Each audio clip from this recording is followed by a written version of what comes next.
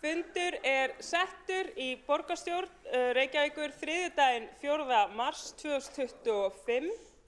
Í upphafi fundar vill forseti minna á að við gerum ráð fyrir því að ljúka efnislegri umræðu mál á dagskrá 6-leytið. Þá verður lögð til frestun á þeim liðum sem enn eru óafgreiddir ef einhverjir eru og við förum í kosningar og framlagningu fundargerða. Við göngum til fyrsta liðar á dagskrá, fyrsta aðgerðaáætlun Samfylkingar, Pírata, Sósíalistaflokks Íslands, Flokks fólksins og Vinstri grænna á grundvelli samstarfsyfirlýsingar.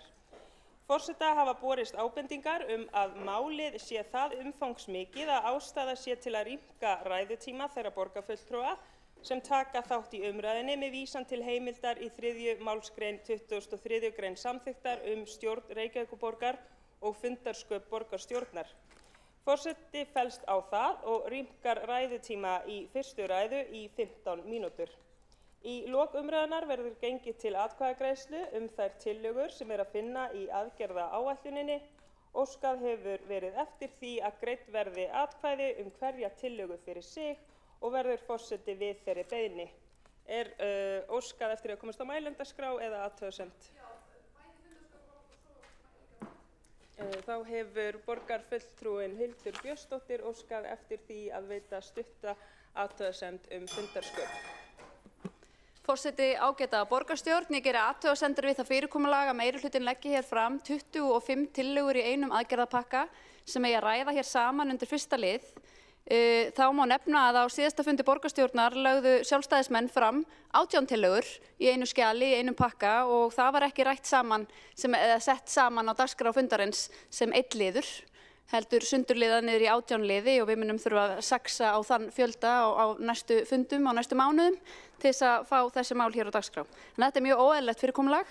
Ég get ekki séð að það séu nein fordæmi fyrir þessu og hér sett algjörlega nýtt fordæmi. Svo ég veki athygli á því.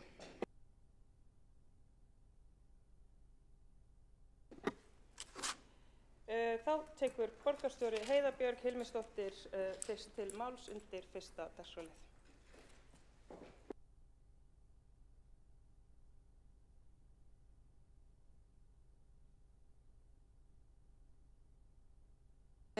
Samstarfsflokkarnir í borgarstjórn Reykjavíkur, Samfylkingin, Píratar, Sósíalistaflokkur og Flokkur fólksins og Vinstri græn.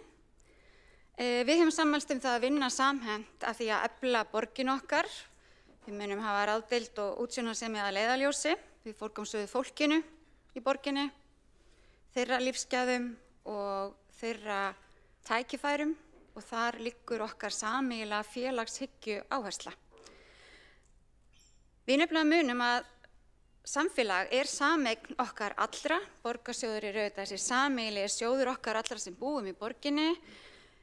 Borgarbúar hafa kosið okkur öll hér í borgarstjórn til þess að sinna því að vera fulltrúar íbúa og forgangsraða og stýra og það hlutverk sem við tökum alvarlega.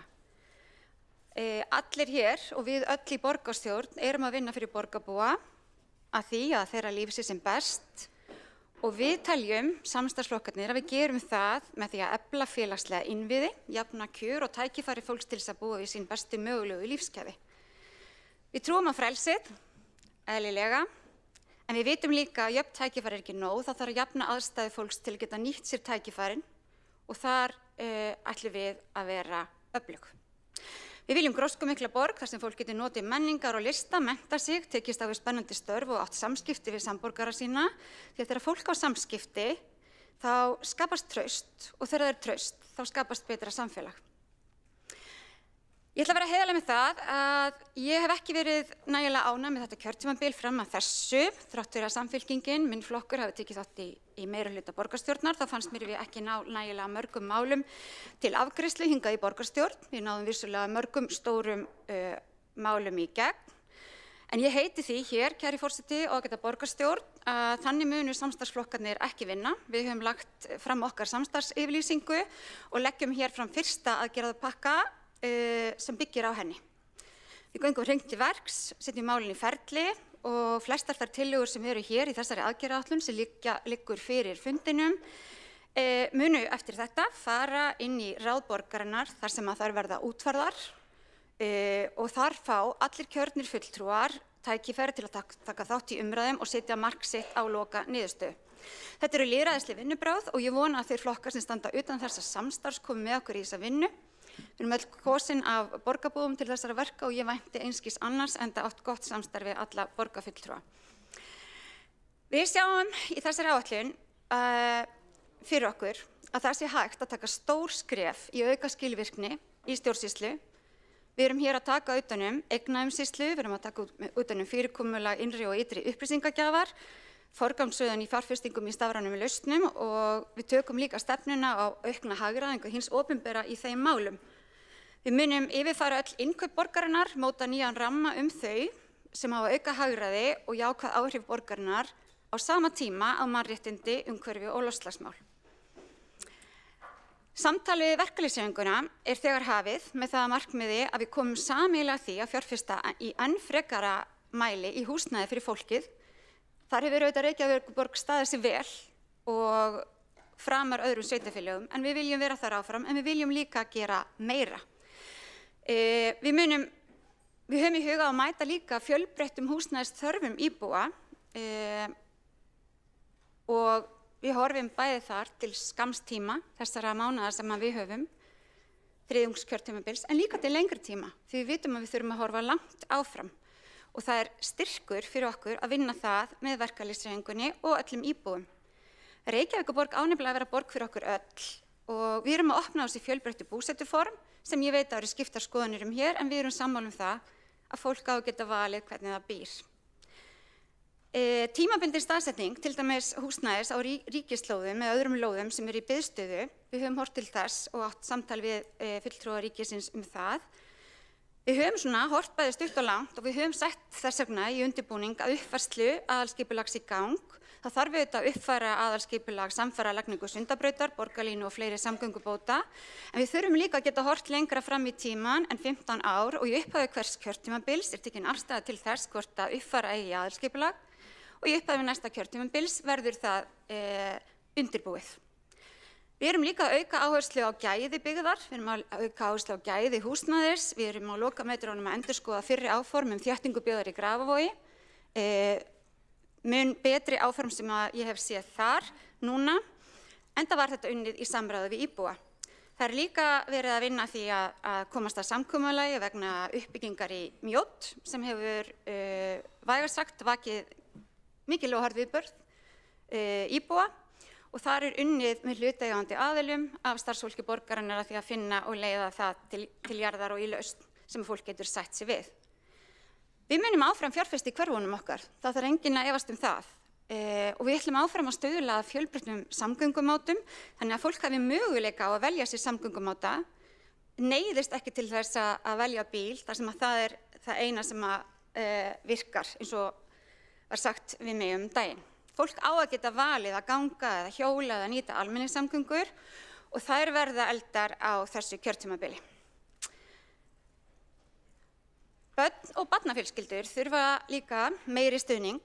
Ég hef auðvitað margsagt það að uppeldi og menntun barna stærsta verkefni sveitarfélaga. Það auðvitað augljóst og horfir á ársreikninga og fjárhagsáætlanir sveitarfélaga, en það líka alltaf stærsta verkefni hvers samfélags að ala upp barn. Við munum leita allra leiða til að fjölga plássum í leikskólum og líka til þess að bæta starfsaðstæður í leik- og grunnskólum í samstarfi við börn og fjölskyldur, starfsfólk og fræðasamfélagið. Þetta þarf að gera ekki bara í skólanum, heldur líka í frístund og félagsstarfi og víðar, því að það bara þannig að fólk sem hefur unnið með börnunum okkar, það hefur ekki upplifað að það fái nægilega virðingu, að þeir búi við nægilega góð kjör eða laun í samræmi við ábyrgð. Þetta eitt af lykilverkefnum okkar næstu mánaða að vinna að því að virðismat fari í gang, að við vinnum að því að við virðum störf og þekkingu fólk sem að mennta börnin okkar. Við munum vinna þarna þétt með menntamálaráðuneyti og öllum sem hafa sett markið á að taka utan farsæld barna. Við höfum ákveðið að efla skólaþjónustu og standa með menntun þó að þar sé ennþá heilmikil skuld varðandi aðbúnað. En þarna þarf, rétt eins og í uppbyggingu húsnæðis, það þarf að hugsa stutt og það þarf líka að hugsa langt. Og það munum við gera.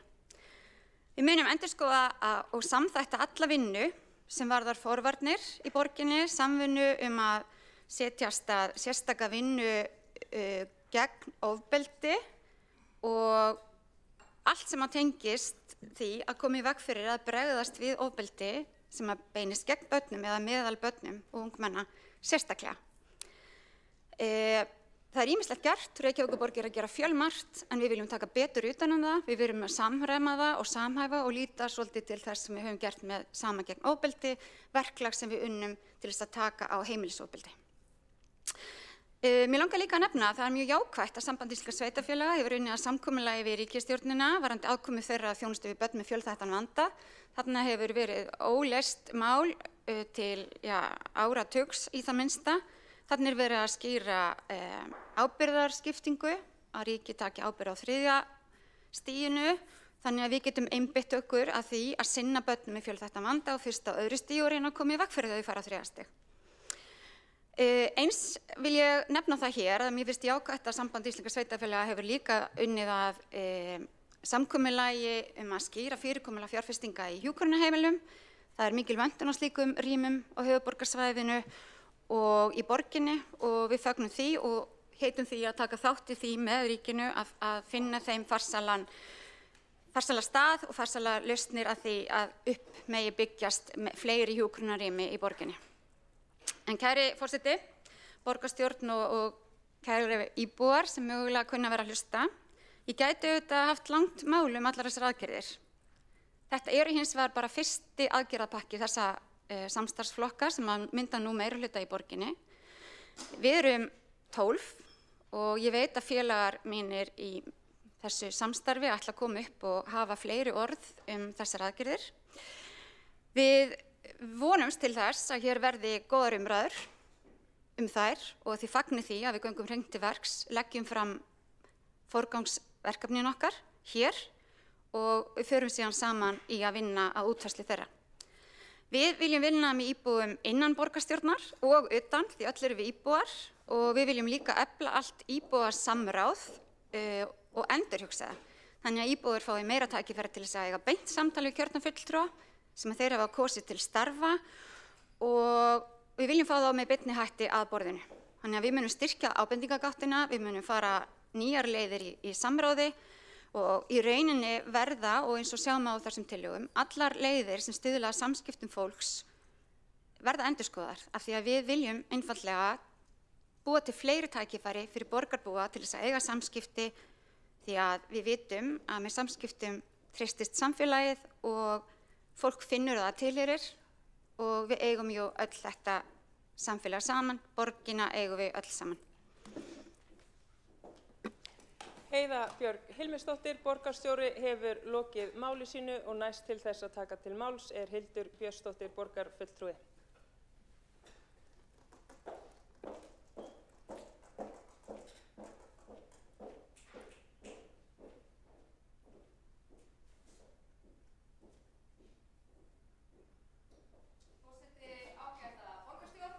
Við erum hér saman komin til að ræða annars vegar samstarfssáttmála auðvitað, nýs meirihluta og það sem þau kalla aðgerðaráætlun sem liggur hér fyrir fundinum. En mér finnst kannski frekar eiga kallast einhvers konar skjal aðgerðaleysi og við getum farið aðeins betur ofan í saumana á því. Nú, húsnæðismálin er einu af stóru málunum framundan og við höfum fjallað mikið það að það er eitt af þeim málum sem þarf að huga mjög vel að á næstu mánuðum. Við þekkjum öll þetta tímamótasamkomulag eins og var kallað Ríkis og borgar sem var undirritað í upphaf þessa kjörtímabils af þáverandi borgarstjóra Samfylkingar og þar var stefnt að því að byggja alltaf 2000 íbúðir á ári á næstu 5 árum. Ef við skoðum lykiltölur frá byggingafulltrúa sem að birtist í greinargerð með síðustu fjárhagsáætlun þá sjáum við hvernig húsnæðisuppbygging hefur farið í raun niður á við á síðustu árum. Hérna sjáum við þetta í línuriti. Og húsnæðissáttmálinn, hann gerir ráð fyrir þessum 2000 íbúðum en samkvæmt tölfræði byggingafulltrúa þá er einungis gert ráð fyrir 1000 fullkláruðum íbúðum á þessu ári. Þannig að staðan er augljóslega mjög alvarleg. Nú Ragnar Þór, flokksbróðir meirihluta flokks hér í borginni, hann er í flokki fólksins, þingmaður og flokksbróðir Helgu Þórðardóttur, borgarfulltrúa flokks fólksins. Hann sagði nú fyrir áramót að valdhafar í borginni bæru höfuðábyrgð á verðbólgunni. Nú vegna þess að húsnæðisliðurinn, hann auðvitað stór liður í verðbólgumælingum og hér hefur verið við völd mjög lengi í borginni, meirihluti með svona eins konar breytingum af og til, sem að hefur staðið fyrir lóðaskorti.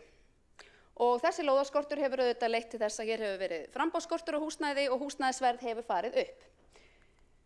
Ef við lítum aðeins á nýjan samstarfssáttmála þá þetta aðgerðirnar sem birtist okkur þarna á myndinni sem að snúa að húsnæðismálum. Nú það stefnt að því að byggja 10.000 íbúðir í Úlfarsárdal í samvinnu við verkalýðshreyfinguna og óhagnaðardrifin félög. Og við auðvitað fögnum því að það að fara að byggja meira í Úlfarsárdalnum. Við höfum talað fyrir því. En það ennþá alveg óútskýrt hvernig að koma fyrir 10.000 íbúðum í Úlfarsárdalnum. Þau svæði sem að liggja fyrir í aðalskipulagi hafa kannski frekar gert ráð fyrir 2-3.000 íbúðum, þannig að maður velti fyrir sér á að fara að útvíkka aðalskipulagið, á að útvíkka vaxtamörkin, á að fara að byggja mun þéttar og mun hærra, skuggsælar og dimmar, ólífvænar íbúðir. Við höfum eftir að fá svör við þessu. Það talað um heimili á hjólum og smáhýsi, birta og gæði í uppbyggingu húsnæðis, þarna birtast ákveðnar mótsagnir og kannski mörgum þykir þetta komískt svona í ljósi þess hvernig hefur verið byggt hér í valdatíð þessara flokka á síðustu árum og oddviti Pírata sagði raunar í fjölmiðlum á dögunum að allt svona þetta ljóta og umurlega húsnæði í borginni, ég man nú ekki hvernig orðalagið var, en það væri einhvern veginn ábyrgð hægrimanna. Að það væri svona stílbragð hægrimanna hér í borginni, en þá vil ég bara minna á að hægrimenn hafa ekki stýrt þessari borg nema með undantekningatilfellum í nær 30 ár. Þannig að þetta húsnæði, þessi kumbaldar hér borgina sem fólk ósátt við, það ekki byggt í okkar tíð. Og ég minni þá á að einhver fegurstu húsin sem hafa risið hér í Reykjavík, þau voru byggð í tíð sjálfstæðismanna. Og svo talað stór aukið félagslegt húsnæði með við núverandi áætlanir. Og það rosalega mikill þungi í þessum áætlunum á óhagnaðardrifna húsnæðisuppbyggingu, heimili á hjólum, smáhýsi, félagslegt húsnæði, en lítið áætlanir sem snúa að uppbyggingu húsnæðis fyrir fólk sem þarf ekki niðurgreitt húsnæði. Því öll getum við ekki búið í niðurgreittu húsnæði, því einhver þarf að endingu að greiða. Sé tekið mið af húsnæðisþörf til ársins 2040, að meðtalinni uppsöfnuðu þörfinni, þá má ætla að það þurfa að byggja 70.000 íbúðir hérlendis á næstu 15 árum. Þá erum að horfa til þess að þörfin næstu 15 árin verði 57.000 íbúðir, en að uppsafnaða þörfin sé 10.000–15.000 íbúðir. Þannig að það gríðarlegt verkefni framundan og því miður þá kannski ekki alveg að sjá að þetta plagg sem hefur verið kynnt fyrir okkur, það sé að bregðast við þessari alvarlegu stöðu. Það nokkrum spurningum ósvarað og ég myndi vilja varpa þeim spurningum til meirihlutans og óska eftir svörum í ræðum þeirra hér á eftir. Hyggst nýr meirihluti útvíkka vaxtamörk höfuðborgarsvæðisins í samvinnu við nágrannasveitarfélögin og þá þarf ekki að flytja hér einhverja ræðu að það þurfi atkvæði allra nágrannasveitarfélaga í svæðisskipulagsnefnd, þetta vitum við allt saman, en Reykjavík hefur staðið í vegi fyrir útvíkkun vaxtamarka og við viljum endilega vita. Hvernig horfir þetta við nýjum meirihluta? Við viljum líka vita, hyggst nýr meirihluti hefja skipulag byggðar á Geldinganesi. Og þetta eitthvað sem við sjálfstæðismenn höfum lengi talað fyrir og sýnt fyrirhyggju í þessu máli, að augljóslega stutt eftir af skipulagstímabilinu til 2040, bara 15 ár. Og við þurfum að sýna fyrirhyggju og við þurfum að byrja að skipuleggja framtíðina vegna þess að það að skipuleggja hverfi, það getur tekið hæglega 20 ár. Og með tilkomu Sundabrautar, þá þarf auðvitað að huga því hvernig hún liggur gagnvart mögulegri byggð á Geldinganesi. Þannig ég vil gjarnan fá svör við þessu. Og hvernig ætlar nýr meirihluti að fjármagna alla uppbygginguna á vegum félagsbústaða? Og hvers vegna spyr ég? Jú, vegna þess að á ársreikningi félagsbústaða sem birtur var á síðasta ári, við erum ekki búin að fá það nýjasta, að þá liggur fyrir áritun stjórnar félagsbústaða. Og þar segir að stjórn félagsins hafi lagt til hækkun á leiguverði en tillagan hafi ekki fengið brautagengi í velferðarráði á þeim tíma. Stjórn og stjórnendur hafi lýst áhyggjum á stöðunni og brugðist við með ýmsum hagræðingaaðgerðum. Fengnir voru óháðir sérfræðingar til þess að leggja mat á rekstrar og fjárfestingargetu félagsbústaða til næstu ára með hliðsjón af núverandi skuldbindingum og viðhalds- og uppbyggingaráætlunum. Niðurstaðan leiddi í ljós að tekjur þurfa að aukast umtalsvert umfram almennar verðlagshækkanir til að sjálfbærni viðmiðum sé náð. Þetta þýðir að stjórn félagsbústaða hefur lýst því yfir að rekstur félagsbústaða sé ekki sjálfbær nema ráðist sé í leiguverðshækkanir og það er auðvitað sárt að nefna, en þetta er veruleikinn. Þetta hefur verið kynnt í borgarráði, í velferðarráði, þetta hefur rætt hér á vettvangi borgarstjórnar og auðvitað meira á dýptina inn í stjórn félagsbústaða. En hér hafa stigið fram flokkar í nýjum meirihluta sem hafa fengið kynningar á þessu öllu saman og talað af fullkomnu ábyrgðarleysi að hér eigi að byggja stóraukið magn af félagslegu húsnæði og félagsbústaðir eigi hér að leysa húsnæðisvandann en nefna í engu hvernig eigi að bregðast við rekstrarvanda félagsbústaða sem liggur algjörlega ljós fyrir. Nú á borgarstjórnarfundi 30. janúar síðastliðinn þá var staðfest hækkun leigu 1,5% stig hjá félagsbústöðum sem myndi skila 53,6 milljónum króna í auknar tekjur á ársgrundvelli.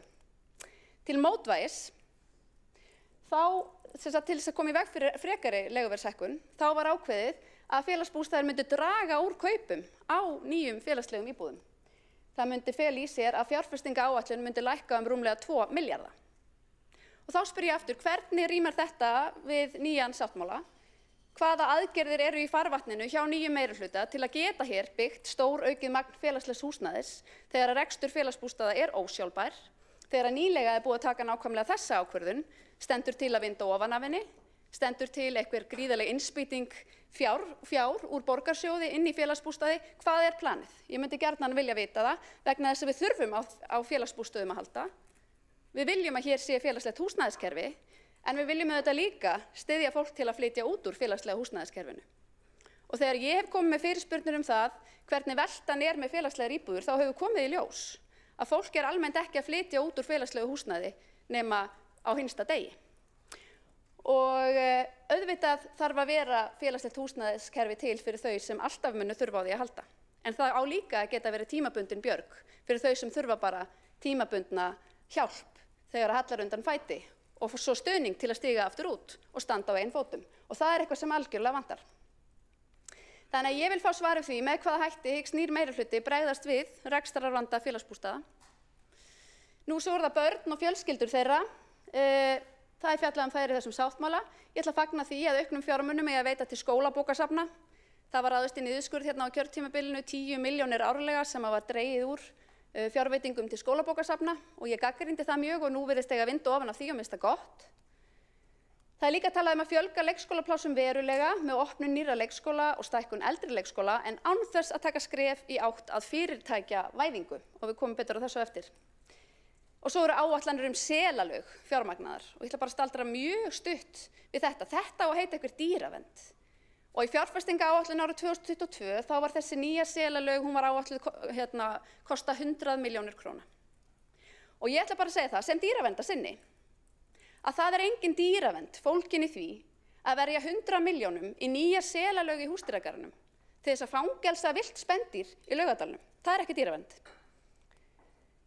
Á árunum 2014 til 2024 þá fækkaði plássum hjá dagforeldrum í Reykjavík 59%, þetta er yfir 10 ára tímabil. Hérna sjáum við hvernig þetta birtist okkur í línuriti, það er bara stöðug fækkun og erfiðlega hefur gengið að fjölga í þessari stétt. Og ég vil vita, vegna þess að þess er ekki getið í sáttmálanum, ætla þessi meirihluti að reyna að styðja áfram betur við dagforeldrastéttina eða stefnaði að því að leikskólar taki algjörlega við af dagforeldrum, ég væri til að vita það. Svo höfum við séð líka áætlanir hér á síðustu árum sem hafa gert ráð fyrir myndarlegri fjölgun leikskólaplássa en reyndin hefur verið allt önnur. 23 áttu þeim að fjölga 252, fjölgaði bara 60.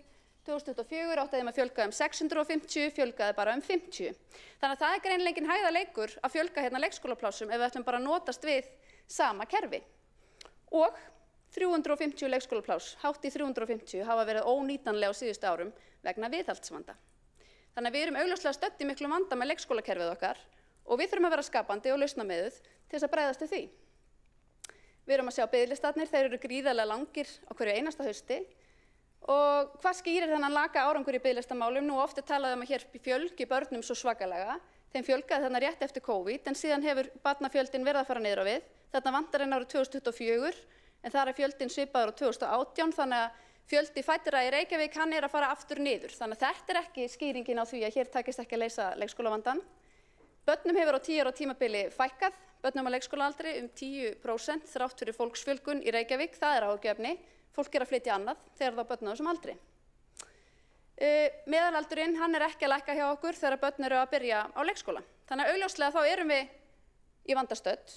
Við getum ekki leyst málið með sama kerfinu. Við þurfum að beita skapandi hugsun við þá vinnu og við höfum verið að tala fyrir því í gegnum árin að innleiða lausnir á borð við daggæslu á vinnustöðum og vorum ægilega ánægð þegar Arion banki steig fyrsta skrefið og kynnti hugmyndir eða bara áætlanir og áform að opna daggæslu á sínum vinnustað og Alvotech síðan steig líka skref og ætlaði að hyggst opna 3 leikskóla á höfuðborgarsvæðinu til að mæta vanda starfsmanna. Og þá vil ég vita, ætlar nýri meirihluti að afturkalla leyfi fyrir daggæslu Arion banka eða fær hún að standa, fá fleiri fyrirtæki að opna sambærilega daggæslu, þetta var ég reiðbúin að vita. Hyggst nýri meirihluti ekki veita heimildir fyrir stofnun leikskóla á vegum Alvotech í Reykjavík eða munu þessir leikskólar bara opna í nágrannasveitarfélögum? Það væri gott að fá svör við þessu. Nú, ég ætlaði hér að ég hafði óskað eftir að tillaga okkar leikskóla og daggæslu á vinnustað yrði sameinuð þessari umræðu. Þess vegna þessi glæra þarna en þeirri beiðni var hafnað, þannig ég geymi þetta þar til síðar á fundinum. En fyrir þessum fundi liggur einmitt tillaga okkar sjálfstæðismanna að borgin styðji við vinnustaði sem vilja opna leikskóla eða daggæslu fyrir börn starfsmanna og það verður gott að fá úr því skorið hvert þessi meirihluti stefnir með þau mál. Nú, svo það atvinnulífið, vegna þess að þessi meirihluti hann talar mjög mikið velferð og við öll viljum auðvitað standa að velferð borgarana en hér á að gera rosalega margt fyrir ofsalega marga og það á að vera gjaldfrjálst og þá þarf maður að spyrja hvernig ætlum að skapa öll verðmætin sem eiga stand undir allri velferðinni. Vegna þess að við getum ekki byggt hér upp velferðarsamfélag öðruvísi en að hér sé kröftug og blómleg verðmætasköpun sem stendur undir allri velferðinni. Einhver þarf að vera hér að skapa öll verðmætin. Og förum þá yfir aðgerðir þessa meirihluta fyrir atvinnulífið. Já, það eru bara engar. Það eru engin áform að standa hér sérstaklega með atvinnulífi í borginni, engin áform að styðja hér við verðmætasköpun og því algjörlega ósvarað hvernig á að fjármagna allar aðgerðirnar, allar gjaldfrjálsu aðgerðirnar fyrir fólkið hér í borginni ef þá ekki að standa með fólkinu sem hér að skapa verðmæti í þessari borg. Nú þá hlýtur að taka svo mikið til í rekstri borgarinnar. Nei, það í rauninni ekki staðan. Þetta eru einu aðgerðirnar sem við sjáum í þessum sáttmála sem snúa rekstri Reykjavíkur. Þar eru engin mælanleg markmið, engin áform það hvernig fjármagna skuli öll útgjaldaloforðin og engar aðgerðir í þágu atvinnulífs eða verðmætasköpunar. Og þá spyr maður sig á hér að hækka skatta. Ég ætla að ljúka máli mínu á að veita nokkur hrós. Ég ætla að vera líka smá jákvæð. Ég ætla að fagna því að í þessum sáttmála þá er talað að draga úr þessum niðurskurði á skólabókasöfnum. Ég hrósaði því áðan og ég ætla að gera það aftur. Ég hrósa því og fagna að það eigi að auka ferðatíðni strætó, að bílastæðareglur og íbúakort eigi að vera endurskoðuð og úrbætur eigi að verða í ljósastýringum, að þeim eigi að flýta þessum úrbótum sem að liggja fyrir í samgöngusáttmála. Þetta eru allt tillögur sem við sjálfstæðismenn höfum komið með og stöndum fyrir og fylgjum spennt með og við munum fylgja því eftir að þetta allt saman nái í gegn á næstu 14 mánuðum. En þegar allt kemur til alls þá þykir mér leitt að segja að mér þykir sáttmálinn og tillögupakkinn sem liggur fyrir hér í dag vera einhvers konar ófjármagnað, ókostnaðarmetið og ótímasett orðagjálfur því miður. Þannig að ég ekkert rosalega bjartsýn á framhaldið. Ég óska þetta nýju meirihluta góðs gengis. Maður vonar að hér komi þessi hópur saman og vinni borgarbúum gagn og ekki bara fólkinu, heldur líka fyrirtækjunum í borginni. Því það fer allt saman vel saman þegar að vel að gáð og hugað vel að þeim hlutum. En þetta eins og þetta horfir við mér í dag. Ég vona að þið getið einhvern veginn breytt afstöðu minni en því miður þá ekkert mjög bjarti við mér hafandi litið yfir þessa aðgerðaáætlun. Hildur Björnsdóttir, borgarfulltrúi hefur lokið máli sínu. 2 borgarfulltrúar hafa óskað eftir því að veita ansvar. Fyrst til þess að veita ansvar borgarstjóri Heiða Björg Hilmisdóttir. Já, forseti, ágæta borgarstjórn. Mig langar að byrja á að þakka borgarfulltrúa Hildi Björnsdóttur oddvita Sjálfstæðisflokksins fyrir þessa ræðu og fyrir að hafa sett sig vel inn í þessa fyrstu aðgerðaáætlun. Eðlilega erum við ekki sammála alla hluti og hún ekki tæmandi og það hefði alveg verið gaman að hafa fleiri aðgerðir í henni en okkur kannski fannst þetta nóg til að byrja með. Ég skil hins vegar vel að borgarfulltrúinn sé spennt að fá að sjá útfærslu á því að hefja skipulag á nýju hverfi og ég tek undir með borgarfulltrúanum að það getur tekið alltaf 20 ár að hanna nýtt hverfi. Þetta ekki eitthvað sem við klárum á þessu tímabili og enda stendur hér að við munum hefja það skipulag og við viljum líka auka samstarfi í verkalýðshreyfinguna. Það kemur vonandi fljótlega og ég heiti því að við munum reyna að hraða því eins og við getum. Annars eru tillögur hér varðandi félagsbústaði, það er verið að vinna því, rétt að tillagan var ekki tekin fyrir velferð upphaflega en það var samþykkt tillaga 1,5% leiguhækkun í janúar, samhliða vinnu sem í gangi. Það er ekki markmið þar sem meirihluti að koma fólki úr félagslegu húsnæði, selirnir eru í húsdýragarðinum, við þurfum að taka afstöðu til þess hvort þið verða þar eða hvort þeim verður slátrað, við ákváðum að taka afstöðu með hinu og varðandi leikskólana, skapandi hugsun felst ekki eingöngu því að leita til fyrirtækja, það er líka hægt að hugsa innan kerfis. Borgarstjóri Heiða Björg Hilmisdóttir hefur lokið því að veita ansvar, svarar þá ansvari borgarfulltrúi Hildur Björnsdóttir. Forseti ágæta borgarstjórn, ég þakka ansvarið, ég myndi gjarnan vilja vita varðandi uppbyggingu 10.000 íbúða í Úlfarsárdal. Hvernig sjáu þið fyrir ykkur hlutfallsdreifinguna á húsnæði? Hvað á stórt hlutfall húsnæðis að vera félagslegt og óhagnaðardrifið? Og á öll uppbyggingin að vera óhagnaðardrifin eða munu einhverjir fjárfestar geta komið að húsnæðisuppbyggingu, hvernig nákvæmlega sjáu þið þetta fyrir ykkur, ég væri til að vita það. Og ég er algjörlega ósammála því að það sé eitthvað skapandi lausn að fara að plástra gamalt kerfi sem hefur brugðist okkur í yfir áratug. Það þarf að fara að leita nýrra lausna í leikskólamálum og varðandi elsku blessaða selina, að auðvitað eru þeir enn á lífi og þeir þurfa að fá að ljúka sínu æviskeiði en það er algjörlega skýrt í mínum huga að þá ekki að fara að vera eitthvað framhaldslíf á því að halda villt spendýr í húsdýragarðinum og kosta til miklu fé. Hildur Björnsdóttir, borgarfulltrúi, hefur lokið því að svara ansvari, veitir þá ansvar öðru sinni borgarstjóri Heiða Björg Hilmisdóttir.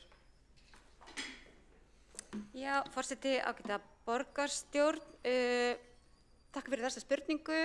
Það hefur ekki verið tekin nein ákvörðun að hverfa frá viðmiðum Reykjavíkurborgar uppbyggingu húsnæðis. Hlutföll þar varðandi félagslegt húsnæði, óhagnaðardrifið, vistvænt og í einkaeigu. Það kann að vera en að það verði í framtíðinni en það hefur allavega ekki verið tekið neitt slíkt. Við höfum líka sagt í okkar áætlun að við munum taka samtal framtíðarþróun húsnæðisuppbyggingar á höfuðborgarsvæðinu. Reykjavíkurborg hefur staðið öðrum sveitarfélögum þar, já ekki aftar en önnur sveitarfélög þar ef við horfum til síðustu ára. Hvernig myndi Sjálfstæðisflokkurinn geta flýtt húsnæðisuppbyggingu hraðar? Ég held að það væri gaman að heyra það. Og varðandi leikskólakerfið, þá er auðvitað stærsti vandi leikskólakerfisins skortur á leikskólakennurum, upplifun leikskólakennara á því að við virðum ekki þeirra störf. Við getum auðvitað haldið áfram að byggja hús og við munum gera það. Við munum halda áfram með planið sem við höfum verið með, en við þurfum líka að huga innviðunum og gæðunum og því sem við erum að bjóða börnunum okkar. Borgarstjóri Heiða Björg Hilmisdóttir hefur lokið því að veita ansvar, svarar þá ansvari öðru sinni borgarfulltrúi Hildur Björnsdóttir. Forseti ágæta borgarstjórn, ein skynsamleg leið til að hraða húsnæðisuppbyggingu er að einfalda hér kerfið, að hleypa af stað uppbyggingaverkefnum sem hafa verið í þróun margra ára skeið sem hafa verið í stopp hér í borginni vegna þess að borgin hefur sett mjög erfiðar þungar kvaðir á uppbyggingaraðila, hágjöld, allt þetta dregur auðvitað úr uppbyggingu hér í borginni. Það er margt sem er hægt að gera og svo þetta þarf að brjóta nýtt land og ég fagna því að hér séu áform það en ég væri til í meiri skýrleika áformin og að áætlanirnar myndi byggja á meiri hraða. En mér finnst enn ósvarað hvernig þessi meirihluti og ég er ekki að biðja svar frá borgarstjóra því hún hefur ekki tækifæri til þess að svara því en ég vona að aðrir hér geri það. Hvernig á að fara í að byggja hér stóraukið magn af félagslegu húsnæði, hvernig á að taka á rekstri félagsbústaða? Hildur Björnsdóttir, borgarfulltrúi, hefur lokið því að svara ansvari öðru sinni og hefur þá óskað eftir að veita ansvar Hjálmar Sveinsson, borgarfulltrúi. Já, ég þakka líka fyrir fína og skilega og skýra ræðu. Þegar voru mikil þarna og einnig glærunni, það fannst mér geta líka smá ónákvæmni í nokkrum hlutum eins og þessi talum að þurfa að byggja hér 70.000 íbúður á næstu 15 árum. Er pínlítið ótrúverðug að því að hvað ætli séu 120.000 íbúðir í landinu sem hafa byggst upp á 100 árum. Þannig að ég veit ekki alveg hvað þessi tala er, ég vonast ég ekki frá einhverjum sérhagsmuna aðilum sem að vilja byggja hér stór hverfi langt fyrir utan byggðina og svo verði líka komin að það að Reykjavík hefur ekki staðið í veg fyrir því að vaxtarmörkum sé einhverju leyti breytt. Reykjavík fekk breytt vaxtarmörkum hérna við Álfsnesið og svo var það líka Kópavogur og Garðabær sem voru að deila stækkun á vaxtarmörkum sín á milli. Það voru menn ósammála. En það alveg rétt að Reykjavíkurborg hefur haldið þá stefnu sem öll hin sveitarfélögin hafa samþykkt að fylgja þeirri svæðisskipulagsáætlun með þeim vaxtarmörkum sem þær eru skilgreind áfram. Hjálmar Sveinsson, borgarfulltrúi, hefur lokið við að veita ansvar og svarar þá ansvari Hildur Björnsdóttir, borgarfulltrúi. Forseti, ágæta borgarstjórn. Það eru auðvitað pólitískt deiluefni hvað þarf að byggja hér mikið magn húsnæðis. Formaður umhverfis- og skipulagsráðs hefur sagt frá því í greinaskrifum að innan vaxtarmarka höfuðborgarsvæðisins sé laus uppbyggingarsvæði fyrir 58.000 íbúðir á næstu 15 árum. Það er svona áhöld það hvort að hér þurfa að byggja á þessu höfuðborgarsvæði 50 til einmitt kannski 57.000 íbúðir á næstu 15 árum. Það eru áhöld það, hvernig fólk metur þetta.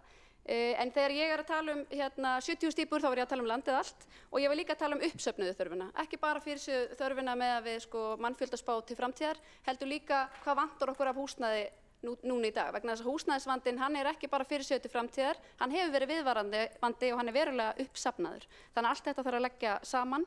En það eru margir sérfræðingar sem vilja einmitt meina að hér þurfum við hreinlega að tvöfalda húsnæðismarkaðinn á næstu 15 árum til að geta staðið undir húsnæðisstörf vegna þess að búsetuform að breytast verulega og fólk að fara að búa meira eitt í hverju húsnæði. Hildur Björnsdóttir, borgarfulltrúi, hefur lokið við að veita ansvar og veitir þá ansvar borgarfulltrúi Hjálmar Sveinsson. Já, það dálítið erfitt að takast á eitthvað sem á að gerast eftir 15 ár, ég viðurkenni það. En engan síður, af því að það hefur verið fleygt fram þeirri tölu að það megi búast við að mjög fljótlega verður bara 1,25 í íbúð. Ég held að það sé alveg ótrúlega mikið bull, Kópavogsbær, þeir reikna með 2,4 á íbúðum næstu árin. Þannig að ég myndi allavega að draga varlega ályktanir að þeirri tölu 1,2 á íbúð. Ég held að það þekkist hvergi og byggðu bóli. Og koma síðan með þá ályktun að það eru byggja eitthvað gríðalegt magn. Þú veist, ég bara að segja þetta svona sem varnaður orð að við skulum passa okkur á tölunum sem fleygt stundum fram í svona sérhagsmunaskíni í umræðinni. Og húsnæðisvandi ekki nýr, hann hefur verið viðlóðandi hér alla síðustu öld og líka á þessari öld, þannig að það eitthvað svona klassískt vandamál borga. Hjálmar Sveinsson, borgarfulltrúi, hefur lokið við að veita ansvar, svarar þá ansvari öðru sinni Hildur Björnsdóttir, borgarfulltrúi. Forseti, ágæta borgarstjórn, ég vil byrja á að nefna að ég ekki hér til að geta sérhagsmuna, heldur almannahagsmuna. Þróunin á Norðurlöndum sem við byrjum okkur gjarnan saman við hefur orðið svo að hér meira farið að miða við 2 í hverju íbúð, ekki 2, eitthvað. Og við getum litið til þess. Við getum líka litið til þess að íbúafjölgun á síðustu 10 árum í Reykjavík hefur verið tæplega 16% og þar megin þorrinn í fjölguninni einstæðir karlmenn. Við erum að sjá með hækkandi lífaldri að fólk að fara að lifa lengur og kannski án maka, jafnvel. Þannig að það bara margt í lýðfræðinni sem að breytast og við þurfum að horfast í augu við þann veruleika. Það þessi hækkandi lífaldur, það innflutningur á erlendu vinnuafli sem oft einstæðir karlmenn og áfram mætti telja. Þannig að við þurfum að horfa á þetta allt saman þegar við erum að skipuleggja húsnæðisuppbyggingu og hér þarf líka að koma bara á betri hringrás húsnæðis. Það líka mikill fjöldi fólk sem einmitt situr stór fjölskylduhúsnæði sem gjarnan myndi vilja rýma þau og flytja í minna húsnæði, eldra fólk, en það ekki byggt fyrir þennan hóp. Þannig að það margt sem við þurfum að rýna þegar kemur að húsnæðisuppbyggingu hér í borginni. Hildur Björnsdóttir, borgarfulltrúi, hefur lokið við að svara ansvari öðru sinni og ansvörum þá lokið undir þessum lið og næst til þess að taka til máls Helga Þórðardóttir, borgarfulltrúi.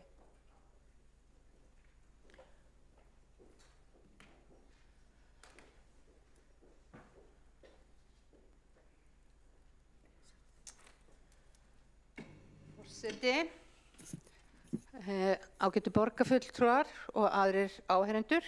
Hér ræðum við aðgerðaáætlun okkar í okkar samstarfsflokkana Og mér langar að byrja á því að tala aðgerð okkar að fjölga sérfræðingum í skólakerfinu eins og fjölga talmeinafræðingum í skólaþjónustu á miðstöðvum. Það þarf að fara strax í að greina hvar helst þörf á slíkum stuðningi og gera kostnaðar- og tímasetta áætlun sem miðar að því að þjónusta verði í boði frá með næsta skólaári. Þessi aðgerð byggir á skýrslu stýrihóps rýningu biðlista barna og ungmenna eftir skólaþjónustu miðstöðva og mat á framkvæmd þjónustunnar. Markmiðið að stytta biðlista barna eftir skólaþjónustu og bregðast við sem fyrst með stuðningi við börn og foreldra. Samhliða aðkomu sérfræðinga á fyrstu stigum mun draga úr eftirspurn og ásókn eftir sérfræðiþjónustu á seinni stigum. Sérfræðingar nýtast best komi þeir sem fyrst að málum barna þegar upp kemur vandi. Í lögum samþættingu þjónustu í þágu farsældar barna segir í 1. grein laganna með leyfi forseta. Lögum þessum ætlað að stuðla að farsæld barna. Meginmarkmið laganna að börn og foreldrar sem á þurfa að halda hafi aðgang að samþættri þjónustu við hæfi án hindrana. Einnig segir að bregða skuli við þörf barna og foreldra fyrir þjónustu á skilvirkan hátt leið og þörf krefur. Fyrrnefndur stýrihópur átti samtal við fulltrúa talmeinafræðinga og var það þeirra álit að snemmtæk íhlutun skipti sköpum í tilfellum barna sem glíma við málþroskavanda eða önnur talmein. Nauðsynlegt að hafa talmeinafræðinga til að greina vandann strax í upphafi skólagöngu og leggja línur að framhaldinu í öflugu samstarfi við starfsfólk á vettvangi barna. Við verðum að horfa á hvað það hrikalega slæmt fyrir barn til framtíðar ef ekki næst að vinna með og leiðrétta talmeinið. Beina þarf sjónum að málþroska barna eins fljótt og hægt því barn á máltökualdri móttækilegra fyrir leiðbeiningum og mögulegri íhlutun í upphafi en á seinni stigum. Það mun auðveldara að leiðrétta málþroskavanda ef gripið fljótt inn í og að sama skapi mun ódýrara. Þannig að slík aðgerð mun verða ódýrara þegar til framtíðar litið. Oft vangreindur málþroskavandi undirrót annarra vandamála sem þróast sökum þess að barn hefur ekki fengið aðstoð.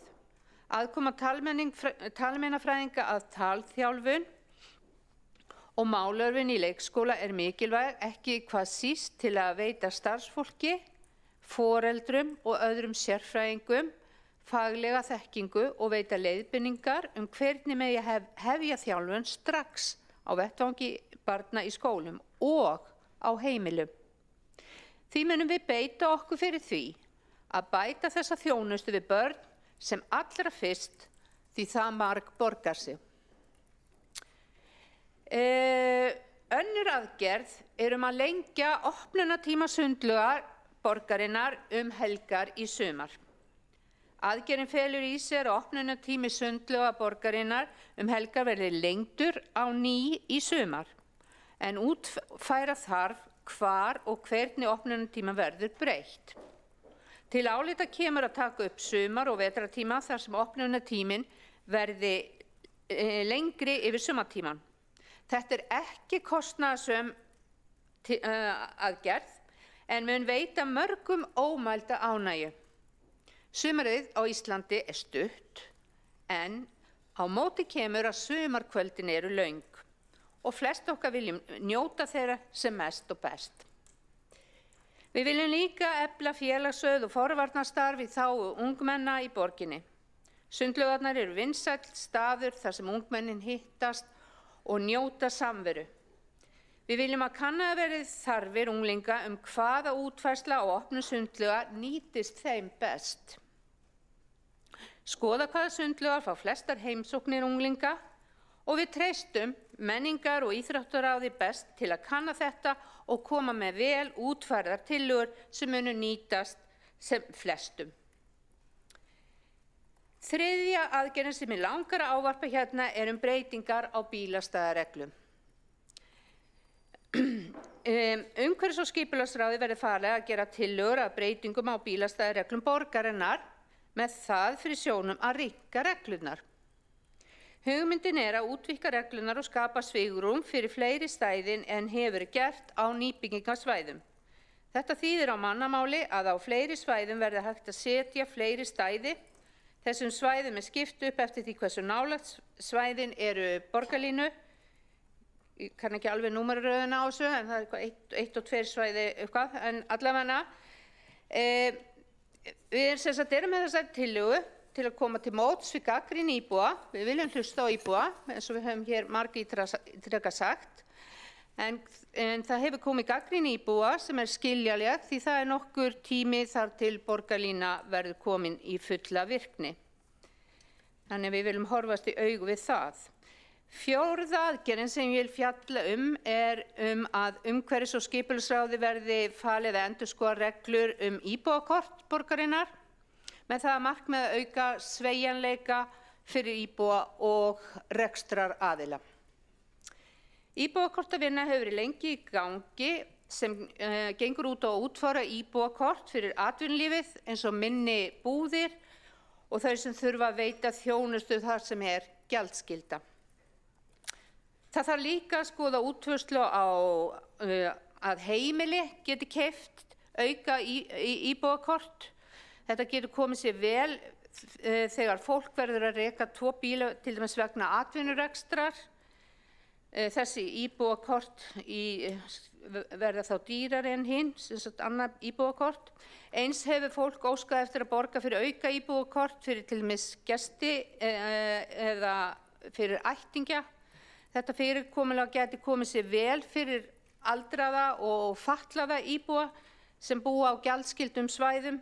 Þessir einstaklingar eru oft háðir aðstoð frá ættingjum og vinum og allt þetta vissulega þarf að þróa og vinna í einhvers konar tilraunaskyni. En vert að skoða þetta betur því maður heyrir nokkuð mikið kvartanir varðandi þetta. En svo að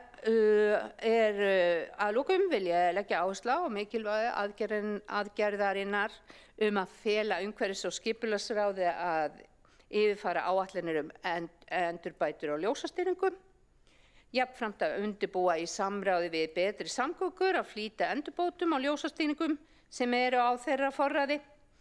Mér skilst að Reykjavíkurborg beri ábyrgð á 90 umferðarljósum og mörg þeirra eru gömul og komin á tíma og ef þau bila þá ekki til varahlutir, svo það mjög brýnt að ráðast í þetta verkefni.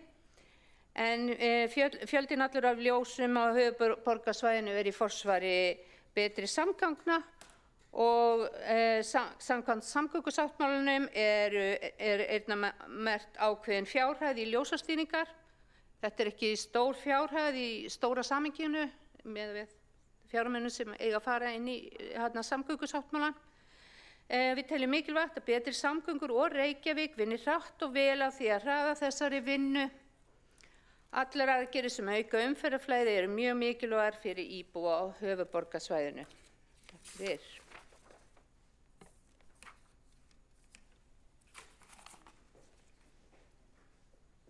Helga Þórðardóttir, borgarfulltrúi, hefur lokið máli sínu og hefur einn borgarfulltrúi óskað eftir því að veita ansvar, borgarfulltrúin Einar Þorsteinsson. Forseti, geta borgarstjórn, mér langar að spyrja borgarfulltrúi Helgu Þórðardóttur aðeins út í orð hennar í pallborðinu daginn þar sem að hún sagði að það væri búið að ákveða það að stöðva fækkun bílastæða þar til að borgarlína væri byrjuð að keyra. Þar væri áætlun fækkun bílastæða sem yrði sett til hliðar. Þessi breyting á bílastæðareglum ber það ekki með sér að það sé fyrirætlunin. Hvernig má skilja orðin í pallborðinu það að það ætti ekki að fækka bílastæði þangað til að borgarlína verður byrjuð að keyra? Einar Þorsteinsson, borgarfulltrúi, hefur veitt ansvar, svarar þá ansvari, borgarfulltrúin Helga Þórðardóttir. Forseti, ágæta borgarstjórn. Það er rétt, ég sagði þetta í pallborði og þannig er að ég hafði fengið þær upplýsingar að það væri einhver áætlun í gangi að fækka bílastöðum og síðan fekk ég þær upplýsingar að hún væri óvirk. Það er ekki verið að fækka bílastöðum. Þannig að ég vona að þetta svari, þannig að þess vegna talaði ég ekki það núna. Fekk bara svarið þetta í gær. Takk. Helga Þórðardóttir, borgarfulltrúi, hefur lokið við að svara ansvari, veitir þá ansvari öðru sinni. Þá telst ansvörum lokið undir þessum lið og næst til þess að taka til máls er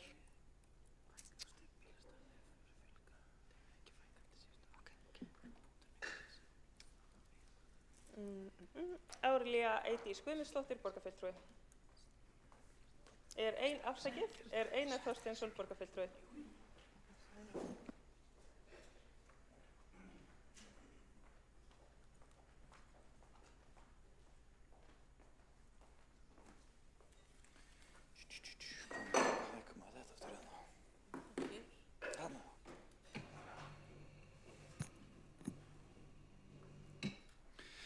Forseti, ágæta borgarstjórn, ég verð að segja það eru dálítil vonbrigði að nýr meirihluti skuli hefja sitt tímabil hér í borgarstjórn á því að keyra í gegn einlega án umræðu 23 tillögur held ég að það séu með því formi að við getum ekki rætt hverju og eina á dýptina eins og ég held að sé full ástæða til þess að gera. Þetta er ekki lítilfjörlega tillögur.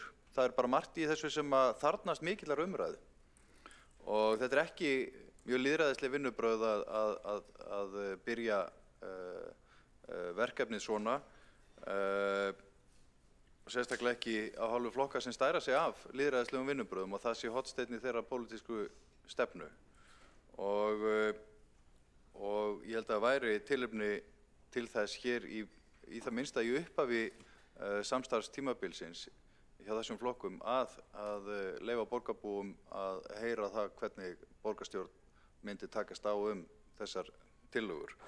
En gott og vel þetta fer inn í fagráðin og kemur þar til pólitískar umræðu en hún er ekki fyrir opnum tjöldum þannig að það er munur þar á. En mér langar að segja nokkur orð þessa samstarfsyfirlýsingu. Það er sannarlega fagnaðarefni að það sé verið að kveða á húsnæðisuppbyggingu í Úlfarsárdal. Flokkur fólksins fékk að tilkynna hana á blaðamannafundi meirihlutans og talaði þar 10.000 íbúðir og ég tek undir með borgarfulltrúa Hildi Björnsdóttur. Það er erfitt að sjá hvernig á að koma fyrir á þessu svæði 10.000 íbúðum nema það sé byggt mjög þétt en það er væntanlega talað önnur svæði í borginni líka og ég er bara mjög spenntur að sjá áformin og hvernig á að útfæra þau. Það vekur hins vegar miklar áhyggjur að borgarstjóri skuli strax eftir blaðamannafundinn fara í viðtal og slá á puttana á samstarfsflokknum, flokki fólksins, sem hefur talað mjög fyrir því að hraða húsnæðisuppbyggingu og fullyrða að þessi uppbygging sé á næstu 20 til 30, jafnvel 40 árum. Eftir 40 ár verða borgarfulltrúi Helga Þórðardóttir og Inga Sæland bæði orðnar 100 ára. Og þeir kaupendur sem að reyna að komast inn á íbúðamarkað núna að kaupa sína fyrstu íbúð, kannski 25 ára, að nálgast eftirlaunaaldurinn. Þessi ósamstaða milli flokkana það hvað þarf að gera í húsnæðismálum, hún vekur áhyggjur. En við höfum eftir að sjá áætlanirnar, sjá betur inn í tillögurnar og þá getum við kannski metið þetta. En svona fyrstu merkin eru ekki sérstaklega góð, verð ég að viðurkenna. Ég átta mig alveg á því að 10.000 íbúðir verði ekki byggðar á þessu kjörtímabili. En ég hafði kannski væntingar það að á 5 til 10 árum væri hægt að koma upp myndarlegu hverfi í Úlfarsárdal. Sérstaklega með fjölbreyttum aðgerðum í samvinnu við verkalýðshreyfinguna og það er kannski það sem er gott við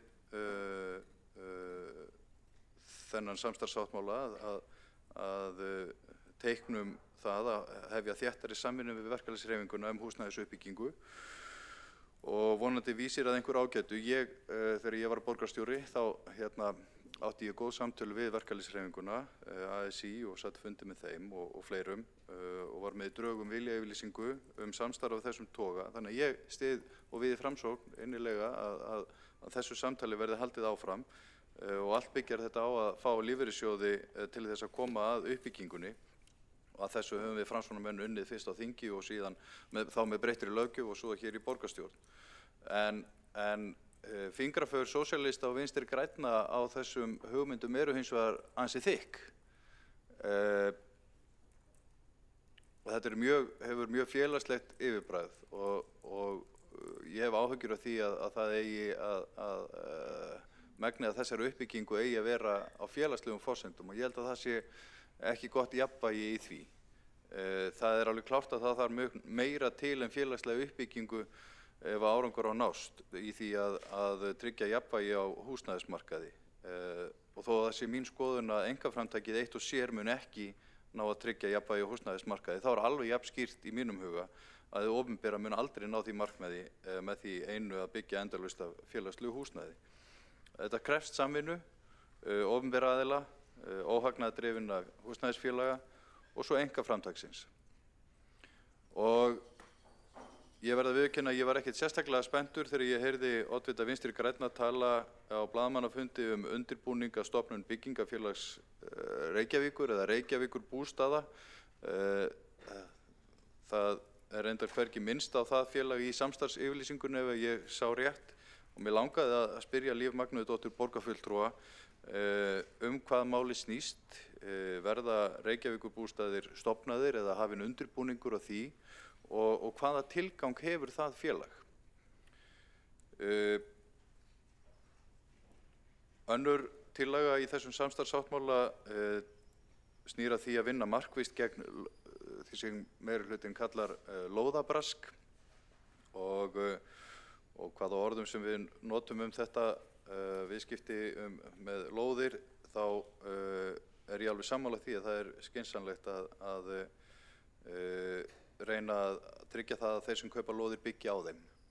Og það hefur verið unnin vinna og drög að nýjum úthlutunarreglum og við höfum rætt það hér í borgarstjórn og reyndar annar stað og víðar að það eru lóðir sem að kæmi út úr húsnæðisátakinu í úthverfum borgarinnar sem eru lóðir fyrir uppbyggingu á smærri skala yrðu seldar þannig að það væru tímakvaðir á uppbyggingarheimildunum.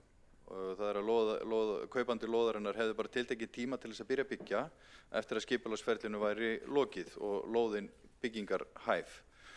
Og svo þarf einnig að rýna hvort að það sé ekki hægt að setja þannig kvaðir á að ef kaupandi byrjar ekki að byggja, að honum sé gert skylt að leggja lóðina aftur inn til borgarinnar. Og þetta er allt saman hugmyndi sem er mikilvægt að vinna áfram en í tillögu þessa meirihluta þetta mál er hins vegar kveðið á það að lóðum verði ekki úthlutað til annarra en byggingaraðilanna sjálfra. Og þá svona kviknuð aðeins rauði ljós hjá mér. Þetta er snúið. Það eru sérstaklega í stærri verkefnum getur verið mikið gagn að því að selja húsnæðisþróunarfélögum sem hafa burði til þess að leggja í hönnun og skipulagsvinnu, selja þeim stærri lóðir til þess að þróa áfram og þau þurfa síðan að geta selta áfram til byggingaverktaka eða lagt þau inn í þá vinnu inn í samstarfsverkefni með byggingaraðilum og stofna utan á það nýja kennitölu og fleira. Þannig að þessi sérfræðiþekking sem að þróunarfélögin hafa á húsnæðismarkaðnum er mikilvæg borginni og það er ekki skynsamlegt að koma í veg fyrir það að þau geti keypt stærri lóðir og þróað áfram. Þannig ég bara vara við þessari hættu. Og þessu tengt, ég heyri eiginlega ekki betur en að þessi meirihluti hafi í hyggju að borgin sjálf stofni einhvers konar húsnæðisþróunarfélag með verkalýðshreyfingunni sem hafi það þá verkefnið að þróa skipulag og uppbyggingu stærri verkefna til að mynda í Ólafsdal. Og ef þetta er hugmyndin, er þá pælingin að láta eina reglur gilda einkaaðila og aðrar reglur gilda borgina og verkalýðshreyfinguna. Verkalýðshreyfingin betri til þess að þróa hverfi heldur en fagfólk á húsnæðismarkaði. Ég bara spyr, þetta óútfært en ég rak augun í þetta í samstarfssáttmálanum og ég hef svona aðeins áhyggjur af þessu. Nú, í kaflanum samgöngumál lagt til að ráðast í heildarendurskipulagningu á Mjóddinni og þar ég að gera ráð fyrir því að það sé átt við verslunarmiðstöðina sjálfa og umhverfi hennar og þetta á að gera í samráði við íbúa. Og það bara tímabært að knýja fram breytingar á Mjóddinni og þetta erum við ekki ósammála. En það sem hefur kannski helst staðið í vegi fyrir slíkri vinnu að eignahaldið á húsunum í höndum tuga aðila og í gegnum slíkt húsfélag hefur reynst torvelt að knýja fram breytingar á undanförnum árum. Þannig að mér finnst svona ekki sérstaklega heiðarlegt gagnvart íbúum á þessu svæði að telja þeim trú það að þeirra sjónarmið munu vega þyngst þegar kemur að umræðu skipulagsmál í Mjóddinni. Ég held að tillagan ætti frekar að kveða á skipulagða vinnu með eigendum húsana og íbúum. Held ég að væri svona heiðarlegri tillaga. Tillagar breytingar á bílastæðareglum, hún eiginlega svo óljós að það engin leið að vita hvort hún gagnast bifreiðaeigendum eða frekar að þrengja að þeim. Orðalag tillögunnar í það minnsta ekki í samræmi við það sem hefur heyrt frá Flokki fólksins það að þau vilji styðja og standa með þeim sem nota fjölskyldubílinn til þess að komast leiðar sinnar og ég svona óttast það að samstarfsflokkarnir muni nú teygja dálítið vel á þessari vinnu til að koma í veg fyrir það að það verði breytt út af þeirri stefnu sem hefur verið í gildi hér á undanförnum árum. En það þá ábyrgð Flokks fólksins að svara fyrir það gagnvart kjósendum. Nú, leikskólamálin, það leitt að sjá að meirihlutinn sem vill reyndar ekki kalla sig meirihluta heldur samstarfsflokka, hann ekki að leggja neitt nýtt á borðið. Samt var nú setið yfir þessu í 2 vikur. Hann tefli fram ágætu plani sem að fyrri meirihluti byrjaði á í október og mér langar að þakka borgarfulltrúanum Skúla Helgasyni og Árelíu Eydísi sérstaklega fyrir gott samstarf í þeim málum og Skúli hefur verið þar algjör drifkraftur að þar saminuðu við í raun og veru viðhaldsátakið í leikskólamálum og brúum bilið verkefnið, settum niður áætlun það hvernig var hægt að fjölga leikskólaplássum hraðar en fyrri áætlanir gerðu ráð fyrir og hryggjarstykkið í þeim tillögum var að kaupa einingahús undir leikskóladeildir, bjóða út í magni og koma þeim niður á leikskólalóðum í hverfum þar sem eftirspurnin mest eftir plássum. Þessi áætlun þegar kostnaðarmetin, fjármögnuð og að mestu leyti tímasett og þess vegna það fullkomlega marklaus tillaga að setja hér fram eitthvað spretthóp þetta mál. Þetta bara langt komið og þetta bara sett fram til þess að geta skreytt sig með einhverjum stolnum fjöðrum en Skúli á hins vegar margar af þessum fjöðrum. Það sem vantar hins vegar, fréttin varðandi leikskólamál í þessum samstarfssáttmála svo að vinstriflokkarnir hafa ákveðið að slá af áformum vinnustaðarleikskóla sem var ætlað að styrkja stoðir leikskólakerfisins og fjölga plássum í samvinnu við vinnustaðinn í borginni og það ótrúlega sorglegt ef það ekki hægt að halda áfram með það. En það svona pólitík meira heldur en pragmatismi. Ég held að foreldrarnir og barnafjölskyldarnir í borginni muni sjá verulega eftir þeim leikskólaplássum sem ekki verða. En vonandi eru í þessum meirihluta borgarfulltrúar sem að sjá ljósið varðandi þessa tillögu. Meirihlutinn hefur talað það að það eigi ekki vera hagnaðardrifið. Þær tillögur sem voru á borðinu voru ekki hagnaðardrifnar.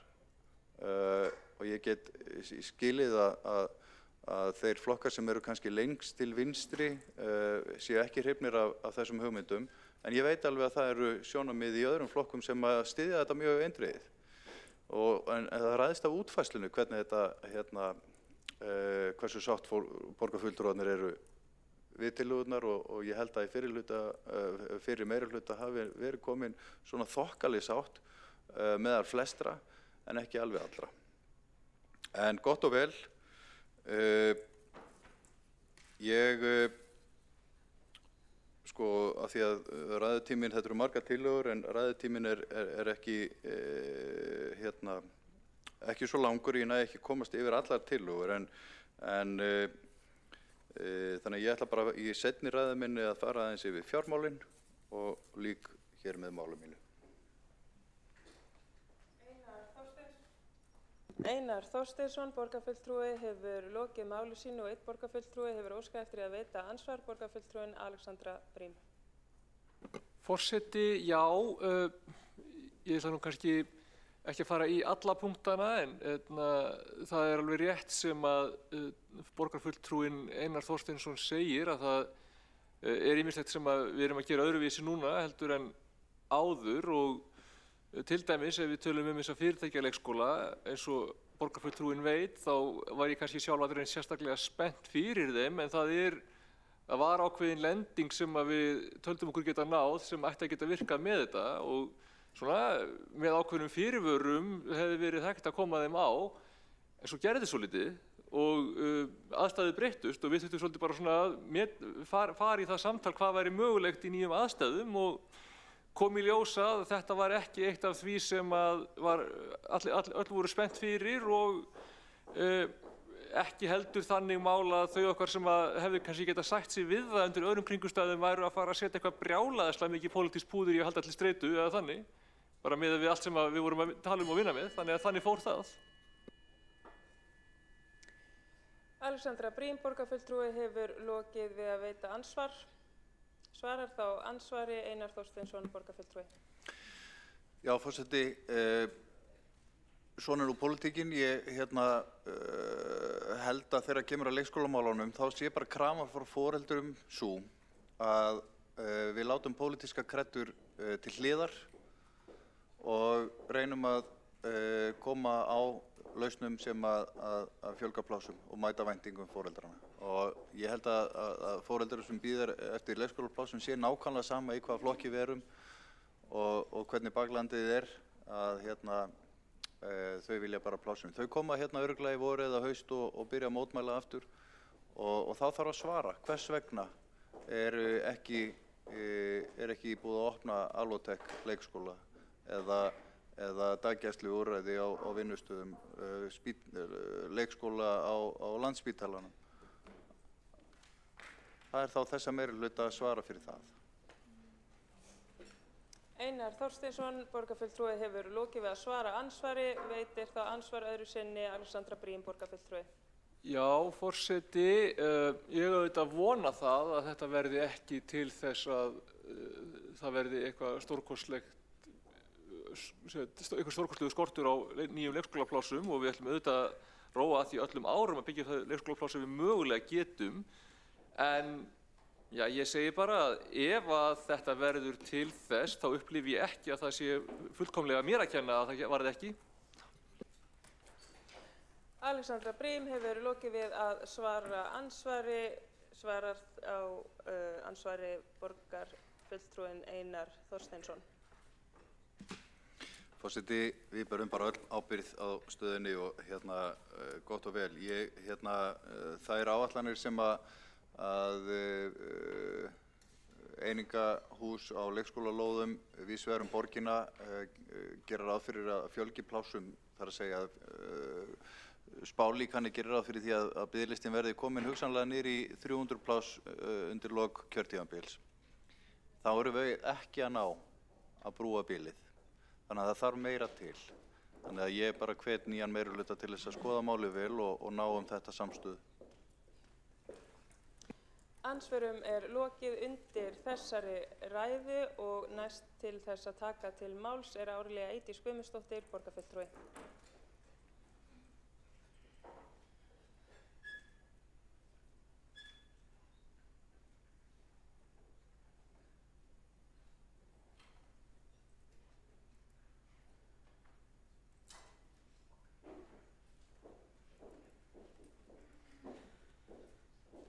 Virðulegi forseti, ágætu borgarfulltrúar og þeir sem á hlýða. Ég vil byrja á því að óska nýjum meirihluta til hamingju með meirihluta sáttmálan sem að lítur mörguleiti vel út og margt í því sem að má hrósa. Sérstaklega er ég nú ánægð með undirrituna sem við þorum, viljum og getum sem að er nú skemmtileg. En það er tvennt sem að ég ætla aðeins að fá að fjalla hér sem að kannski svona með mínum glerugum ég myndi vilja leggja inn, ef hægt að segja sem svo. Í fyrsta lagi ótrúlega ánægð með það að sjá að nýr meirihluti setur börnin í borginni í forgang. Það er mikilvægt og að við höldum því áfram. Það þýðir að svo vinna sem að við höfum nú þegar hafið í sambandi við farsældarlögin og betri borg fyrir börn heldur áfram. Áhersla á félagshyggju, lífsgæði og velferð hugnast mér sérstaklega vel. Enda má segja að það rúmast inn að ég sé nú kannski svona vinstramegin við marga aðra, enda rýmist svo sem innan Framsóknar hvoru tveggja. Þannig að hins vegar er tvennt sem að mig langar til að fjalla annars vegar það er sem sagt mikil áhersla lögð á aukið samráð við verkalýðshreyfinguna. Og það að mörgu leyti er jákvætt, en hins vegar stingur þetta algjörlega í stúf við hið norræna vinnumarkaðsmódels eins og við þekkjum það, sem að við frá 1938 hefur sérstaklega skandinavískt vinnumarkaðsmódel byggst á korporatisma eða samráði.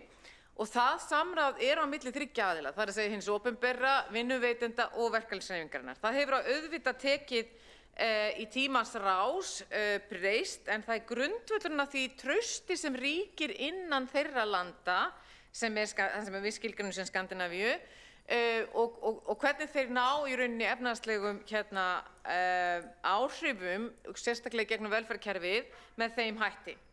Íslenska vinnumarkaðsmódelið hefur aldrei byggt á trausti og við höfum heldur aldrei náð samráði nema, mætti segja að með þjóðarsáttasamningunum 1990 undir forystu Framsóknar að þá var brotið blað á íslenskum vinnumarkaði sem að í rauninni hafði það að segja að við sáum mikla framfæri efnahagslega í kjölfarið. Og síðan mátti segja að ríkti ákveðið traust, ákveðin tegundatrausti sem að hefur síðan ekki haldist við. Og það eru margar ástæður fyrir því sem að ég hef ekki tíma til að rekja hér. Hins vegar höfum við alveg séð að þetta vantraust endurspeglast í kjarasamningagerð undanfarinna ára. En það er gríðarlega mikilvægt og bæði atvinnurekendur, stóru atvinnurekendasamtökin og stóru verkalýðshreyfingarnar hér á landi hafa gert skýrslur framtíðarvinnumarkað þar sem talað er að helsta áskorunin fyrir því að við séum að ná sambærilegum árangri eins og hinum Norðurlöndunum er þetta vantraust sem ríkir og það vantar samráð og þess vegna finnst mér mjög mikilvægt og það er í rauninni, ætla ég að segja, ábyrgðarhluti sem að hér kemur fram í meirihluta sáttmálanum að skilja út undan atvinnurekendur.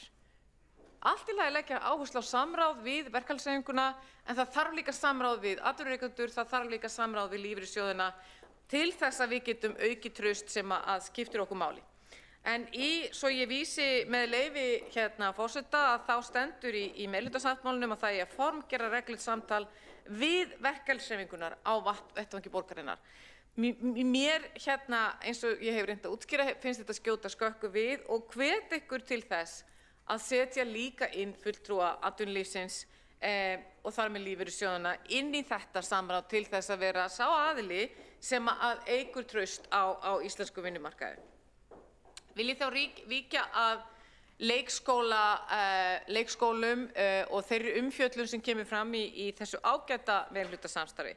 Og auðvitað var það náttúrulega alveg ljóst að stundum fór ég aðra leið heldur en áður kom fram í okkar góða samstarfi sem að við áttum og þar aftur á móti var ég kannski hugsanlega ósammála. Og það kemur fram í því að þegar við horfum á því hvernig við ætlum að leysa það sem að kalla þeirri leikskólavandi. Ég ætla að leyfa mér að fjalla Noreg. En í Noregi hefur einkaframtak á velferðarsviði, svo sem eins og í leikskólastarfi, verið pólitískt bitbein í áratugi. Þar sem að þetta er einn á grundvallarforsendu fyrir því hvað aðskilur vinstrið og hægrið og grunntónninn eins og við þekkjum hérðan og kemur fram í þessum meirihlutasáttmála sem sagt að það sé andstæða við það að einkafyrirtæki eins og þau eru skilgreind geti grætt á uppeldi barna. Mikilvægustu árin í lífi barna sem að hafa áhrif eru fyrstu árin í skólakerfinu, bara fyrstu árin í lífinu, fyrstu árin í skólakerfinu. Gæði menntunar og umhyggju þessi fyrstu ár hefur áhrif og þroska barna og velferð fram eftir aldri, bæði andlegan, líkamlegan og tilfinningalegan. Og samkvæmt mælingum frá OECD má sjá að það sem sagt nokkurn veginn orðið samþykkt. Nóbelsverðlaunahafinn James Heckman, sem hagfræðingur, hefur komist að þeirri niðurstöðu eftir því sem samfélög standa betur að menntun fyrstu áranna í lífi barna, því stærri jákvæð áhrif hefur þá samfélagið almennt. Þannig að sú fjármögnun borgar sig til framtíðar og hefur mikil áhrif á því að hvernig okkur lífur, enda lífsgæði eitt af því sem skilgreint í þessum sáttmála.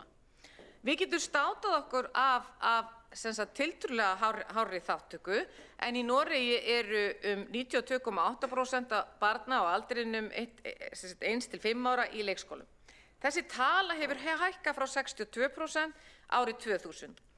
En takið eftir, af 5.500 leikskólum í Noregi helmingurinn sjálfstætt starfandi eða í einkaeigu eða sjálfseignarstofnanir. Hins vegar eru 97% grunnskóla opinberar stofnanir. Og þetta mjög mikilvægt að hugsa, hvað gerðist? Á hinum Norðurlöndunum þetta ekki sambærilegt, en þetta byggir samt sem að hefur þessi þróun að einhverju leyti orðið í Svíþjóð. Þetta pólitíska debatt sem ég nefndi áðan, sem að það kjarnamál sem aðskilur vinstri og hægri, sem sagt að skólarnir sem eru allir fjármagnaðir af skattgreiðslum, þá spurning hvort að þeir geti greitt sér arð í stað þess að setja hagnaðinn beint í. Og þarna höfum við líka verið að takast á að setja hagnaðinn beint inn í starfsemina aftur. Þannig að þetta ongoing debatt. En flest fyrirtæki sem starfa við uppeldi barna í Noregi standa nokkuð vel. Samkvæmt rannsóknum spara norska skattkerfið sér 2,3 billjón norskar króna með því að nýta einkarekna leikskóla.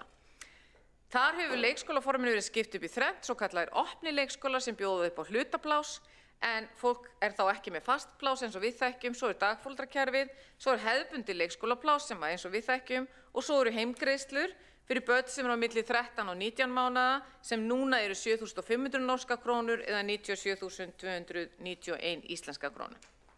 Árið 2003 voru sem sagt Norðmenn á sama stað og við erum. Þá var farið í svokallað og samþykkt á þingi svokallað kindergarten reform, svo ég fái leyfi forseta til þess að fara yfir þetta.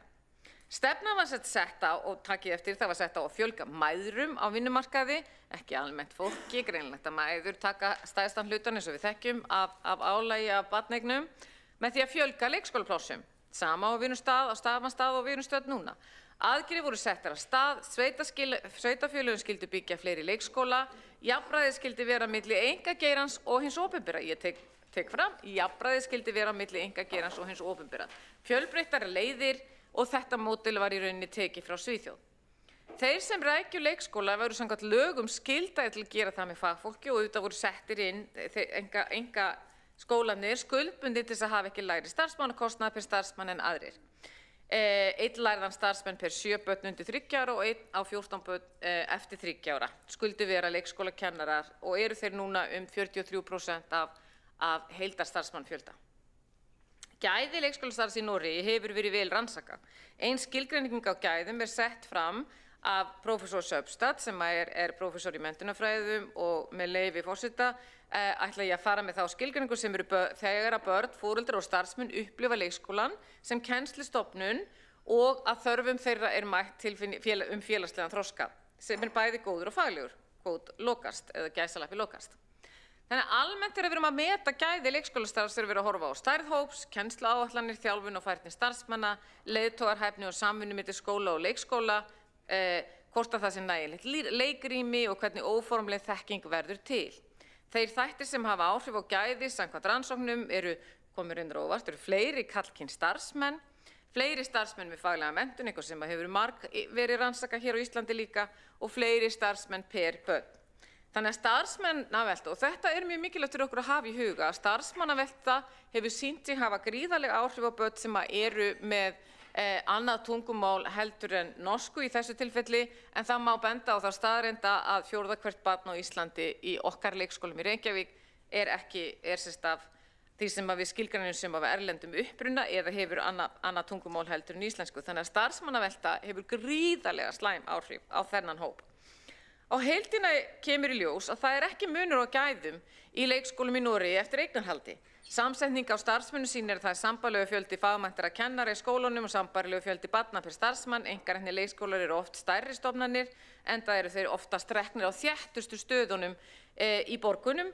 Það eru fleiri ung börn sem eru í einkareknum leikskóla og það vakti athygli mína þegar ég var að fara yfir þessar rannsóknir að ungbarnaleikskólarnir eru frekar einkareknir. Mér finnst það athyglisvert vegna þess að það þarf miklu meira rými, eða töluvert meira rými per barn þegar við erum með unga börn. Þannig að það eru hins vegar færri börn á einhverju leyti per starfsmenn hjá hinu opinbera, fleiri karlmenn vinna í einkareknum, opinberi leikskólar standa lítið betur þegar kemur að því sem kallað struktúral uppbygging, sem það þá sveigjanleiki og það að mæta þörfum foreldrana hefur einkageirinn betur. Í Reykjavík eru nær 20 sjálfstætt starfandi leikskólar og þegar ég mætti í fyrsta skipti á fund með sjálfstætt starfandi leikskólum fullyrtu þau við mig að það væri fullkomið vantraust frá borginni til þeirra. Og ég sagði, ég trúi ykkur ekki, það getur ekki verið og ég hefði gaman að því að spyrja ykkur hér inni hvað mörg hérna sem hafi farið í Vestló eða hafi farið í Háskóla Reykjavík eða gengi í Háskólann á Bifröst eða eigi börn sem farið í Vestló eða eigi börn sem farið í Háskóla Reykjavík og Bifröst sem eru sjálfseignarstofnanir. Hefur það einhvern tímann hvarfla að ykkur að bera vantraust til þessara stofnana? Fyrir mér það sama hversu mörg ykkar hafa átt börn í Hjallastefnu, Waldorf eða Montessori. Við verðum að komast yfir þá pólitísku hindrun og horfa til þess að það sé slæmt, það sé eitthvað að því átómatískt að einkageirinn reki leikskóla. Við sjáum það svart og hvítu með dæmi frá Noregi að ef við ætlum einhvern tímann að mæta þeim þörfum sem eru þarna úti, þá þurfum við fjölbreyttari leiðir og við þurfum að reyna að finna leiðir til þess að draga úr því vantrausti sem einkennir okkar sýn gagnvart því hverjir eru að reka skólum. Jafnvel skólastofnunum sem hafa verið reknar hér svo áratugum skiptir, það gengur ekki. Þess vegna hryggir mig að sjá að þegar við erum búin að vera að starfa með fyrirtæki eins og Alvotech, eins og Arion banka, eins og Landspítalanum, þar sem við erum að reyna að koma því að mæta þörfum foreldra með því að búa til leikskóla í þessum stofnunum, að þá eigi það að fara út á borðinu. Þetta minnir mig á þegar Íslensk erfðagreining kom til landsins, eða þegar Alvotech og Alvogen þar á undan störfuðu þá voru margir sem að hræddust það hvað við værum þeir sem væri koma hérna væri eingöngu að græða. En hvað gerðist? Í kjölfarið kom hér til landsins sérfræðingar, bæði íslenskir og erlendir, sem hefðu aldrei nokkuð tíma geta komið heim með þá sérfræðiþekkingu sem að þeir höfðu og að sjálfsögðu þurfum við að mæta þeim með skólaplásum. Og hvað eigum við að gera í sambandi við alþjóðlega skóla? Eigum við að stofna þá sjálf? Er það eitthvert vit? Eða eigum við að treysta þeim sem hafa gert það í einhver ár til þess að halda því starfi áfram? Þar á meðal Landakotsskóli og svo alþjóðaskólinn í Garðabæ. Ég get ekki skilið, verandi sjálf, félagshyggjukona algjörlega í grunninn, í beinunum og hef alltaf verið það, vinstra megin í mínum eigin hópi, sem sagt, og trúi að jöfnuður skipti máli. Ég get ekki skilið vantraust í garð þeirra sem að vilja starfa að menntun barna, þar sem að við sjáum það í dæmum frá nágrannalöndum okkar að það eru bæði kostur og gallar en í prinsippinu ekki munur á gæðum. Þannig ég biðla til ykkar bæði að horfa á sjónarmið atvinnurekenda þegar kemur að því þegar við ætlum að búa til hér uppbyggingu og fara í uppbyggingu og húsnæðiskerfi en líka og náttúrulega lífeyrissjóða og verkfallshreyfingar og svo framvegis, horfa á þetta út frá samráði og að horfa á það að það séu fleiri leiðir heldur en ein þegar kemur að rekstrarformi skólastofnana. Takk fyrir mig. Árlega Eydís Guðmundsdóttir, borgarfulltrúi hefur lokið máli sínu og einn borgarfulltrúi hefur óskað eftir því að veita ansvar, borgarfulltrúi Sabine Lefskov. Já, forseti, ég þakka borgarfulltrúi Árlega Eydís Guðmundsdóttir fyrir hennar ræðu. Bara virkilega glöð að hlusta hér á ræðu það sem bæði vel ígröndað, þótt ég sé ekki sammála öllum, það var ræðan mjög vel ígrönduð vel flutt og snerist ekki fyrst og fremst það að ráðast á nýja samstarfshópinn. Heldur hafði frá einhverju að segja. Ég ætla bara að benda á fyrir hluta ræðinu þá bendi borgarfulltrúinn á tala vöndun á samtal við atvinnureikendur, bara benda á við erum með forsætisnefnd sem með þennan málaflokk og þar hefur þáverandi forseti borgarfulltrúinn Þórdís Lóa Þórhallsdóttir einmitt leitt mjög aktífu samtali við atvinnulífið, þannig að þessar kanala eru til, þannig að það engin vöndun. Kanala við verkalýðshreyfingar hins vegar ekki til, þannig að þess vegna þetta sett inn til að búa til. Sabine Lefskov hefur lokið því að veita ansvar, svarar þá ansvari borgarfulltrúinni Árelíu Eydís Guðmundsdóttir. Ég þakka Sabine Lefskov fyrir hennar ábendingu. Mér fannst það kannski bara að standa upp úr að þið takið sérstaklega fram samráð við verkalýðshreyfinguna, þannig að mér fannst svona bara eðlilegt að það væri líka sagt hitt en að öðru leyti hef ég svo sem ekkert við þetta að bæta. Árelía Eydís Guðmundsdóttir hefur lokið því að svara ansvari og ansvörum lokið undir þessari ræðu og næst til þess að taka til máls Þórdís Lóa Þórhallsdóttir, borgarfulltrúi.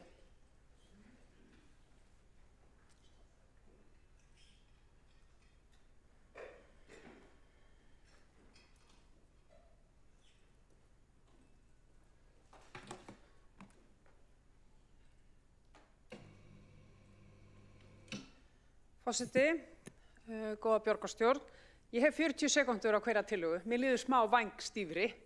En magnaði minnihlutinn nú þegar byrjaðar að fara yfir alls kyns mál, þannig að ég mun bara svona bæta ofan á því að ég mun engan veginn ná að fara yfir 25 tillögur á 15 mínútum.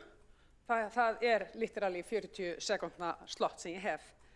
Mér langar að óska nýjum samstarfsflokkum. Ég biðst velvirðingar ef ég mun ekki nota rétta terminológíu, ég þarf aðeins að setja henni í bodyminnið, en ég vil óska nýjum samstarfsflokkum til hamingju með samstarfið og ég vona að það verði farsælt borgarbúum og okkur öllum til heilla. Nú erum við búin að vera að horfa bæði á samstarfsyfirlýsinguna og eins og þið gerið ykkur grein fyrir, þá var ég náttúrulega verulega slegin yfir því að það væri ekki orð atvinnulíf inn í því að mér finnst hugur í hópnum þegar kemur að íbúum og velferð, en við vitum það öll að það engin velferð og það ekkert mannlíf í sveitarfélögum ef það ekki atvinnulíf. Og ég vísa bara í nýjar fréttir utan að landi þar sem verið að segja upp fólki og ef að það sett yfir á hlutfall í Reykjavík, það væri svipað á 3000 manns væru að missa vinnuna hér og eitthvað hefðu við nú það að segja. Segi nú bara. Þannig að það ákall til mín, til nýra samstarfsflokka, að gleyma ekki atvinnulífinu og taka það inn í sína umræðu. Ég hef verið að horfa á þessar 25 tillögur og reynda að átta mig á því hvað nýtt hérna. Ég sé að þið byggið á góðum grunni og þarna eru margar tillögur sem í rauninni bara tilbúnar og það bara ég segi ykkur velkomið að taka þetta bara áfram fyrir hönd gamla meirihlutan sem við sitjum nú mörg hérna saman í salnum eða öll í dag, en þetta náttúrulega meira minna unnið á því. Það þarna nokkra tillögur sem að ég í grunninn með miklar efasemdir fyrir og þið hjartanlega vitið það nú hver þær eru. Mér langar að byrja á að vísa í staðsetningu hjólabúa eins og það kallað. Ég á mjög erfitt með að Reykjavík eitt og sér sig að taka þetta verkefni í fang. Ég myndi gjarnan vilja að við segðum, þetta ekki ekta umræða fyrir svæðisskipulagsnefnd? Af hverju Reykjavík að fara að setja 10 ef ekki 100 milljóna? Við erum alveg búin að gera þessa greiningu í það að búa til aðstöðu fyrir nokkur hjólhýsi þar sem við vitum að allt upp í helmingur úr öðrum sveitarfélögum. Af hverju Reykjavík að taka þennan kalegg? Hvað með gatnagerðargjöld, hvað með lóðagjöld, hver jafnaðarreglan í þessu? Og svo spyr ég spurninga, ef þetta svona heilbrigt og gott og frábært, hvað með barnaverndina, hvað með aðgengi til skóla, hvað með leikskóla, hvað með leikvelli og svo framvegis. Þið heyri að ég get haldið miklu meira en 40 sekúndna langa ræðu þessa tillögu, þannig að ég bara biðla til ykkar að íhuga þetta og ég bara vara við þessu að Reykjavíkurborg taki einunda verkefni. Mér finnst bara mjög eðlilegt þetta sé rætt á bara mögulega á borði Samband íslenskra sveitarfélaga eða svæðisskipulagsnefndar. Því þetta ekki mál Reykjavíkurborgar eitt og sér. Ég fagna hins vegar hérna tillögu co-housing og svona kjarnasamfélög og þetta höfum við oft rætt meðal annars hérna í þessum salni eða hérna þessu húsinni á Tjarnarsal þegar kemur að málefnum eldra fólks og ég held að þarna sé tækifæri til þess að gera skemmtilega hluti og ég fagna þessari tillögu. Mér finnst vera nýjung í þessari tillögu, það verð ég að segja. Þetta hefur oft verið rætt en það hefur ekki beint verið tekið áfram. Þannig að til hamingju með þetta. Ég líka til í að við skoðum lóðabrask. Ég spennt að sjá hvað þið að hugsa þar og mér finnst bara mjög eðlilegt að þessi umræða sé tekin og það er bara í fínu lagi. Ég fagna líka endurskipulagningu Mjóddarinnar, ég tek undir með borgarfulltrúanum Einari Þorsteinsyni með það að við pössum upp á að við það borð séu allir, ekki bara íbúar heldur líka atvinnulífið og umgjörn í kringu fyrir utan fagfólk. En ég veit alveg að skipulagi mun passa upp á þetta en ég hef ekki miklar áhyggjur af því. Ég smá hissa að sjá hérna inni umgjörn hjólreiðaáætlun, það á ekki að þurfa að koma með þetta mál fyrir borgarstjórn.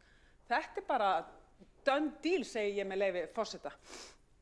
Hjólreiðaáætlun til, að það bara uppfæra við höfum alls ekki komið með í borgarstjórnin hvert einasta skipti sem á að uppfæra áætlanir og það eru fullt af áætlunum sem að liggja og þið þurfið að skoða. Það til dæmis ný ferðamálastefna, það þarf að uppfæra hana, við uppfærum nýju þjónustustefnuna og síðasta kjörtímabili var ekki komið með það í borgarstjórn. Tillaga bílastæðareglum, þetta hefur náttúrulega mikið verið rætt og ég segi bara fínt, skoðum þetta en ég hef áhyggjur samt af því að við hvernig við ætlum að ná þessu saman en íbúakortsendurskoðun er áhugaverð. Þar líka legg ég til að við lítum til nágranna land okkar og ekki síst hvernig ætlum við að tengja atvinnulífið sem einnig mjög mikið á ferðinni hérna í miðborginni og ég vísa í dæmi við Pétursbúð og þessar búðir hérna í Vesturbænum þegar það kom upp með gjaldskýlduna þar. Ljósastýringar segi bara what's new með leyfi forseta. Frábært, tölum meira við betri samgöngur af því að við höfum aldrei talað við þau. Bara frábært, gerum það, sjáum hvað kemur út úr því. Bættar starfsaðstæður í leik- og grunnskólum, frábært. Við fórum í gegnum mjög mikið af þessu á síðasta kjörtímabili, lögðum 100 milljóna í þetta og mér finnst bara mjög áhugavert að fá núna þá að sjá góðar tillögur sem væru þá þannig að við þyrftum ekki að vera að hugsa þetta á 2 til 3 ára fresti.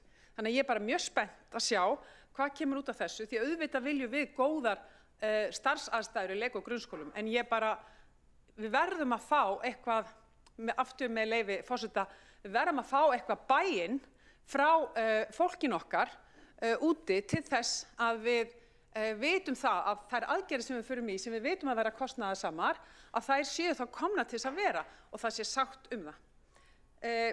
Varðandi skólaþjónustuna þá þetta tillaga sem við höfum séð áður og ég bara fagna því að við séum að skoða þetta en ég hef áhyggjur á kostnaðarhliðinni þarna. Nú það eru skólabókasöfnin og það húsdýragarðurinn og það lenging opna sundtíma, allt saman góðar að gilda tillögur. Mér langar að fá að staldra við, það engin leið eins og þið heyrið að tala allar þessar tillögur á 15 mínútum. Þannig ég ætla að fá að staldra þess við og draga og tengja núna þær tillögur sem hérna eru, sem tengjast akkurat tillögu Viðreisnar og það var þess vegna sem ég óskaði eftir því að mál Viðreisnar væri tekið með þessu, því það engin leið, þetta náttúrulega okkar tillaga, hún fellur beint inn í nýja sáttmálan hjá samstarfsflokkunum og það meðal annars hérna tillaga aðgerðir gegn ofbeldi og við í Viðreisn erum mikill mannréttindaflokkur. En hér lagt til að borgarstjóri samþykki og fela nýju mannréttindaráði að kortleggja vinnu borgarinnar gegn ofbeldi. Og það bara gott mál sem slíkt að kortleggja ofbeldi. En ég hugsi, við leggjum hérna fram í dag hagræðingartillögu upp á 657 milljónir sem eru 3,3 milljarðar á 5 ára áætlun, þar sem við erum sérstaklega að draga fram að það eru breyttir tímar þegar kemur að mannréttindamálum á Íslandi. Og það sem við erum hérna að kasta fram á fundunum að leggja niður mannréttindaskrifstofu Reykjavíkur og ekki síst þá mannréttindaráðið og stafræna ráðið og það verður farið í þá tillögu hér á eftir.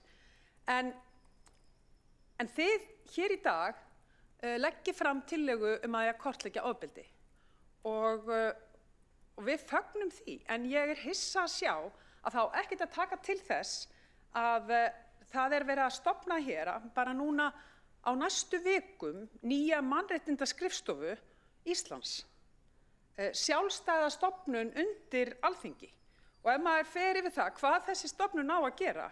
Jú, hún á einmitt að vera í, fyrir utan svona mannréttindaeftirliti, þá hún að vera í kortlagningu, hún á að vera í fræðslu, í rannsóknum og ráðgjöf til opinbera aðila og sveitafélaga og líka einkaaðila. Þannig að í mínum huga erum við sem þá í dag að fara að samþykkja tillögu kortlagningu á einhverju sem að ríkið að fara að gera eftir korter. Þannig að ég spyr mig, af hverju erum við að þessu? Af hverju erum við svona fljóta stökkva í tvíverknaðinn? Og ég ætla að fá að ljúka þessum hluta af ræðu minn í dag með að segja ykkur frá smá ferðalagi sem ég fór í því ég fór að skoða mannréttindaráðið og stafræna ráðið þegar ég var að undirbúa tillögu okkar í Viðreisnar. Og það tengist nákvæmlega þessum tillögum sem hérna eru, bæði þessari með ofbeldismálin og kortlagningun á því, en líka tillögu 24 og 25. Jú, ég fór og skoðaði heilt ár í fundargerðum og hafði gaman að því. Ég fór í gegnum fundardagatal mannréttinda- og ofbeldisvarnaráðs sem fundar að jafnaði 2 í mánuði, 2. og 4. fimmtudag og seinni fundurinn þá tileinkaður ofbeldi í ofbeldisvarnarmálum. Það voru 18 fundir á tímabilinu febrúar 2024 til janúar 2025 og á þessum fundum var mein og minna einungis að ræða kynningar og umræður ásamt því að það voru verið að rýna aðgerðaáætlur og stefnur voru ræddar. Það var einn opinn fundur í desember og ég veit að hann var vel heppnaður, en staðreyndin hins vegar sú, kæru félagar hér í borgarstjórn, að þarna í þessu ráði, fyrir utan tillögur frá minnihlutanum, þáverandi minnihluti, sem voru velt fram og tilbaka og frestað, sumum af þessum tillögum voru vísað héðan úr borgarstjórn, man ég þá sérstaklega eftir einni frá Vinstri grænum styttu ef ég man rétt. Ég sé það í fundargerðum að þessum tillögum velt fram og tilbaka, þeim frestað að það fengi minnisblöð og ekkert gerist, ásamt ýmsu fleiru. En á 18 fundum voru nánast engvar tillögur sem ekki hefðu geta verið inn í velferðarráði, meira og minna allar þessar umræður og aðgerðaáætlanir og kynningar áttu heiminn í velferðarráði að mínu viti og hafa örugglega verið það líka, talandi tvíverknað. Og þá þegar ég fá tengja mig við tillögu 24 og 25. Mér fannst áhugavert þegar við hófum þetta kjörtímabil að fara í þá tilraunastarfsemi að vera með stafrænt ráð. Eitt stóðsvið umfram önnur stóðsvið, ég meina stóðsviðið þá þjónustu- og nýsköpunarsvið og hinn stóðsviðin eru fjármálasvið og mannauðssvið sem ekki með neitt ráð. Og við ákváðum að setja af stað stafrænt ráð með áherslu á stafræna þróun. Gott og vel, tilraunarinnar virði. Stafrænt ráð fundar 2 í mánuði og þetta voru því 22 fundir og þetta bara öflugt starf. Ég fór í gegnum allar þessar fundargerðir og það kemur í ljós að það nánast einverðungu að ræða kynningar og umræður og rýning á stefnum og rýning á aðgerðaáætlun ásamt því að svara ógrynni af fyrirspurnum frá Flokki fólksins sem nú mun þá ekki senda inn fleiri fyrirspurnir og ég get þá bara rétt ímyndað mér það að það skapist mikið andrými hjá embættismönnum og bara til hamingju með það. En kæru félagar, 22 fundir og það eru örfáar tillögur og hvað var gert við þær? Jú, þeim var samþykkt að vísa þeim í borgarráð. Af hverju? Af því að þetta eru málefni borgarráðs. Það er bara þannig. Þetta er stór skemmtileg lesning, ég hvet ykkur, ég fór inn í fullt af þessum gögnum, þetta eru bara mjög merkileg gögn. Það er ekki verið að segja neitt það að verkefnin eigi ekki heima okkar borði. Heldur betur eiga þau heima okkar borði. En kæru félagar, þau eiga bara, við þurfum ekki 2 ráð fyrir þetta. Og hér eru 2 tillögur í pakkanum frá ykkur, kæru samstarfsflokkar, sem sérstaklega velta inn fleiri svona málum. Og ég þarf ekki að lesa þessar tillögur, þau eru með þar fyrir framan ykkur. Þannig að ég spyr mig, ætlum við ekkert að skoða þennan tvíverknað? Það er sagt í samstarfssáttmálum að þegar gæta aðhalds í rekstri og passa. Gerum það, kæru félagar, gerum það. Núna er tækifæri, ég skora á ykkur. Þið eruð á krossgötum núna með bara stórfínan samstarfssáttmála. En þarna höfum við tækifæri til þess að breyta meira. Hvar er kjarkurinn? Hvar er þori? Ég brýn ykkur áfram. Ekki láta sáttmálan sem ég veit alveg í hvernig snúning og spíral var verið þegar var setið yfir meirihlutasáttmálanum eða samstarfsyfirlýsingunum núna fyrir viku 10 dögum síðan. Nú tækifæri til að breyta aðeins sem þó allt í takt við það sem samstarfsflokkarnir fóru á stað með. Þannig að ég hvet ykkur ekki fara í tillögu 24 og 25. Leggið þið niður stafrænt ráð og setjið það allt saman inn í borgarráð, það sem þarf. Eitt stóðsvið þarf ekki heilt ráð sem kostar 18–20 milljónir á ári. Mannréttindamálin í stærstu eiga heima í velferðinni eða út allt kerfi. Og nýja mannréttindastofnunin okkar, hún mun teikna upp og kortleggja, hún mun verða aðhaldið. Við eigum hins vegar að vera millistikkin inn í kerfinu, út allt kerfi, í velferð, í skóla og frístund og í menningu og íþróttum. Það þar sem við eigum að hafa fólkið okkar á gólfinu til þess að passa upp á mannréttindin, passa upp á bakslagið. Við eigum ekki að þurfa að vera með heila skrifstofu í ráðhúsinu. Við erum búin að standa þessa vakt, kæru borgarfulltrúar. Við erum búin að standa í 20 ár. Nú ríkið að taka við og það vel. Ekki kvarlar að okkur að reka heilsugæslu og ekki kvarlar að okkur að opna geðdeild. Það á ekki að kvarla að okkur í 1 mínútu að vera að reka mannréttindaskrifstofu þegar ríkið að fara að gera vel. Ég óska eftir að fá að koma aftur upp og setja mig aftur á mælendaskrá því að eins og þið heyrið, þá fullt af tillögum sem ég aftur að fara yfir. Þórdís Lóa Þórhallsdóttir, borgarfulltrúi hefur lokið máli sínu. Einn borgarfulltrúi hefur óskað eftir því að veita ansvar, borgarfulltrúin Sabín Lefskov. Já, forseti, ég ætla að reynda fyrst að gera athugasemd við fundarsköp og svo fara í ansvar. Þannig að fyrsta mínúta mín athugasemd við fundarsköp. Borgarfulltrúinn Þórdís Lóa Þórhallsdóttir lagði til að sameina hennar tillögu að leggja niður mannréttindaskrifstofu og ráð og svo framvegis. Þessum dagskrárlið því var hafnað en hún fer samt hér í ræðu sína eigin tillögu. Þannig að mér finnst þetta ekki alveg rétt. Já, þá ég búin með það. Þá ég að byrja á ansvari. Þá hefur borgarfulltrúin Sabín Lefskov lokið við að veita athugasemd fundarsköp og veitir þá ansvar borgarfulltrúin Sabín Lefskov. Já, ég steinhissa, hefur borgarfulltrúin Þórdís Lóa Þórhallsdóttir byrjað í sveitarstjórnarmálum í gær. Þarna ríkisstofnun sem hún nefnir, nýja mannréttindastofnun, sem samkvæmt vef stjórnarráðs tók til starfa 1. janúar. Í dag 4. mars og það ekki einu sinni búin að ráða forstjóra sem á eftir að útfæra vinnuna. Það sem skilgreint skildu þessa stofnun sem snúa að alþjóðlegum áherslum, samhæfingu og eftirlit með sveitarfélögum, ekki vinnu sveitarfélagsins. Þannig ég geri einlega ráð fyrir þau munu hvetja okkur áfram og benda okkur á það sem við eigum að gera meira í þessum málaflokki. Ég stór efast og borgarfulltrúinn verður bara að segja mér ef hún hefur betra upplýsingar að þau munu að fara inn í sundlaugin okkar að taka út störstu aðstöðu þar. Takk. Sabín Lefskov, borgarfulltrúi hefur lokið við að veita ansvar. Svara þá ansvari Þórdís Lóa Þórhallsdóttir, borgarfulltrúi.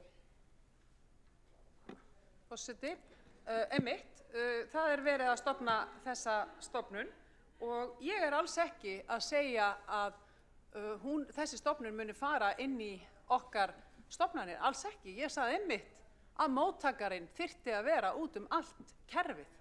Það sem ég að segja það að við þurfum ekki lengur að draga þennan vagn, eins og við höfum gert á landsvísu undanfarin 20 ár. Við eigum að treysta stofnun ríkisins í það, en við eigum að halda okkar lögbundum verkefnum áfram og það kemur alveg fram í öllu mínu máli og við ræðum það líka bara hér á eftir þegar við förum yfir tillöguna.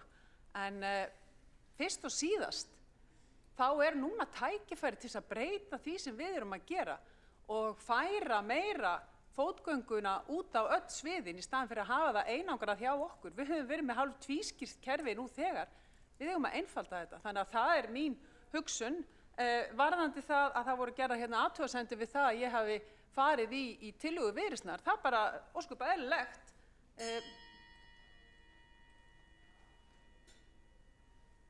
Já, ég bara stoppa og ég fæ vantanlega andsvar og þá bara byrja ég aftur. Borgarfulltrúi Þórdís Lóa Þórhallsdóttir hefur lokið við að svara andsvari og þá andsvörum lokið undir þessari ræðu og næst til þess að taka til máls Alexandra Brím, borgarfulltrúi.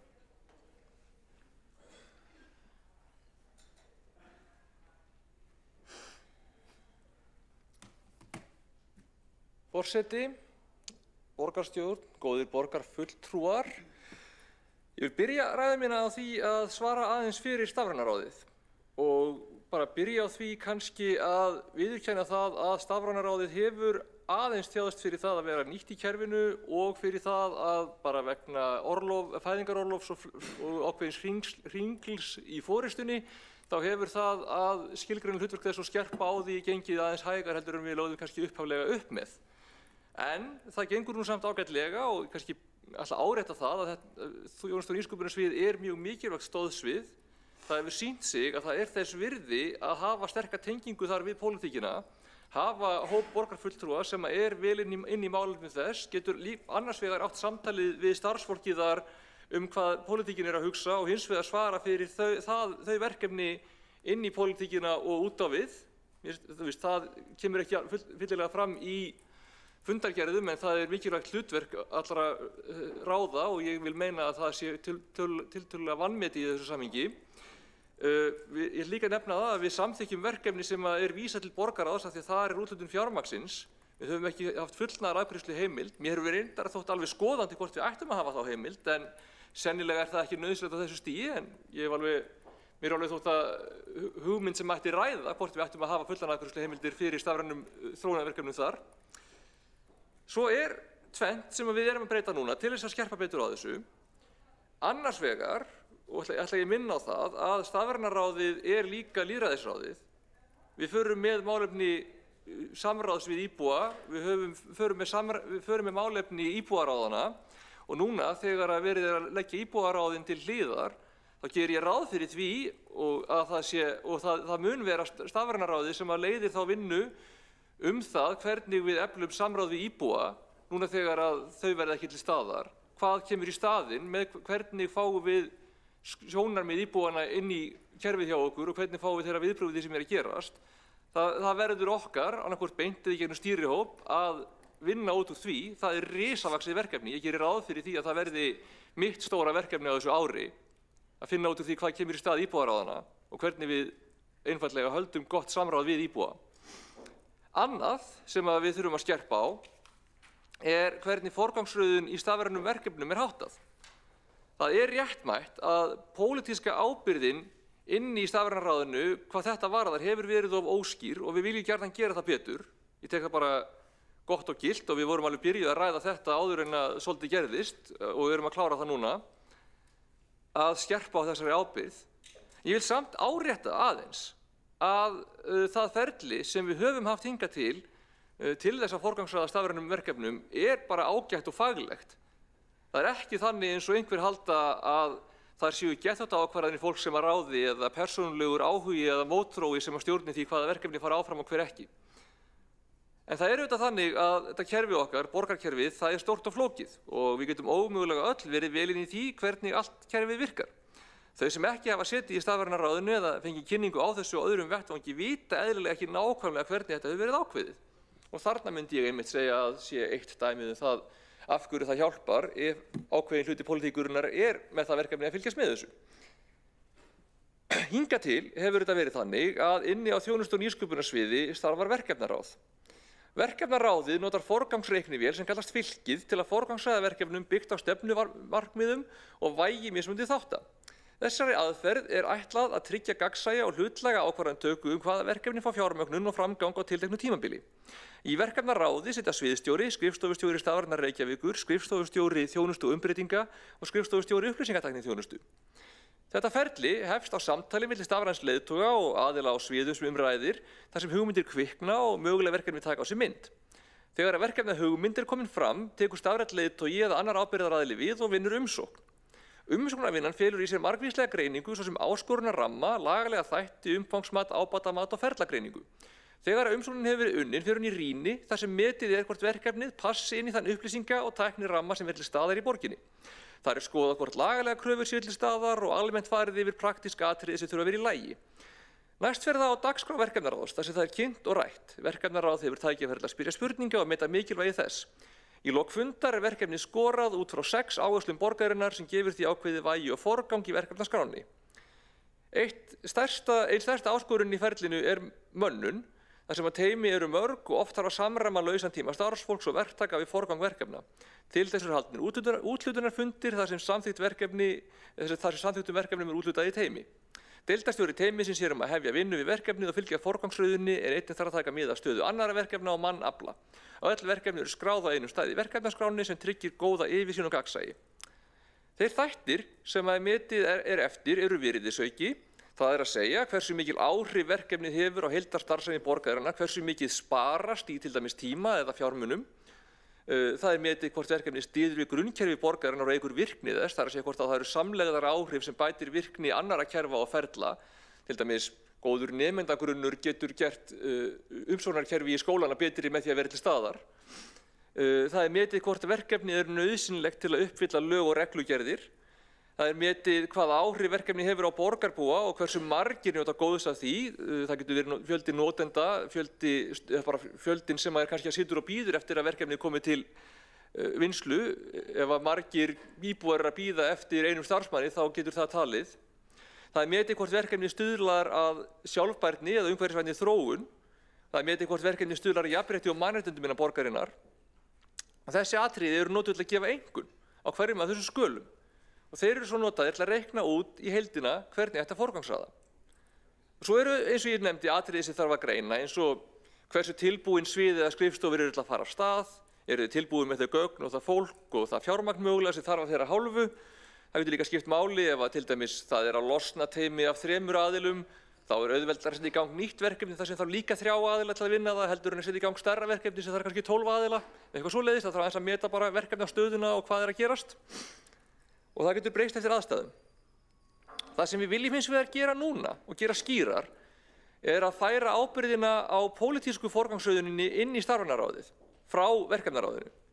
En í staðinn getur þá fylkið kannski fækkað aðeins þessum matsatriðum, sérstaklega þeim sem er ætlað að reyna að herma pólitíska áherslu hverju sinni, sem að starfsfólk eru auðvitað ekki fullkomlega í stakk búið til að gera. Við höfum verið með í vinnslu nýja samþykkt fyrir stafrænaráðið þar sem að þessi ábyrgð verður skýrð nánar og hún verður vonandi lögð fyrir forsætisnefnd fljótlega þegar hún er tilbúin. Ég geri þá ráð fyrir því að ráðið muni fá stigagjöf út frá fylkinu, mögulega aðeins breyttu áfram, en raði svo í forgangsröðun eftir því sem annars vegar svo stigagjöf gefur en einnig út frá sínu mati á pólitískum forgangi annars vegar og hvað leikir mest á að klára til að bæta þjónustu og upplýsingum til íbúa hins vegar. Það er bara gagnsærra og meiri sanngirni í því að pólitískt kjörnir fulltrúar taki formlega ábyrgð á því sem að verður á endanum uppröðunin, enda er hún alltaf með einhverjum hætti pólitísk og það er réttmætara að það séu við sem erum kjörin til þess sem berum ábyrgð á því heldur en að það sé starfsfólk. Og þau ekki þurfa að bera ábyrgð á því að útskýra fyrir annarkvort öðru starfsfólki eða íbúum af hverju eitt verkefni gangi hraðar en annað. Ég er að pæla hvort ég hafi tíma til að fara í næsta lið. Já. Ég vil líka tala aðeins aukið samstarf við ríkið, við Stafrænt Ísland og við Samband íslenskra sveitarfélaga stafræn mál. Auðvitað er það þannig að helst á að hafa sem mest af okkar stafrænu þjónustu innviðum sameiginlega á landsvísu. Auðvitað er ekkert vit í því að hvert sveitarfélag, hver stofnun, hvert ráðuneyti haldi út í sínum eigin stakstæðu þjónustugáttum og innviðum. Og það væri best að vinna þá að mestu saman. Helsta ástæðan fyrir því að við í Reykjavík höfum hlaupið á undan er sú að það hefur einfaldlega skort samstöðu, fjármagn og vilja til þess að fara í slíka sameiginlega vegferð. Við upplifðum einfaldlega að við gætum ekki beðið lengur. Við vorum orðin vandræðalega langt á eftir, ekki bara í Reykjavík heldur bara á Íslandi. Við höfum innleitt vissulega það sem hefur verið í boði hjá Stafrænu Íslandi, til dæmis Stafrænt Póst12 og svokallað X-Road samskiptalag. Við höfum líka fengið lánaða samráðsgátt Alþingis og við leitum alltaf leið að nota það sem er til staðar sem við höfum ekki þegar við getum, frekar heldur en að fara í eitthvað nýtt. Og okkar vilji til þess að vinna saman er algjör. Og núna á allra síðustu misserum höfum við upplifað meiri vilja bæði hjá sambandinu og hjá ríkisstjórninni til þess að vinna að sameiginlegri vegferð. Til dæmis erum við núna að vinna með ríkinu að því að koma upp nemendagrunni á landsvísu sem kemur í stað vinnu sem við vorum með í undirbúningi við að búa til nemendagrunn fyrir Reykjavík. Augljóslega betra að hann sé til á landsvísu heldur bara í Reykjavík, þannig að við fögnum því að ríkið hoppaði til. Og þó svo að reyndar upplifum við að akkurat núna þá sé fjármagn í stafræna þróun á Ísland.is og til sambandsins í einhvers konar pásu, þá upplifum við þessi vegna þess að ný ríkisstjórn að meta hvernig hún ætlar að forgangsraða því að ganga hraðar til verks og við fögnum því líka og við lýsum okkur bara mjög tilbúin til þess að taka þátt í því. Ég vil þó vara borgarfulltrúa við, bæði í samstarfsflokkunum og í öðrum flokkum, að það ekki að mér vitandi digrir sjóðir sem bíða eftir að koma til okkar og reka innviði fyrir okkur. Og þessir innviðir á landsvísu ekki til nema að litlu leyti. Það verður klárlega hagræði af því að byggja það upp til lengri tíma, en við getum ekki vænst þess að við förum í aukið samstarf með ríkinu og sveitarfélögunum beinlínis skila okkur hagræði á þessu eða næsta rekstrarári. Þetta vegferð sem þess virði að fara í, sem mun bæta þjónustu, nýta starfsfólk betur, spara fé, nýta tíma íbúa betur, en það kemur þegar innviðin hafa verið byggður upp og það þarf að byrja á að fjárfesta í þeim innviðum. Það auðvitað í boði í millitíðinni eða þar sem það metið hagkvæmt að við getum boðið öðrum að nýta þá innviði sem við höfum byggt upp, getum til dæmis tekið inn í hýsingu eða reksturkerfi fyrir önnur sveitarfélög gegn einhverjum rekstrargreiðslum. Og Reykjavíkurborg hefur verið leiðandi í þessari vegferð á síðustu árum á Íslandi, en við upplifum ekki að það sé endilega hlutverk sem við brennum fyrir að halda í. Við höfum bara eiginlega svolítið fengið það hlutverk að því aðrir á Íslandi hafi ekki tekið það kefli.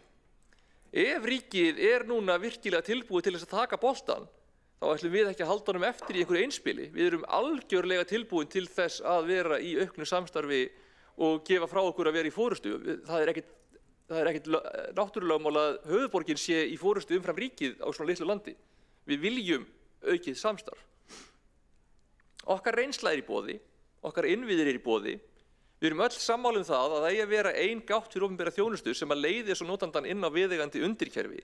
Við erum öll sammála það að viss grunnkerfi ættu með réttu best heima á sameiginlegum vettvangi, annaðhvort ríkisins eða sambandsins, svo við bara lýsum okkur að fullu tilbúin í allt það samstarf. Stafræn umbreytingin hefur ekki verið auðveld, hún var ekki ókeypis eins og fólk veit, en hún mun augljóslega spara okkur mikinn tíma og peninga. Það hafa ekki öll verkefni verið ábatametin, en þau verkefni sem hafa farið í gegnum ábatamat eru að skila okkur, ég held að það hafi verið 6 stór verkefni sem skila okkur hagræðingu upp á 200 milljónir á ári og þá eftir að ábatameta rúmlega 200 önnur umbótaverkefni. Auðvitað eru þetta kannski stærstu póstanir, en við erum að tala mjög mikið hagræði bæði í raunverulegum peningum en líka bara í tíma starfsfólks sem nýtist á í eitthvað annað og býr ekki til nýjan kostnað. Þessi vegferð borgar sig. Hún skilar sér í betri, einfaldari og hraðari þjónustu. Hún sparar peninga sem getur nýtt í annað. Hún sparar mannauð sem getur þá unnið verkefni, önnur verkefni eða verið í beinni þjónustu við notendur frekar en að vera í bakvinnslu eða hlaupa milli með pappíra. Reykjavíkurborg farin að sjá ávinningin af því að hafa verið framsýn. Nú komin tími til þess að Ísland allt taki skýr skref inn í þá vegferð. Það eru ómæld tækifæri sem bíða eftir að vera gripin. Og við lýsum okkur tilbúin til að vera með í þeirri vegferð áfram. Í þessu samhengi vil ég svo nefna aðra tillögu, notabene, þetta hefði getað verið þriðja ræða mín ef ég hefði ákvað að tala hægar. Og hagræði sem að sú tillaga getur skapað. En það tillagan að leita að hugmyndum frá starfsfólki borgarinnar það hvernig við getum fundið hagræði í rekstri án þess að það bitni á þjónustu eða gæðum. Við viljum reyna að eiga þetta samstarf við starfsfólk með frumlegum og lýðræðislegum leiðum, mögulega með vinnustofum eða hackathoni. Og ég myndi halda til haga að það getur verið mikilvægt að tryggja að fólk getur lagt inn hugmyndir nafnlaust þar sem auðvitað geta svona tillögur verið viðkvæmar og það erfitt að biðja starfsfólk hugmyndir ef þau þurfa að óttast að það skapi þeim jafnvel óvild hjá öðru starfsfólki eða á öðrum sviðum eða jafnvel hjá kjörnum fulltrúum. Þannig að mér finnst að það sé hægt að skila einhverju svona hugmyndu nafnlaust góð hugmynd. En borgarkerfið stórt. Það hefur batnað mjög mikið á síðustu árum. Okkur hefur gengið bara ágætlega að auka hagræði, nýta okkar innviði, okkar mannauð og okkar peninga betur. En það eru alveg örugglega mörg tækifæri til þess að gera það víðar og betur. Og það ekki alltaf atriði sem eru mælanlega í fjölda starfsfólks eða fjölda gesta sem afgreiddur á dag eða fjölda fermetra. Stundum, ekki alltaf. Stundum það atriði sem eru illsjáanleg utanfrá eða ofanfrá. Þess vegna teljum við að þetta sé góð hugmynd sem geti bætt kerfið, geti bætt þjónustuna sem við erum að veita. Ég hlakka til að takast á við þessi verkefni. Stafræna ráðið rétti vettvangurinn til þess Ég skil alveg að fólk sem hefur fylgst með held í gegnum að lestur fundargerða skilji ekki alveg af hverju það mikilvægt og ef að þannig fer á endanum að kjósendum hugnast ekki hvernig við höfum staðið skil á okkar verkefnum eða næsti meirihluti ákveður að taka þá ákvörðun eftir ár, þá getur verið að það verði lagt niður en ekki á minni vakt og við ætlum að halda áfram að vinna vel í þágu borgarbúa. Takk.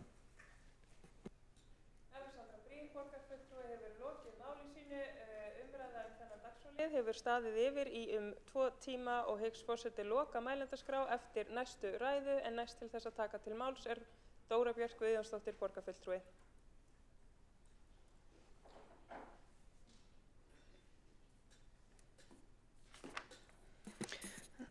Forseti, ágæta borgarstjórn, kæru íbúar. Við kynnum hér í dag með stolti samstarfsyfirlýsingu Samfylkingar, Pírata, Sósíalistaflokksins, Flokks fólksins og Vinstri grænna lífsgæði í Reykjavík. Leið hér tilbúin 25 aðgerðaáætlun til að fylgja eftir þessari yfirlýsingu. Enda megum við engan tíma missa. Hefjumst hér með handa með orku, metnað og hugsjón sem okkar stökkbretti. Þetta ekki tæmandi listi sem hér birtist, enda fjölmörg verkefni í gangi, en þetta eru þau helstu verkefni sem við ætlum að bæta við og breyta. Í fyrsta sinn hér komin til kastana 5 flokka stjórn undir forystu kvenna, umbótastjórn sem byggir á félagslegum grunni og ætlar að nýta tímann vel. Í þágu velferðar og vellíðan fólks á öllum aldri, barna og barnafjölskyldna sem á dýra, og þó að kollega mínir njóti þess að gera lítið úr úrbótum í þágu velferðar dýra, þá erum við óhrædd við að standa með þeim sem eru háðir öðrum sína málsvörn, hvar sem þau svo sem að finna. Ég vil nota tækifæri og þakka mínum fyrri samstarfsflokkum kærlega fyrir gott og gjöfult samstarf borgarbúum til heilla. Hér í borgarstjórn njótum við krafta öflugs hugsunarfólks í öllum flokkum og fyrir það ég þakklát. Vonandi getum við unnið vel saman öll sem eitt næstu mánuði. Láti pólitískt karp sitja á hakanum og einblínda á árangur. Brýnasta hæfni hverjar stjórnmálamannesku að geta unnið vel með öðru fólki og það höfum við Píratar lagt kappa á að gera, að brúa brýr og finna lausnir. Grundvöllur vellíðunar og velferðar öryggi. Húsnæðisöryggi og félagslegt öryggi og traust okkar á það nauðsynlega grunnnet sem verður að grípa okkur þegar annar þrýtur. Við viljum standa vörð þessi net og styrkja þau. Stoppa í götin og taka vel utan fólk þegar þörf á, eins og sæmir velferðarsamfélaginu sem við viljum sannarlega búa við. Lykil áhersla auk styrkingu velferðar eru húsnæðismálin, enda lykilstoð í velferð. Að eiga öruggt þak yfir höfuðið. Þeir flokkar sem hér standa að nýjum samstarfssáttmála þora að setja félagslegar áherslur í forgrunn á afgerandi hátt. Fjölga óhagnaðardrifnum íbúðum sem á félagslegum umfram núverandi ramma. Að sjálfsögðu innan nauðsynlegra marka félagslega blöndun sem skiptir lykilmáli eins og við þekkjum öll af reynslunni. Við ætlum að setja á dagskrá tímamótaverkefni sem samstarfi verkalýðshreyfinguna uppbyggingu og fjármögnun innviða og húsnæðis í stórum skala á nýjum svæðum í Úlfarsárdal og víðar sem við bindum miklar vonir við að koma í skýran farveg næstu mánuði. Betri nýting ríkislóða þar undir og þar eru mikil tækifæri. Hér var verið að spyrja út í 10.000 íbúðirnar sem nefndar eru og get ég svarað því að það pláss fyrir 10.000 íbúðir í Úlfarsárdal. Ekki innan M22 en þaðan og inn dalinn. Planið að hefja uppbyggingu á M22 á þessu kjörtímabili og þar og í námunda við það svæði væri hægt innan vaxtarmarka að koma fyrir 3.000 til 5.000 íbúðum. Vaxtarmörkin gilda í dag til 2040. Og það eðlilegt að leggja grunn að uppbyggingu næstu ára og áratuga og planið að fara af stað með greiningu á því sem næst í röðinni og leggja grunn að uppbyggingarsvæðum og útvíkkun vaxtarmarkana í því samhengi. Þar kemur betur í ljós hvernig svæðin raðast upp og þar undir til skoðunar Úlfarsárdalur í heild sinni, Geldinganes með tilkomu Sundabrautar og svo Örfirisey auk fleiri svæða. En mér finnst í samhenginu full ástæða til að ráðast í staðarvalsgreiningu fyrir Sundahöfn til næstu 50 til 100 ára. Enda ekkert sjálfsagt að það verði einungis hluti skipa sem flyst upp í Álfsnes. Það eðlilegt að taka faglega og upplýsta ákvörðun þetta viðfangsefni og staðsetningu Sundahafnar til næstu áratuga, áður en ráðast í umfangsmikla uppbyggingu í Sundahöfn til að tryggja þar hafnarstarfsemi til lengri tíma. Það því margt undir í þessu efni. Hugað verður að fjölbreyttu búsetuformi, enda viljum við skapa svigrúm til að vera alls konar. Það snýst ákveðið frelsi til að velja sinn lífstíl og umræða fjölbreytt búsetuform hluti af því. Dæmi þetta tilraunaverkefni kjarnasamfélag eða co-housing sem gengur út á deilihagkerfis hugsjón, að nýta betur pláss og auðlindir og vinna gegn einangrun og einmannaleika og styðja við félagslegar stoðir samfélagsins. Við ætlum sömuleiðis að huga að heimilum á hjólum, enda vantar sárlega betri stað en þá lóð á Sævarhöfða sem hefur verið nýtt undir þetta undanfarin misseri. En eins og við þekkjum öll vel eru aðstæður þar óviðunandi. Smáhús eða tiny houses annað búsetuform sem okkur finnst forvitnilegt. Við viljum finna svæði til að hefja undirbúning að tilraunaverkefni smáhúsabyggð, þar sem fólk getur búið smátt og snoturt og jafnvel rækta lítinn garðskika fyrir utan.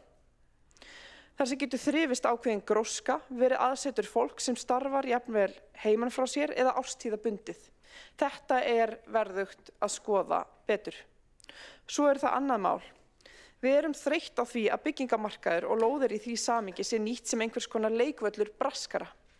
Uppbygging húsnæðis alvarlegri en sem svo og það óásættanlegt að slíkt brask geti orðið til þess að hækka húsnæðisverð. Eða jafnvel til þess að færa gæði úr höndum almennings yfir í hendur einkaaðila. Við ætlum því að vinna markvisst gegn lóðabraski, til dæmis með því að skoða hvernig megi innleiða tímabundnar uppbyggingarheimildir og takmarka endursöluheimildir lóða, auðvitað innan allra skynsemismarka. Þetta þarf að rýna vel. Hingað til hefur verið of mikið þol að mér þykir gagnvart slíkri hegðun. Hún verið álitin að vissu leyti eðlileg, en ég held að hún sé það ekki. Húsnæðismarkaðurinn snýst mannréttindi fólks og húsnæðisöryggi fólks og brask á ekki heima í slíkum bransa. Birta og gæði í uppbyggingu húsnæðis verður sérstakt áhersluatriði næstu mánaða. Markaðurinn margt ágætur en ég hef trú á að eðlilegt sé að setja skýran ramma með borgarhönnunarstefnu. Jafnframt í vinnslu ljósvistarkafli sem á að bæta inn í byggingareglugerð, en það á forræði ríkisins enda gildir byggingareglugerð allstaðar. Og það gríðarlega mikilvæg vinna og vonandi klárast hún fljótt og örugglega. Hingað til hefur umtal hraða og magn tröllriðið allri umfjöllun uppbyggingu, ásamt því sjónarmiði að hið opinbera eigi ekki að flækjast fyrir frjálsu flæði uppbyggingaraðila. Og það hefur verið stemning fyrir ákveðinni ofurtrú á að markaðurinn leysi þetta og viti best. En við vitum nú mjög gott dæmi það þegar markaðurinn leysir ekki allt best án þess skýra ramma sem ég hef talað fyrir. Við viljum líka vinna að heildarskipulagi fyrir mjóddina og það verkefni sem við höfum sett hér á dagskrá sem á uppfærsla á biðstöðinni. Það löngu komin tími til að hugsa mjóddina heildstætt. Í okkar sáttmála og samstarfsyfirlýsingu kveðið á innviðaúrbætur í þágu dýravelferðar sem varðar stækkun, selalaugar og uppbyggingu þjónustuhúss í Húsdýragarðinum. Við viljum hlúa vel að dýrum í borginni svo þau lifi við ásættanlegan mannúðlegan aðbúnað og við viljum geta verið stolt af okkar meðhöndlun á dýrum.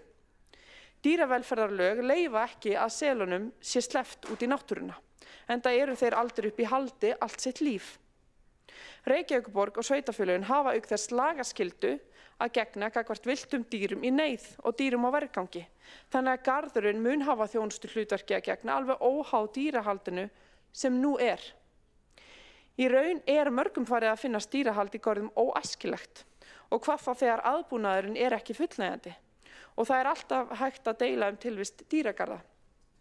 En þeir sem halda dýr á annað borð verða að gera það vel. Við erum að þróa Húsdýragarðinn áfram sem dýraathvarf fyrir villt og veikburða dýr. Mikilvægt að ítreka að verkefni sem umræðist snýst ekki bara selalaug, heldur að stórum hluta byggingu þjónustuhús, þar sem hægt að sinna dýrum garðsins sem eru veik eða villtum dýrum í hremmingum og það ríkir það lagaskylda á okkar herðum. Og við erum með þessu að uppfæra selalögin í takt við alþjóðleg viðmið og nútíma kröfur dýravelferð. En lítið hefur verið fjárfest í garðinum síðan hann var opnaður 1990. En síðan þá hafa viðmið dýravelferð sannarlega breyst mikið. Verkefnið reyndar ekki nýtt af nálinni, en það var boðið út árið 2022 og þá fóru undirbúningsframkvæmdir á stað. Því var svo frestað og hefur verið í frestun síðan þá. Fjölskyldu- og húsdýragarðurinn líka mikið sóttur en þar koma 150 til 200.000 gestir árlega. Þúsundir nemenda taka þátt í skipulögðu fræðslustarfi þar, enda garðurinn órjúfanlegur hluti af dýra- og náttúrufræðslu í skólum borgarinnar og þannig hluti af menntakerfinu.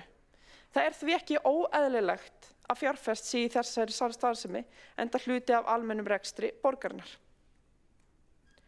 Þessar úrbætur svo hluti af stærri vegferð sem að þjónusta betur dýr og dýraeigendur í borginni með stofnun Dýraþjónustu Reykjavíkur í Húsdýragarðinum. Til að bæta, einfelda og auka skilvirkni þjónustu við dýr og dýraeigendur.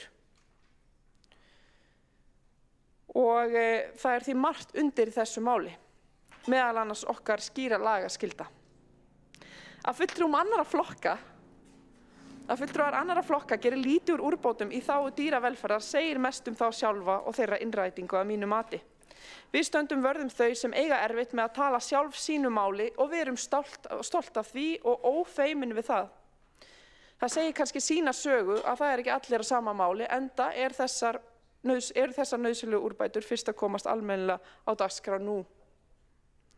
Forseti, það engin dygð að sýna af sér fálæti og lítilsvirðingu í garð þeirra sem minna mega sín.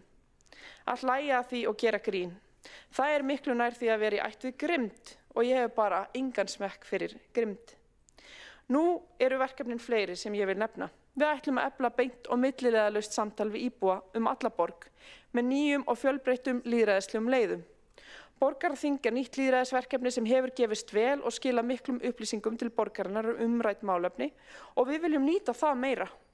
Við viljum fjölga borgarþingum, vera í beinni tengslum við foreldrafélög, íbúasamtök og fólki í hverfunum umhverfi sitt og sína sín þróun borgarinnar. Í þessu felast ótvíræð tækifæri. Í samhengi við þessa vinnu ætlum við að leyfa íbúaráðunum að hvíla út kjörtímabilið og fela stafrænu ráði sem fer með lýðræðismál borgarinnar að halda utan hlutverk ráðana í samvinnu við sérstakan samráðsfulltrúa.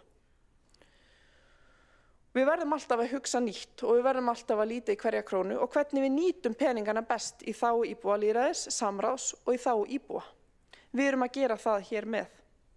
Samhliða verið að þróa áfram hverfið mitt til að nýta peningana betur og auka sýnileika þeirra fjármuna sem varið í það verkefni. Mér finnst líka ástæða til að eiga í beinni samtölum stóru verkefnin eins og þau sem heyra undir fjárfestingaáætlun, endurgerð hverfa og almanna rýma. Græn þróun borgarinnar verður enn í hávegi höfð. Við ætlum að standa með því að auka ferðatíðni strætó, bæta þjónustu við farþega, gönguleiðir barna í hverfum og hjólaleiðir verða bættar til að auka öryggi barna og hjólreiðamanna í umferðinni. Áætlun gönguvæna borg verður hrint í framkvæmd.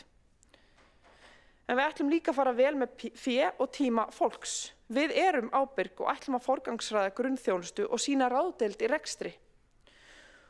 Og ég veit að það hefur talað mikið það að séu örfáir liðir þetta í okkar áætlun, en þar undir fjölmargar aðgerðir. Og hér nokkur dæmi. Við ætlum að bæta utanumhald viðhald og rekstur eigna borgarinnar og endurskipuleggja eignaumsýslu þar sem skipulag, verklag, ábyrgðarskil, áhættustýring og upplýsingagjöf verða bætt. Og við ætlum að sömuleiðis að gera upplýsingamál borgarinnar skilvirkari og bæta samræmda upplýsingagjöf. Við ætlum að bæta yfirlit yfir innkaup og innkaupaheimildir og við ætlum að leita til starfsfólks Reykjavíkurborgar eftir hugmyndum hvernig megi nýta bæði tíma og fjármagn Reykjavíkur sem best og skoða notkun lýðræðislegra leiða til að ná fram góðum hugmyndum í samtölum við starfsfólk, meðal annars með svokölluðu hagræðingarhakkaþoni, hugmyndaleit og rökræðukönnunum og skoða hvaða leiðir eru bestar og farsælastar okkar mati. Einnig stendur til að skerpa á verkefnavali í stafrænni þjónustu með góða nýtingu fjármuna og grunnþjónustu í fyrirrúmi. En við byrjuðum á okkur sjálfum og höfum nú þegar lagt grunn að 75 til 100 milljóna króna sparnaði árlega þegar kemur á launakostnaði fyrst og fremst kjörinna fulltrúa með breytingu á nefndum og ráðum. Við erum ekki feimin við verkefnin og tökum þau ekki vettlingatökum, heldur með heitum og sveittum lúkunum og lendum hlaupandi í þessu spretthlaupi næstu 14 mánaða.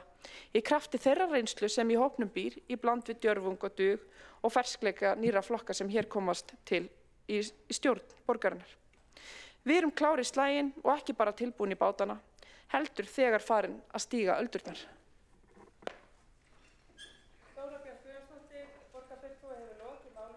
Borgarfulltrúar hafa óskað eftir að veita ansvar, veitir þá ansvar fyrst borgarfulltrúi Magnea Gná Jóhannsdóttir.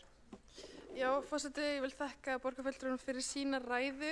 Ég hef ekki orðið vör við að neitt tali hér gegn velferð dýra, heldur þvert á móti, en ég ljósi þessar fullyrðingar að borgarfulltrúar séu að tala á móti velferð dýra, að jafnvel hlæja henni, þá vil ég spyrja borgarfulltrúan hvort að hún telji það vera velferð dýra að selir séu haldnir í Laugu í Laugardal og hvort það væri ekki réttara að við hættum að halda villtum selum í Laugardal í Húsdýragarðinum. Forseti, Magnea Gná Jóhannsdóttir, borgarfulltrúi hefur lokið við að veita ansvari svara þá ansvari borgarfulltrúin Dóra Björk Guðjónsdóttir. Forseti, ég þakka borgarfulltrúanum spurninguna. Ég tel mikilvægt í ljósi stöðunar þar sem ríkir þetta lagaskylda, þar sem okkur ekki heimilt að gera neitt annað en að halda dýrunum þarna sem eru þarna, það ekki heimilt að sleppa þeim og ekki vilji til þess að slátra þeim, sem kannski það sem borgarfulltrúin að ýja til, að þá eðlilegt að uppfæra nútíma kröfur, skýra kröfur það hvernig að halda utan þessi dýr og rýmka það rými sem að dýrin hafa til umráða. Sömuleiðis, eins og ég hef sagt, að þá snýst þetta líka það að taka betur utan veikdýr sem að þarna eru, vilddýr sem að veik koma inn í garðin eða í neyð og þurfa aðhlynningu og aðstoð og að þau hafi það gott svigrúm og rými þegar þau dvelja þarna. Þess vegna þetta verkefni sannarlega dýravelferðarverkefni í víðum skilningi og það snýra okkar lagaskyldu alveg óháð þessum selum sem þarna að dvelja sem að njóta þá góðs af á meðan eru. Dóra Björk Guðjónsdóttir, borgarfulltrúi hefur lokið við að svara ansvari, veitir þá ansvar öðru sinni borgarfulltrúi Magnea Gná Jóhannsdóttir. Já, forseti, hér er verið að leggja mér orð í munn. Ég hef aldrei talað það þegar ég slátar þeim selum sem eru í Húsdýragarðinum og myndi aldrei leggja það til. Ég held að við öll hérna inni séum hlynnt dýravelferð og viljum gera það besta sem við getum gert fyrir dýr, en spurningin snera því hvort það væri rétt að Reykjavíkurborg, mögulega eftir líftíma þessa sela, haldi selum í Laugardal, hvort það fari ekki gegn dýravelferð að við sem að halda hér villtum dýrum í laug í Laugardal. Og það spurt út frá dýraverndunarsjónarmiðum hvort að við eigum ekki að hætta þessari, þessari varðveislu dýra þarna inni. Ég sjálf sett spurningamerki við það hvort það sé dýravelferð að við séum með seli í Laugardal. Magnea Gná Jóhannsdóttir, borgarfulltrúi hefur lokið við að veita ansvar, svara þá ansvari öðru sinni borgarfulltrúin Dóra Björk Guðjónsdóttir. Forseti, ég afsakaði við misskilja orð borgarfulltrúans, það var ekki áætlun mín. Nei, mér finnst það ekki endilega vera neinn framtíðarsýn í því að halda því áfram eftir að þessi dýr eru fallin frá, en á meðan þau eru, þá finnst mér mikilvægt að þau hafi góðan aðbúnað og aðhlynningu. Og þessi dýr lifa í áratugi og ná oft gömlum aldri. Þarna eru meðal annars ungir selir sem að munu vera þarna í einhverja áratugi og þá rosalega mikilvægt að aðbúnaðurinn sé góður. En eins og ég hef sagt að þá erum við líka að þróa Húsdýragarðinn áfram sem dýraathvarf, ekki bara sem garð, heldur sem dýraathvarf og það tengist því að þarna dýraþjónusta Reykjavíkur, þarna tökum við á móti dýrum í neyð, þarna koma selir árlega sem eru særðir, sem að þurfa aðhlynningu og geta svo farið aftur út eftir aðhlynningu, þarna koma dýr, þarna viljið til þess að við getum tekið betur á móti til dæmis fuglum sem að eru særðir eða hafa lent í olíuslysi eða eitthvað slíku og þannig með þessu getum við mætt þessum dýrum betur, tekið betur utan þau og uppfyllt okkar lagaskyldu. Dóra Björk Guðjónsdóttir, borgarfulltrúi hefur lokið við að svara ansvari öðru sinni og veitir þá ansvar Einar Þorsteinsson, borgarfulltrúi. Forseti, mér langaði að spyrja aðeins út í fyrirætlanir meirihlutans kjarnasamfélög og lóðir undir smáhýsi.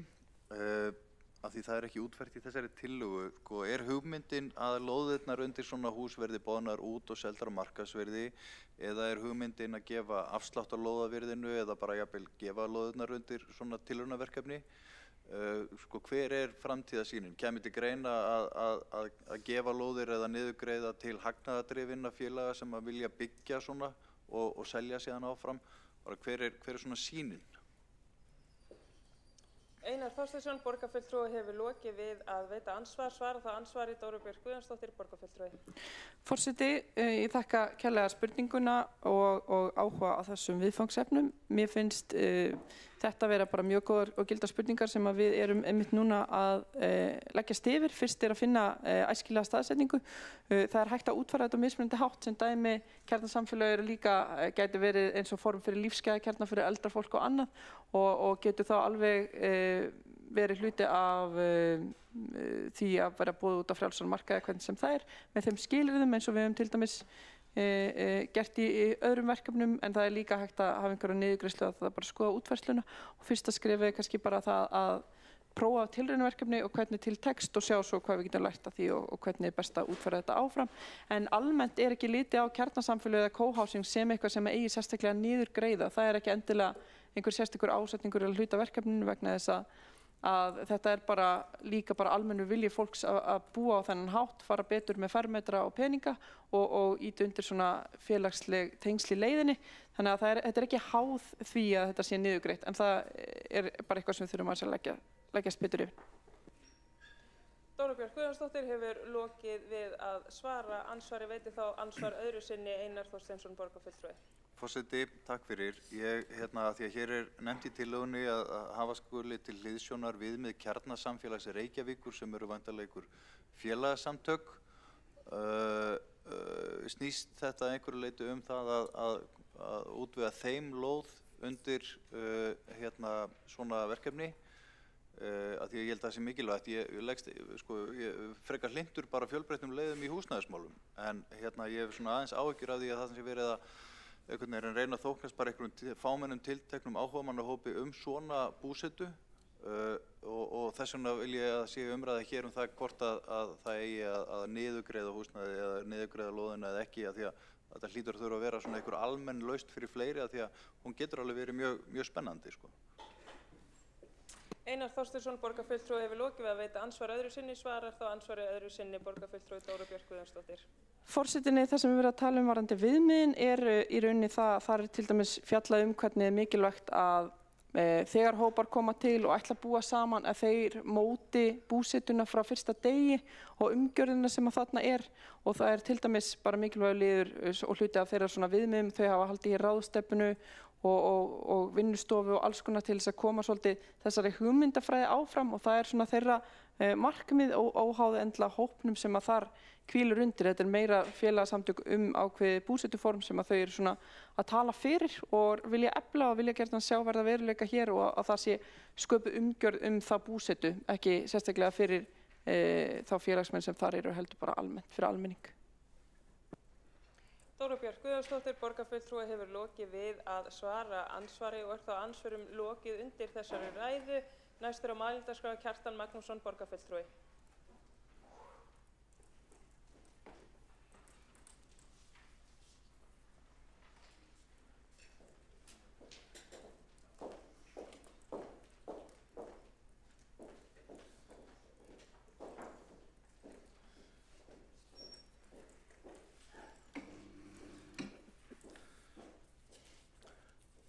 Forseti, góðir borgarfulltrúar, eftir lestur þessarar aðgerðaráætlunar nýs meirihluta lesandi litlu nær það hvernig borginni verður stjórnað næstu 14 mánuði eða fram að kosningum. Þetta plagg gefur þó ákveðnar hugmyndir það hvernig meirihlutaflokkarnir hugsa og það kannski táknrænt að það má ekki kalla hlutina sínum réttu nöfnum. Flokkarnir voru í einhverjar vikur að ná saman meirihlutann, en fyrsta yfirlýsingin var síðan það að það mætti ekki kalla á meirihluta. Þannig að þetta er klassiska dæmi það, hinna nýlensku stjórnmálamanna, þegar að þeir skiptum orðræðu og slaufu einhverjum orðum og orðin glata merkingu sinni vegna þess að fólk á að sjá eitthvað annað en hlutinir í raun og veru og það er dæmið þetta. Það er hér meirihluti en það má ekki kalla hann meirihluta og hann vil sjálfur ekki kalla sig meirihluta. Það er þetta bara mjög athyglisvert. En svona í heildina þá má segja að þetta sé plaggið það samanstandi af frösum og fróðusnakki. Þarna eru í mörgum tilvikum mörg orð, haft mjög lítið en fá eða engin orð hluti sem skipta miklu máli og borgarbúar vilja fá svör við. Þarna er skortur og andagift á ferskum hugmyndum. Það vantar hins vegar ekki að tillögurnar eru mjög margar en kannski eitthvað vísbending að minnihlutinn vill eyða sem minnstum tíma í að ræða aðgerðaáætlun sína. Þrátt fyrir að þarna séu margar tillögur, þá er þetta allt bara rætt undir einni tillögu og í staðinn fyrir 10 mínútna ræðutíma, þá er 15 mínútur. En þetta ber alltaf sama brunni. Þegar maður leggur fram pakka með 20 tillögum eða eitthvað slíkt og vill í krafti atkvæða sjá til þess að minnihlutinn fái sem minnstan tíma til að rýna þessar hugmyndir eða fara yfir þar, þá getur maður ekki verið mjög stoltur af því verki. Og maður áttar sig ekki heldur á með skýrum hætti hver meirihlutinn telur að séu brýnustu verkefnin í borginni. Þetta er rýrt í róðinu og plaggið gefur í heild sinni mjög óskýra sýn á það hver eru brýnustu viðfangsefni borgarmálanna. Það er ekki mikil tími til stefnu. Það mætti halda að þetta væri aðgerðaáætlun sem var gerð til 5 eða 10 ára. Það er svo margt óljóst á henni. Það er kveðið á svo mikla stefnumótun sem við vitum að er tímafrek og er ekki eitthvað plagg sem á að virka til 14 mánaða heldur kannski 10 eða 14 ára. Að minnsta kosti sér maður ekki hvernig að taka á fjármálunum, húsnæðismálunum, dagvistarmálunum, samgöngumálunum og menntamálunum. Og það verður til dæmis ekki séð bara í kaflanum fjármálin að þetta sé eitt helsta vandamál sem borgin stendur frammi fyrir, sem það auðvitað og hefur margoft verið sýnt fram á. Kaflinn fjármálin og bætta rekstur er mjög almennt orðaður, mikið af frösum, mikið skoðanir, en það er ekkert að finna hérna neina einustu svona skýra aðgerð. Undir kaflum húsnæðismál þá segir að vinna í markvisst gegn lóðabraski í Reykjavík. Í tillögunni felst vissulega viðurkenning á því að húsnæðismálum í borginni hefur verið stefnt í mikið óefni undir stjórn vinstri flokkana undanfarin ár. Innleidd hefur verið húsnæðisstefna sem byggist á takmörkuðu lóðaframboði og afar háu húsnæðisverði sem gert hefur að verkum að fjöldi borgarbúa hefur ekki lengur efni á að kaupa húsnæði, sem var þó á sínum tími aðall húsnæðisstefnu Sjálfstæðisflokksins að allir áttu að geta, eða langflestir áttu að geta keypt sér húsnæði, líka láglauna fólk. Þegar það leyti sem vinstri flokkarnir innleiddu húsnæðisstefnu sína, þá voru lóðir markvisst boðnar upp sem hækkaði auðvitað verð þeirra í sama takti og lóðaframboð var takmarkað og það var það sem stuðlaði að stórfelldu lóðabraski eins og kaupendur fyrstu íbúða hafa þurft að súpa seiðið af meira og minna hér í Reykjavík í 20 ár.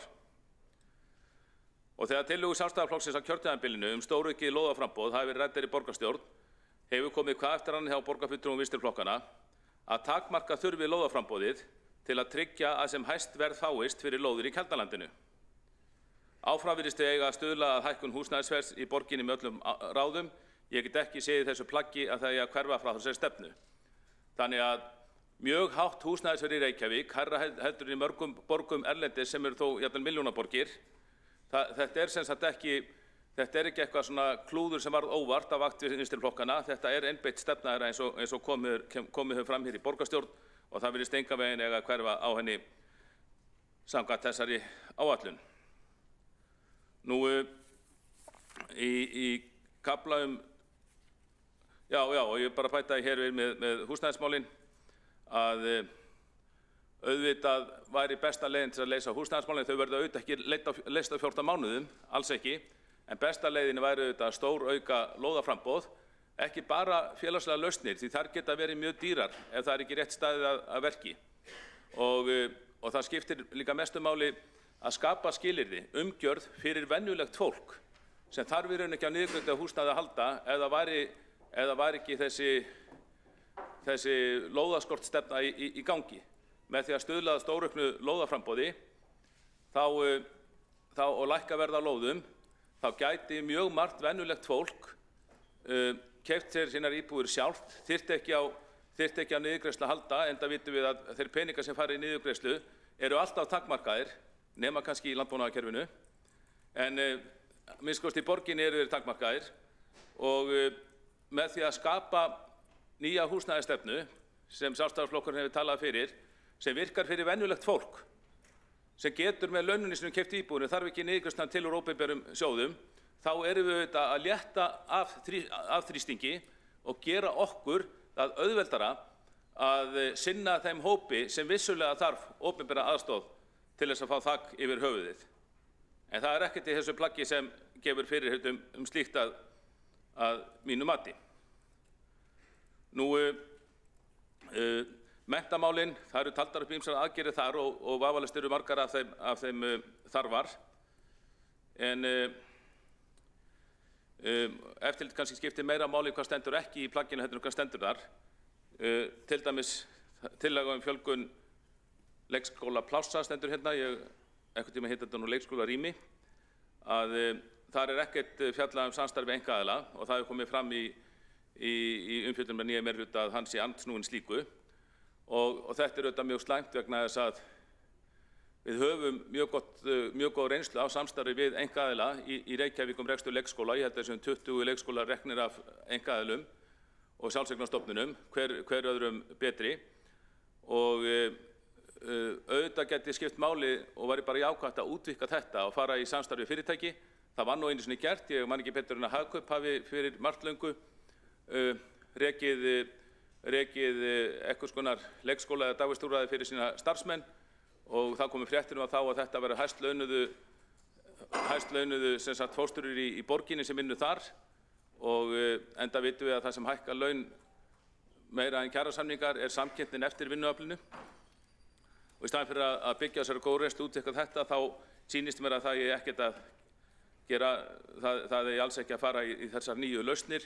Það er ekkert hér talað að það er aftur að fjölga dagforeldrum, nýta krafta þeirra sem væri auðvelt. Þannig að því miður það eru vinstri lausnir sem hafa búið til mörg þau vandamál sem við glímum við í rekstri Reykjavíkurborgar og þjónustu hér í dag og enn harðari vinstri lausnir heldur en hafa verið eru ekki rétta leiðin.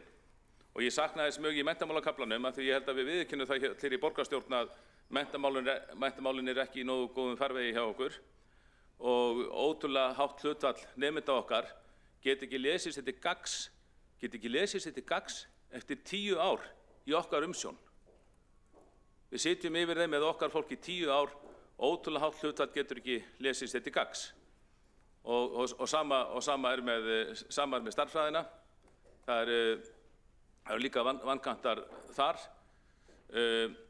Samt við erum að reka eitt dýrasta grunnskólakerfið í OECD en árangurinn því miður ekki til því. Og það engin frumleg hugsun hér aðgerðir í menntamálum það hvernig við getum tekið það er mikið talað kjarna hérna, en það kjarnaatriði að börn geti lesið og reiknað sér til gagns eftir að við höfum haft þetta í 10 ár, 10 langa vetur.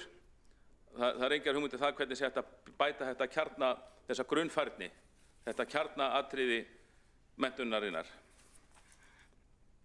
Og ég samt, en ég tekka fram, sumar tillögur hér eru þarfar.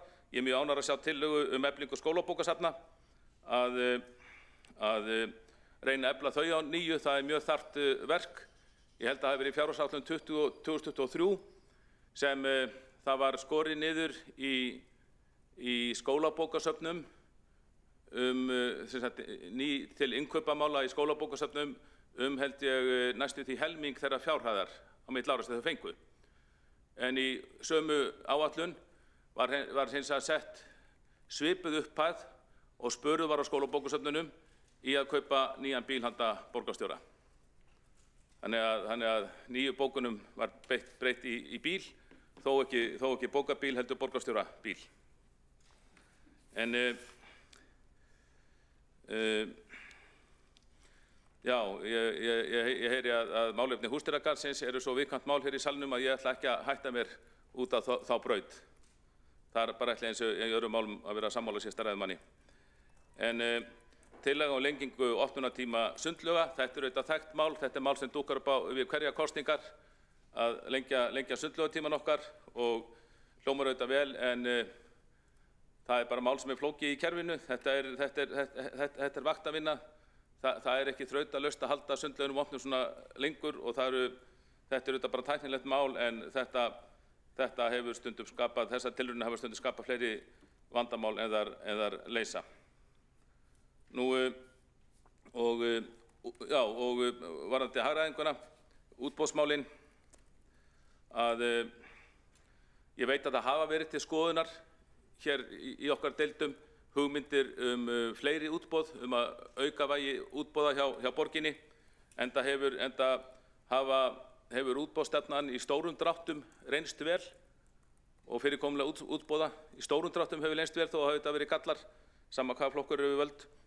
Og þetta hefur verið til skoðunar, en það er ekkert minnst á þetta í þessum kafla fjármálin, þannig að væntanlega þýðir það að það verður horfið frá þessum hugmyndum aukin útboð sem vissulega getur þó skilað árangri.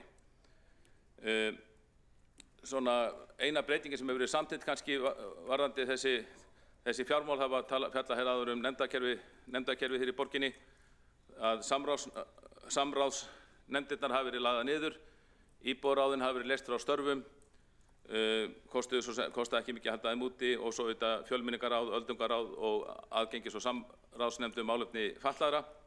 Þetta er allt lagt niður og sparnaði borið við, og það er ljóst að það hefur verið mjög vandasamt að hafa samstarfið jafnt gott í nýju mannréttindaráði eins og meirihlutinn ætlar sér.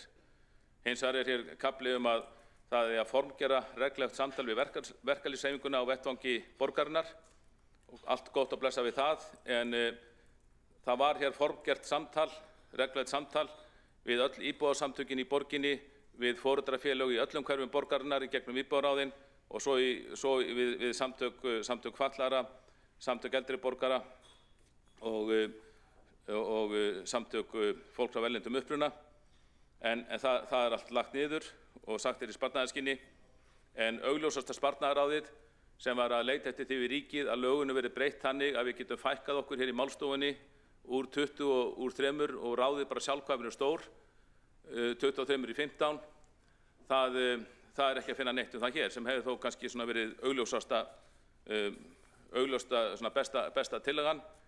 Við erum 140.000 manna borg, ég veit ekki neina borg af sömu stærð og Reykjavík sem er með 31 fulltrúa, þetta er 31 fulltrúum með varaborgarfulltrúunum á fullum launum við það að sinna borgarmálum.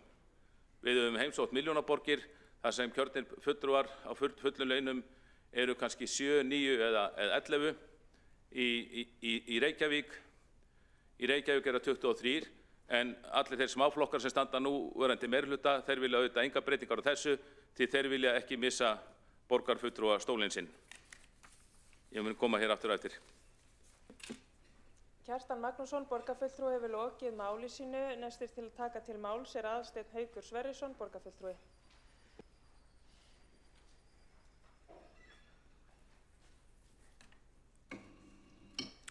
Forseti, ágætu borgarfulltrúar og kæru Reykvíkingar. Ég vil byrja á því að óska nýjum samstarfsflokkunum velfarnaðar í starfi og leið þakka fráfarandi meirihlutaflokkum fyrir samstarfið. Mörgum málum er pakkað hér í þennan fyrsta lið í dag í borgarstjórn. Mörg þeirra eru áhugaverð, önnur ekki svo.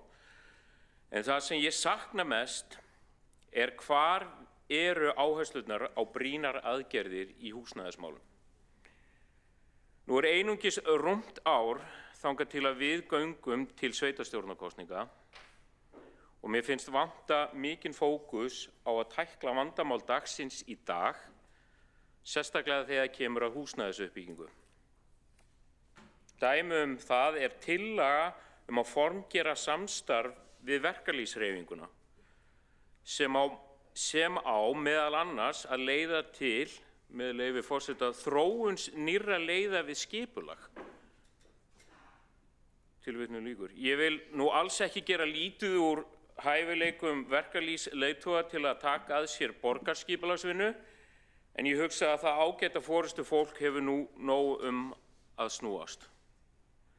Hvað sem því líður þá það ljóst að þetta samtal sem hér verið að boða mun taka tíma og ég hef ekki mikla trú að þetta muni bera ávöxt á þeim takmarkaða tíma sem eftir á þessu kjörtímabili.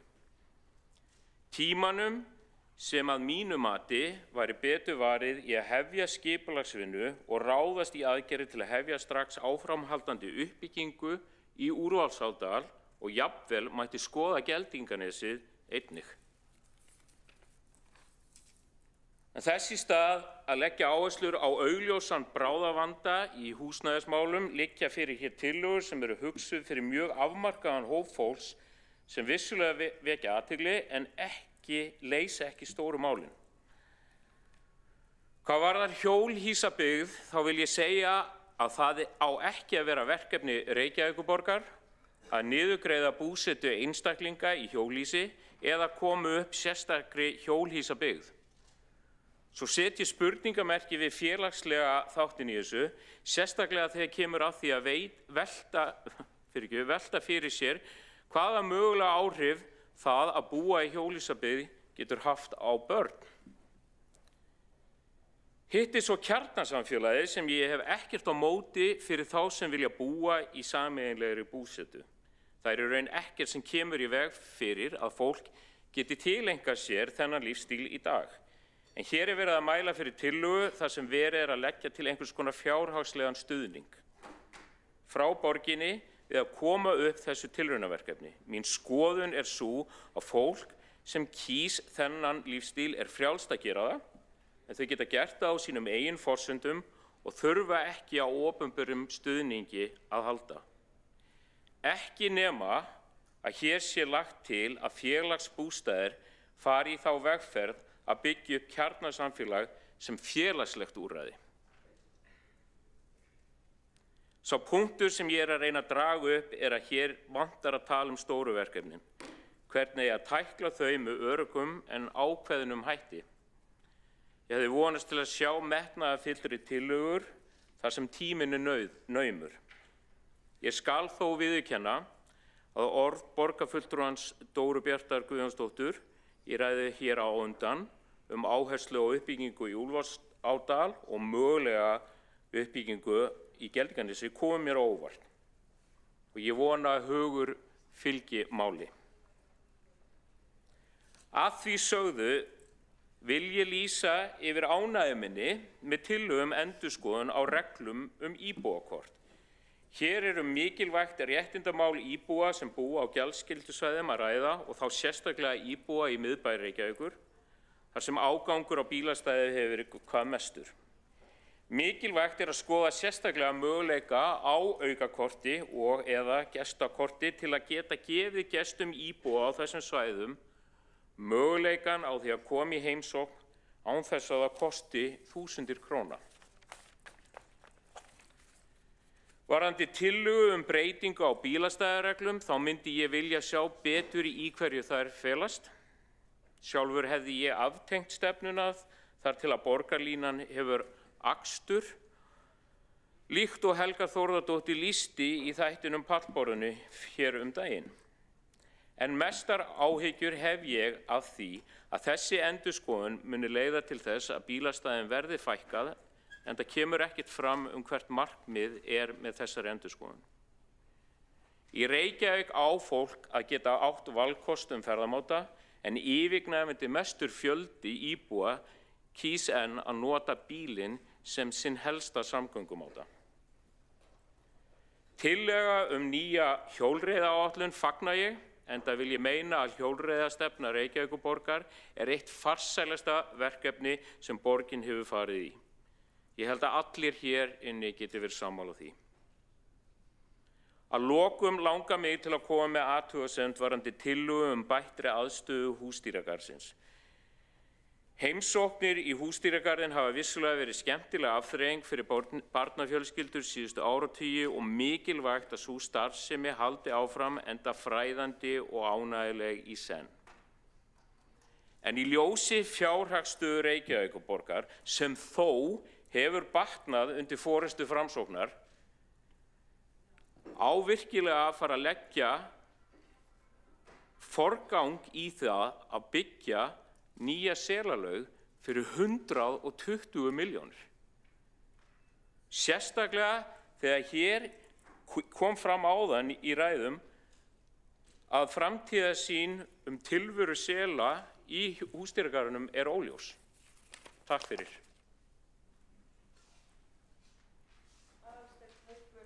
Borgarfulltrúi hefur lokið máli sínu. Ósk hefur komið að veita ansvar? Nei. Næstur á mælendaskrá Hjálmar Sveinsson, borgarfulltrúi.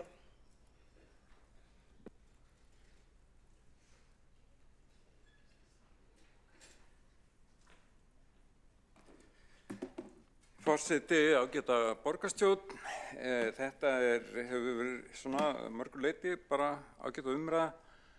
Ég ætla að nota ferðina hingað upp í púlti til að aðeins að víkja orðum að því sem við köllum félagslegt húsnæði, að því að mér finnst að það sé kannski ekki alveg skýrt hvað átt við með því í mínum augum og líka í löndum þar sem ég þekki til að þeir tala félagslegt húsnæði, þá rauninni talað húsnæði þar sem að hið opinbera kemur að með styrkjum og öðru slíku. Þannig að uppbygging verkalýðsfélagana í gegnum húsnæðisfélag Bjarg, það samkvæmt þessari skilgreiningu félagslegt húsnæði.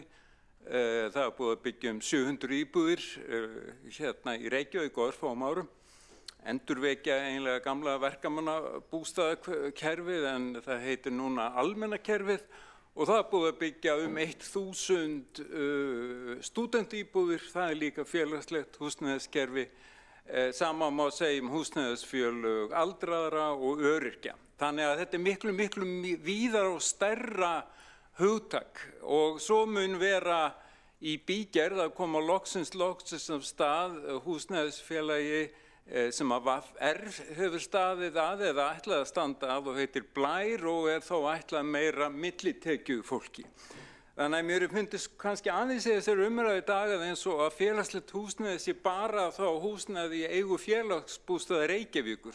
En svo sem sagt ekki og ég sé fyrir mér að uppbygging næstu ára verði hér eftir sem hingað til undanfarin ár verði mjög mikil áhersla lögð á félagslegt húsnæði í þessum víða skilningi að það verði 30–35% alls húsnæði sem að byggt og einstökum reitum eins og í Skerjafjörðunum nýja sem ég vona nú að komast til uppbyggingar að þar verði allt að 40% húsnæðis í eigu verkalýðsfélagana og félagsstofnunar stúdenta og fleiri slíkra félaga.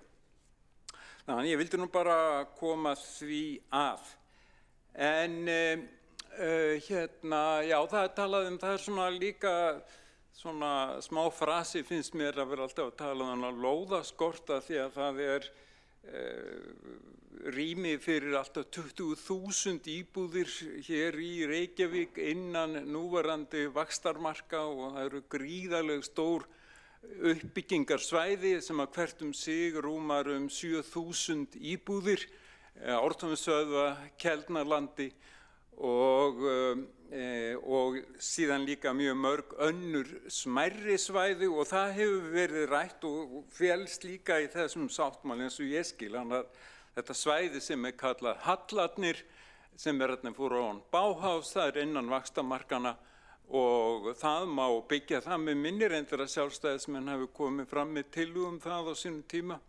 Þannig að það dálítið erfitt að skilja hvað fullyrðingar lóðaskort þýðir í þeim skilningi. En ég ætlaði eiginlega að tala aðeins eitt samgöngumáta sem ég hef beitt mér fyrir í ansi langan tíma og það eru hjólreiðar og það er ótt að segja það að síðastliðin 15 ár hefur átt sér stað sannkölluð hljóðlát bylting hér í Reykjavík og þó hún hafi verið hljóðlát í þeim skilningi að það hafi ekki verið mjög mikil lætið æsingur út af henni, þá voru samt ekki gerst að sjálfu sér heldur þurfti einmitt heilmikið átak til að koma þeim í stað.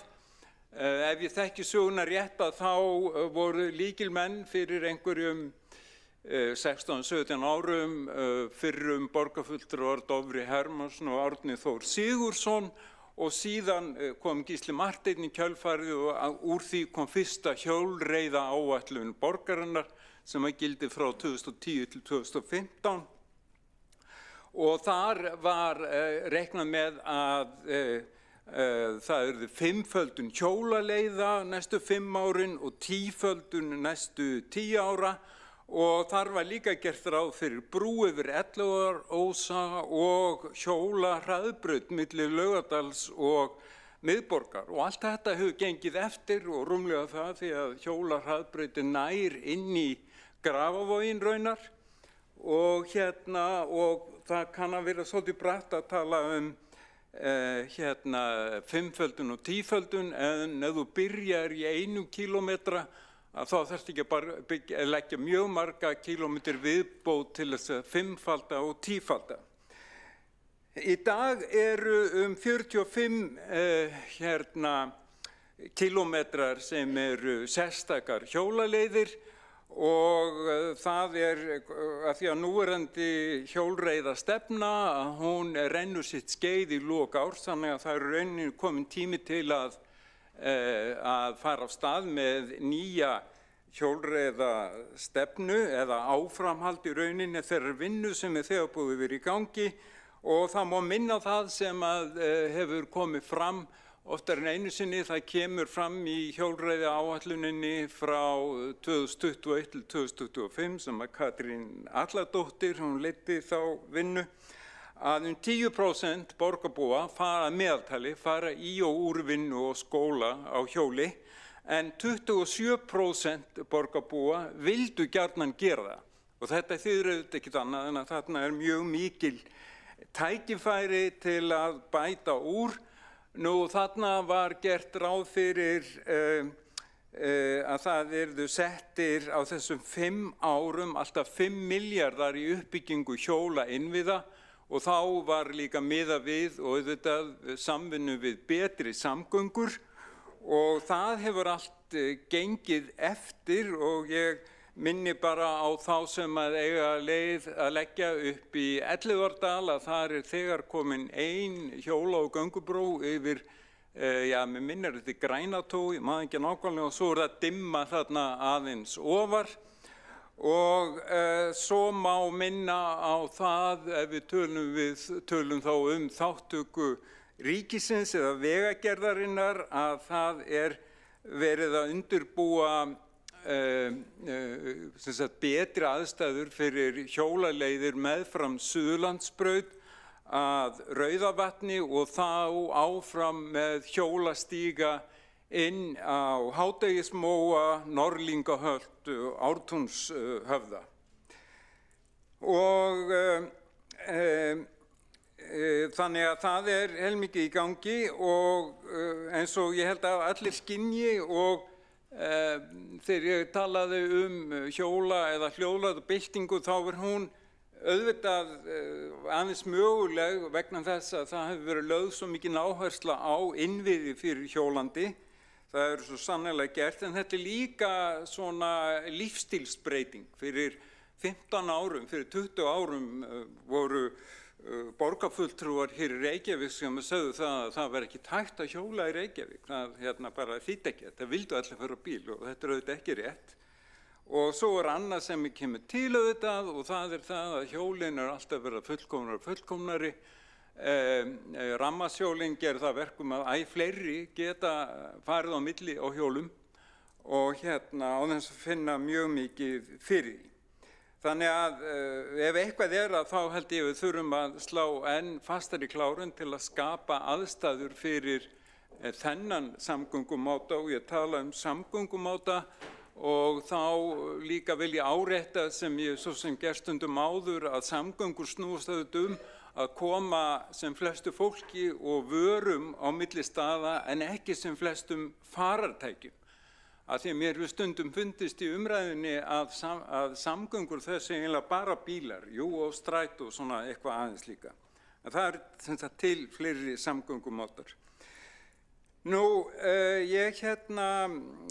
Það stendur í þessum sáttmála flokkana, samstarfsflokkana, gönguleiðir barna í hverfum og hjólaleiðir verður bættar til að auka öryggi barna og hjólreiða fólks í umferðinni. Og síðan áætlun gönguvæna borg, þetta getur farið ágætlega saman, gönguvæn borg og hjólreiðavæn borg og borgir sem að státa af því eru yfirleitt taldar með lífvænlegustu borgum í heimi. Þannig að það er heilmikið að sækjast eftir en ef að ég ætti að nefna eitthvað sem að ég teldi mikilvægt allar næstu árin að þá er það að leggja aukna áherslu á hjólaleiðir og í kýsa tala hjólaleiðir frekar en hjólastíga af því að hjólaleiðir geta líka bara verið í götum. Götur eru bara merktar þannig. Ég er oft í ákveðinni borg í norður Þýskalandi og þar er komið mjög mikið af því sem þeir kalla Fahrradstraße eða hjólagötur. Það mega bílar keyra en hjólandi fólk er alltaf í forgangi og ég held að við ættum að taka það meira upp svo aðferð, hún er miklu mun ódýrari og miklu mun effektífari til þess að gera borgina betri hjólaborg og þetta þýðir þá að það er hægt að ganga, taka miklu stærri skref inn í íbúðahverfunum og líka eftir svokölluðum borgargötum, ég nefni Snorrabraut, ég nefni Nesveg, ég nefni Skúlagötu. Ég held að þetta þetta eru svona megingötur, borgargötur sem að ég held að sé hægt að hanna þannig að það kosti ekki mjög mikið og gera það miklu öruggara og betri fyrir hjólandi fólk þó að umferð einkabílanna geti líka verið þær götur. Það var í hjólreiðaáætluninni 2021 til 2025 að það gætu verið komnar alltaf 100 km hjólaleiðir í Reykjavík árið 2030. Það er metnaðarfullt og nokkuð bratt. Ég held að ég hefði minnst áðan að nú eru komin 45 km og verða kannski komin upp í 55 2030. En ef að hjólaleiðir á öllu höfuðborgarsvæðinu eru lagðar saman þá eru kannski komin nálægt þessari tölu. Sem sagt, það er bara gaman að tala þetta og þetta er líka eitt af þeim málum sem er svona tiltölulega mikil sátt þó að það reynir stundum á ef að einhverjum þeim sem að nota fyrst og fremst einn ferðamáta finnst vera þrengt að sér til að gera meira pláss fyrir hjólaborg en það er stefnt að því að Reykjavík verði bara með bestu hjólaborgum. Það hentar ekki öllum en það hentar býsna mörgum og ég held að það sé bara frekar góð framtíðarsýn og þessi meirihluti, þessi samstarfsflokkar að þeir ætla að leggja allt sitt fram sem þeir geta þessu stutta tímabili til að svo megi verða. Hjálmar Sveinsson, borgarfulltrúi, hefur lokið máli sínu. Við munum núna taka 15 mínútna kaffihlé og komum aftur inn í borgarstjórnarsalinn og byrjum 15:20.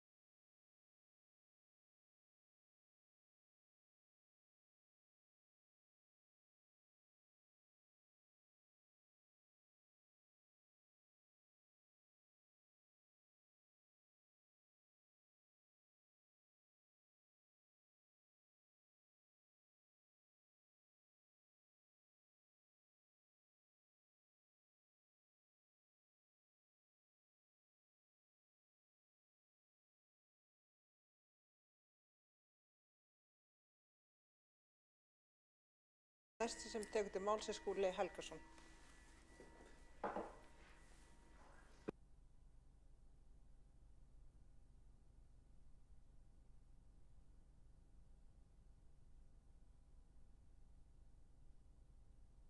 Byrja á því að fagna því mjög að hér sé komið á nýtt samstarf 5 flokka sem að sameiginlega deila skýrum félagshyggju áherslum.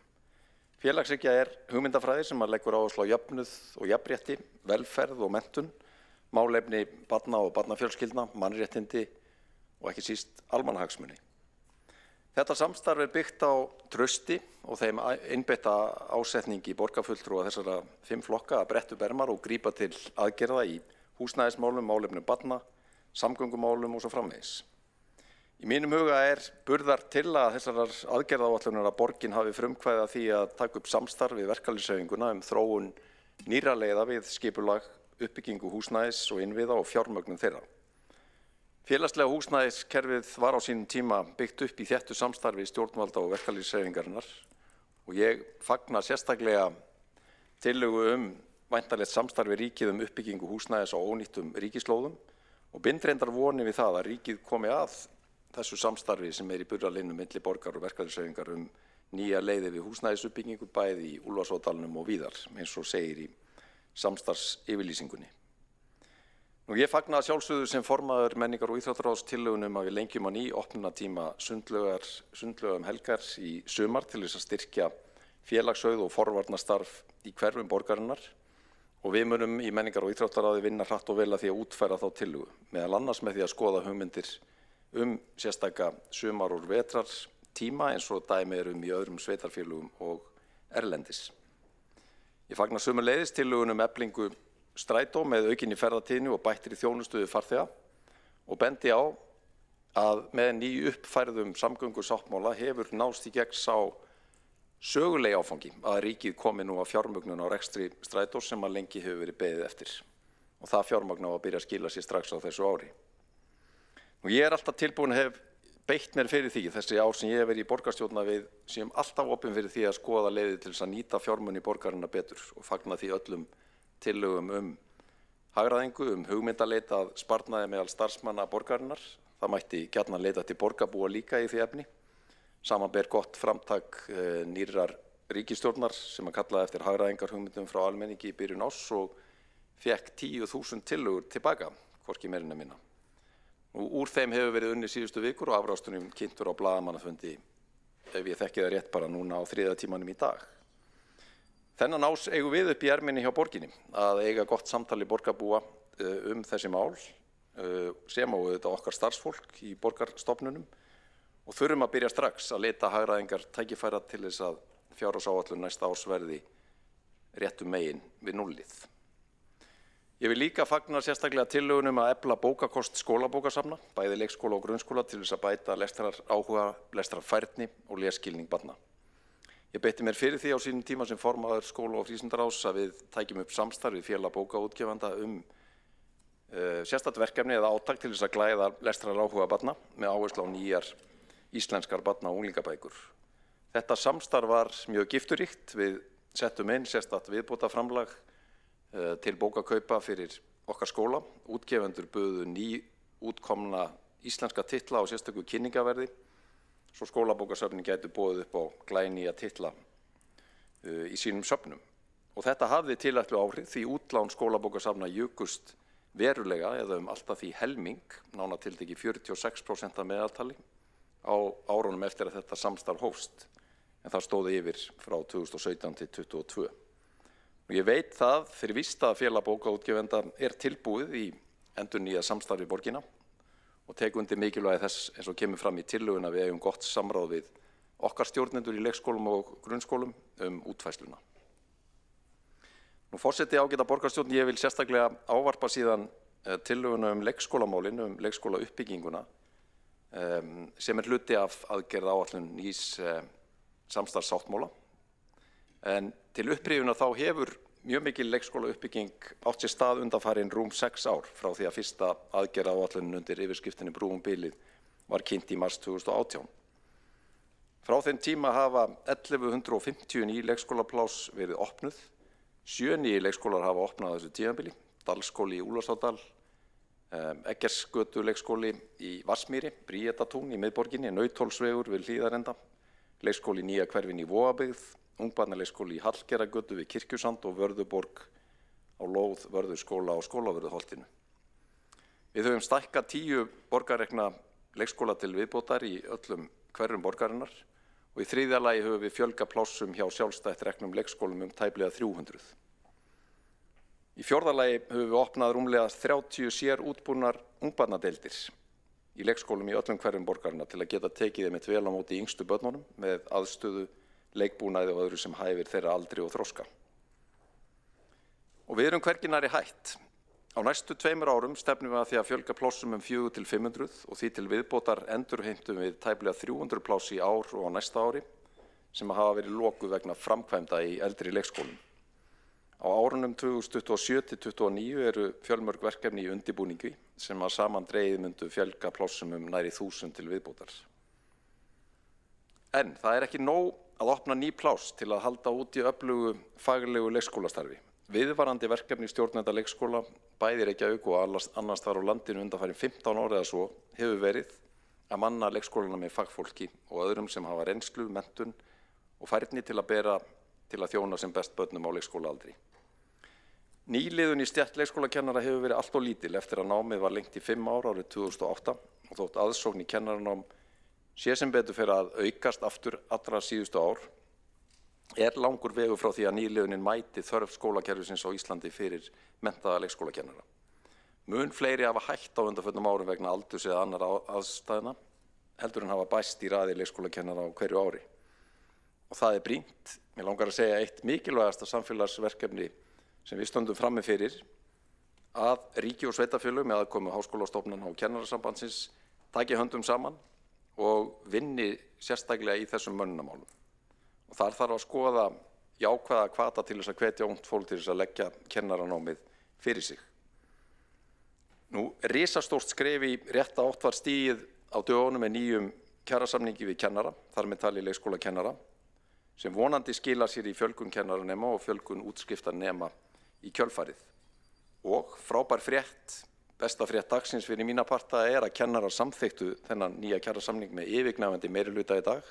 93% kennara greiddu atkvæði með nýju samningunum sem er mikið fagnaðarefni.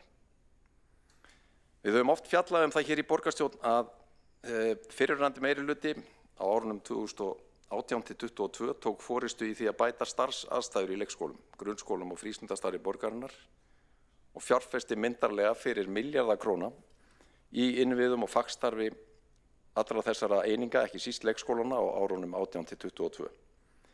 Nú þarf aftur að taka til hendinni hér og því er forgangsmál að hrinda í framkvæmd tillögunni í nýju aðgerðaáætluninni bættar starfsaðstæður í leik- og grunnskólum, móta og innleiða Reykjavíkurmódel sem að undirstrikar forystuhlutverk borgarinnar í að vera með skólastarf í fremstu röð þar sem aðbúnaður barna og starfsfólks er til fyrirmyndar. Við þurfum í samhengi við leikskólaumhverfið að skoða skipulag leikskóladagsins, hvernig við getum stuðlað að því að inntaka yngstu barnanna sé á forsendum þeirra, að vinnudagur yngstu barnanna taki með að þroska þeirra á aldri, að gott tillit verið tekið til félagslegra aðstæðna, barnafjölskyldna, hugmyndir tekjutillit í gjaldskrá verði rýndar með opnum huga, skoða verið vandlega hvort tvískipta í leikskóladeginum í fagstarf fyrirpart dags og frístund seinnipart eins og við þekkjum í grunnskólunum, skoða hugmyndir að taka upp vetrarfrí í leikskólum eins og grunnskólum og svo framvegis. En ef við förum aðeins yfir hvað er á teikniborðinu núna í leikskóla uppbyggingunni, þá er í fyrsta lagi komin fram tillaga sem við höfum unnið á undanfarna mánuði stækkun leikskólans Múlaborgar sem er sérhæfður leikskóli í Ármúlanum, ekki síst sem að þjónar börnum með fötlun. Og það er gaman að segja frá því að það er mál fyrir næsta fundi borgarráðs á 5. daginn kemur, þar sem er lagt til að gengi verið til samninga að stækka þann leikskóla talsvert mikið, 164 ný leikskólarými sem að verði þá opinn fyrir innritun innan 12 mánaða. Við erum með til skoðunar leikskóla í Elliðaárdalnum, við eigum álitlega kosti í Grafavoginum og svo í forgangi að skoða valkosti til uppbyggingar í Miðborg, Vesturbæ og Laugardal svo nokkur dæmi séu nefnd. Við munum rýna þessa kosti mjög vel á komandi vikum og eins og kemur fram í tillögunni leikskólamál í aðgerðaáætluninni, þá munum við setja á fót spretthóp kjörinna fulltrúa sem að rýnir fyrirliggjandi aðgerðaáætlun stýrihóps brú og bílið, en fær það mikilvæga hlutverk að leggja fram uppfærða aðgerðaáætlun þar sem tekin afstaða til mismunandi valkosta sem við eigum í einstökum hverfum. Við stefnum að því að þessi spretthópur hefi störf í næstu viku og skili af sér eftir fáeinar vikur. Ég vil nefna sérstaklega, því það hefur mikið verið í umræðunni undanfarna daga, að það í miklum forgangi þessa dagana að skoða til þrautar hvernig megi leysa úr húsnæðisvanda hjallastefnunar sem hefur rekið leikskóla og grunnskóla með góðum árangri undanfarna áratugi en verið á nokkrum hrakhólum með húsnæði undanfarin ár.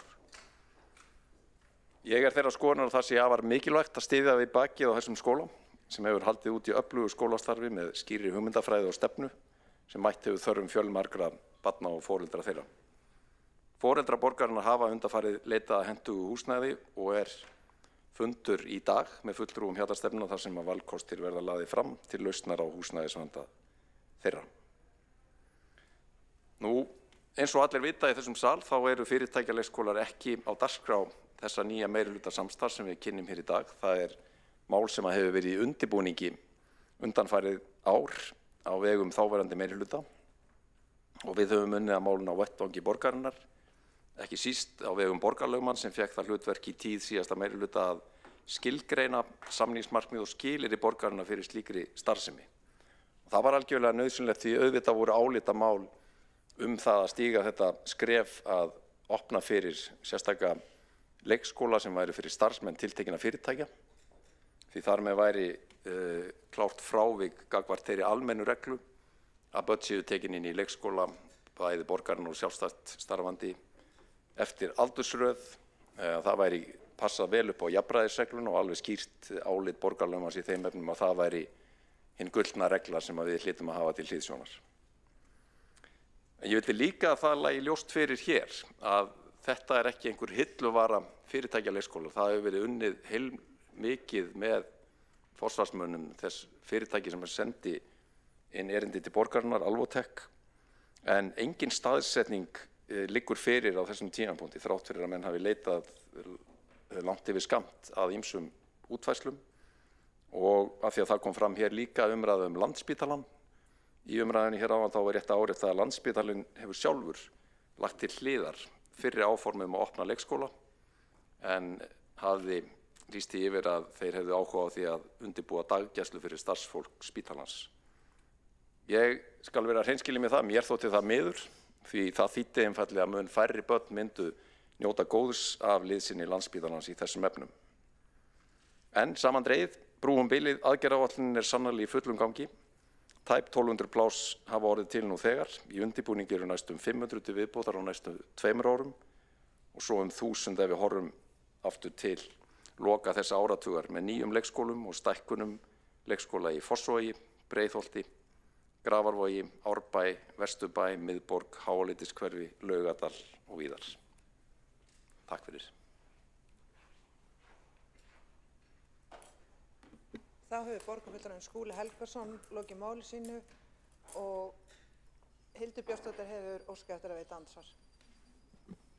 Forseti ágæta borgarstjórn, ég vildi bara spyrja hvort ég hefði skilið borgarfulltrúa Skúla Helgason rétt. Það alveg skýrt að þessi nýji meirihluti hyggst ekki vinna með Alvotech að opnun leikskóla fyrir börn starfsmanna hér í höfuðborginni á þessu kjörtímabili og ég myndi jafnframt vilja fá svörum hyggst þessi meirihluti vinna með fyrirtækjum sem hafa hug á því að opna daggæslu, líka þeirri sem að Arion banki hyggst opna.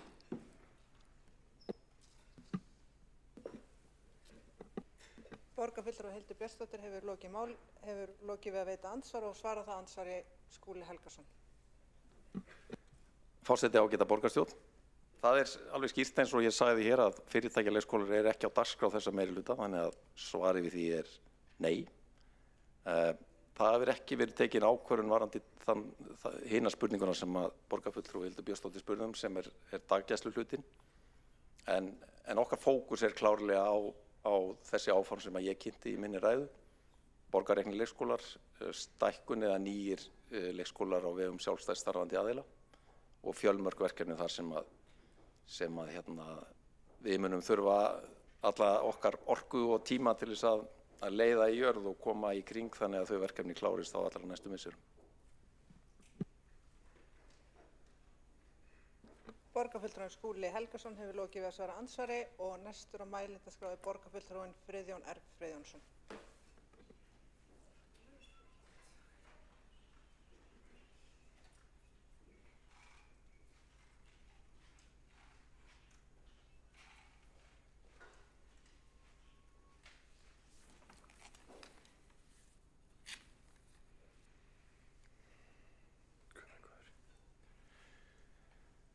Forseti,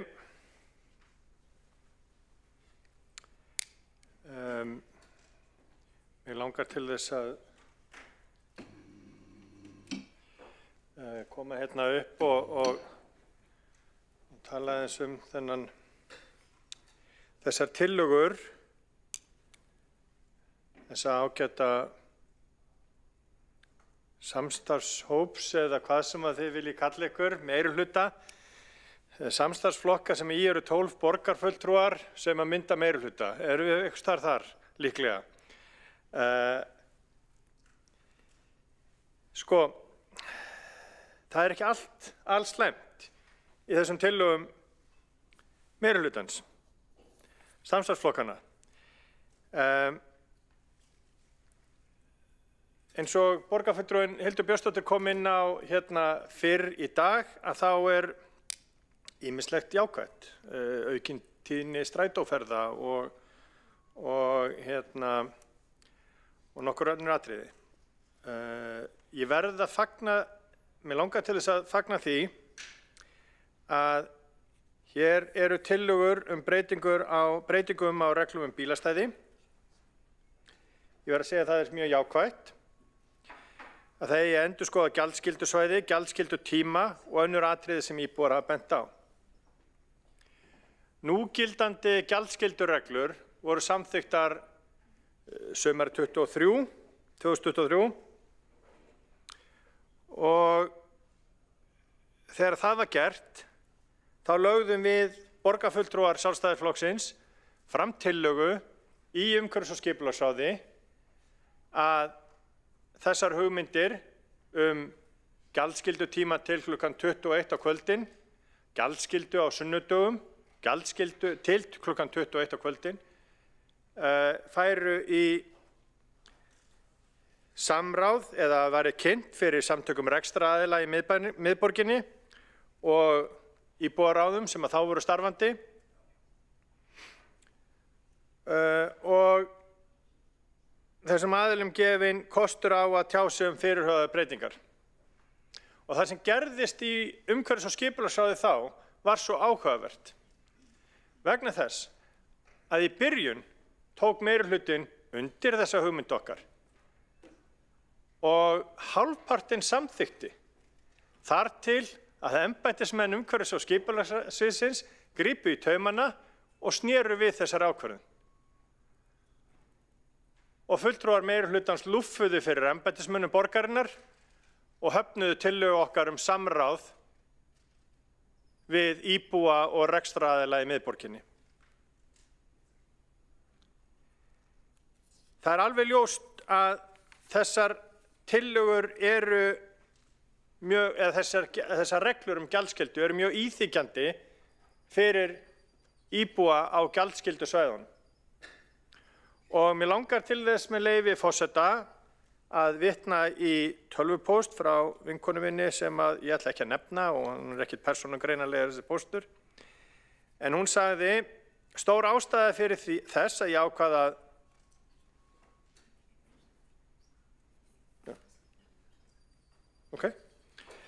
Stór ástæða þess að ég ákvað fyrir meir en 2 áratugum að flytja í miðbæ var að ég vildi búa á stað þar sem stutt væri í verslun og þjónustu. Ég geti sinnt daglegum innkaupum og persónulegum erindum. Fyrir mér bíllaus lífstíll ekki raunhæfur kostur. Ég vil geta farið á heimsótt foreldra mína á áttræðisaldri í efri byggðir og ömmu mín á tíræðisaldri í Hafnarfirði. Og ég vil halda áfram að geta gengið á Úlfarsárfell nokkur sinnum í viku. En þolinmæði mín er alveg þrotin. Ég sé fram á aukin útgjöld vegna þess að ég enda oftar en ekki á að leggja bílnum mínum utan þess svæði sem íbúakortið mitt gildir á. Enda oftast komin heim eftir klukkan 17 á kvöldin. Ég get ekki boðið fólki heim því að það kostar 600 krónur á tíman að koma í mat. Og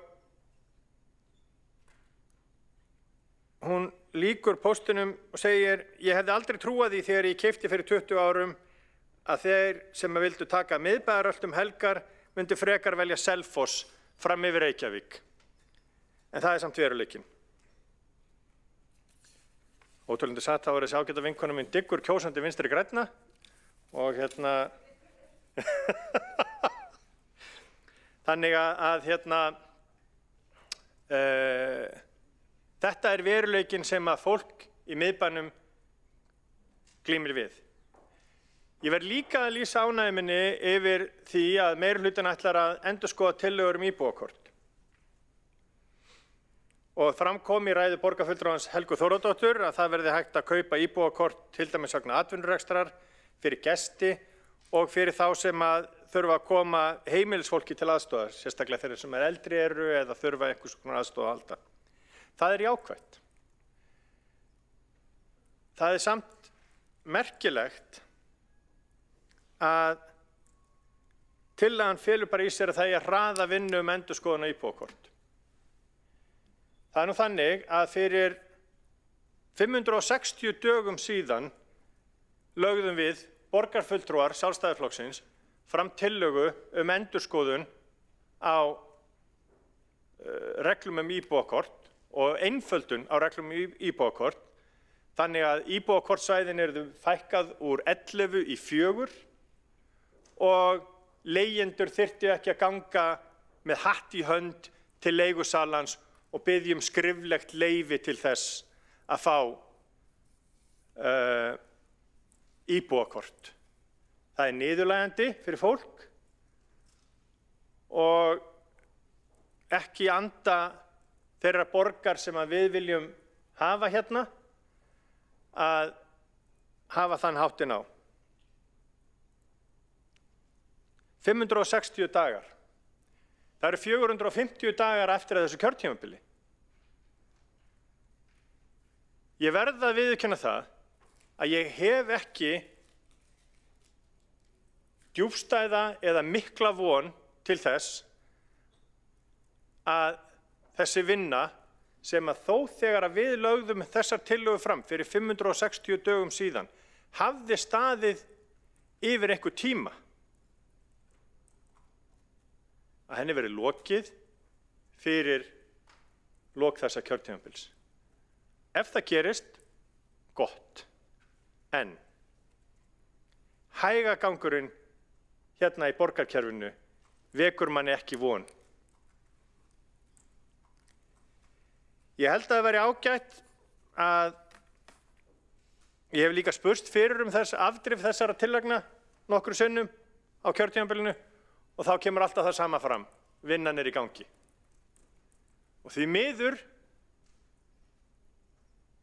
virðist hún sækjast mjög hægt, eða ekki bara virðist, henni sækjast mjög hægt fram.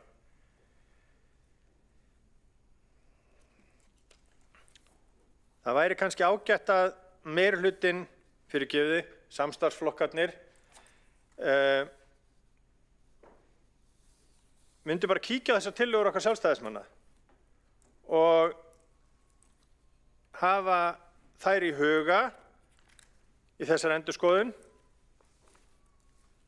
því að það er orðið svo langt síðan að þær voru lagðar fram að það er ekki víst að fólki sem að starfar að þessar endurskoðun hreinlega muni eftir þeim.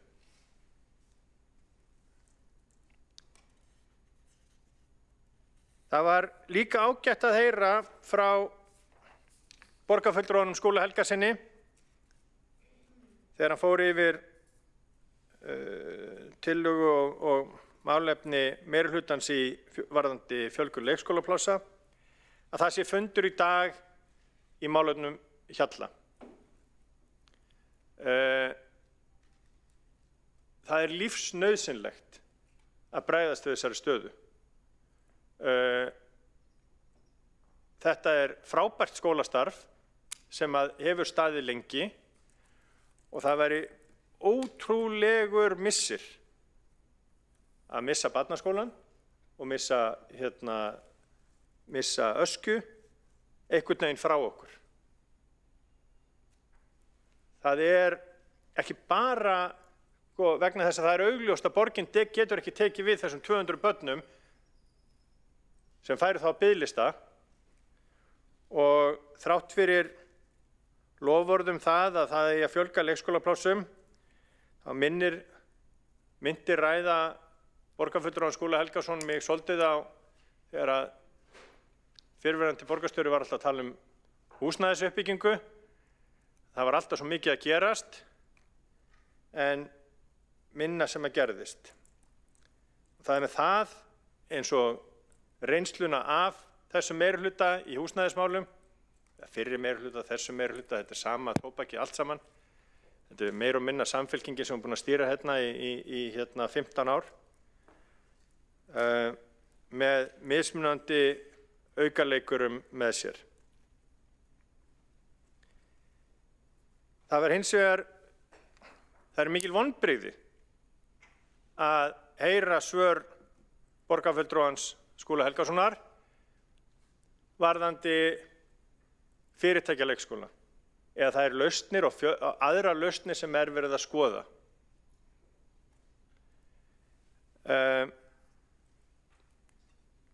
Ég verði að játa það að orðans jafnræðisreglu borgarinnar myndi mig svolítið á þessa grunnkennisetningu félagshyggjunnar að sæl er sameiginlega eymd. Því að það er ekkert að ganga og það er ekkert að gerast og börnin bíða og við verðum að laga bæði hjallastefnuna og við verðum líka að laga hvað er að gerast hérna. Varðandi þau 800 til 1000 börn sem að bíða á biðlistum og fá ekki lausn og komast inn á leikskóla rúmlega 2 ára.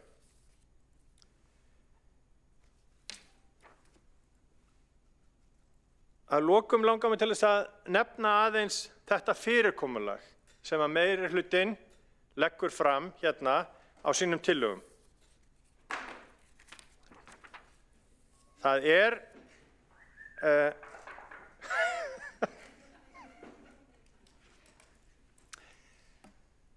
Mér langar til þess að nefna þetta fyrirkomulag sem að meirihlutinn leggur fram á sínum tillögum. Að leggja fram 26 tillögur í einni tillögu er fráleitt, fyrirgefið. Ég skal viðurkenna það að áður en að samþykkt var að hafa aukinn ræðutíma, hafði ég hugsað mér að fara á mælendaskrá fyrir hverja einustu tillögu og tala í 5 mínútur, 25 sinnum. Og einu sinni í 10 mínútur. Það hefði verið mjög skemmtilegt. Það hefði ekki verið nema rúmir 2 klukkutímar að mér hérna í pontunni í dag. En það er það sem við munum þurfa að gera ef að meirihlutinn leikur þennan leik aftur. Það verður alveg ljóst. Það verður það sem við munum þurfa að gera.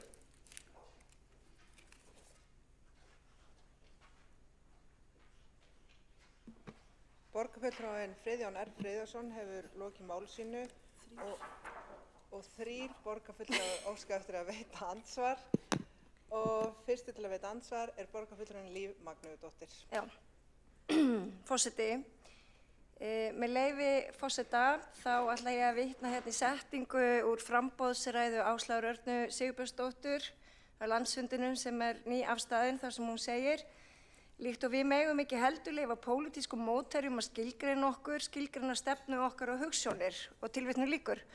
Og mér fannst þetta svo ágætt að þegar 4. eða 5.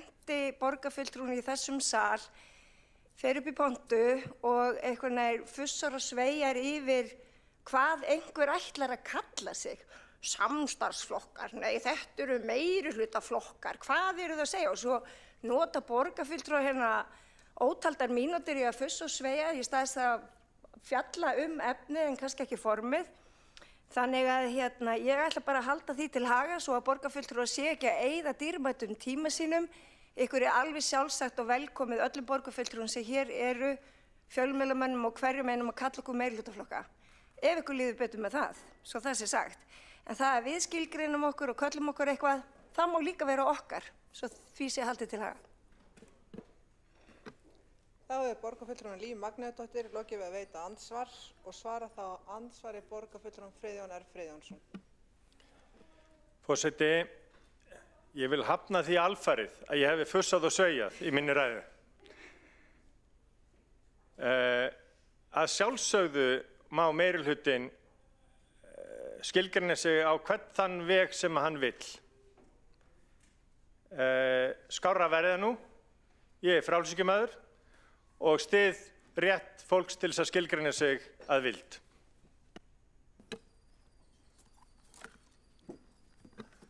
Þá borgarfulltrúinn Friðjón R. Friðjónsson lokið við að svara andsvar og veita andsvar öðru sinni borgarfulltrúin Líf Magnúsdóttir. Forseti, já, það aldeilis gott að fá þetta á hreint vegna þess að ég var bara hreint alveg ekki viss það eftir að hafa hlýtt á ræðu borgarfulltrúans.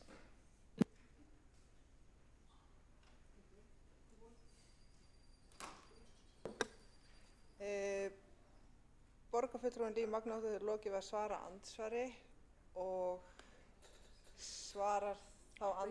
veitir þá ansvar Skúli Helgason, borgarfulltrúinn Skúli Helgason.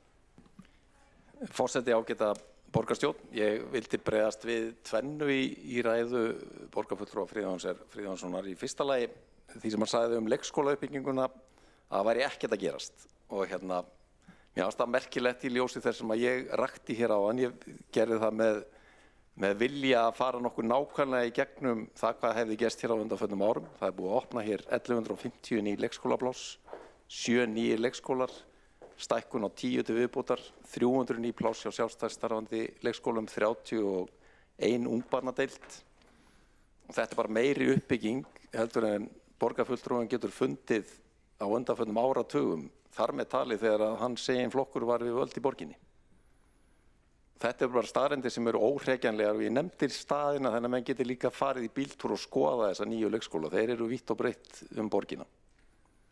Svo erum við til viðbótar eins og ég nefndi að endurheimta 300 pláss í ár og næsta ári sem hafa verið lokuð út af miklu og öðrum framkvæmdum í gömlu leikskólunum.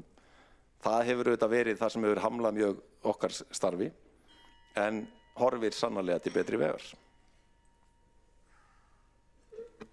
Þá hefur borgarfulltrúinn Skúli Helgason lokið við að veita andsvar og svara þá andsvari Friðjón R. Friðjónsson. Forseti, það nú samt sem áður þannig að biðlistarnir styttast ekki. Börnin komast ekki fyrr inn á leikskóla og ég skil ekki alveg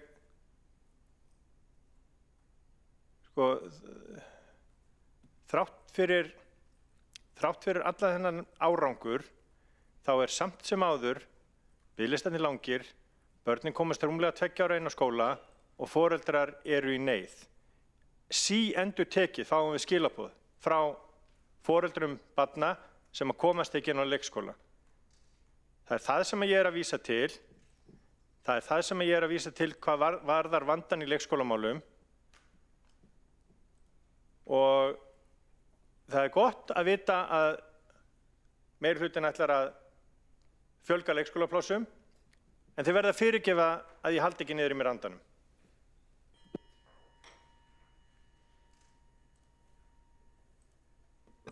Þá borgarfulltrúinn Friðjón R. Friðjónsson lokið við að svara andsvar og veit það andsvar öðru sinni borgarfulltrúinn Skúli Helgason.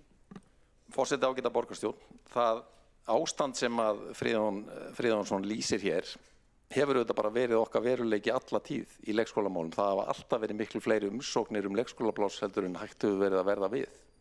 Menn kalla það biðlista en það að einhver sæki leikskólapláss í dag þýðir ekki að menn hafi verið þar aldur og ævi á biðlistum.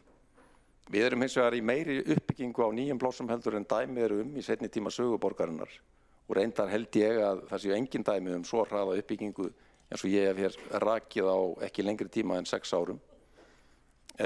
Og það að við erum að fá tilbaka mörg hundruð pláss sem að hafa verið lokuð út af framkvæmdum í gömlu skólunum mun hjálpa okkur heilmikið til viðbótar þeirri uppbyggingu upp á 1500 pláss sem að ég rakti hér núna á þeim árum sem að lifa af þessum áratug. Þannig að við erum sannarlega að fara að upplifa það að þessar tölur innritunaraldurinn munu fara niður. Það alveg staðreynd og við munum búa svo hnútana að við munum komin ansi langt í lok þessa kjörtímabils. Borgarfulltrúinn Skúli Helgason hefur þó lokið að veita andsvar öðru sinni og svara þá andsvari öðru sinni borgarfulltrúinn Friðjón R. Friðjónsson. Forseti, það alveg staðreynd, sagði borgarfulltrúinn Skúli Helgason. Það endurómur af þessum orðum frá því fyrir 2 árum síðan þegar að leikskólavandinn átti að lagast líka, eða þá fyrir kosningar 22 þegar að þáverandi meirihluti sem afbrigði af þessum meirihluta kynnti að leikskólavandinn væri leystur korteri fyrir kosningar en reyndi síðan ekki verið leystur. Þið verðið bara að fyrirgefa, ég löngu hættur að trúa því sem að þessi meirihluti segir í þessum málaflokki vegna þess að það stendur ekki steini við steini og það nú bara þannig og það hefur komið fram í orðum oddvita okkar sjálfstæðismanna hérna áður í þessum sal að plássum börnum hefur fækkað í Reykjavík á undanförnum 10 árum en samt sem áður hefur vandinn aukist. Þá hefur borgarfulltrúinn lokið við að veita andsvar og næstu til að veita andsvar borgarfulltrúinn Hjálmar Sveinsson. Já, forseti, ég ætla aðeins, ég kom inn í ræðuna, ég heyrði ekki alveg upp af við að mér fannst eins og hluti hennar snerist svona einhvers konar ómöguleika þess að búa í miðborginni út af skorti og bílastæðum og þá vil ég bara geta þess að íbúum í miðborginni hefur fjölgað mjög mikið undanfarin 10-15 ár. Núna 11.000 íbúðir í miðborginni og þannig að það af sem áður var þegar að íbúum í miðborginni fækkaði mjög ört og allir fluttu í burtu. Og þetta auðvitað bara þannig að fólk vill mjög gjarnan búa í miðborginni eins og í svo mörgum öðrum miðborgum og það nákvæmlega það sem hefur gerst. Hérna hafa verið byggðar örugglega hátt í 1000 íbúðir með Laugavegi, Hverfisgötu, Austurhöfn og svo líka við tækjum Hlíðarendahverfi og fleiri hverfi með. Og svo bara til fróðleiks að þá það þannig að 40% þeirra sem að búa í miðborginni fara gangandi, hjólandi eða strætó í og úr vinnu, sem mjög hátt hlutfall og frekar mikið lífsgæði að geta það. Þá hefur borgarfulltrúinn Hjálmar Sveinsson lokið við að veita andsvar og veitir þá andsvar borgarfulltrúinn Friðjón R. Friðjónsson. Forseti, ágætis ábendingar hjá borgarfulltrúanum Hjálmari Sveinssyni og ég ekki ósammála honum að það eftirsóknarvert að búa í miðborginni.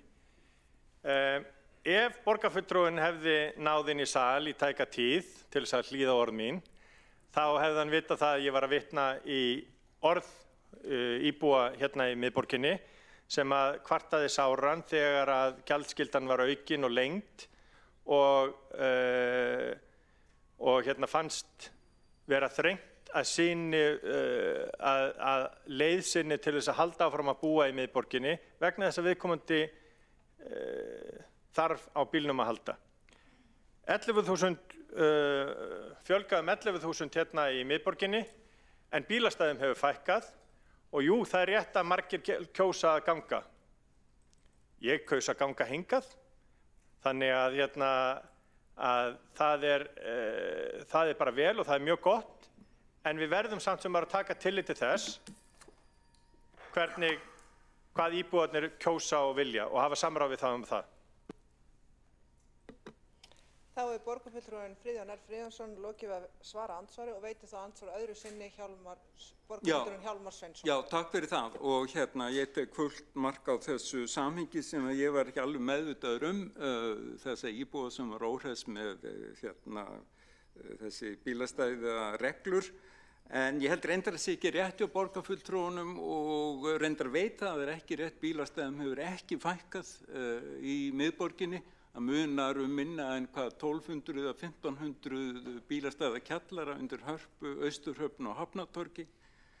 Og síðan, já, íbúarnir eru sem sagt tæplega 12.000 og 6.500 íbúðir og þessu fjölgað mjög mikið að þeirri ástæðu einni auðvitað að það eru alls ekki allir en alveg þó nokkuð margir sem vilja búa akkurat hér á þessu svæði.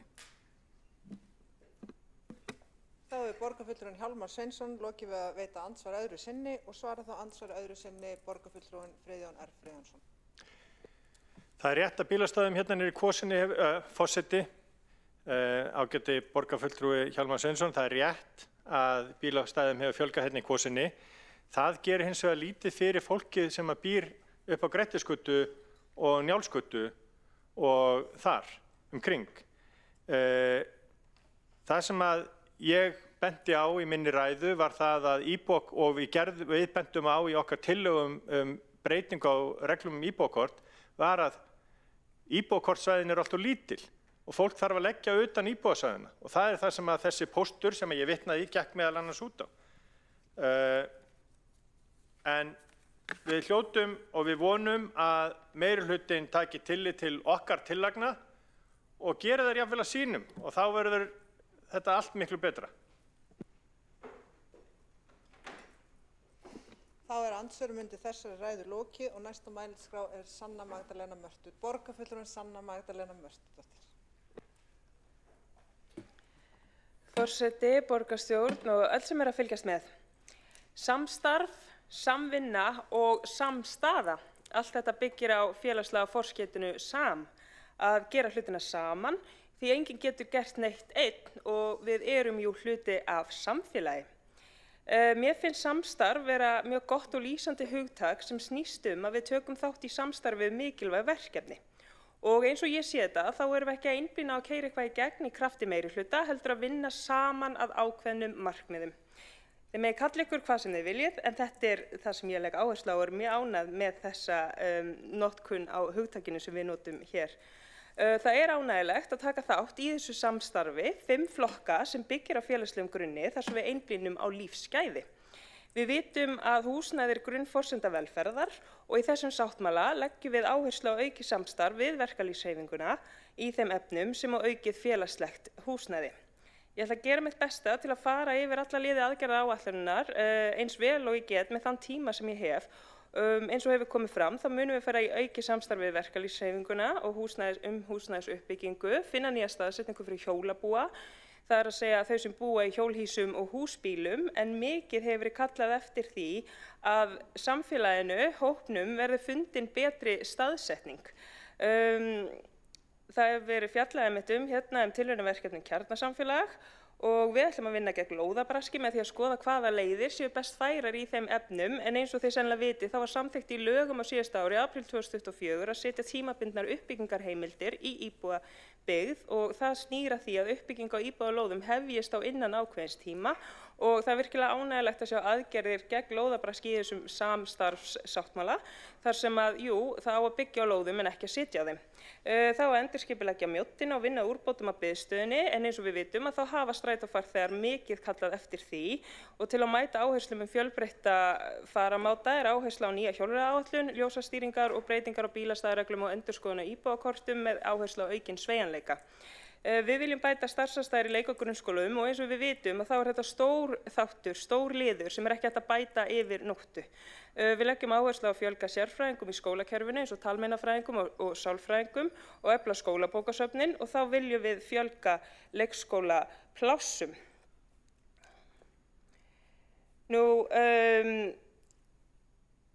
Eins og hefur komið fram þá viljum við bæta aðstöðu húsdýragarðsins. Það mikilvægt að fara í aðgerðir þar. Við tölum aðgerðir í lýðheilsu og forvarnamálum og erum þar að einblína á opnunartíma sundlega, að lengja opnunartíman yfir helgar yfir sumartíman, af því við vitum hvað þetta skiptir miklu máli fyrir íbúa að hafa aðgengi að sundlaugum borgarinnar. Við erum með aðgerðir gegn ofbeldi þar sem að við munum kortleggja alla vinnu borgarinnar gegn ofbeldi og við erum að einblína á stöðu barna og ungmenna í viðkvæmri stöðu. Við höfum ýmislegt verklag sem við höfum nýtt í öðru starfi sem að getur nýst vel hér. Við viljum skilvirkara vinnulag viðhald og rekstur eigna borgarinnar og við ætlum að auka skilvirkni í upplýsingamálum borgarinnar. Þetta þá bæði að gera þetta skilvirkara og bæta síðan samræmda upplýsingagjöf. Við viljum endurskoða innkaupastefnu og innkaupareglur og fá fram bætt yfirlit yfir innkaup og innkaupaheimildir og á þeirri greiningavinnu þá verða innkaupaheimildir endurskoðaðar. Við leggjum áherslu að skerpa á keðjuábyrgð og það virkilega ánægjulegt að sjá þetta. Við ætlum að skoða og auka eftirlit með réttarstaðasamningum við þriðja aðila varðandi kjör og starfsaðstæður vinnandi fólks svo að það megi koma í veg fyrir mögulega misnotkun.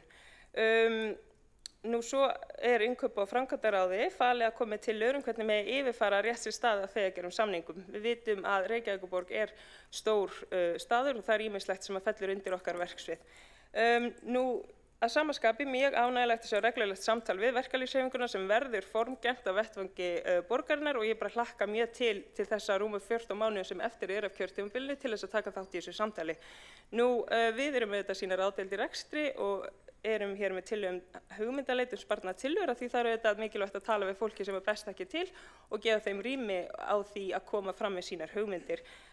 Svo hefur verið fjallað að skerpa verkefnavali í stafrænni þjónustu eins og hefur verið farið ágætlega yfir í umræðum hér í dag og við auðvitað viljum auka samstarf stafrænar lausnir og eflingu net- og gagnaöryggis í samvinnu þá við ríkið og önnur sveitarfélög því samstarf jú alltaf af hinu góðu ef við erum að vinna sameiginlegu markmiði.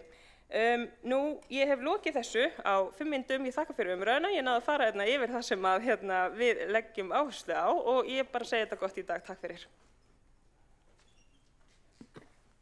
Þá hefur borgarfulltrúinn Sanna Magdalena Mörtudóttir lokið máli sínu og næstur á mælendaskrá Sabine Leskov.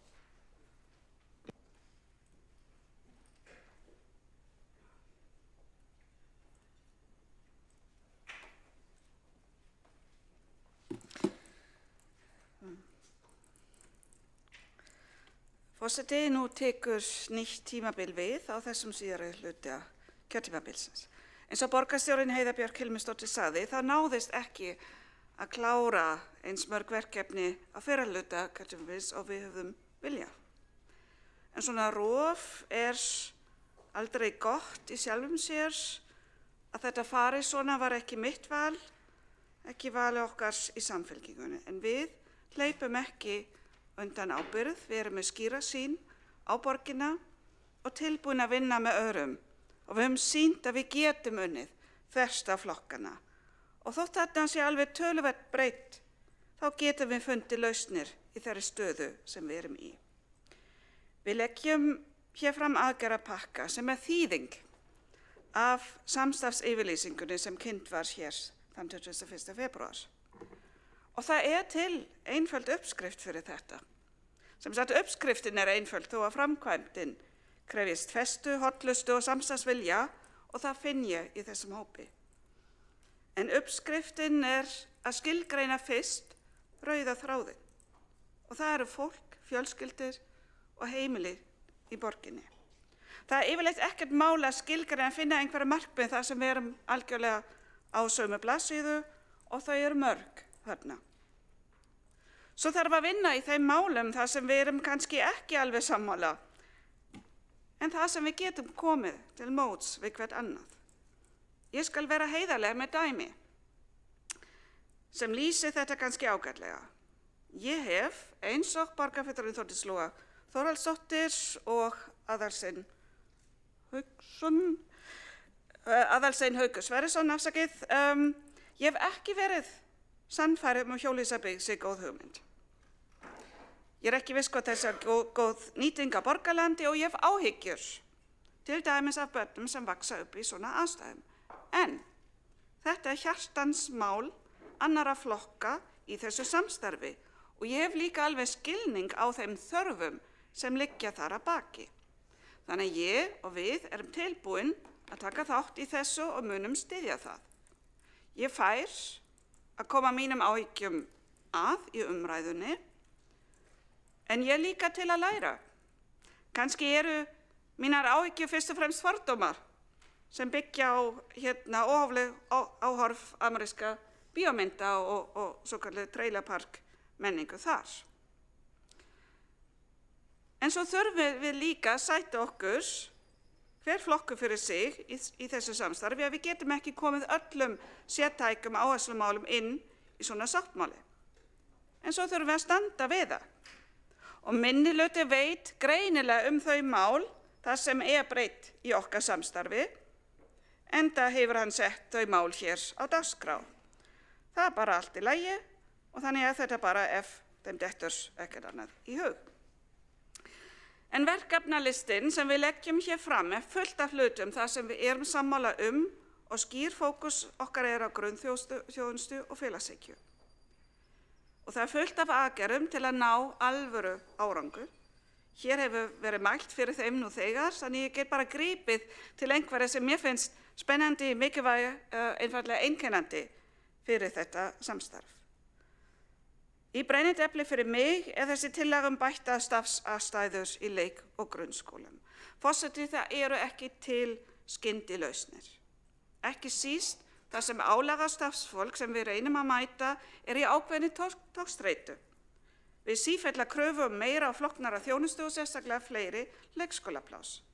Önnur sveitarfélög hafa svarað því með því að bjóða skyndilausnir sem gætu haft neikvæð langtíma áhrif eða með því að draga úr þjónustu í stóru mæli.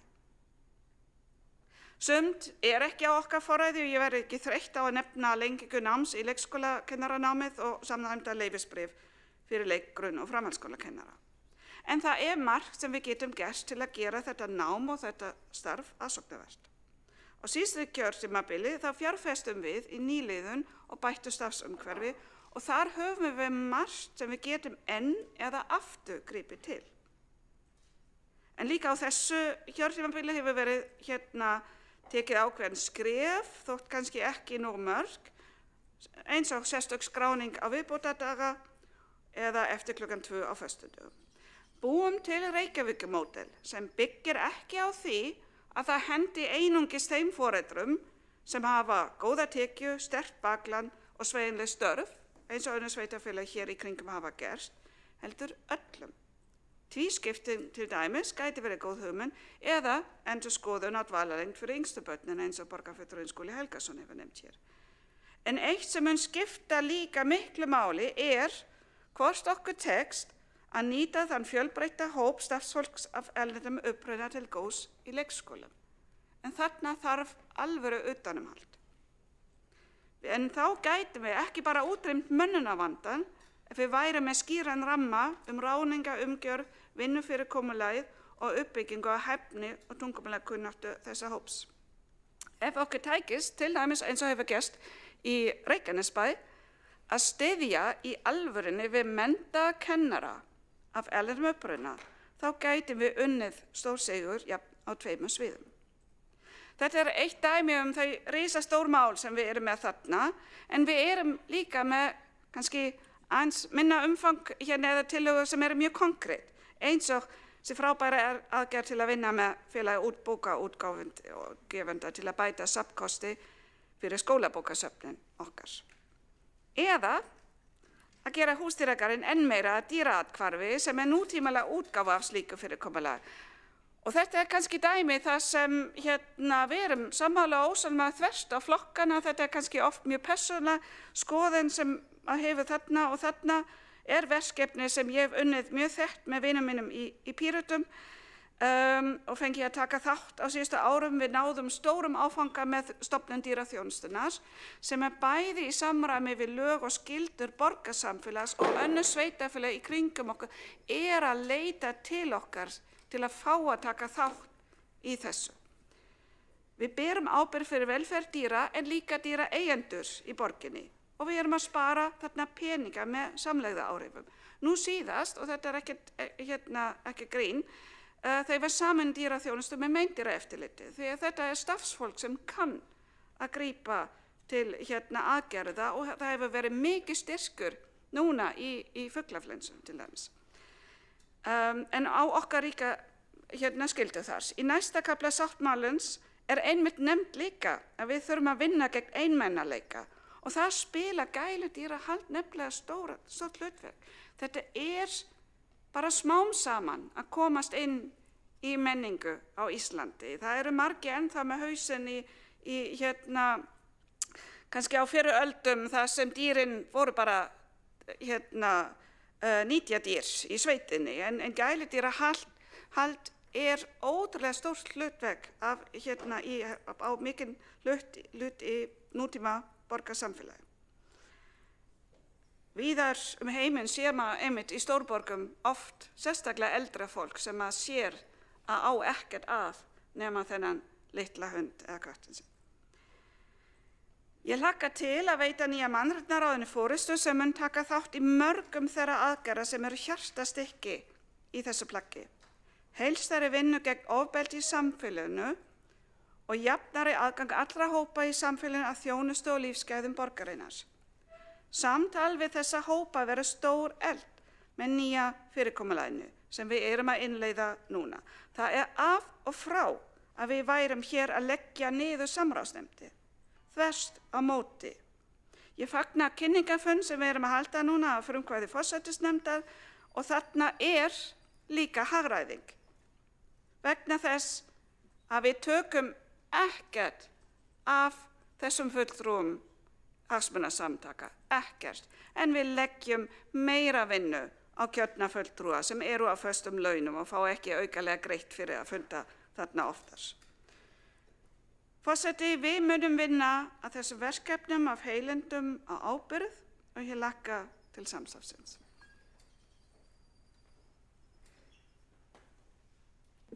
Borgarfulltrúinn Sabine Leskov hefur lokið máli sínu og næstur á mælendaskrá borgarfulltrúinn Líf Magnúðardóttir.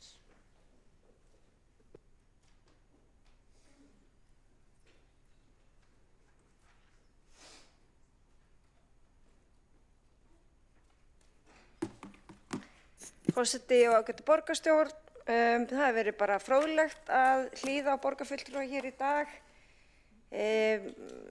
Ég stundum ekki viss hvort að við séum að lesa sama plaggið en látið það liggja milli hluta. Mér hefur fundist ákveðin svona einhver kirsuberjatínsla úrtölumanna hérna, en gott og vel. Það hefur verið ansi mikið rætt. Í fyrsta lagi lengdin á því hvað við sátum lengi að setja saman þessa samstarfsyfirlýsingu. Talaði 2 vikur en ég vil halda því til haga hér að þetta voru 5 dagar. Ég var að telja. Svo hefur því líka verið haldið á lofti hér í þessu ræðupúlti að það ekkert útfært með reksturinn.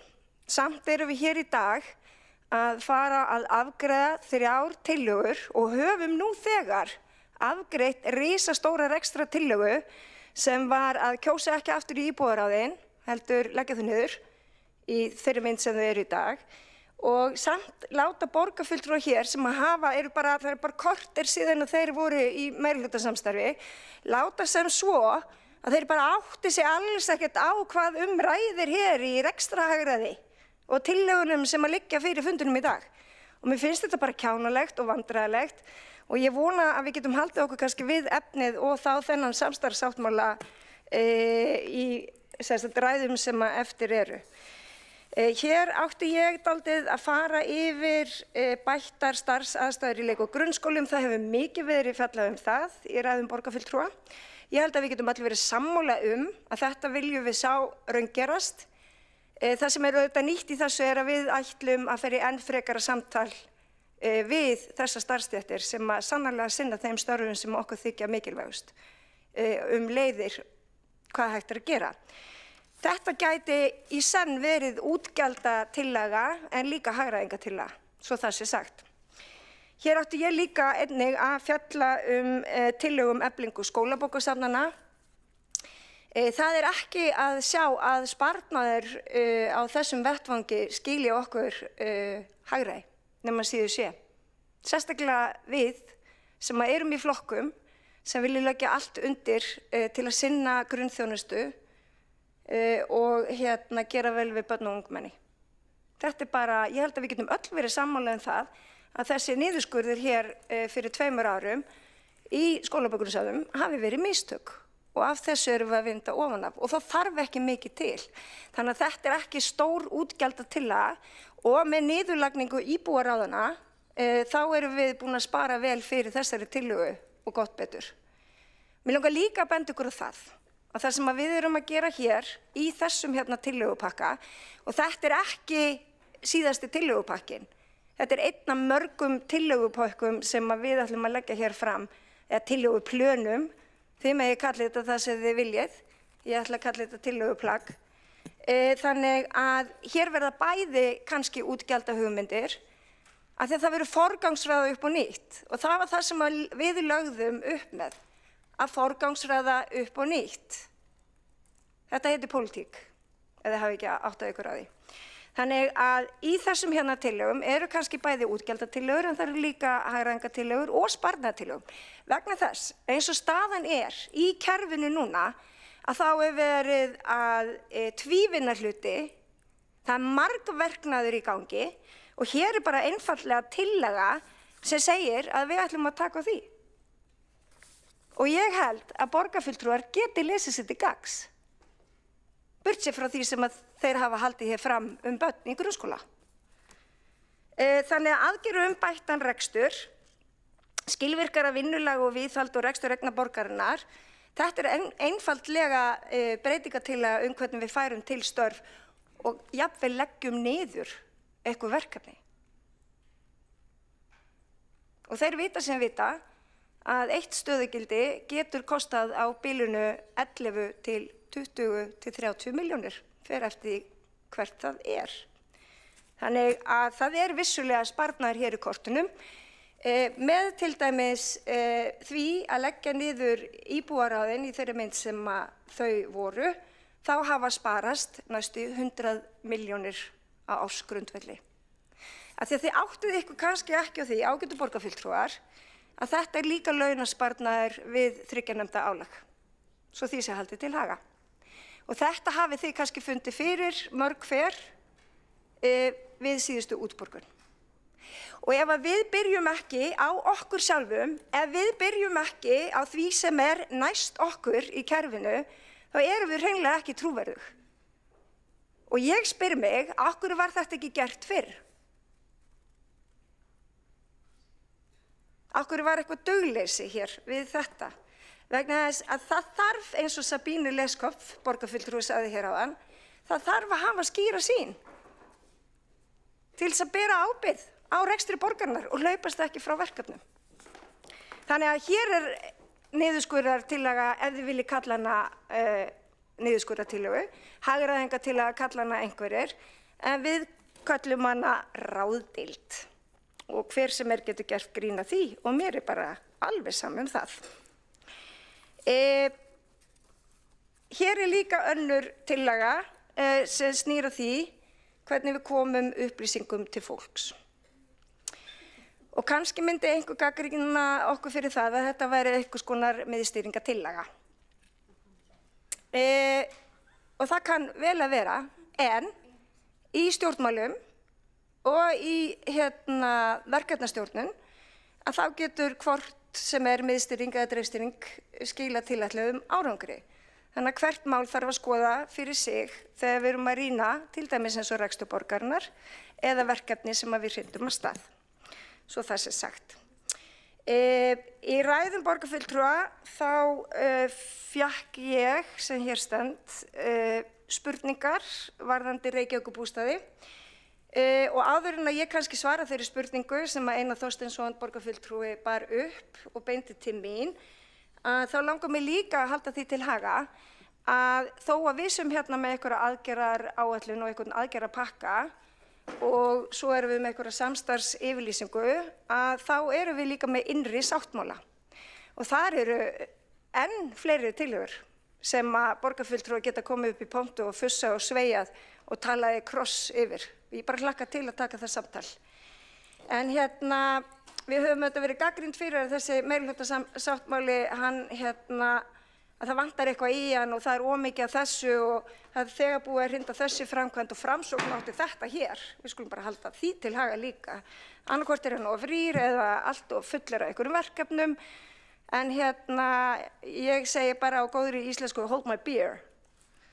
En innri sáttmálinn, þar erum við líka með aðgerðaáætlun og þetta ætlum við alltaf tímasetja og koma í verk og það er vinnan sem er eftir.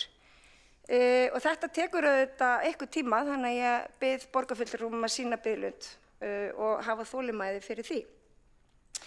Þó að til dæmis atvinnulífi hafi ekki verið nefnt, þá ætlum við að sjálfsögðu að sinna því. Að sjálfsögðu sinnum við atvinnulífinu. Er ekki verið að gera það? Þurfum við hreinlega, við hefum setið örugglega í marga mánuði ef við ætlum að telja bara allt það fram sem að við viljum rækta og halda í og halda til haga og eitthvað svona, þá hefðu við náttúrulega verið gagnrýndar fyrir það eða gagnrýnd fyrir það, en það gerðum við ekki vegna þess að við vorum hreinlega að reyna að koma með viðbætur og breyttar aðferði við að gera hlutina og það er það sem að þessi tillögupakki sýnir okkur og samstarfs yfirlýsingin. Þannig að þá er það þar með komið á hreint að við ætlum að sinna atvinnulífinu. Svo er það líka náttúrulega, við ætlum, og það stendur í samstarfslýsinguna, við ætlum að halda plani með þegar skipulögð svæði, uppbyggingarsvæði. En við tölum líka að það þarf að beita nýjum aðferðum við að skipuleggja svæði sem ekki hafa verið skipulögð og það ætlum við að gera, við ætlum að nema nýtt land. Þannig að bara byggja félagslegt, nei, síður en svo, en við ætlum að auka uppbyggingu óhagnaðardrifins húsnæðis. Og ég vil tala það sem óhagnaðardrifið húsnæði vegna þess að þetta er húsnæði sem að fólk getur annarkvort A, leigt með ódýrum hætti eða B, eignast einhvern tímann á lífsleiðinni. Það er ekki markaðurinn sem við stöndum frammi fyrir í dag. Og af því tilefni þá kem ég þá aftur að þeirri spurningu sem til mín var beint, sem Einar Þorsteinsson borgarfulltrúi gerði, varðandi Reykjavíkurbústaði. Og mér er bara ljúft og skylt að lýsa Reykjavíkurbústöðum fyrir honum. Ég hef líka gert það í viðtölum, ég hef gert það í kosningabaráttunni og sú hugmyndafræði verður skoðuð í samtali við verkalýðsfélögin af því að við ætlum að útvíkka þetta samstarf og þið munum brátt sjá vonandi einhvers konar vilja yfirlýsingu hvernig við ætlum að fara að vegna þess að aðferðafræðin er til. Það er búið að búa til ákveðna aðferðafræði innan VR, Bjargs og Blæs uppbyggingu óhagnaðardrifins húsnæðis en nota bene, það húsnæði er bara fyrir félagsmenn þessara verkalýðsfélaga. Þannig að við þurfum að útvíkka þetta verkefni og byggja fyrir alla. Þannig að það er hugmyndafræði Reykjavíkurbústaða og með því að Reykjavíkurborg stígi inn á þennan markað, taki það tóm sem að þarf að fylla ásamt atvinnulífinu, ásamt bara uppbyggingar aðilum hér í þessari borg, þá erum við kannski að ná markmiðum okkar fyrir samfélagið og það er það sem ég velti fyrir mér. Þannig að það eru Reykjavíkurbústaðir og það er gaman að segja frá því að ég held að fyrrverandi borgarstjóri sé bara sammála okkur í Vinstri grænum og sammála því sem að stendur í þessari samstarfsyfirlýsingu vegna þess að á viðskiptaþingi fyrir árið síðan þá talaði hann einmitt þetta og með leyfi forseta þá sagði hann á viðskiptaþingi svo þegar vextina hækka þá bara henda þeir hömrunum í bílskúrinn og víða. Við erum hérna með neyðar ástand á húsnæðismarkaði og ég höfða til þessa salar hérna hvernig ættum við að byggja upp samfélag þar sem fólk býr við húsnæðisöryggi. Hlýtur það ekki að vera samfélagsábyrgð fjármálastofnana sem lána framkvæmdalánin og þeirra sem byggja að þó það harðni aðeins og dalnum að menn haldi áfram að byggja. En að því að við erum að tala hlutverk hins opinbera er þá svarið að Reykjavíkurborg opni bara byggingafélag Reykjavíkur og byggi þetta sjálft. Því við eigum lóðirnar, það skortir ekki lóðir, tilvitnun lýkur. Þannig að við fyrrverandi borgarstjóri erum sammála þetta. Ég ætla svo sem ekki að hafa þetta lengra núna. Ég á rúma 2 mínútur eftir og ég ætla að gefa næsta ræðumanni þær vegna þess að ég ætla að koma upp aftur.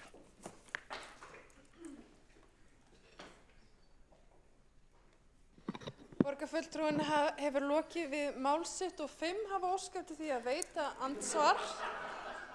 Og fyrstur til þess að veita andsvar er borgarfulltrúinn Friðjón R. Friðjónsson. Forseti, það er af svo mörg að taka, en ég ætla bara að byrja á einni setningu frá borgarfulltrúanum Líf Magnúðardóttur. Ef við byrjum ekki á okkur sjálfum, þá hvað? Þegar hún talaði 3 nefnda álag og laun borgarfulltrúa. Þess vegna langar mig til þess að spyrja borgarfulltrúan. Hvernig hafa laun hennar breyst? Hafa þau lækkað eða hafa þau hækkað?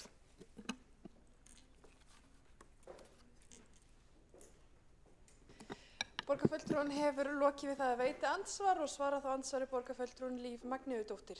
Já, forseti, ég held reyndar að þau hafi batnað til muna, en guð mig góður, vinnuálagið miklu meira. Þannig að ég held að launin endurspegli vinnuálagið eins og samþykktarnar voru gerðar, og þá held ég hreinlega að þetta sé bara sanngjarnt. Forseti, það er þá með... Borgarfulltrúinn hefur lokið við að svara andsvari og veitir þá andsvar öðru sinni borgarfulltrúinn Friðjón R. Friðjónsson. Forseti, þetta svo sem kemur ekkert óvart því að það er með borgarfulltrúa Vinstri grænna eins og svo marga aðra vinstri menn gerði eins og ég segi, ekki eins og ég geri. Það er augljóst að líka bara af því sem kemur fram seinna á fundunum að hún er að hækka verulega í launum því hún er að taka til sín oddvita álagið aftur. Og komin rétt undir 2 milljónir á mánuði. En það sem að mig langar líka til þess að spyrjum er það að það kom fram í máli hennar að við niðurlagningu íbúðaráðs ætlar hún að ná fram rekstrarlegu hagræði en líka spara fyrir útgjaldatillögum og sagði það heita pólitík.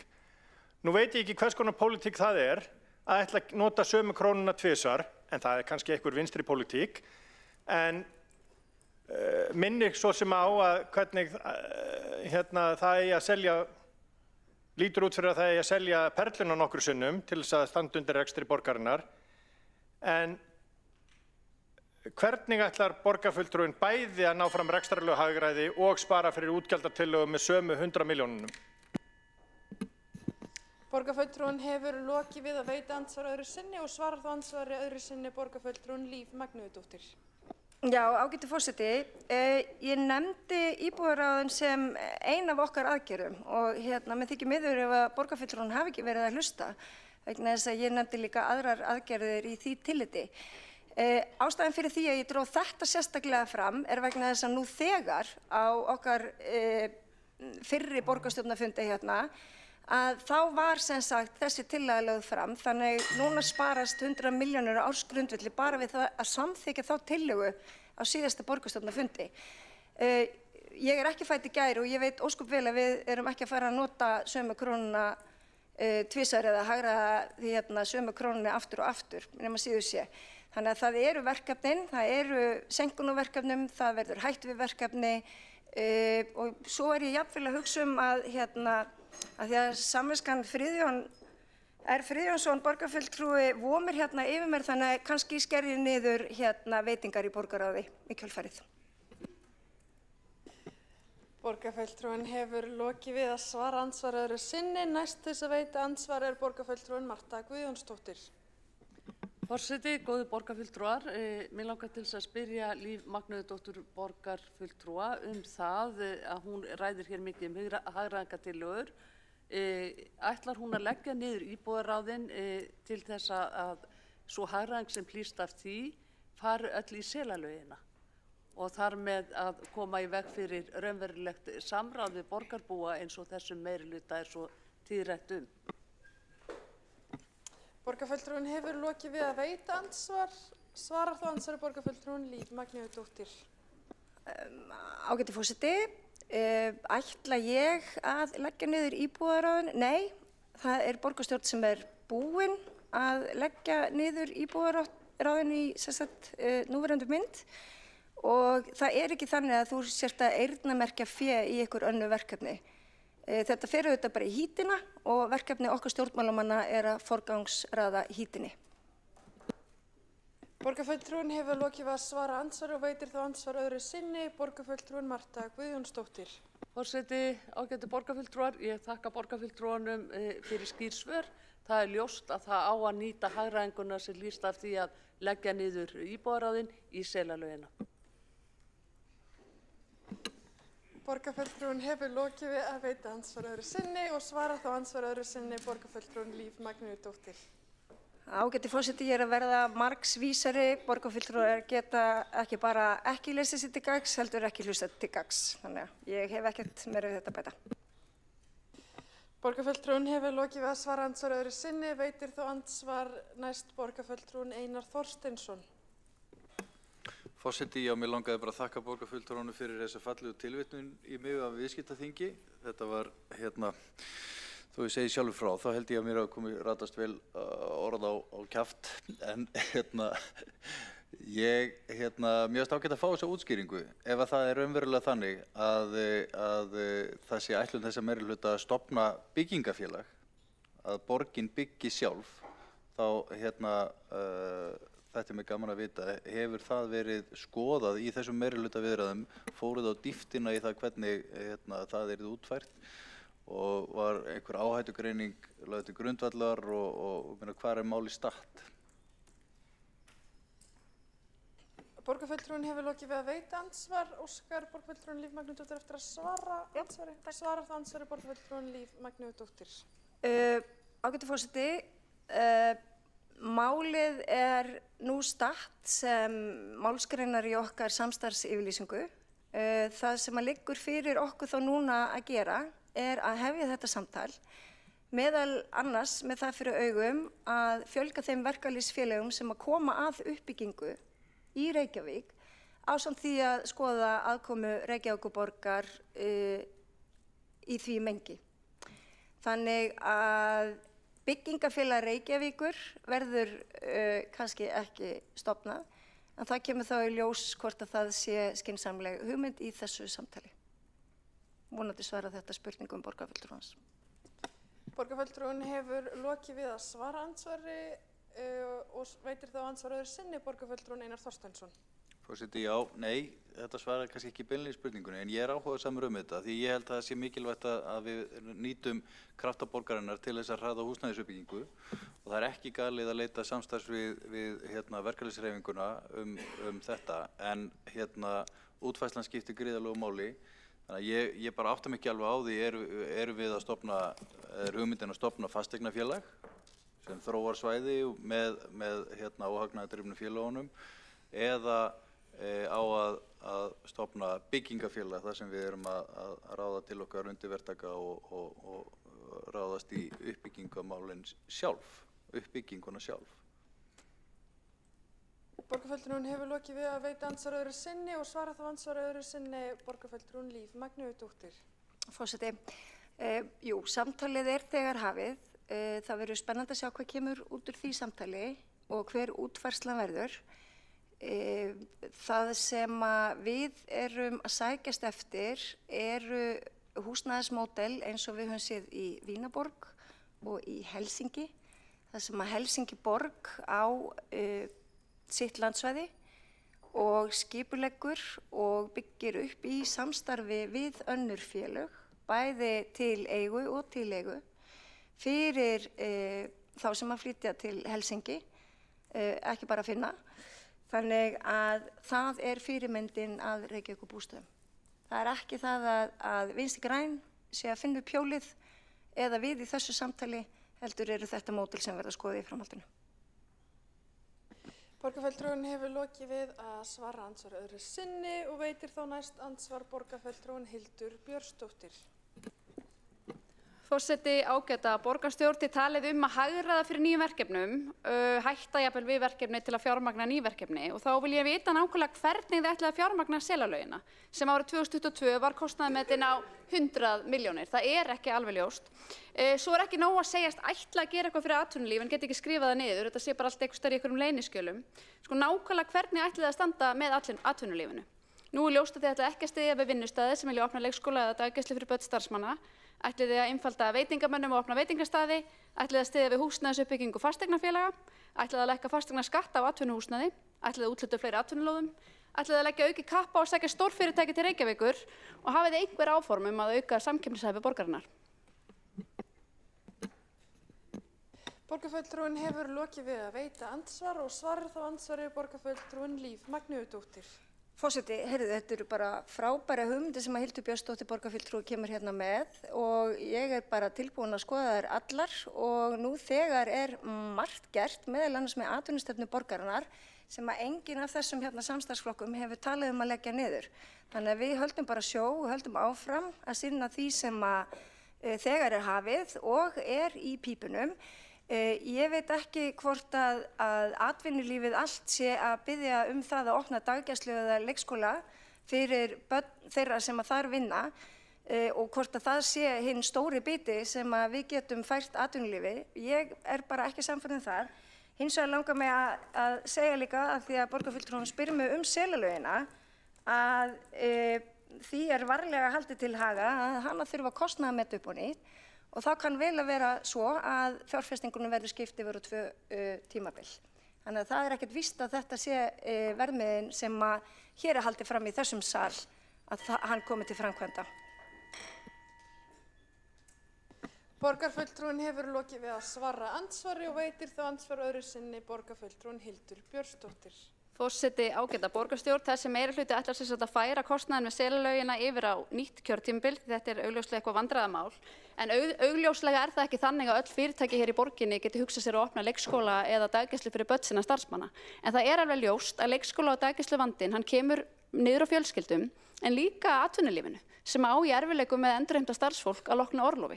Þetta vandamál sem margir eiga við að etja hérna í borginni, ekki bara fjölskylduna sjálfar, við erum að tala baklandi, við erum að tala vinnuveitendurna og miklu fleiri aðila. Og þeir sem vilja sýna eitthvað frumkvæði í þessum efnum, að það ekki að styðja við þá aðila, það mjög sérkennilegt að mínu mati og ég fyrir miklum vonbrigðum. Borgarfulltrúinn hefur lokið við að veita andsvar öðru sinni og svarar þá andsvar öðru sinni borgarfulltrúinn Líf Magnúsdóttir. Forseti, já, fyrst til að nefna kannski varðandi atvinnulífi, þá held ég að atvinnulífi standi ekki og falli með því hvort að þeir fái daggæslu eða að reka leikskóla innan sinna raða. Það held ég bara alls ekki. Það ýmislegt annað sem þarf að koma til. Ég svo sem alveg sammála því að það mætti lækka fasteignaskatt og atvinnuhúsnæði. En það verður að minnsta kosti ekki gert á þessu kjörtímabili og það má ýta því á undan sér sérstaklega inn á næsta. Þegar ég að tala tímabil þá ég að tala fjárhagstímabil, ég ekki að tala kjörtímabil, ég ekki að tala að ýta selalögin á undan okkur inn á næsta kjörtímabil. Ég meira að hugsa kannski Q1 2026. Borgarfulltrúinn hefur lokið við að svara andsvar öðru sinni og þá förum við í 5. lotu þessa andsvars og veitir andsvar Kjartan Magnússon, borgarfulltrúi. Forseti, góðir borgarfulltrúar, maður hefur nú alveg lært eitthvað þessari umræðu. Við tókum svolítið efnislega umræðum þessar stjórnkerfisbreytingar síðasta fundi, en svo við fjalla aðeins þetta hér og eitt af því sem ég hef áhuga á varðandi stjórnkerfi það hvernig ákvarðanir eru teknar og hverjir séu ákvarðana hvatarnir sem ég held að sé nú bara kennt í fræðunum. Og ég hafði heyrt í fleygt þegar að þessar breytingar áttu sér stað að heyrt fleygt frá manneskju sem hafði verið í sambandi við meirihlutafólkið að það hefði verið haft í flimtingum að einn helsti plúsinu í þessar breytingar væru þær að það takist að lækka laun þeirra borgarfulltrúa sem sitja í íbúðaráðum. Ég held að í flestum tilvikum séu það borgarfulltrúar Sjálfstæðisflokksins og ég tók þessu bara svo hverri annarri kvikksögu, með trúni. En svo þegar að Líf Magnúsdóttir borgarfulltrúi flutti sína ræðu, þá sá ég þetta svolítið nýju ljósi því að hún ávarpaði okkur borgarfulltrúa í annarri persónu sem frekar óvenjulegt og sagði að við höfum væntanlega séð þetta á launaseðlunum okkar að það hefðu orðið breytingar. En svo hefur komið fram, hún sjálf að hækki launum með því að fara í nýtt starf og var það svona ákvörðunarhvatinn varðandi þessa breytingu meðal annars að það takist að lækka laun annarra borgarfulltrúa í þessari lotu. Borgarfulltrúinn hefur lokið við að veita andsvar. Forseti biður borgarfulltrúa að virða umræðutíma sem gefinn af forseta en svara það andsvari borgarfulltrúinn Líf Magnúsdóttir. Forseti, nei það var síður en svo hvatinn. Ég var tilbúin til þess að skera meira niður í ráðum og nefndum borgarinnar, eitthvað sem hefði áhrif á Vinstri græn, hefði áhrif á minn launaseðil.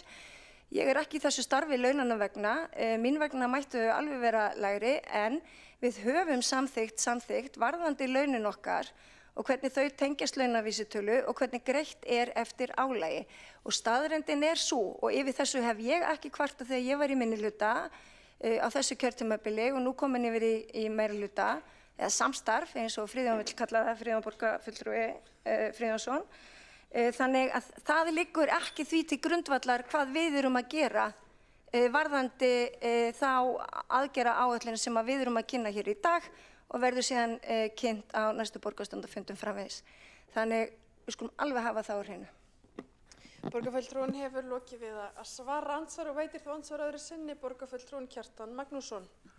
Forseti, góðir borgarfulltrúar, ég þakka fyrir svarið sem finnst vera athyglisvert. Mér fannst bara athyglisvert að við varum ávarpið hérna í annarri persónu og mynd á því að það væri með þessum hætti að það væri verið að lækka laun allara ekkurja okkar og þá mest úr einum flokki. Það má alltaf fjalla skildur fólk sem hvort sem í meirihluta eða minnihluta. Ég held að sé bara veldur hver á heldur. Þegar maður í meirihluta sem ég hef alveg prófað líka, þá nýtur maður miklu meiri aðstoðar embættismannanna heldur en þegar maður í minnihluta, þá maður rauninni vinnur maður eins og einyrki og síst minna álag að mínu dómi fylgjandi því ef maður rækir starfsveit samviskusamlega heldur en ef maður í meirihluta.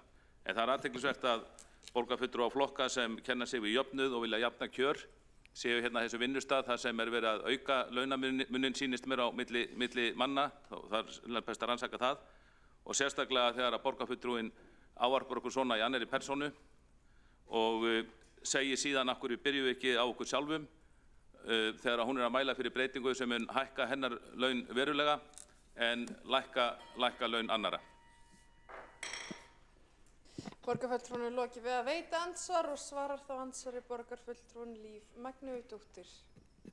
Já, ágæti forseti, við auðvitað þriðja persóna og það gott að mér hafi tekist að nota þriðju persónu líka. Þetta varðar auðvitað okkur öll. Mér þykir miður ef að borgarfulltrúinn hafi tekið það nærri sér að hvernig ég ávarpaði alla borgarfulltrúa hér með þið. Ég var að tala auðvitað við þá borgarfulltrúa sem að sitja í salnum. Við getum auðvitað farið í einhverju orðræðugreiningu með það, en eftir stendur auðvitað að við förum eftir samkomulagi varðandi launaviðmið borgarfulltrúa og þetta stendur, því má auðvitað breyta, þetta mannanna verk. Við getum fært launin okkar niður. Ég sjálf þeirra skoðunar, við höfum ekki mikið að hrófla við því sem var unnið hérna fyrir 6 árum síðan eða eitthvað svo. En svo langar mig líka að minna borgarfulltrúan á að ég hef væntanlega verið á lægri launum en Kjartan Magnússon borgarfulltrúi í upphafi þessa kjörtímabils og hingað til. Borgarfulltrúinn hefur lokið við að svara andsvari og telst á andsvörum undir þessari ræðu lokið. Kjartan Magnússon við fundarsköp.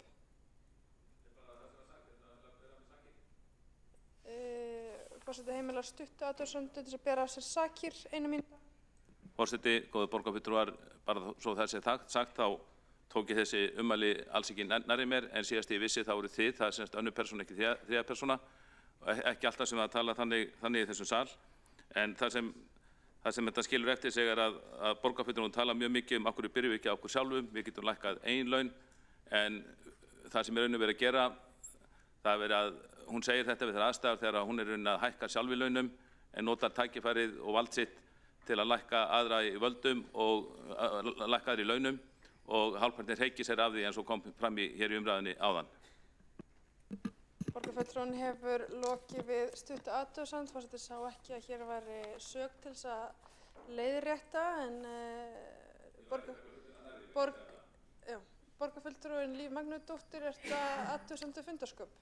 Já, nei, ég ætla að bera með sakir. Forseti heimilar stuttu athugasemd til þess að bera á sig sakir. Ágæti forseti, ég auðvitað ekki að hækka sjálfa mig í einhverjum launum svo því sé haldið til haga.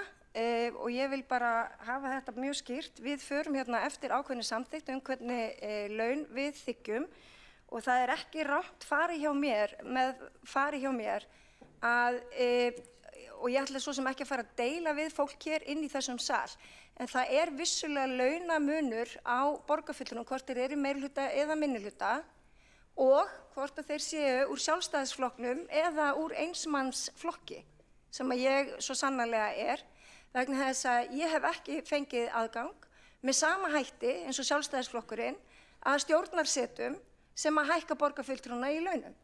Þannig að ég skil ekki þennan hnýting hér á milli. Þetta eru leikreglunar og við verðum að sætta okkur við þær, við borgarfulltrúar. Borgarfulltrúin hefur lokið við stutta athugasemd. Og næsta mælendaskrá er borgarfulltrúin Jóhanna Dýrun Jónsdóttir.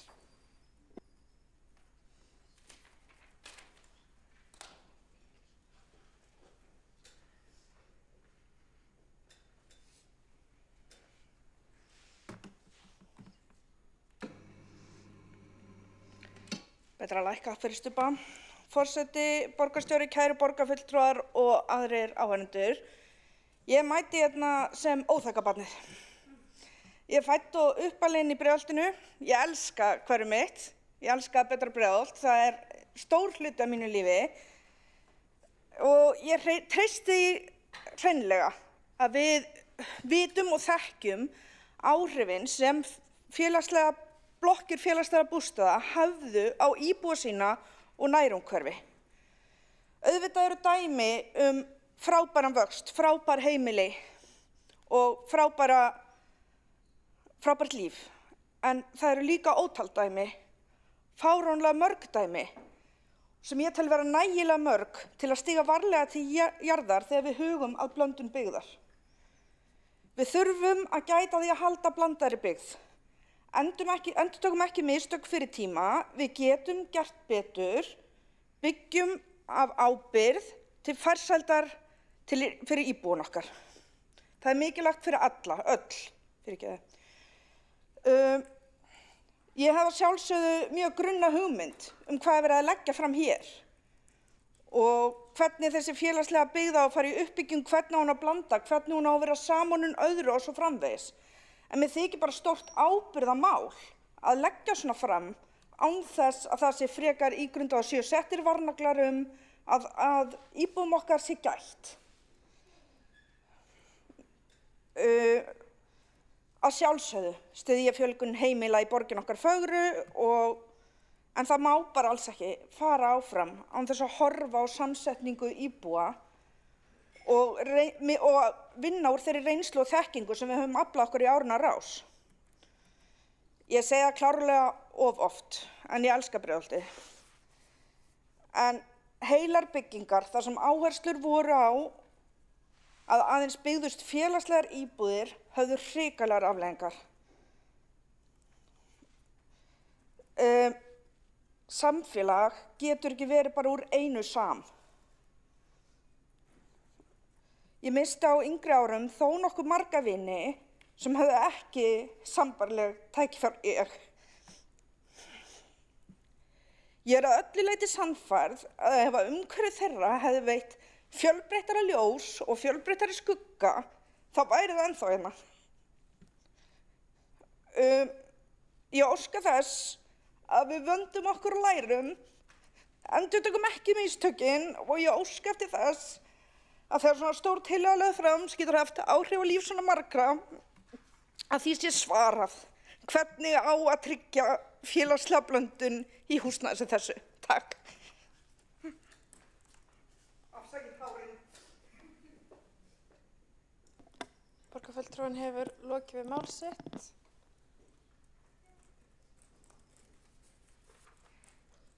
Næst á mælendaskrá er borgarfulltrúin Guðný Maja Rýba.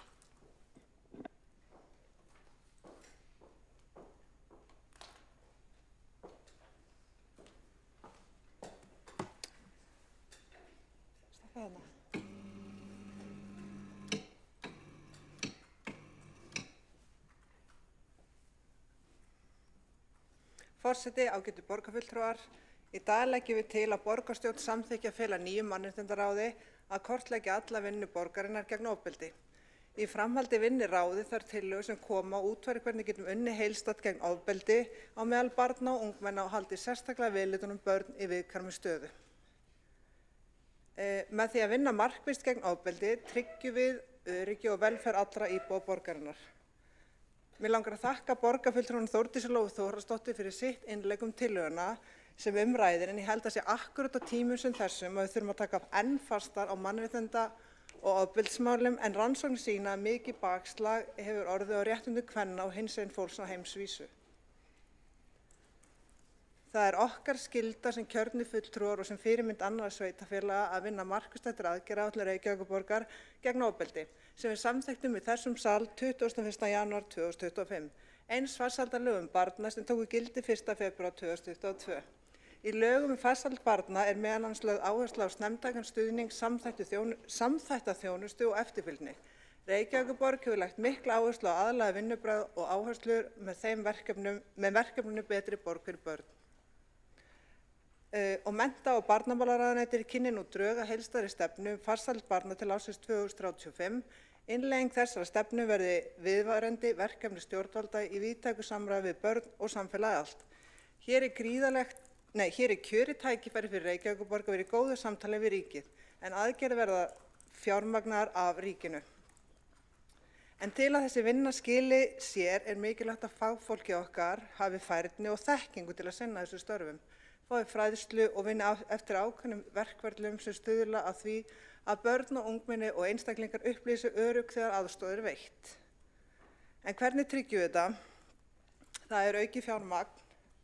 Með því getum við aukið fagfólk og sérfræðinga á gólfinu, efla þverfaglegt samstarf, lögreglu, félagsþjónustu, heilbrigðisþjónustu, skólakerfi, jafningjar þeir sem beita ofbeldi, verið í góðu samtali við samtök sem einsetja sér það að veita stuðning til jafningja sinna og má hér nefna afstöðu félag fanga sem er gott dæmi jafningjastuðning og ráðgjöf til geranda og fjölskyldur þeirra.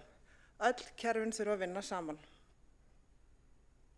Og má það nefna að nýverið fekk afstæða finnska sérfræðinga til landsins sem sinna bæði ríki og borg og eiga samtöl við gerendum ákveðinni samtalstækni sem hefur borið mikinn árangur sem minnir okkur á og oft er þekking og færni til staðar í nærumhverfi okkar sem má nýta og við þurfum ekki alltaf að finna upp hjólið. Við þurfum að fræða almenning og starfsfólk sem vinnur með börnum og fjölskyldum og einstaklingum í áhættum þarf betri þjálfun að byrja kennslu á fyrstu merkjum ofbeldi og hvernig hægt er að grípa inn í. Við þurfum að vera með úrræði sem er hægt að nálgast strax. Stuðningsúrræði fyrir fjölskyldur, börn og einstaklingar þurfa að vera aðgengileg og virk leið og þeirra er þörf. Þetta kallar samstarf ríkis og borgar, en ljóst er að við þurfum að bregðast við strax. Meta árangur og bæta aðferðir, eftirfylgni og mata árangri. Við verðum að fylgjast með því hvað aðgerðir skila árangri og byggja stefnu okkur því sem reynist best.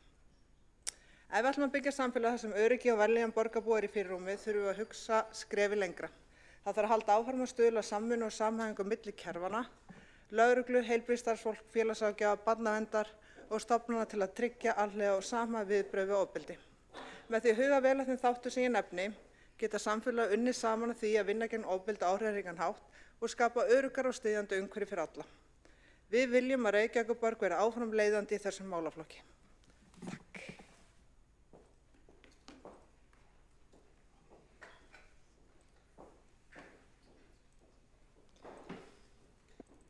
Borgarfulltrúinn hefur lokið mál sitt. Einn hefur óskað eftir því að veita andsvar og það er borgarfulltrúinn Þorvaldur Daníelsson.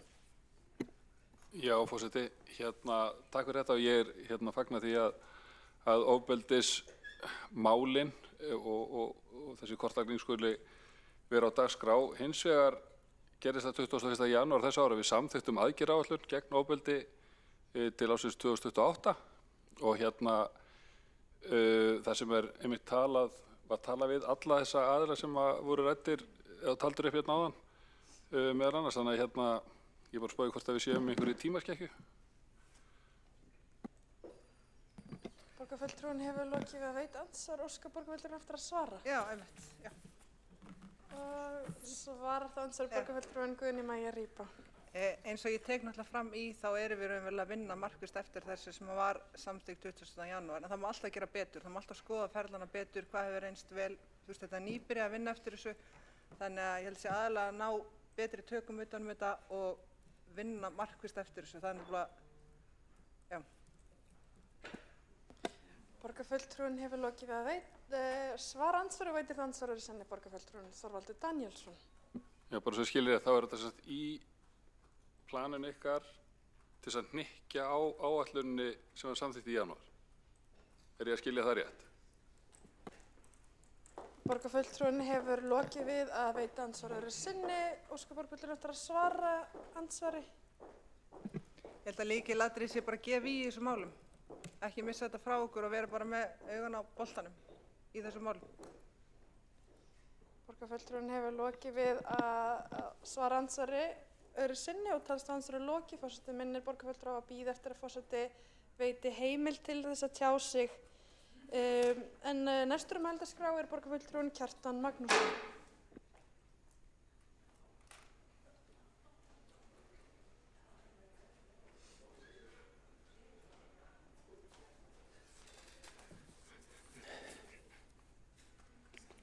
Forseti, góðir borgarfulltrúar, ég vil þakka fyrir umræðuna hér í dag, af því að hún hefur, ég átta mig ekki alveg á því eftir að lesa áætlunina hvað í rauninni verið gert næstu 14 mánuði, en þetta hefur þó alveg upplýst mann nokkur atriði hvað meirihlutinn er að hugsa í ákveðnum málum. Eins og þegar að Líf Magnúsdóttir borgarfulltrúi fór að tala launamál borgarfulltrúa, að það var grunlega að það hefði verið ekkur hvati, það var ákveðin setning, en hún átti líka góða setningu kirsuberja tínslu úrtölumanna og svo talaði hún risastórar rekstrartillögur og held hún hafi þá verið að tala til upp á 70 milljónir og því miður er fjárhagsvandi Reykjavíkur miklu stærri en svo að tillaga upp á 70 milljón króna sparnað sé risastór rekstrartillaga. En ágætt að heyra hvað hinnir ágættu borgarfulltrúar nýs meirihluta er að hugsa og í sumum tilvikum var engu líkara en þetta fólk hefði ekki komið áður að málum hér í borginni. Kannski sú tillaga sem heyrist eiga að leggja mest áherslu á í húsnæðismálum er tillagan að vinna markvisst gegn lóðabraski.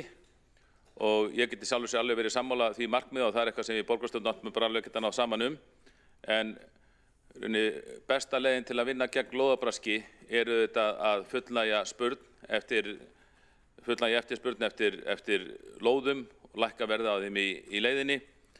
Þannig ef það verður gert þá verður þrengt að lóðabröskurum eins og tókst hérna oft áður í borginni þegar það tókst að fullnægja eftirspurn eftir lóðum. Þá var auðvitað lítið svigrúm fyrir braskara. Og ég rakti það í fyrir ræðu minni rauninni hvernig þessar aðstæður sköpuðust að braskarar fengu frítt spil. Það var auðvitað lóðaskorstefna og uppboðsstefna sem unnu saman að því markmið á sínum tíma.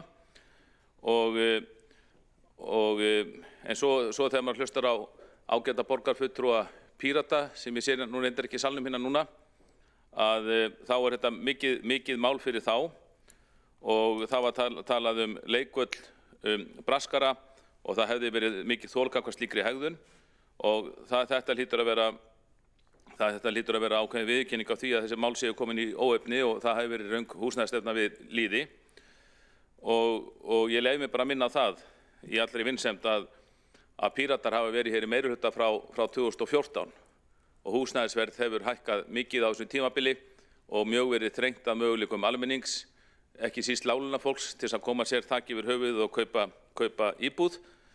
Þannig að það er auðvitað bara mjög gott að fulltrúar vinstri flokkana skuli sjá hvers konar ógöngur þessi stefna hefur leitt okkur út í og segja núna eftir að hafa verið 11 ár í meirihluta að þetta hafi bara verið leikvöllur braskara og að það hefur verið ómikið þol gagnvart slíkri hegðun.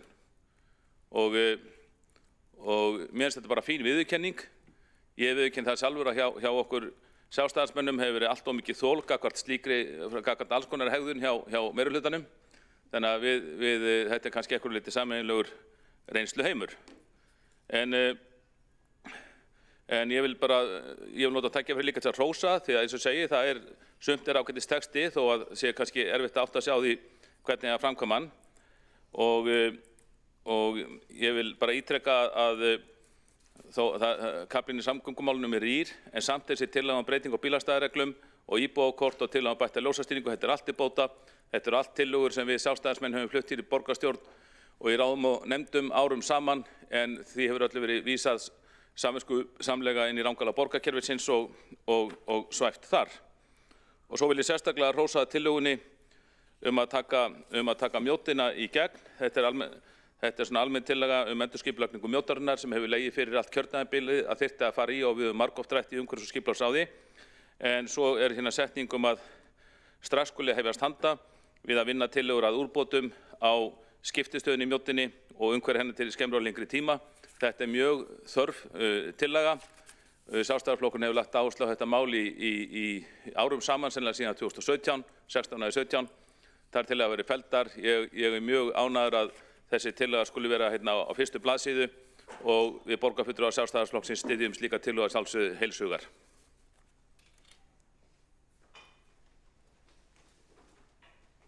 Borgarfulltrúinn hefur lokið við mál sitt. 2 hafa óskað eftir því að veita andsvar og fyrsti veitir andsvar borgarfulltrúinn Magnús Davíð Norðdahl. Já, forseti, virðulegur borgarfulltrúi Kjartan Magnússon. Fyrsta lagi þá nú gott að fulltrúinn þarna ánægður með ýmis mál sem að koma fram eins og mjótina og ljósastýringu og það að það skuli svona tekið á því sem kallað hefur verið lóðabrask. Athugasemd eina vildi ég gera varðandi skilning eða sýn borgarfulltrúans á hækkun fasteignaverðs vegna þess að það hefur stundum verið þannig í máli sjálfstæðismanna að þetta sé eitthvað sér reikvíst vandamál eða atriði vegna þess að það alveg sama hvort þú horfir til annarra sveitarfélaga hér á landi eða reyndar til bara hins vestræna heims í heild sinni síðustu ár og áratugi að þá hefur fasteignaverð hækkað allstaðar, farið upp á við. Í öðrum bæjum, í öðrum sveitarfélögum, í öðrum löndum. Þetta ekki sér reikvíst vandamál eins og stundum látið í veðrinu vaka og allt í lagi að benda á það. Borgarfulltrúinn hefur lokið við mál sitt. Svarar þá andsvari borgarfulltrúinn Kjartan Magnússon. Forseti, góðir borgarfulltrúar, ég þakka Magnúsi D. Norðdahl borgarfulltrúa fyrir málefnilegt svar og ýmislegt til í því og það þetta ekki einfalt mál en í bara allri vöru og þjónustu eða lóðum þá náttúrulega eitthvað sem heitir framboðslögmál og svo eftirspurnarlögmál og þau koma saman og það eru fleiri sveitarfélög en markaðsleiðtoginn á þessu markaði ótvírætt Reykjavíkurborg sem á líka sennilega stærsta landið sem hægt að brjóta undir nýjar lóðir og hins sveitarfélögin hafi fallið í freistni að haga sér kannski eins og Reykjavík en alveg óháð þeim þá gætum við og ég fullyrði við gætum það ekkert gert á einu ári eða tveimur tekur tíma en við eigum það mikið land að við gætum nánast fullnægt eftirspurninni og eigum að gera það og leggja áherslu á lækkun íbúðaverðs.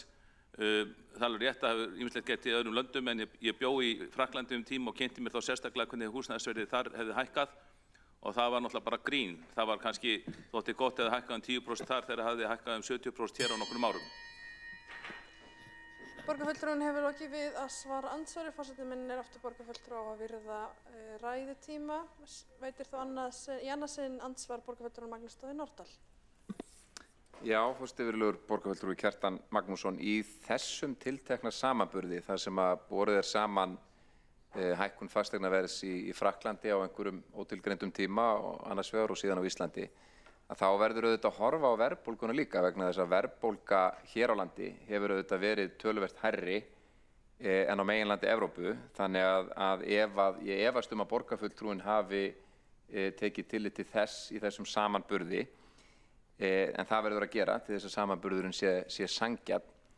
Varðandi athugasemd borgarfulltrúans það að það ætti að skipuleggja fleiri lóður og auka framboð þá það skoðun þess sem hér talar að það sé nú bara hárrétt. Takk fyrir. Borgarfulltrúinn hefur lokið við að veita andsvar öðru sinni. Svarað andsvar öðru sinni borgarfulltrúinn Kjartan Magnússon. Forseti, góðir borgarfulltrúar, það bara gott að við borgarfulltrúinn sem ég að svara séum sammála þetta. Það þarf að auka framboð og við vitum báðir að þetta ekki quick fix, eitthvað sem bara leyst á örskumum tíma. Og verðbólgan, það þarf að sjálfsögða að taka verðbólguna inn í þetta. En ég var undrandi þegar ég bjó í útlöndum að sjá það að búandi þar á 2 milljón manna svæði, þar var húsnæðisverðið töluvert lægra í Reykjavík, 200.000 manna svæði. Og verðbólgan, hækkun húsnæðisverðið í Reykjavík hefur líka verið drifkraftur í verðbólgunni. Stór hluti af vísitölunni vegna húsnæðishækkana og þar hefur Reykjavík því miður lagt lóð á vogarskálarnar. Og nýjasta dæmið bara alltaf 90% hækkun gatnagerðargjalds. Það dettur engum í hug á markaði, margir hafa tjáð sig, það dettur engum í hug, annað í hug en að þetta verði til að hækka íbúðaverðið en frekar í Reykjavík. 90% hækkun, alltaf 90% hækkun gatnagerðargjalds. Borgarfulltrúinn hefur lokið við að svara andsvari öðru sinni. Veitir þá næst andsvar borgarfulltrúinn Hjálmar Sveinsson. Já, forseti, ég ætlaði aðeins að gera athugasemd við það fram í ræðunni að það var eins og, ég veit ekki hvernig það var, að VG eða stefna VG hefði brugðist fátæku fólki. Og ég vil bara minna á það að undanfarin ár hafa verið byggðar 700 langtímalegu íbúðir í Reykjavík á vegum verkalýðsfélagana. En á öllu landinu hafa verið byggðar 1100 íbúðir. Þannig að Reykjavík er að byggja svo langt hærra hlutfall af íbúðum fyrir lágtekjufólk heldur en okkurt annað sveitarfélag. Hér hafa verið byggðar 1000 leiguíbúðir fyrir stúdenta sem að námsmenn af öllu landinu njóta og þannig mætti raunar lengi telja, við teljum búsetu, réttaríbúðir og svo framvegis. Þannig að þetta er mjög hæpinn fullyrðing og Reykjavík er með 70% af öllu félagslegu húsnæði á höfuðborgarsvæðinu.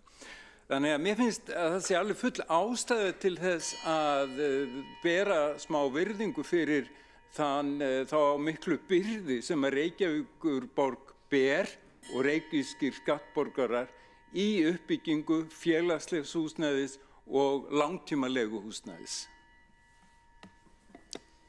Borgarfulltrúinn hefur lokið við að veita andsvar. Forseti minnir aftur á að virða ræðutíma. Svarar þá andsvari borgarfulltrúinn Kjartan Magnússon. Forseti, góðir borgarfulltrúar, ég þakka Hjálmari Sveinssyni borgarfulltrúa fyrir svarið. Ég held að við hugsum þessi mál ekki alveg eins, komum kannski úr ólíkum áttum. Það er alveg rétt að Reykjavíkur, það hafa verið byggðar margar leiguíbúðir í Reykjavík á undanförnum árum og sem er bara gott mál. En hins vegar er málið það að fólk vill ekki endilega búa í leiguíbúðum. Kannanir sýna 90% fólks vill eiga sínar íbúðir ef það getur. Vill vera eigendur en ekki leigjendur hjá öðrum. Og við sjálfstæðismenn, þegar við vorum með hreinan meirihluta í borgarstjórn, þá tókst okkur að framfylgja frábæri stefnu sem hjálpaði, sem gerði mörgu fólki kleift, ekki síst láglaunafólki, að eigna sínar eigin íbúðir. Ég fjárfesti mínu fyrstu íbúð 20 í Grafarvogi og við erum að gera fólkinu kleift að eiga íbúðunar því að fólki vil það. Svo er hinn hugsunin, sem er hugsunin frá Sovétríkjunum, að bara ríkið eigi helst að byggja allar íbúðir og leyfa fólkinu síðan náðarsamlegst að búa í þeim fyrir lága leigu. Og það verður byggðar mjög margar leiguíbúðir í því landi, en fólkið vildi kannski frekar eiga íbúðirnir en fékk það ekki. Þannig að við viljum leyfa fólkinu að eiga, aðrir flokkar, vinstri flokkar vilja kannski frekar gera alla leiguliðum. Borgarfulltrúinn hefur lokið við að svara andsvari. Veitir þá andsvar öðru sinni borgarfulltrúinn Hjálmar Sveinsson. Já, forseti, þarna fæst mér nú borgarfulltrúinn Kjartan Magnússon fara niður í mikla lágkúru að þegar við erum að tala að það sé æskilegt að hafa hér sem valkost leigumarkað, að þá viljum við gera alla leigulíðum og viljum bara vera eins og í Sovétríkjunum. Þetta er svo furðulegt.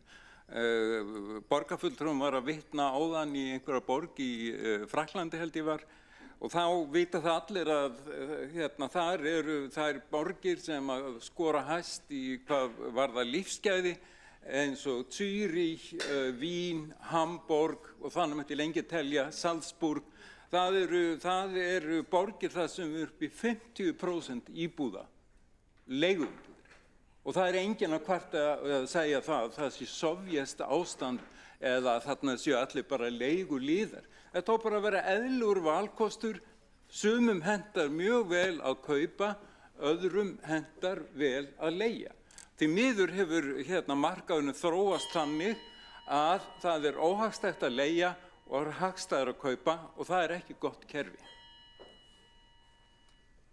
Borgarfulltrúinn hefur lokið við að veita andsvar og svar þá andsvari öðru sinni borgarfulltrúinn Kjartan Magnússon. Forseti, góðir borgarfulltrúar, kannski svolítil einföldin á mig að grípa til þessa dæmis og ég tek fram, ég var ekki að tala Sovétríkin sem kúgunarkerfi þarna þó þau hafi verið að það sem átti bara að vera húsnæðisstefnan að hið opinbera átti helst að eiga allt og allir að vera leiguliðar. En við eigum ég alveg sammála því, við þurfum bæði öflugan eignarmarkað og öflugan leigumarkað en þegar hver skoðanakannaninn á fætur annarri sýnir að mikill meirihluti landsmanna, sem sennilega 90% af ungu fólki, það vill eiga íbúðina en ekki vera leigulið hjá öðrum, þá eigum við að skapa húsnæðisstefnu sem gerir ungu fólki og fólki bara öllu aldri, ríku fólki sem láglauna fólki, að kaupa og eiga sínar íbúðir. En því miður í löndum þar sem heildarhyggjan ríkir, þar hefur hitt sjónarmið orðið ofan á að hafa sem mest félagslegt húsnæði, hafa sem flesta leiguliða og það hefur nú komið fram í umræðum þennan meirihlutarsáttmála að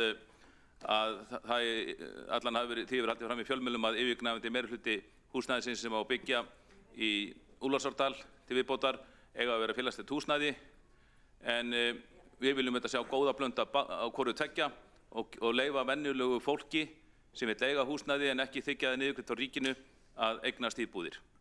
Og húsnæðisstefna Sjálfstæðisflokksins þrautreind besta leiðin til þess. Borgarfulltrúinn hefur lokið við að svara andsvari öðru sinni og telst á andsvörum undir þessari ræðu lokið. Næst á mælendaskrá borgarfulltrúinn Líf Magnúsdóttir. Forseti og ágæta borgarstjórn, ég ætlaði hér í seinni ræðu minni í rauninni að ræða samstarfsfleti allrar borgarstjórnar, hvernig við getum unnið að málunum saman, hvernig við getum undirbúið tillögur, hvernig við getum setið í hópum og fundið lausnir að hverju sem ekki bara þess sem stendur í okkar samstarfssáttmála, heldur líka þess sem óvænt og kemur upp. Af því að bara lífið gerist á meðan við allavega lifum því, vegna þess að þegar við erum dauð þá það náttúrulega búið, en allt í lagi. En svo fór af stað þessi umræða sem einkar áhugaverð, vegna þess að hér myndist Einar Þorsteinsson, borgarfulltrúi einmitt á Reykjavíkurbústað og spurði borgarfulltrúan sem hér stendur út í það og ég tel mig hafa lýst því fyrirbæri ágætlega en það einmitt hugmyndafræði þess að stíga inn með afgerandi hætti sem stjórnvald á markað sem hefur ekki verið að virka nægilega vel í höndum einkaaðila hingað til, svo það sé sagt, undanfarin 20-30 ár, burtséð frá þá uppbyggingu verkamannabústaða. Og það var svo áhugavert sem að Hjálmar Sveinsson. Já, ég veit það alveg. Má maður gera kunstpásur hér í pontu. Hjálmar Sveinsson fór yfir, borgarfulltrúi, fór yfir vegna þess að það sem að stjórnmálamenn gera alltaf, það að miða, eða ekki bara stjórnmálamenn, það líka bara við, mannfólkið. Við erum að miða alltaf við óbreytt ástand, við erum að miða við ástandið sem að við erum í hverju sinni. Og það alveg svo við getum ekki séð framtíðina fyrir okkur. Og þegar fólk þá spurt, og ég man bara eftir því þegar ungt fólk með börn var spurt sem að var kannski fast í einhverju dagmæðrakerfi, það ekki bara fínt að þetta dagmæðrakerfi skuli vera eina? Og þá sagði það reynda, nei, ég nú alveg til í að fá ódýrara pláss í leikskóla, en það sama með húsnæðismarkaðinn. Af hverju vill fólk eignast? Jú, af því að við erum búin að vera að reka eignamarkað sem orðinn allt of dýr. Ungt fólk í dag á erfitt með að eignast sína eign. Af hverju erum við ekki að nota kraft okkar í það að búa til almennilega leigumarkaðina? En líka markað þar sem að fólk getur eignast sína eign. Og við höfum verið með áætlanir fyrstu kaupendur á hagkvæmu húsnæði. Og þetta það sem við þurfum að gera miklu meira af. En við þurfum líka að búa til öruggan leigumarkað.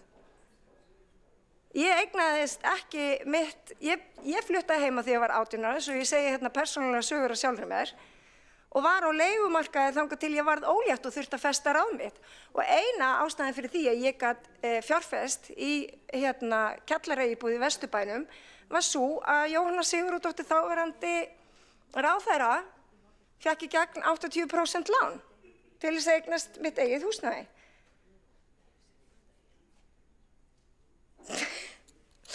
En nú tími minn búinn þar sem að ég ætlaði að koma hérna eins og boðberi samvinnu og frelsis og ræða sameiginlega fleti á okkar samstarfi hér í borgarstjórn. Þrátt fyrir að það eru vendingar og meirihlutaskipti, að þá tel ég samt að í 90% mála eru við sammála og það er að gera vel fyrir borgarbúa. Það er reyndar 100% skipta. En í 90% mála leiðir sem eru farnar, þá held ég við getum verið sammála og hér opna ég faðminn og býð ykkur til samstarfs við Vinstri græn.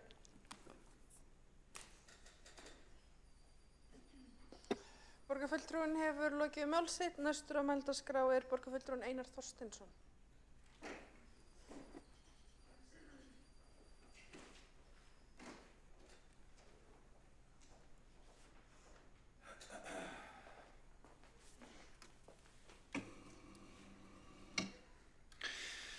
Forseti, ágæta borgarstjórn, við þykjum að sjálfsögðu útrétta hönd gott samstarf við Vinstri græn eins og alla flokka hér í borgarstjórn. Það þýðir ekki það að mig ekki ræða málin og gagnrýna og rýna til gagns og takast á og svo erum við stundum bara alveg reglulega ósammála. En þannig nú líka bara lífið. Mér langaði að ræða aðeins fjármálin.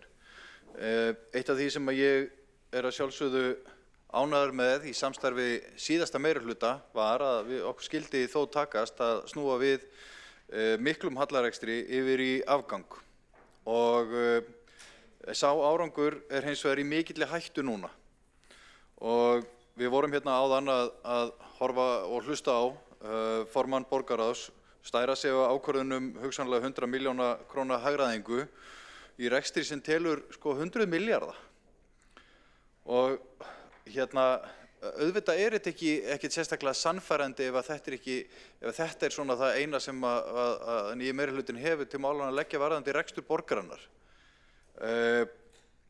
Og tökum bara eina tillögu hérna úr sarpinu, það tillaga endurskoðun innkaupastefnu og innkaupareglna. Það segir að borgin eigi að beita markvissum og öguðum vinnubrögðum við innkaup. Það sem vekur áhyggjur hins vegar setningin sem kemur í kjölfarið.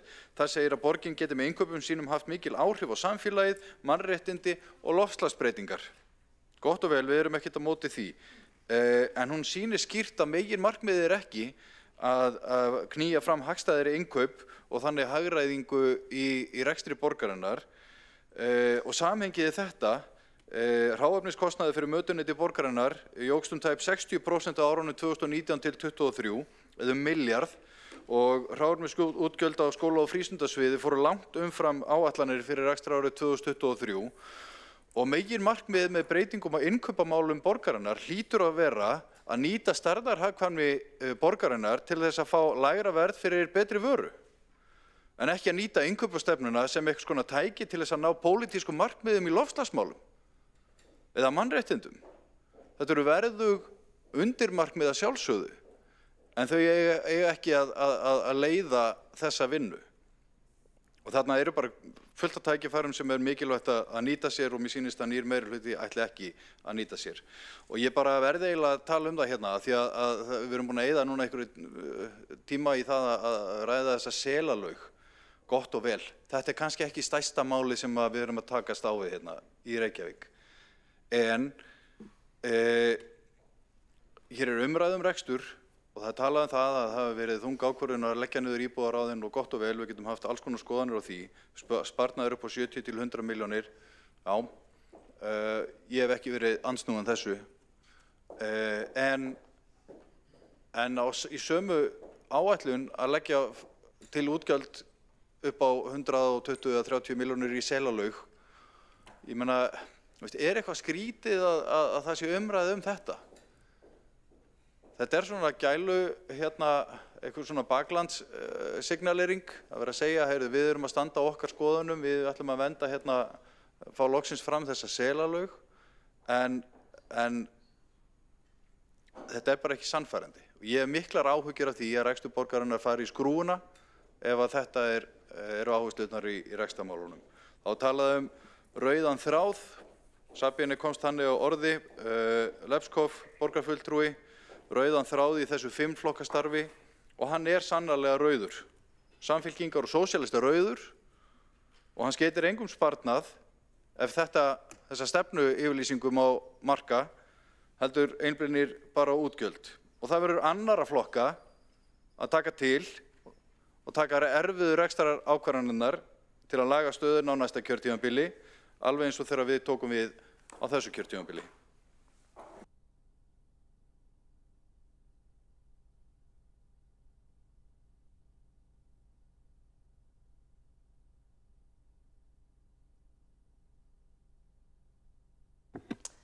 Borgarfulltrúinn hefur lokið við mál sitt og 4 hafa óskað eftir því að veita andsvar. Fyrstur til þess að veita andsvar borgarfulltrúinn Friðjón R. Friðjónsson. Forseti, nú fyrst byrja bara að nefna það blasir við umræðum dagsins að við þurfum að fá Alvotech í þetta stóra Selalaugamál. Ja. En mér langar til þess að spyrja fyrrverandi borgarstjóra þann afgang sem hann var talað á árinu 2024. Sá afgangur hékk á sölu Perlunnar. Veit fyrrverandi borgarstjóri hvernig afgangur ársins 2024 verður leiðréttur þegar ljóst að af sölu Perlunnar hefur ekki enn orðið og við erum komin inn í mars?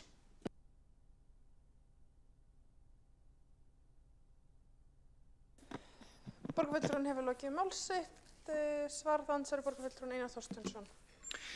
Forseti, samkvæmt síðustu fréttum sem ég fékk á meðan ég gegndi því starfið að vera borgarstjóri þá stemdi þetta nú í það að vera réttum megin við núllið þrátt fyrir sölu Perlunnar og mér skilst að hún sé líka á lokametrunum en ég get því miður bara ekki svarað þessu með nákvæmari hætti en það. Borgarfulltrúinn hefur lokið við að svara andsvari og veitir þá andsvar öðru sinni borgarfulltrúinn Friðjón R. Friðjónsson. Forseti, það blasir þá við, takk fyrir svörin, ágæti borgarfulltrúi Einar Þorsteinsson. Það blasir þá við samt sem áður að við þurfum að fá einhvers konar leiðréttingu á uppgjöru síðasta árs, og þegar að uppgjöru kemur seinna í vor, vegna þess að af sölu Perlunnar hefur ekki orðið. Og það verður mjög fróðlegt að fylgjast með hvaða bókhaldstrikk verða notuð til þess að réttlæta yfirlýsingar afgang af fyrri meirihluta. Borgarfulltrúinn hefur lokið við að veita andsvar öðru sinni og svarað andsvari borgarfulltrúinn Einar Þorsteinsson. Forseti, þetta mun bara allt saman koma fram í ársreikningi og lá alltaf fyrir að það voru ýmsar aðrar eignir sem varu til sölu og voru seldar og ýmsar stærðir sem voru á hreyfingu þannig að það þarf ekki að gera grein fyrir þeim með öðrum hætti en hefðbundið og við sjáum hvernig þetta endar þegar allt komið. Borgarfulltrúinn hefur lokið við að svara andsvari, einn borgarfulltrúi féll frá andsvari og næstu veitir andsvar borgarfulltrúinn Magnús Davíð Nordal. Forseti, virðulegur borgarfulltrúi Einar Þorsteinsson. Það nú oft til marks að ræðan sé góð ef andsvörin eru mörg, rétt eins og með ræðu Lífar áðan. En borgarfulltrúinn talaði það að það hefði tekist að snúa rekstri borgarinnar við að einhverju leyti á síðasta meirihluta og það hárrétt og það tókst okkur í sameiningu að gera. Og það samstarf sem þar var bara gott að mörgu leyti og þarna bent á ákveðin árangur sem að náðist. Nú eins og bent á það að þessi árangur sé í ákveðinni hættu og vegna þess að hér hafi verið myndaður nýr meirihluti og tala borgarfulltrúinn að hann hafi miklar áhyggjur af því. En spurningin þá kannski sú og sanngjörn hún, en það ekki á ábyrgð borgarfulltrúans sem sprengdi síðasta meirihluta og afsalaði sér valdamesta embætti borgarinnar til þess að tryggja áframhaldandi árangur í samstarfi við góða félaga sína? Takk. Borgarfulltrúinn hefur lokið við að veita andsvar og Svarar þá andsvari borgarfulltrúinn Einar Þorsteinsson. Forseti, auðvitað berum við öll ábyrgð á okkar ákvörðunum. Við í Framsókn tókum það ákvörðun að ganga út úr þessu samstarfi til þess að mynda nýtt samstarf, meðal annars skýra rekstraráherslur og alls konar ákvarðanir sem okkur þótti brýnt að taka. Við getum ekki borið ábyrgð á áætlanagerð vinstriflokkana og ég hef samúð með Pírötum sem að skilgreina sig ekki sem vinstriflokk að þurfa að vera í því slagtogi. En vonandi gengur þeim vel að halda rekstraráherslunum þétt á lofti í þessu samstarfi. Borgarfulltrúinn hefur lokið við að svara andsvari og veitir það andsvar öðru sinni borgarfulltrúinn Magnús Daði Nordal. Já, forseti, við erum borgarfulltrúi Einar Þorsteinsson. Þetta eru athugasemdir, góðar og fínar, en eftir stendur að ef að umræddur borgarfulltrúi hefði ekki slitið síðasta samstarfi, þá sæti hér áfram sá hinn sami meirihluti og gæti tryggt að við værum ekki í þeirri miklu hættu sem að borgarfulltrúinn telur að nú sé til staðar. Það nú bara þannig. Borgarfulltrúinn hefur lokið við að veita andsvar öðru sinni og svarar þá andsvar öðru sinni borgarfulltrúinn Einar Þorsteinsson. Forseti, mér langar bara að nota tækifæri til þess að bjóða Magnús Davíð Nordal hjartanlega velkomin í meirihluta með okkur Framsóknarflokki, Sjálfstæðisflokki og Viðreisn. Það vantar einn.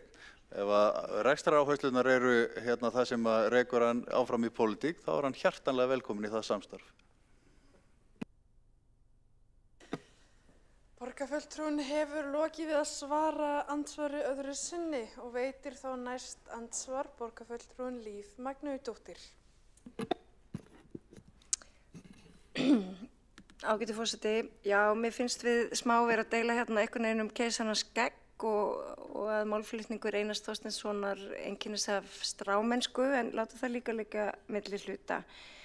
Að nefna eitt atriði í sáttmála sem hefur verið boðaður áætlunar planið sem hefur verið ekki bara boðað hér í dag, heldur framvegis, að þá eru þetta mörg tækifæri til ráðdeildar og að reka borgina betur. Og það sem enginn hefur nefnt hér í ræðustóli í dag, og mér þykir það reyndar svolítið einkennilegt, það eru kennarasamningarnir. Þannig að við þurfum að halda rosalega vel á spöðunum við sem að stýrum þessari borg, og það eru allir borgarfulltrúar sem að hér inni sitja. Og það er það sem að mér langaði að nefna. Og varðandi selalögina að þá og ég ætla að endurteka það er eins og að borgarfulltrúar get ekki lesið sér til gagns og ég mun koma aftur upp í annað andsvar ef að mér verður svarað. Borgarfulltrúinn hefur lokið við að veita andsvar og svarar þá andsvari borgarfulltrúinn Einar Þorsteinsson. Forseti, ég náði ekki neinni spurningu í þessu ágæta ansvar, en þakkar samt fyrir það. Ég tek undir með formanni borgarráðs varðandi það að kennarasamningarnir setja fjármál borgarinnar í algjört uppnám og það var fyrir séð að þeir myndu kosta meira heldur en áætlanir gera ráð fyrir. Þeir kosta hugsanlega aðeins meira heldur en við svona óttuðumst, en það önnur saga. Það skiptir máli að ljúka þeim samningum. Þannig að það alveg ljóst að þessi, nú það borgarstjórnar að taka erfiðar ákvarðanir í rekstrinum og það sem að sést í samstarfsyfirlýsingu þessa meirihluta, og það talaði einhver bakskjöl, við getum ekki rætt það, við höfum ekki séð það, en það sem að hefur sést gefur ekki til kynna að þessi meirihluti ætli að hagræða fyrir þeim auknu útgjöldum sem að fylgja til dæmis kennarasamningunum, og þetta eru stóru stærðirnar sem við þurfum að vera að tala þannig að ábendingin hjá formanni borgarráðs hárrétt og ég hlakka til að fá að sjá tillögur meirihlutans hagræðingu. Borgarfulltrúinn hefur lokið við að svara andsvari og veitir þá andsvar öðru sinni borgarfulltrúinn Líf Magnúsdóttir. Forseti, já, maður gerir það sem nauðsynlegt og auðvitað verður farið í það verkefni að rýna hverja krónu og sýna þessa ráðdeild í rekstri sem okkur svo kært að tala varðandi selalögina svona í eitt skipti fyrir öll. Þá það þannig í samstarfsyfirlýsingunni og þar stendur með leyfi forseta: húsdýragarðurinn verður þróaður áfram sem athvarf fyrir dýr og áætlanir selalög fjármagnaðar. Það stendur ekkert að það verði fjármagnaðar að fullu 150 kabúm milljón króna eða hvað hann kostar. Hér í aðgerðaáætlun sem liggur fyrir fundunum í dag stendur borgarstjórn samþykkir að fela menningar- og íþróttaráði að yfirfara áætlanir úrbætur á aðstöðu í húsdýragarðinum, kostnaðarmeta stækkun Selalaugar og uppbyggingu þjónustuhús. Og nú getið þið, ágætu minnihlutaflokkar í borgarstjórn, hætt að ræða þessa Selalaug vegna þess að kostnaðarmati liggur ekki fyrir og það er engin ákvörðun tekin hvert skal stefna. Og það er örugglega ekki hægt að gera stutta athugasemd út af þessu. Formakrif. Forseti biður borgarfulltrúa að tjá sig ekki í salnum nema með leyfi forseta. Borgarfulltrúin Líf Magnúsdóttir hefur nú lokið við að veita andsvar öðru sinni og svara þá andsvar öðru sinni borgarfulltrúin Einar Þorsteinsson. Þetta er mikið áfall, forseti, fyrir selina í húsdýragarðinum sem hafa núna verið að láta sér hlakka til, að fá nýja sundlaug og stækka það og betrumbætta, en mest eru þá væntanlega vonbrigði Pírata sem hafa barist fyrir þessari endurgerð og fullyrtu hér á blaðamannafundi að nú var í loksins komið að því að endurgera þessa Selalaug. Þetta hafi verið þeirra markmið í þessum meirihlutaviðræðum og nú lýsir formaður borgarráðs því að það verði bara skoðað og svo verði kannski bara ekkert af málinu. Hvers eiga selinir að gjalda, spyr ég, formaður borgarráðs? Það er algjörlega óboðlegt að þeir þurfa að búa við þessa óvissu. Borgarfulltrúin hefur lokið við að veita svara andsvar öðru sinni. Forseti biður borgarfulltrúum að tjá sig ekki í salnum nema með heimild forseta þótt þeim langið til þess. Þótt í langi til þess. Herðu, núna er andsvörum lokið undir þessari ræðu og næsta mælendaskrá er borgarfulltrúin Marta Guðjónsdóttir.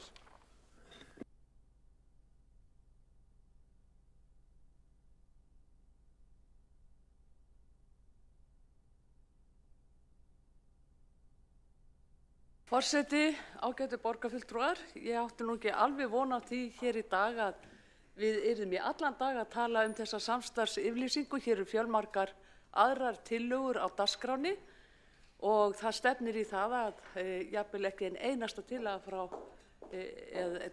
eða dagskrárliður frá minnihlutanum komist hér á dagskrá. Og það er mikið umhugsunarefni eins og Hildur Björnsdóttir borgarfulltrúi nefndi hér í upphafi fundar.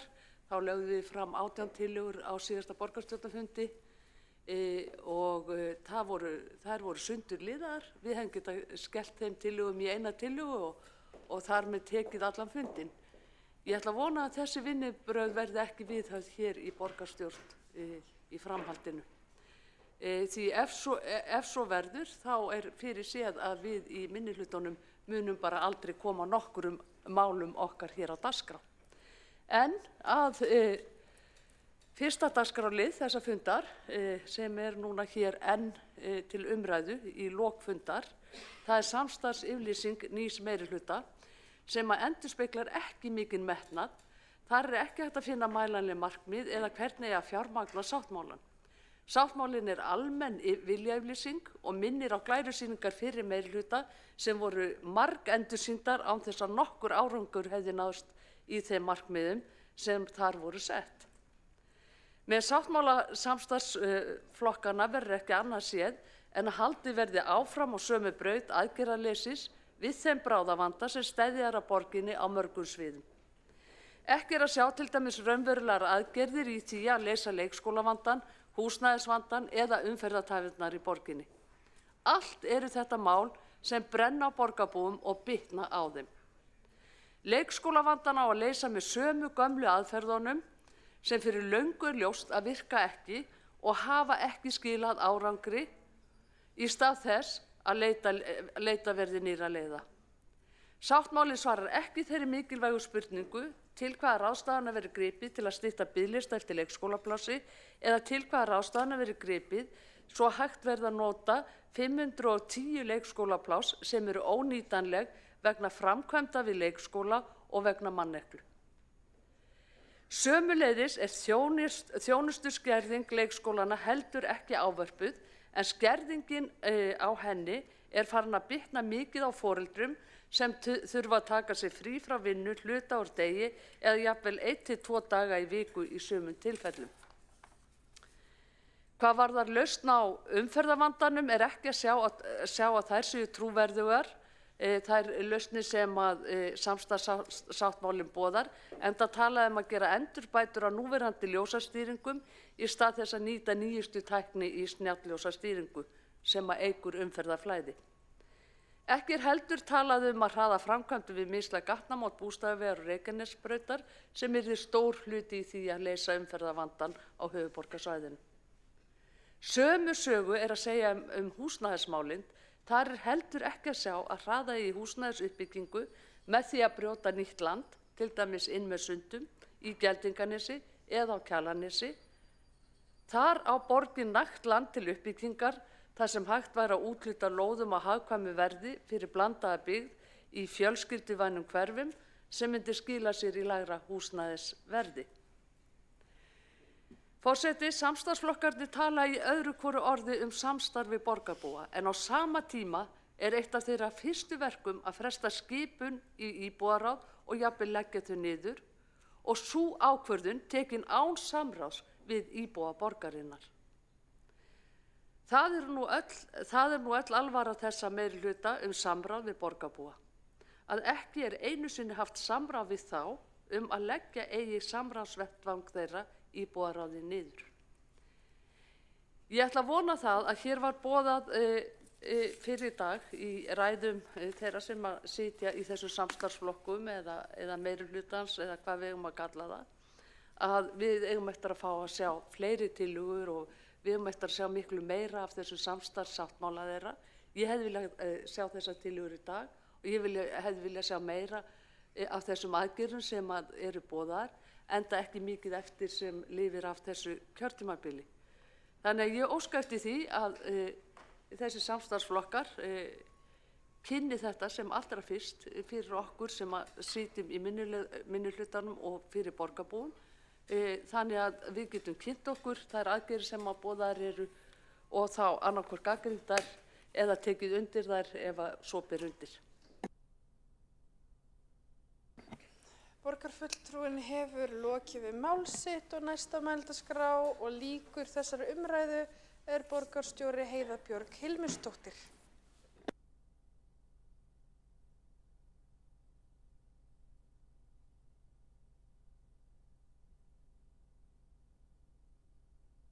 Allir nýs meirihluta.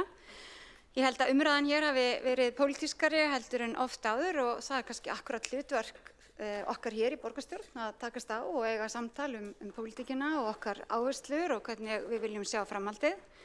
Það er auðvitað óvenjulegt að komi nýr meirihluti á þessum tíma á kjörtímabili en við tökum því af ábyrgð og við erum samhent og ég er stolt af þeim hópi sem ég hef fengið að starfa með núna og vera að móta þessar tillögur með. Mér finnst mikill samhljómur með okkur og við göngum saman til verks. Við leggjum hér fram þessa fyrstu aðgerðaáætlun okkar með 25 tillögum. Lang flestar þeirra að fara inn í ráðin og þá myndi ég telja að borgarfulltrúar væru undirbúnir fyrir að taka við þeim þar og vonandi afgreiða hratt og vel. Því það liggur líka mjög mikið í okkar eigin höndum hversu vel og hversu hratt tillögur ná í gegnum kerfið. Við leggjum mikla áherslu á ráðdeild. Ég veit ekki hvort allir borgarfulltrúar skilja það orð og útsjónarsemi. Það eru til fleiri orð en hagræðing. Það eru til fleiri orð en samdráttur. Og ég held að við ættum bara svona sem fyrirmyndir líka til okkur fjölbreyttari íslensk orð. Þar sem við erum nú okkur í tíðrætt það að börn geti ekki lesið sér til gagns. Það er sannarlega rauður þráður í gegnum þessar tillögur að við ætlum að endurskipuleggja stóran hluta á borginni. Við ætlum að fara yfir innkaup og margar af þeim ákvörðunum sem hafa verið teknar, sem jafnvel við sjálf höfum tekið, vegna þess að það er hlutverk borgarfulltrúa, að vera stöðugt að leita lausna, stöðugt að leita leiða til þess að gera betur. Við munum því koma með frekari tillögur slíkt bæði inn í borgarráð og hingað inn í borgarstjórn. Varðandi húsnæðismálin, þá finnst mér það auðvitað risamál og við höfum átt ágætissamtal við verkalýðshreyfinguna og við munum gera allt til þess að hraða því að ná þar lendingu, hvernig sem hún verður. Við vildum upplýsa borgarstjórn það og fá umboð héðan, þó að þess kannski stramt til tekið það þurfi ekki, þá finnst okkur það heiðarlegt og opinskátt og okkur finnst það góð vinnubrögð. Við munum að sjálfsögðu halda áfram að fylgja þeim samningi sem að Reykjavíkurborg gerði við fyrri ríkisstjórn, Sjálfstæðisflokks, Framsóknar og Vinstri grænna. Það var gerð samningur við innviðaráðuneytið og Húsnæðis- og mannvirkjastofnun það að stór hluti af því húsnæði sem byggist upp á svæðum Reykjavíkurborgar verði óhagnaðardrifið, að það verði í rauninni stór partur, 35–40% verði þá vistvænt húsnæði, óhagnaðardrifið húsnæði, félagslegt húsnæði.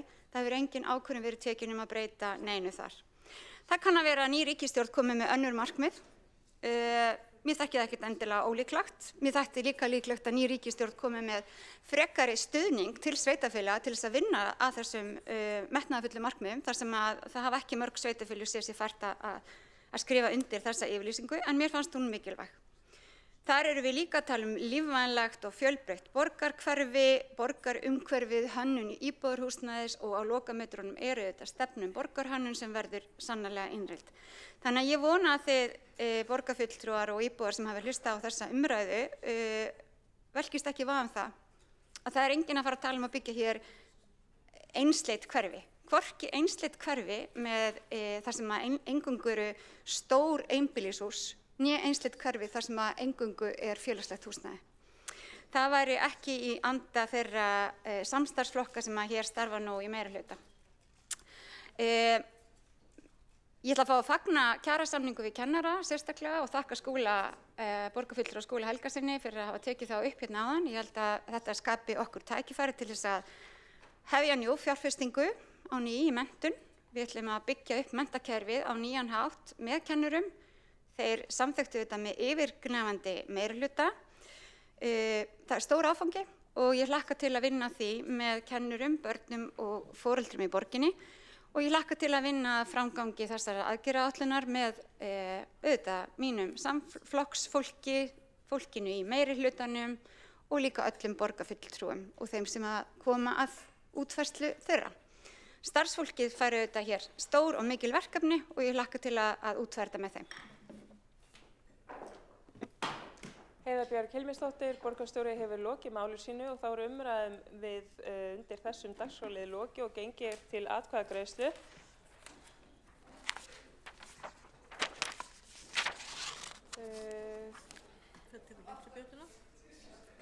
Nei, svona.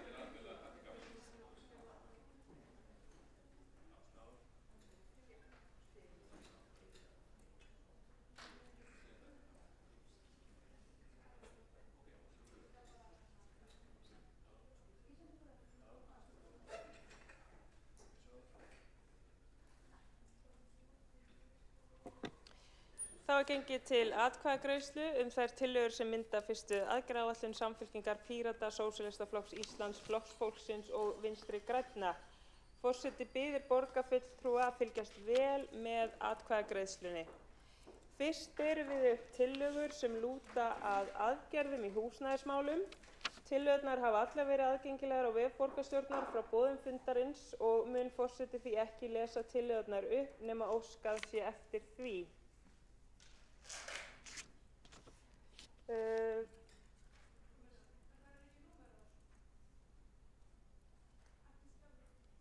Við fylgjum röðinni sem í skjalinu.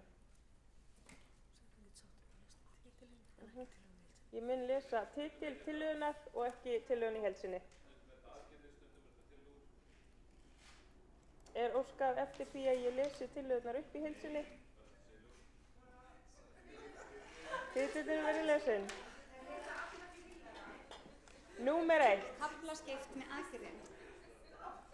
Númer 1 er tillaga nýjar leiðir í uppbyggingu Reykjavíkurborgar og verkalýðshreyfingarinnar. Þeir borgarfulltrúar sem samþykkja tillöguna vinsamlegast gefið merki. Þeir sem á móti kunna að vera, þá er tillagan samþykkt með 12 atkvæðum borgarfulltrúa Samfylkingar, Pírata, Sósíalistaflokks, Flokks fólksins og Vinstri grænna. Með mótatkvæði Viðreisnar, aðrir borgarfulltrúar sitja hjá. Númer 2 er tillaga nýja staðsetningu fyrir hjólabúa. Þeir borgarfulltrúar sem samþykkja tillöguna vinsamlegast gefið merki. Þeir sem á móti kunna að vera.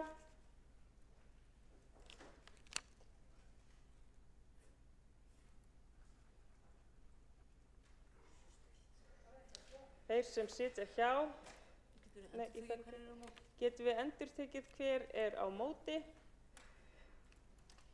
Tillagan er samþykkt með 12 atkvæðum samstarfsflokkana gegn 1 atkvæði Viðreisnar, aðrir borgarfulltrúar sitja hjá við afgreiðsluna. Númer 3 er tillaga tilraunaverkefni kjarnasamfélag. Þeir borgarfulltrúar sem samþykkja tillöguna vinsamlegast gefið merki. Þeir sem á móti kunna að vera. Tillagan er samþykkt með 12 atkvæðum samstarfsflokkana, aðrir borgarfulltrúar sitja hjá. Númer 4 er tillaga að vinna markviss gegn lóðabraski. Þeir borgarfulltrúar sem samþykkja tillöguna vinsamlegast gefið merki. Þeir sem kunna að vera á móti. Tillagan er samþykkt með 12 atkvæðum samstarfsflokka og aðrir borgarfulltrúar sitja hjá. Þá komið að tillögum aðgerðir í samgöngumálum. Tillaga númer 5 fjallar endurskipulagningu Mjóddarinnar. Borist hefur svohljóðandi breytingatillaga borgarfulltrúa Framsóknarflokks. Lagt er til að borgarstjórn samþykki að fela umhverfis- og skipulagsráði að ráðast í heildur endurskipulagningu Mjóddarinnar í samráði við íbúa og hagaðila. Þá skal strax hefjast handa við að vinna tillögur að úrbótum á biðstöðinni sjálfri og umhverfi hennar til skemmri og lengri tíma. Þeir borgarfulltrúar sem samþykkja breytingatillöguna vinsamlegast gefið merki.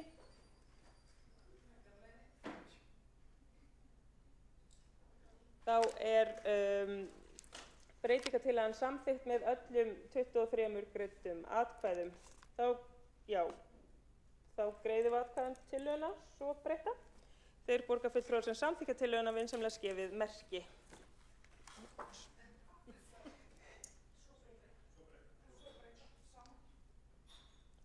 Tillagan er samþykkt svo breytt með öllum greiddum atkvæðum 23 borgarfulltrúa.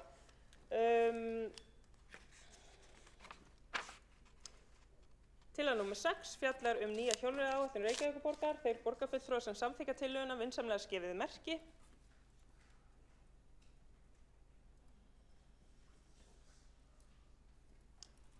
Þeir sem kunna að vera á móti.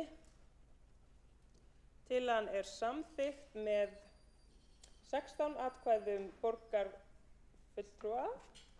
16, já. Samstarfsflokka auk Framsóknarflokksins og aðrir borgarfulltrúar sitja hjá. Ég ætla að endurtaka þetta að þá er tillagan samþykkt með atkvæðum samstarfsflokka, Framsóknar og Viðreisnar. Aðrir borgarfulltrúar sitja hjá. Tillaga númer 7 fjallar breytingu á bílastæðareglum. Borist hefur svohljóðandi breytingatillaga borgarfulltrúa Framsóknarflokks. Lagt er til að borgarstjórn samþykkja að fela umhverfis- og skipulagsráði að gera tillögur að breytingum á bílastæðareglum borgarinnar með það fyrir sjónum að rýmka þær meðal annars með því að endurskoða gjaldskyldusvæði án þess að fjölga gjaldskyldusvæðum, gjaldskyldutíma og önnur þau atriði sem íbúar hafa bent á. Einnig er lagt til að öll fækkun bílastæða verði stöðvuð þar til að borgarlína hefur hafið akstur. Mikilvægt er að tryggja raunhæft val fólks ferðamáta. Þeir borgarfulltrúar sem samþykkja breytingatillöguna vinsamlegast gefið merki.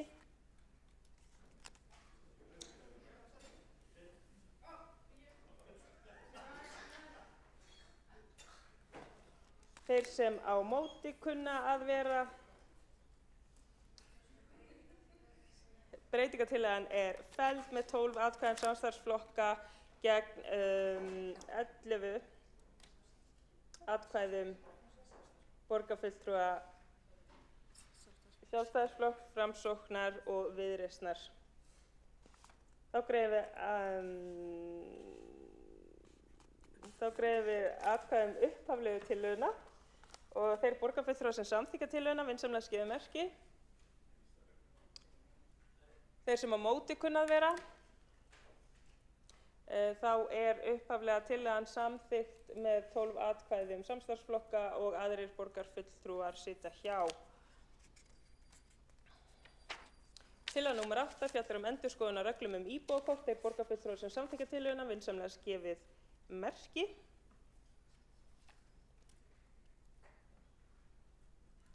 Þeir sem á móti kunna að vera, þá er tillagan samþykkt með 17 atkvæðum borgarfulltrúa í samstarfsflokkana, Framsóknar og Viðreisnar. Aðrir borgarfulltrúar sitja hjá við afgreiðslu málsins. Tillaga númer 9 bættar ljósastýringar borist hefur svohljóðandi breytingatillaga Framsóknarflokks. Vinna við bættar ljósastýringar hefur verið í gangi hjá umhverfis- og skipulagsráði en lagt er til að borgarstjórn samþykkja félagsviðin að setja það í forgang að gera tillögur að endurbótum á ljósastýringum. Þá skal jafnframt skoða í samvinnu og samráði við betri samgöngur hvernig hægt sé að flýta öðrum endurbótum á ljósastýringum sem falli undir samgöngusáttmálann. Þeir borgarfulltrúar sem samþykkja breytingatillöguna vinsamlega gefa merki. Þeir sem á móti kunna að vera. Breytingatillagan er felld með 12 atkvæðum samstarfsflokka gegn 11 atkvæðum borgarfulltrúa Sjálfstæðisflokks, Framsóknar og Viðreisnar. Þá greiðum við atkvæðum upphaflegu tillöguna. Þeir borgarfulltrúar sem samþykkja hana vinsamlega gefa merki. Þeir sem á móti kunna vera. Þá eru upphaflega tillagan samþykkt með 12 atkvæðum samstarfsflokkana. Aðrir borgarfulltrúar sitja hjá. Þá er komið að aðgerðum í velferðar- og menntamálum. Tillaga númer 10 fjallar bættar starfsaðstæður í leik- og grunnskólum. Þeir borgarfulltrúar sem samþykkja tillöguna vinsamlega gefa merki. Þeir sem á móti kunna að vera. Tillagan er samþykkt með 17 atkvæðum borgarfulltrúa samstarfsflokkana, Framsóknar og Viðreisnar. Aðrir borgarfulltrúar sitja hjá við afgreiðslu málsins. Tillaga númer 11 fjallar fjölgun leikskólaplássa. Þeir borgarfulltrúar sem samþykkja tillöguna vinsamlega gefa merki. Þeir sem á móti kunna vera. Þá tillagan samþykkt með 13 atkvæðum borgarfulltrúa samstarfsflokkana og auk Viðreisnar og aðrir borgarfulltrúar sitja hjá. Var ég búin að lesa fjölgun leikskólaplássa? Já. Tillaga númer 12 fjallar skólaþjónustu. Þeir borgarfulltrúar sem samþykkja tillöguna vinsamlega gefa merki. Þeir sem á móti kunna að vera. Tillagan er samþykkt með 12 atkvæðum borgarfulltrúa samstarfsflokkana. Aðrir borgarfulltrúar sitja hjá við afgreiðsluna. Tillaga númer 13 fjallar eflingu skólabókasafna. Þeir borgarfulltrúar sem samþykkja tillöguna vinsamlega gefa merki.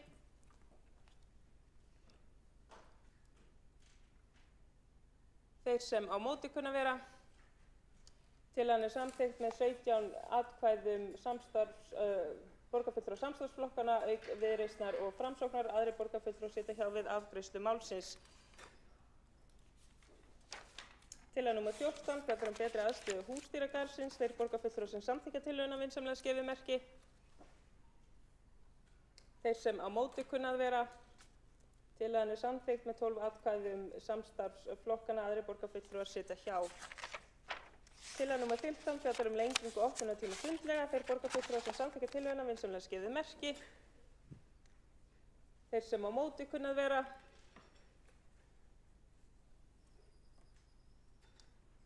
Þá er tillagan samþykkt með 12 atkvæðum borgarfulltrúa sem samstarfsflokkana og aðrir borgarfulltrúar sitja hjá við afgreiðsluna. Tillaga númer 16 fjallar aðgerðir gegn ofbeldi. Þeir borgarfulltrúar sem samþykkja tillöguna vinsamlega gefa merki. Þeir sem á móti kunna að vera. Tillagan er samþykkt með 12 atkvæðum samstarfsflokkana. Aðrir borgarfulltrúar sitja hjá við afgreiðslu málsins. Tillaga nr. 17 skilvirkara vinnulag viðhald og rekstur eigna borgarinnar. Þeir borgarfulltrúar sem samþykkja tillöguna vinsamlegast gefið merki. Þeir sem á móti kunna vera. Tillagan samþykkt með 12 atkvæðum samstarfsflokkanna og aðrir borgarfulltrúar sitja hjá við afgreiðsluna. Tillaga nr. 18 aukna skilvirkni í upplýsingamálum borgarinnar. Þeir borgarfulltrúar sem samþykkja tillöguna vinsamlegast gefið merki. Þeir sem á móti kunna vera. Tillagan samþykkt með 13 atkvæðum samstarfsflokka auk Viðreisnar. Tillaga nr. 19 fjallar endurskoðun innkaupastefnu og innkaupareglna. Borist hefur svohljóðandi breytingatillaga borgarfulltrúa Framsóknarflokks. Lagt til að borgarstjórn samþykki að fela innkaupa og framkvæmdaráði að koma með tillögu að endurskoðaðri innkaupastefnu og innkaupareglum fyrir Reykjavíkurborg með það fyrir augum að hagræða í innkaupum borgarinnar. Þeir borgarfulltrúar sem samþykkja breytingatillöguna vinsamlegast gefið merki.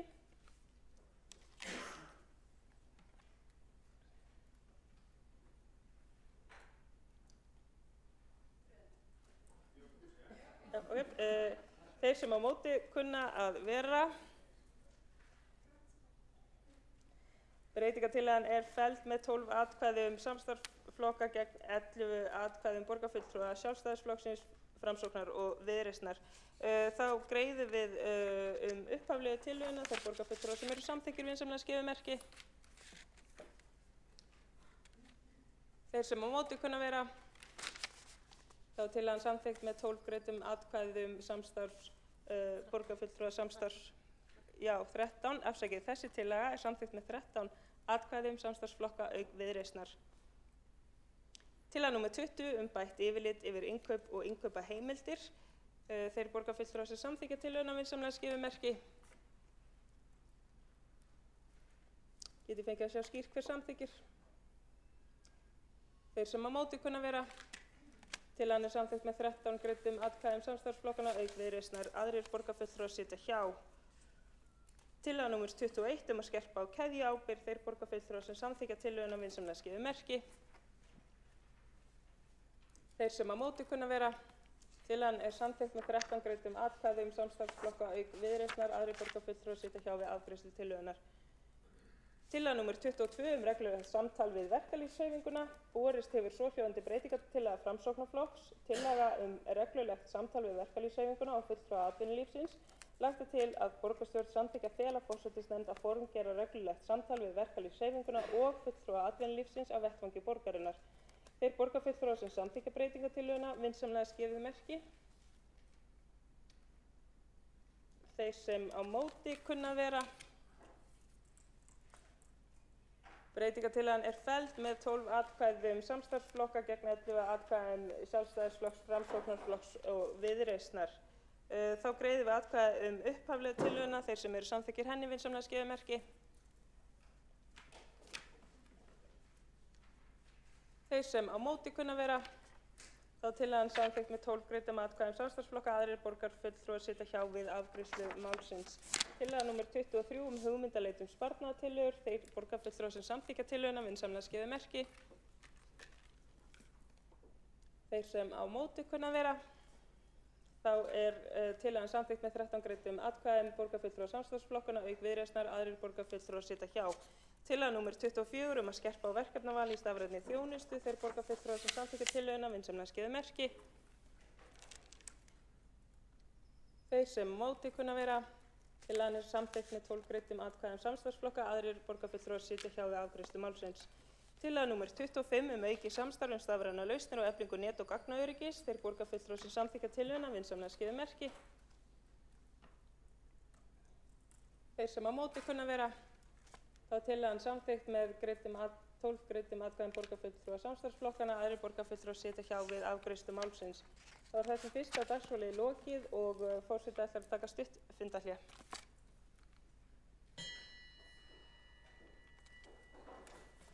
Við ætlum að taka forsætisnefndarfund hérna bak við.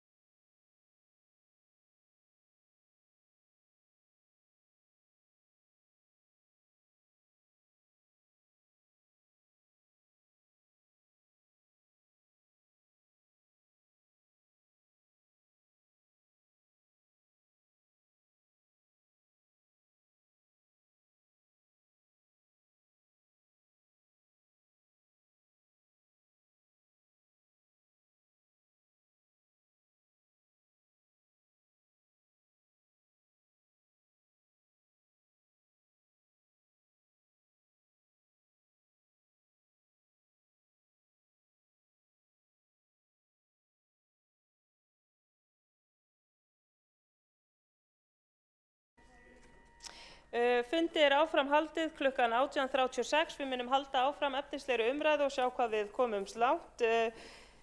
Þá gengið til annars liðar á dagskrá en forseta hefur borist dagskrárbreytingartillaga borgarfulltrúa Sjálfstæðisflokksins þar sem óskað er eftir því að tillaga borgarfulltrúa Sjálfstæðisflokksins leikskóla og daggæsluúrræði í samstarfi við atvinnulífið sem annar liður á dagskrá færist neðar og í stað hennar verði næst tekin fyrir tillaga borgarfulltrúa Sjálfstæðisflokksins kostnaðarmat sviðsmynda vegna stálgrundarhúss við Álfabakka. Forseti lítur svo á að dagskrárbreytingartillagan sé samþykkt ef enginn hreyfir andmælum. Það ekki öll í salnum hérna. Já.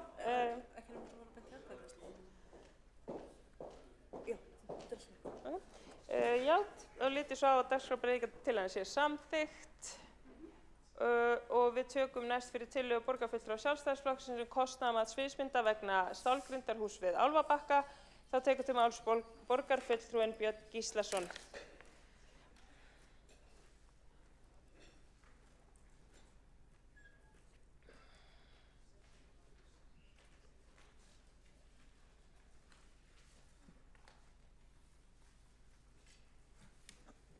Já, forseti, ágætu borgarfulltrúar.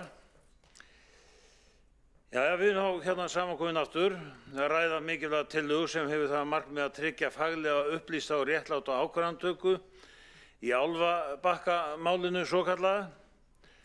Undir velferð íbúanna og framtíð stálgrindahússins við Álfabakka sem fengið hefur viðnefnið græna gímaldið. Þessi tillaga okkar sjálfstæðismanna snýst að fela fjármála og áhættu stýringarsviði borgarinnar í samráði við umhverfis- og skipulagssvið að kostnaðarmeta allar raunhæfar sviðsmyndir tengdar þessu máli. Málið Álfabakka hefur eðli málsins samkvæmt valdið mikilli óánægju meðal íbúa í nágrenninu. Þeir þurfa nú að búa við verulega skerðingu á lífsgæðum vegna nálægðar þessa húss og þeirra starfsemi sem þar fer fram. Það því ekki bara á ábyrgð okkar sem borgarfulltrúa að bregðast við með skýrum og ábyrgum hætti, heldur einnig skylda okkar. Í tillögunni lagt til að kostnaðarmat verði unnið fyrir eftirfarandi sviðsmyndir: 1. Flutning húsnæðisins á aðra tentuga lóð eða svæði sem henta betur. Þetta felur í sér mat á öllum tengdum kostnaði svo sem flutnings-, bóta- og lögfræðikostnaði. 2. Óbreytt ástand þar sem húsið stendur áfram á núverandi stað með mati á hugsanlegum málaferlum, bótagreiðslum og áhrifum á íbúa í nágrenninu. 3. Breytingar á húsnæðinu sem miða því að lágmarka áhrif þess á umhverfið og lífsgæði íbúa. Og 4. Aðrar sviðsmyndir sem tryggja heildstætt mat á öllum raunhæfum lausnum. Forseti, kostnaðarmat lykilforsenda fyrir upplýstri ákvarðanatöku.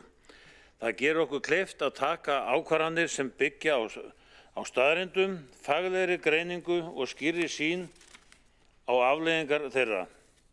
Með þessu tryggjum við að bæði hagsmuni borgarbúa og fjárhagsleg ábyrgð borgarinnar séu höfð að leiðarljósi. Við sem hér sitjum verðum að hafa í huga að þetta mál varpa ljósi á ákveðnar brotalamir í skipulagsákvörðunum. Þess vegna nauðsynlegt að framkvæmdir fari á bið á meðan við vinnum að kostnaðarmati og lausnum sem koma til móts við réttmætar kröfur íbúa. Þessi tillaga fjallar ekki bara Álfabakka, hún fjallar það hvernig við sem borgaryfirvöld tökumst á við erfið mál og sýnum ábyrgð. Hún fjallar það að hlusta á íbúa, viðurkenna réttmætar áhyggjur þeirra og taka ákvarðanir sem byggja á heildarsýn og ábyrgri stjórnsýslu. Forseti, það eru sterk og ótvíræð rök sem undirstrika hvers vegna skynsamlegt að samþykkja þessa tillögu okkar sjálfstæðismanna. Í fyrsta lagi gerir þessi tillaga okkur borgarfulltrúum kleift að átta okkur á raunverulegu umfangi þessa máls. Það ljóst að deilumálið við Álfabakka hefur margþættar og flóknar hliðar hvað varðar kostnað, áhrif á nágrenni og réttmæti skipulagsákvarðana. Með því að vinna kostnaðarmat á öllum mögulegum sviðsmyndum fáum við skýra mynd af öllum þáttum sem við verðum að taka tillit til í ákvarðanatökunni. Þetta forsenda þess að við getum tekið upplýsta ákvörðun sem byggir á staðreyndum og faglegri greiningu. Í annan stað tryggir skýr greining á sviðsmyndum að við getum auðveldara metið hvað réttast að gera í þessu máli. Án heildstæðs kostnaðarmats og samanburðar á mögulegum lausnum ákvarðanir okkar byggðar á ágiskunum frekar en raunverulegum gögnum.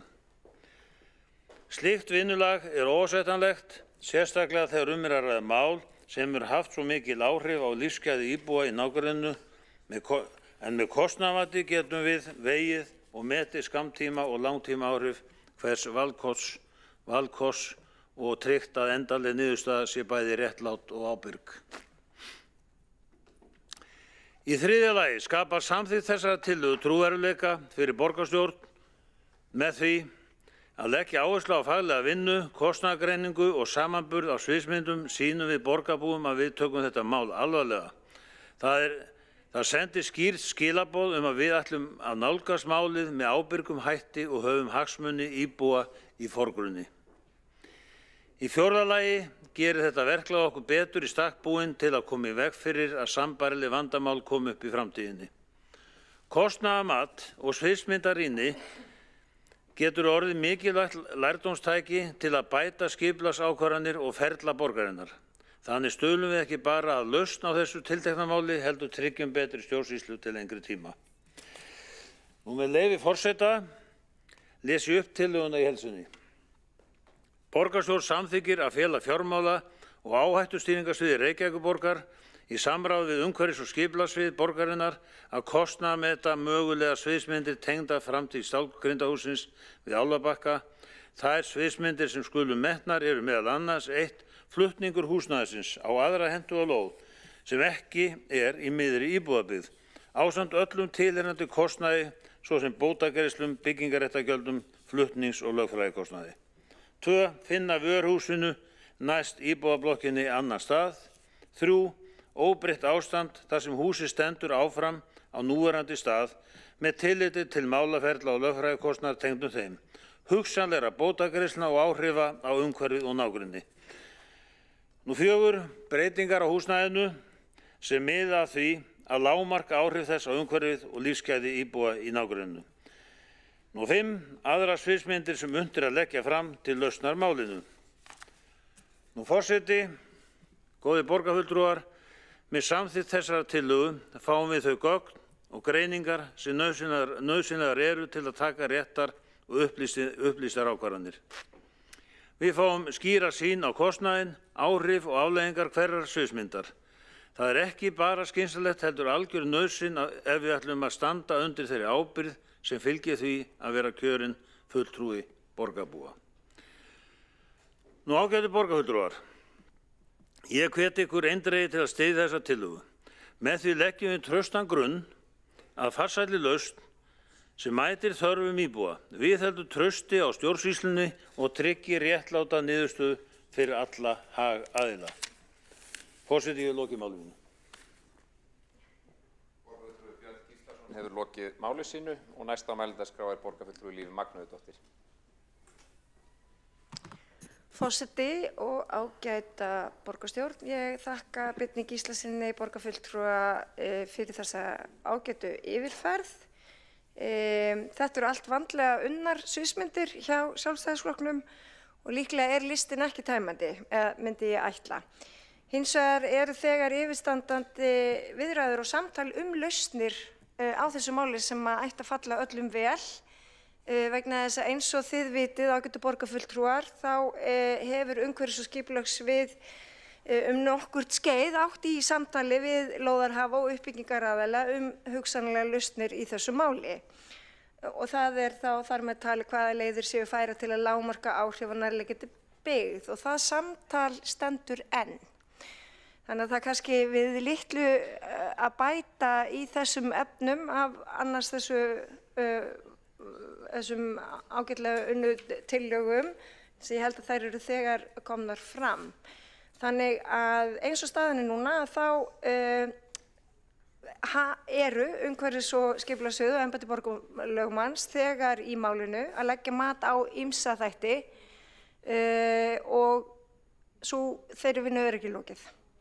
Þannig að ég kem hingað upp og legg til að tillögunni sé vísað frá.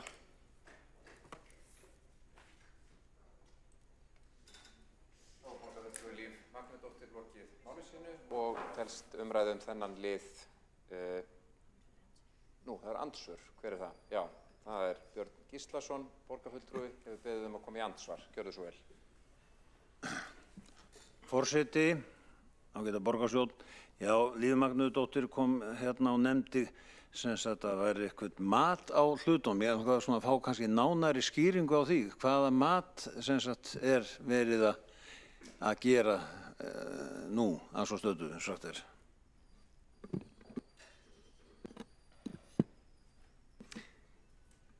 Þá tekur til máls borgarfulltrúi Líf Magnúsdóttir og svarar andsvari. Forseti, ég skal bara endurtaka þetta. Það er verið að leggja mat og ýmsa þætti málsins og stendur sú vinna enn yfir og teljið þið rétt að vísa tillögunni frá. Svarar þá andsvari Björn Gíslason, gjörðu svo vel. Já, forseti, ég svona verið forvitin hvaða ýmsa þætti að matinu verið að skoða. Sko maður sé nú nákvæmur í þessu. Svarar þá andsvari öðru sinni borgarfulltrúi Líf Magnúsdóttir. Gjörðu svo vel. Forseti, ég ætla ekki svo sem að fara og útlista það, en það gæti verið meðal annars það sem að Sjálfstæðisflokkurinn hefur talið til í sinni tillögu og því tel ég rétt að tillögunni sé vísa frá vegna þess að þetta þegar komið í vinnu og rýni og verið að leggja mat á ýmsa þætti málsins. Þá andsvörum lokið og þá nú Kjartan á mælendaskrá. Tekur þá til máls borgarfulltrúi Kjartan Magnússon. Gjörðu svo vel.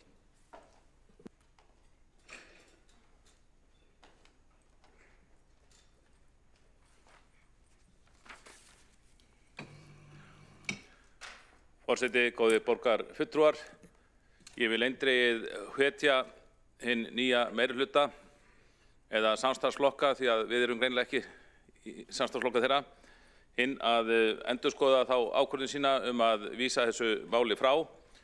Við vitum alveg að þetta mál hefur verið til skoðunar í borgarkerfinu. Það nærir rauninni mörg ár aftur í tíman eins og við veitum af fréttum og það var til einhvern veginn, það skapast alveg gífurlegt klúður sem kannski sér ekki enn fyrir endan á.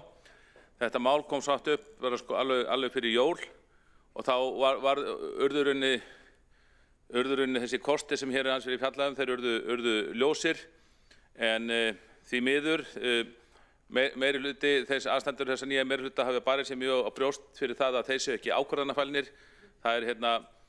Við ræddum áðan aðgerða áætlun og það var bara að tala um fyrstu aðgerða áætlun þessa meirihluta eins og það er eftir að vera fleiri og ýmislegt fjallað skipulagsmál í þessari aðgerða áætlun og sumt bara ágætt en ekki svara þessari spurningu sem brennur mest á borgarbúum og ekki síst breiðhyltingum. Það hvernig á að lenda þessu erfiða máli og kostirnir liggja ljósir fyrir. Þetta hefur verið gott tækifæri fyrir nýjan meirihluta að reka af sér það sliðru orð að ákvarðanafælni og tafataktík ráði för hjá borginni en þetta sem hefur verið nægur tími til að skoða, við vitum það sem sitjum í umhverfis skipulagsáði, þetta alltaf til skoðunar en við fáum engin svör. Það hefur verið svo auðvelt fyrir nýja meirihluta, hefur verið gott tækifæri að reka þetta af sér í staðinn fyrir eins og Líf Magnúsdóttir borgarfulltrúi kom mér upp og sagði bara það var gamla sagan, við erum að skoða þetta, við erum að leggja mat á ýmsa kosti og svo framvegis, þetta í vinnslu. Og því miður eru bara svo mörg mál sem við höfum flutt tillögur og tillögurnar jafnvel vera samþykktar að vísa í vinnslu og svo heyrist ekki af þeim meir og það væri mjög slæmt ef slík niðurstaðan með þetta mál líka að í þessu máli svo hinum myndi meirihlutinn sýna af sér ákvörðunarfælni.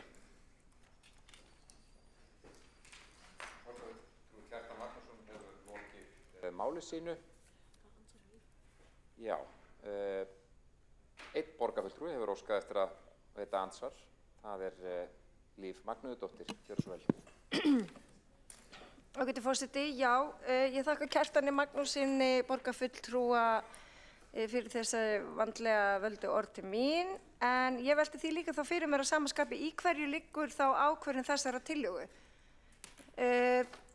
Hvar ákvörðun Sjálfstæðisflokksins í þessu erfiða og leiðinlega máli?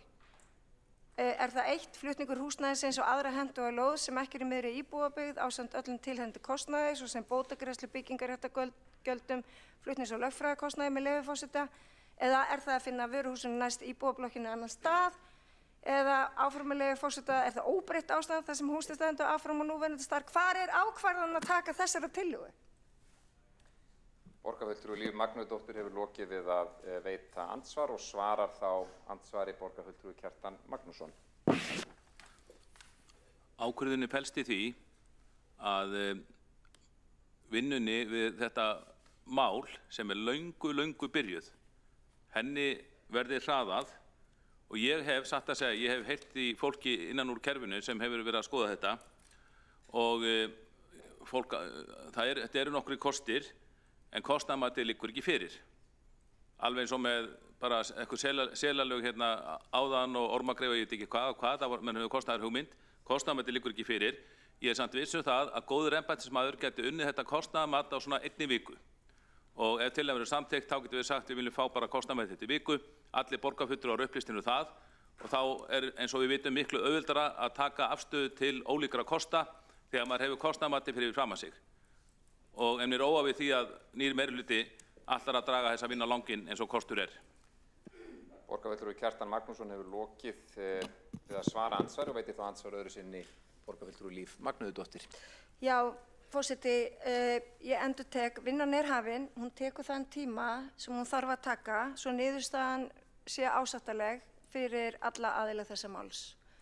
Og ég held að borgarfulltrúar verði að treysta því ferli sem að þegar er farið af stað og vonandi fáum við vonbráðar niðurstöðu úr þessu samtali og þeirri vinnu sem er hafin hjá borgarlögmanni, meðal annars embætti borgarlögmanns og umhverfis- og skipulagssviði. Borgarfulltrúi Líf Magnúsdóttir hefur lokið við að veita andsvar öðru sinni og svarar þá andsvari öðru sinni borgarfulltrúi Kjartan Magnússon. Forseti, góðir borgarfulltrúar, ég þakka Líf Magnúsdóttur borgarfulltrúi fyrir svarið en það er auðvitað margt bréfið og það eru mörg málin sem er í gangi hjá borginni og auðvitað verður þannig þessu máli að það væri hægt að veita okkur upplýsingar áður en loka niðurstaða liggur fyrir og svo er þessu máli. Þetta hefur tekið langan tíma, það er engin svör það hvað þetta takir langan tíma í viðbót og það verður auðvitað bara hægt að samþykkja þessa tillögu, vísa henni inn í þessa vinnu sem nú þegar stendur er í gangi og hefur í gangi marga mánuði og óska eftir því að við fáum kostnaðarmati eftir viku eða svo. Það var andsvörun lokið undir þessari ræðu en næsta mælendaskrá er Hildur Björnsdóttir.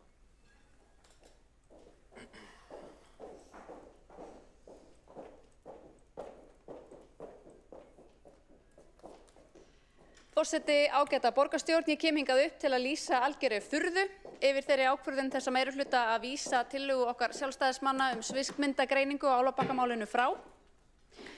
Það er mjög sérkennilegt líka að kalla eftir því að við sjálfstæðismenn tökum afstöðu til þess hvernig eigi að bregðast við þessu ömurlega máli að Álfabakka án þess að hafa þessar sviðsmyndir greindar fyrir framan okkur. Við viljum byggja ákvörðun í þessu máli á gögnum. Við höfum ekki fengið að sjá nein gögn í þessu máli, við höfum ekki fengið að kynna okkur hvort hér sé í gangi eitthvað slík sviðsmyndagreining og liggi fyrir hér einhverja lausnir í málinu. Það hefur allt verið mjög loðið. Okkur var sagt hér í janúar að lausn ætti að liggja fyrir mánaðamótin janúar-febrúar, nú er komið mars og ekkert bólar á niðurstöðu í málinu. Það væri eðlilegt að nýr meirihluti upplýsti okkur hér öll í borgarstjórn það í hvaða farvegi þetta mál er og í hvaða farvegi þetta mál fer. Vegna þess að þetta er stærðarinnar mál sem að allir borgarbúar þá erum við allra borgarbúa. Okkur finnst það öllum ömurlegt. Það er ömurlegt fyrir íbúana að Árskógum, fyrst og fremst auðvitað. Það er ömurlegt fyrir íbúa í Breiðholti sem fá þessa ömurlegu ásýnd þarna í Mjóddina og það er líka ömurlegt fyrir uppbyggingaraðilana og fyrirtæki sem hyggst starfa þarna á Álfabakka og byggir þarna upp í góðri trú. Þannig að það eru gríðarlegir hagsmunir undir fyrir marga í þessu máli og skiptir máli að finna á því lausn fljótt og þá lausn þarf að vinna á grundvelli sviðsmyndagreiningar og gagna. Þá hefur borgarfulltrúi Hildur Björnsdóttir lokið máli sínu. Næst á mælendaskrá er Ragnhildur Alda Vilhjálmsdóttir. Nú voru andsvör. Já, hvað segir aðstoðarmaður? Já. Alltaf hávaxna fólki alveg undan. Ekki við.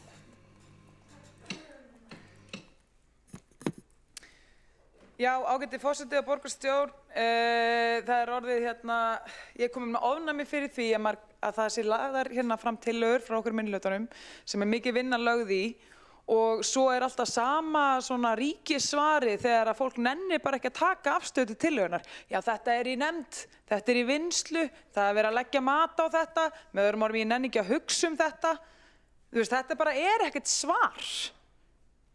Þetta bara nákvæmlega ekkert svar. Hér erum við konkrétt, bara mjög nákvæma tillögu frá okkar allar besta manni, honum Björni Gíslasyni fyrir hönd okkar sjálfstæðismanna og hún bara að segja mjög nákvæmlega hvernig mat á að leggja gera á þessu máli og að tekur hérna fram að við viljum gera sviðsmyndir sem að við viljum hafa til grundvallar líkt og kollegi minn hérna kom svo vel inn á, hún Hildur Björnsdóttir, svo við getum tekið upplýsta ákvörðun. Mér finnst það frekar fyndið að heyra að fólk segja þetta hérna vegna þess að það var verið að sami borgarfulltrúi Líf Magnúsdóttir var svo mikið að gagnrýna okkur hérna fyrr í dag fyrir að vera ekki að kynna okkur hlutina og ég veit ekki hvað og hvað. Svo þegar maður biður það að hlutinni séu vel ígrundaðir og skoðaðir í þaula að þá það bara ávísun á frávísun frá þessu meirihluta.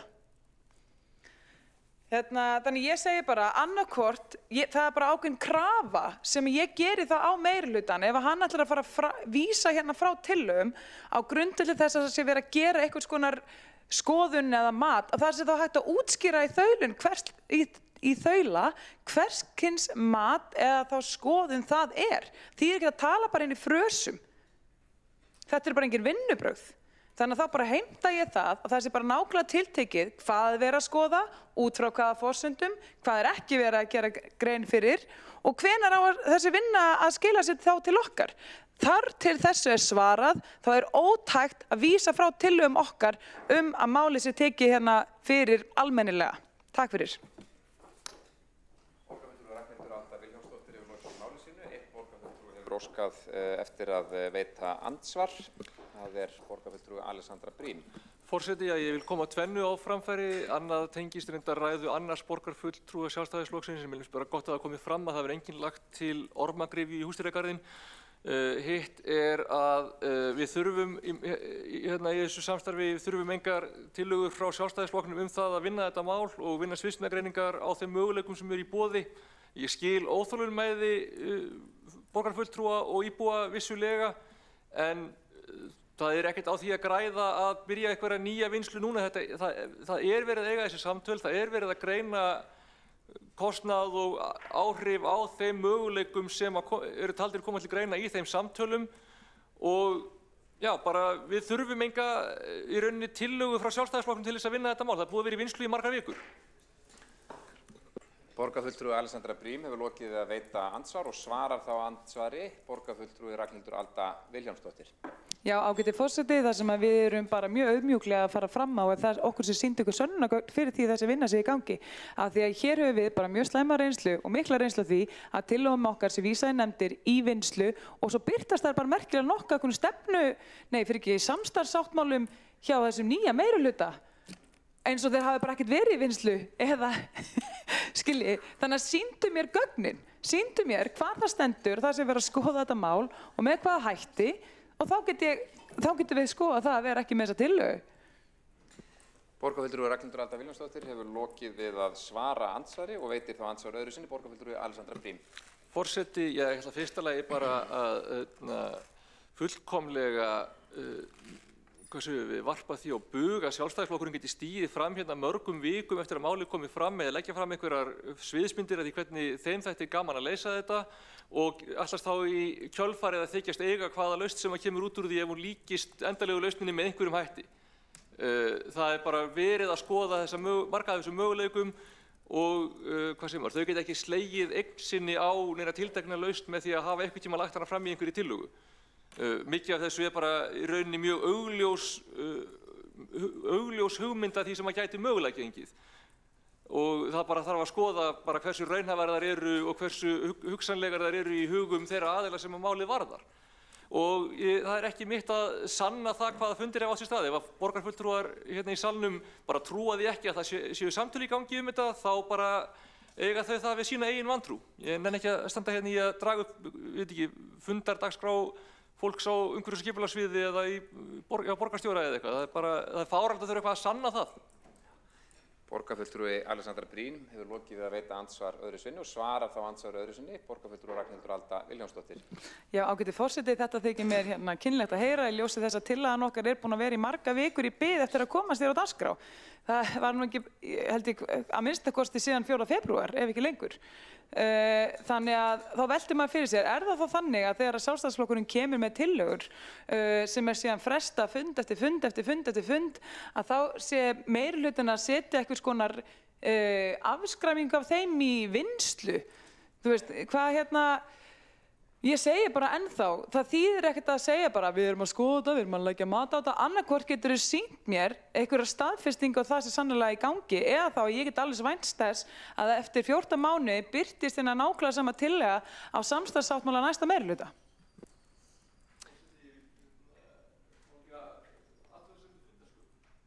Gjörðu svo vel. Forseti, já, ég myndi biðja forseta að biðja borgarfulltrúan Ragnhildi Öldu Vilhjálmsdóttur að spyrja ekki spurninga þegar seinna andsvari er svarað. Ég get ekki svarað hvað ég átti við, en svarið mitt við þessari spurningu ætti að vera augljóst af svarinu mínu í seinna skiptið. Já, þetta er athugasemd sem er góðra gjalda verð. Það er kannski ekki rétt að spyrja spurningar þegar að aðilinn hefur ekki tækifæri til þess að svara. Það er nú rétt að benda á það. Vill fulltrúinn gera athugasemdið fundarsköp eða bera af sér sakir? Ég ætla að bera af mér sakir. Gjörðu svo vel. Þetta var, ágæti forseti, þetta var augljóslega retórísk spurning sem maður bara lögð fram í spurningaformi en ég vissi mænda vel svari við henni. Gott og vel. Það var andsvörum lokið undir þessari ræðu. Næstur á mælendaskrá er Björn Gíslason. Gjörðu svo vel.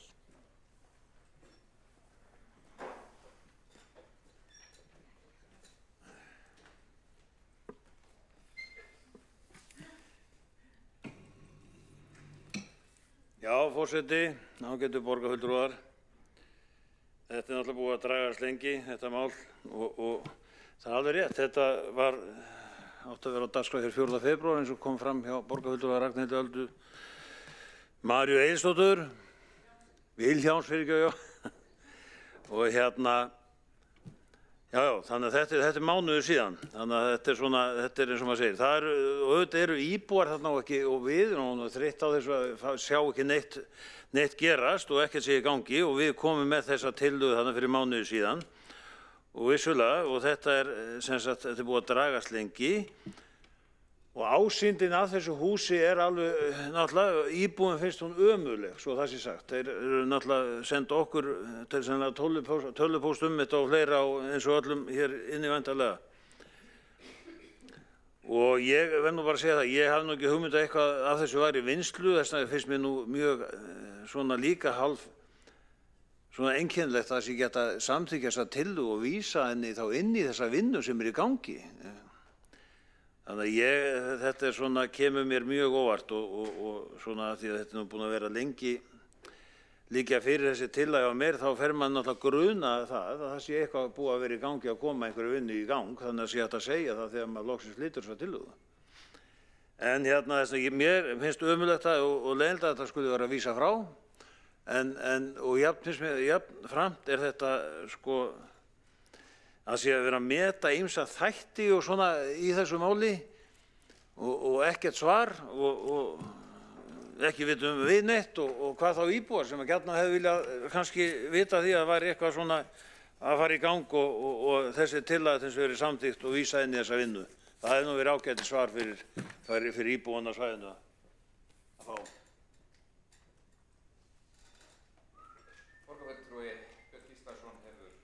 Lokið máli sínu, ekki hafa fleiri hvatt sér hljóðandi þessum lið og telst umræðu lokið. Nú við göngum þá til þriðja liðar á dagskrá sem er tillaga borgarfulltrúa Framsóknarflokksins heimgreiðslur til foreldra sem bíða eftir dagvistunarplási. Forseti, já. Forseti biðst velvirðingar á þessu. Það átti eftir að bera undir atkvæði þá tillögu sem til umræðu var. Nú, þið þekkið tillöguna.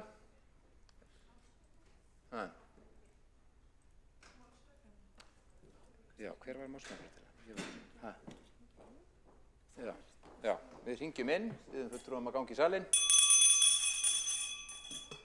Hver var málsmeðferðartillagan? Hver ber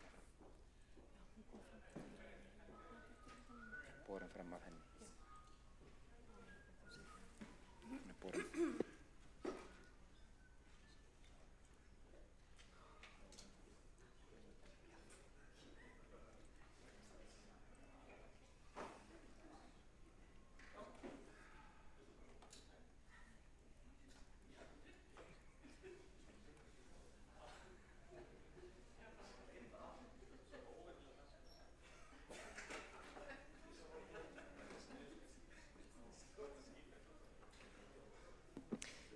Já, borist hefur málsmeðferðartillaga frá borgarfulltrúa Vinstri-hreyfingarinnar Græns Gímalds að vísa frá þessari tillögu og sú tillaga nú borin undir atkvæði. Hverjir samþykkja þá málsmeðferðartillögu?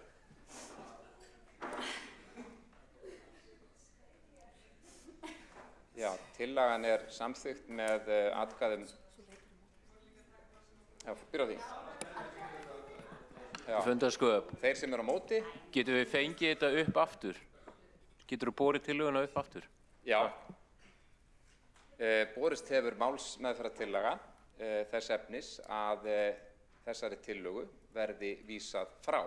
Hverjir samþykkja þá málsmeðferðartillögu? Hverjir eru á móti?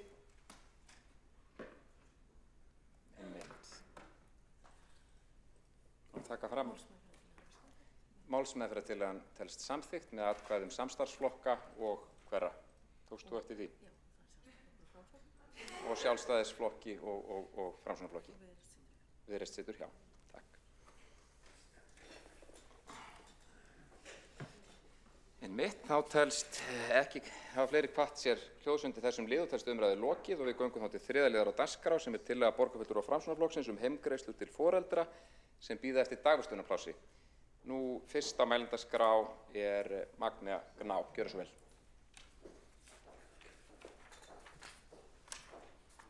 Maður að læra.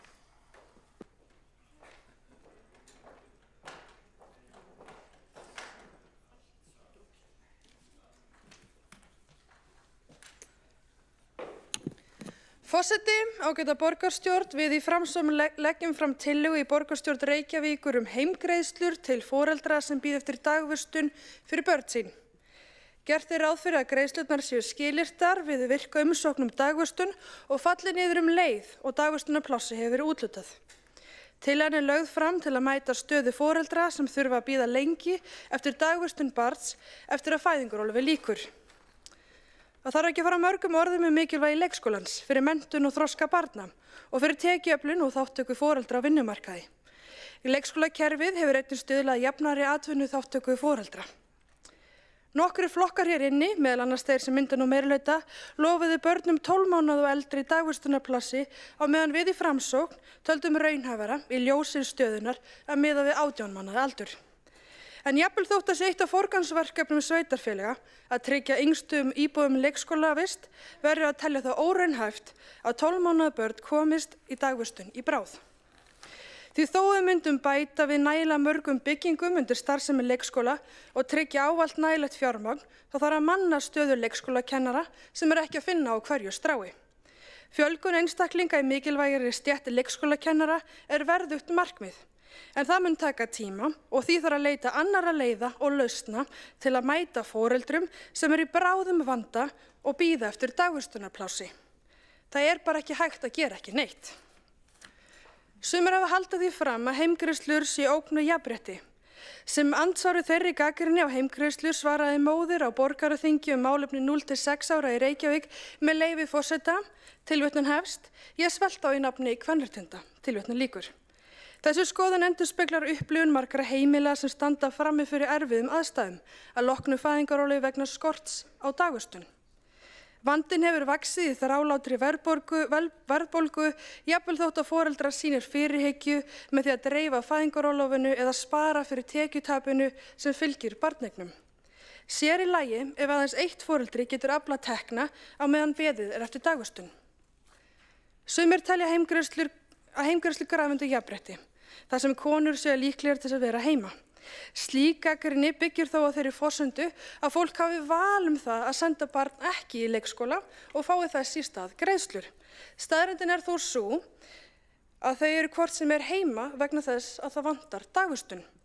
Greiðslurnar milda því það tekjutap sem myndast á meðan það beðið eftir dagvistun og með því að skila greiðslurnar við umsókn dagvistun dregið úr áhrifum á kynjamisrétti.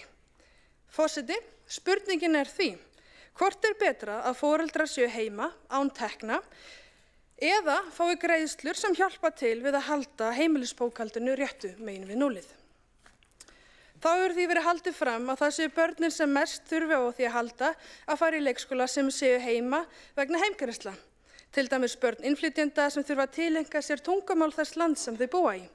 Þetta á ekki við rök að styðjast ef heimgreiðslurnar eru skilyrtar við umsókn dagvistun og falla niður leið og dagvistun hefst. Ljóst þó að huga þar sérstaklega að börnum sem ekki eru í leikskóla og greina hvers vegna svo og hvort ástæða sé til þess að grípa inn í.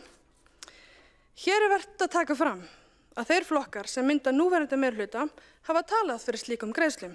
Í stefnu Pírata fyrir síðustu sveitarstjórnarkosningar kom fram að Píratar vilji ráðast í tilraunaverkefni sem felst í því að koma á greiðslum, með leyfi forseta, tilvitnun hefst, til foreldra, forsjaraðila, 12 til 15 mánaða barna sem ekki fá dagvistunarpláss eða velja öðrum kosti ekki að setja börnin í umönnun utan heimilis, tilvitnun lýkur. Þá flokkur fólksins lagt fram tillögu í borgarstjórnum að koma á fót heimgreiðslum.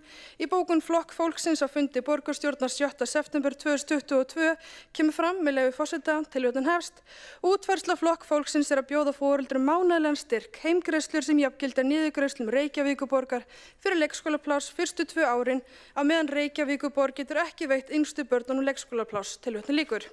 Í bókun Sósíalistaflokksins í borgarráði 21. mars 2003 kemur fram, með leyfi forseta, tilvitnun hefst: á meðan borgin vinnur á framtíðarsýn sem ekki gengur að koma á laggirnar, sýn sem snýst að tryggja börnum á ákveðnum aldri dvöl og leikskóla, verður að mæta barnafjölskyldum á þeim stað sem þær eru. Þannig telja sósíalistar að heimgreiðslur geta létt á stöðu einhverra foreldra sem í slæmri stöðu vegna þess að ekki hefur verið staðið við fyrirheit, tilvitnun lýkur.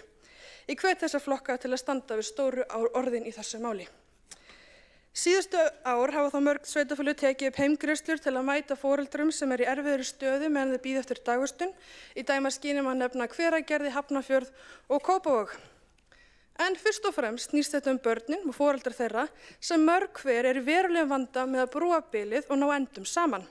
Við eigum að hlusta á foreldra og taka óskum og ábendingum þeirra alvarlega.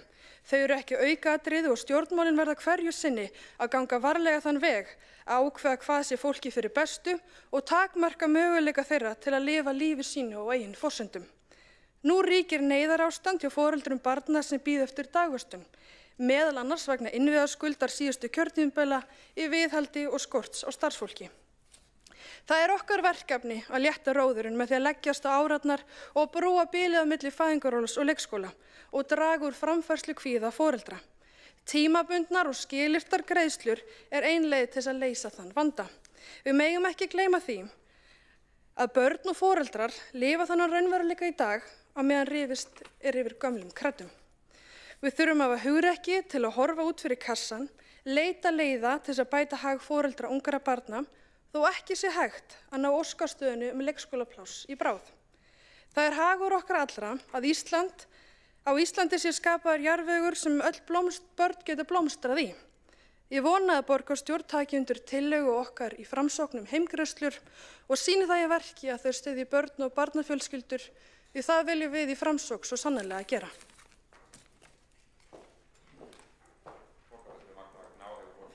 Tveir borgarfulltrúar hafa óskað eftir að veita andsvar. Fyrst til að veita andsvar borgarfulltrúi Alexandra Brím. Forseti, já, það ekkert leyndarmál að þetta var hluti af kosningastefnu Pírata og bara bravo og finna það, enda hefur það oft komið fram í fyrra meirihlutasamstarfi hvar allavega stefnan hefur legið. Það hins vegar bara þannig að við erum hérna í ákveðnu samstarfi það hvernig við ætlum að stýra borginni þetta næsta ár. Það að fara í þetta ekki eitt af því sem að náðist samstaða þetta kostar ákveðna peninga og við getum ekki farið að kjósa með kostnaðaraukandi áætlunum fyrir utan samkomulagi sem við gerðum og það mun ekki skila neinu að potið okkur með það. Við stöndum við það sem við semjum. Borgarfulltrúi Alexandra Brím hefur lokið við að veita andsvar og svarar þá andsvari borgarfulltrúi Magnea Gná Jóhannsdóttir. Já, forseti, þakka borgarfulltrúi Alexandra Brím fyrir sitt ansvar. Það bara gott að fá það hreint að Píratar mun ekki standa með barnafjölskyldum sem að bíða eftir dagvistunarplássi og styðja þessa tillögu. Þótt að það hefur verið lofur þeirra í síðustu kosningabaráttu. Og hvað varðar kostnaðinn þá hefur það alltaf verið minn skilningur að kostnaður sé ekki ástæðan fyrir því að ekki sé leikskólapláss, þannig að mér þykir það ótrúlegt ef að það á að bera fyrir sig vöntun á fjármagni, en þetta hefur það ekki staðið fyrir að minnstu kosti fyrri meirihluta og þetta er ótrúlegt ef það standi líka í vegi fyrir þessa meirihluta þegar kemur að því að mæta börnum og barnafjölskyldum hvort sem kemur leikskólaplássum eða heimgreiðslur. Borgarfulltrúi Magnea Gná Jóhannsdóttir hefur lokið við að svara andsvari og veitir þá andsvar öðru sinni borgarfulltrúi Alexandra Brím. Forseti, ég ætla ekki að taka það að mér að færa rök fyrir hugmyndafræðilegri afstöðu annarra flokka. Það liggur fyrir að það eru áhyggjur af hugsanlegum áhrifum sem að fyrst og fremst standa í vegi fyrir því að þetta geti orðið að möguleika en ekki kostnaður. Hins vegar þetta samt kostnaðarsöm aðgerð sem að myndi vera í skýru trássi við þá áætlun sem við erum að leggja upp með ef við myndum fara að samþykkja það þvert á samstarfi sem við erum hlut af. Þannig að, hvað segir maður? Þetta er kostnaðarsöm aðgerð, hvort sem að það er kostnaðurinn sem að býr til andstöðuna í meirihlutasamstarfinu eða ekki. Og eins og ég skil það þá eru það fyrst og fremst áhyggjum af kynjajafnrétti og mögulegum áhyggjum af því að með því að setja fjármagn í þetta en ekki í uppbyggingu leikskólaplássa eða aðstöðubætingu eða eitthvað myndi hægja á uppbyggingu. Þannig að, já, það er ekki vegna kostnaðar sem þetta gengur ekki upp en þetta er hins vegar kostnaður sem myndi verða til sem okkur þetta óábyrgt að fara út í þvert á samstarfi sem við erum hlut af. Borgarfulltrúi Alexandra Brím hefur lokið við að veita andsvar öðru sinni og svara þá andsvari öðru sinni borgarfulltrúi Magnea Gná Jóhannsdóttir. Já, forseti, þakka borgarfulltrúnum fyrir sitt andsvar. Borgarfulltrúnum sem hér talar veit af þessum ágreiningi og reyndi að svara því í ræðinu með því að benda á að þetta okkar tillaga í Framsókn gengur út á skilyrtagreiðslur sem kemur þá til móts við þá gagnrýni sem átt sér stað varðandi kynjajafnrétti og ákveðin börn séu líklegir til þess að njóta líkara greiðsla í staðinn fyrir að fara í leikskóla, en með því að vera með skilyrtar þá eru raun og veru þau sem eru nú þegar heima að bíða eftir dagvistunarplássi, þannig að slíkar athugasemdir ekki verið rök að styðja í þessari tillögu sem hér til umræðu, en það kannski væri annað ef þetta væri algjörlega valfrjálsa tillögum. En hvað varðar kostnaðina þá náttúrulega hægt að leggja það til að þetta verður tekið til skoðunar í næstu fjárhagsáætlun ef að meirihlutaflokkarnir vilja sýna það í verki að þeir standi með börnum og barnafjölskyldum sem bíða lengi eftir dagvistun. Önnur til þess að veita andsvar Sabine Leskopf. Já, forseti, fyrsta spurningu væri borgarfulltrúi Magnea Gná Jóhannsdóttir nefnir að við þurfum að leyfa fólki að lifa lífi á eigin forsendum. Ég gerir ráð fyrir að hún vísar til þess að fólk kýs að vera lengur heima með barni sínu og hún nefnir ekki hvað gerist sem stendur reyndar í tillögunum að greiðslur falla niður þegar dagvistun er hafnað. Er þá gert ráð fyrir að fólk þarf að borga þessar peningum tilbaka ef það var að sækja þessar greiðslur á kannski ekki réttum forsendum? Þá hefur borgarfulltrúi Sabine Leskopf lokið við að veita andsvar og svarar þá andsvari borgarfulltrúi Magnea Gná Jóhannsdóttir. Já, forseti, þessi tillaga gengur út á skilyrtagreiðslur, þannig að ekki valfrjálsar greiðslur í staðinn fyrir leikskóla, svo það sé skýrt hvað varðar mín ummæli að fólk eigi að lifa sínu lífi er að við eigum kannski að vera meðvituð það að með því að hafna slíkri tillögu þá erum við í raun og veru að setja foreldra í erfiða stöðu og mér finnst að við eigum kannski að setja ákveðna hugmyndafræði stundum til hliðar til þess að mæta raunverulega stöðu fólks í dag og vera með svona ákveðna skynsama nálgun. Hvað varðar tillögun höfnun þá það kannski felst í því að þú flýtur í annað sveitarfélag og hafnar því að fá greiðslur að þá áttu ekki að fá halda áfram. Ef þú ætlar ekki vilt ekki að barnið þitt fara í leikskóla þá heldur ekki að fá þessar greiðslur áfram. En það er ekki krafa þá endurgreiðar tilbaka. Þetta er kannski meira varnagli á því ef að fólk ætlar að hafna leikskólaplássi að þá getur ekki haldið áfram einmitt þess að tryggja það að þetta sé ekki val heldur skilyrt við umsókn og til þess að mæta þessari stöðu sem myndast þegar að fólk er að bíða eftir leikskólaplássi og erum í erfiðri stöðu. Við vitum það að fæðingarorlof er 12 mánuðir en við erum oft ekki að veita börnum leikskólapláss fyrir en eftir 2 ár. Já. Borgarfulltrúi Magna Egna Jónsdóttir hefur lokið að svara andsvari og veitir þá andsvar öðru sinni borgarfulltrúi Sabine Leskopf. Takk forseti. Þá væri næst spurning hvort borgarfulltrúin búin að skoða betur heildarkostnaðinn á þessu, hvaða myndi kosta okkur mörg leikskólapláss sem við getum ekki byggt upp á móti og af hverju hún heldur að sveitarfélögin í kringum okkur fara í þessa aðgerðir. Hvað spara sveitarfélögin með því að greiða þessa heimgreiðslur? Borgarfulltrúi Sabine Leskopf hefur lokið að veita andsvar öðru sinni og svarar þá andsvari öðru sinni. Borgarfulltrúi Magna Egna Jónsdóttir. Forseti, þakka aftur fyrir ansvar.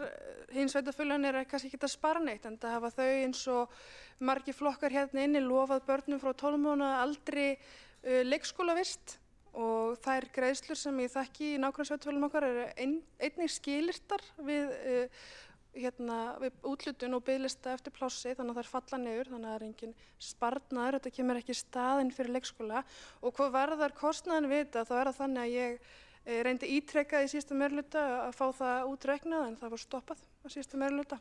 Þannig að ég hvet bara nýjan meirihluta að taka það til sín að skoða hvað þetta kostar. Ég held samt að þetta sé alltaf, þessi tillaga gengur út á það að þetta sé ódýrara en leikskólapláss og við höfum alltaf sagt að leikskólapláss stranda ekki fjármagni og þannig ég vil allavega svo forgangsröðin sé áfram og við séum að forgangsraða í þágu barna og barnafjölskylda fyrst og fremst og við getum þá bara lagt eitthvað annað niður. Þá var andsvörin lokið undir þessari ræðu og næst á mælendaskrá borgarfulltrúi Sabine Leskopf. Nei, andsvörin er búin. Já, einmitt. Það ekki? Jú, það kemur svona eftir á. Það á mælendaskrá.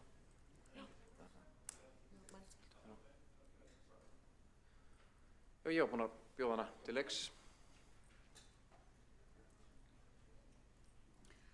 Forseti, þetta ekki í fyrsta skipti, við fáum þessa svipaða tillögu hingað inn og við skulum ekki vera í neinum vafa af hverju hún kemur inn hér í dag.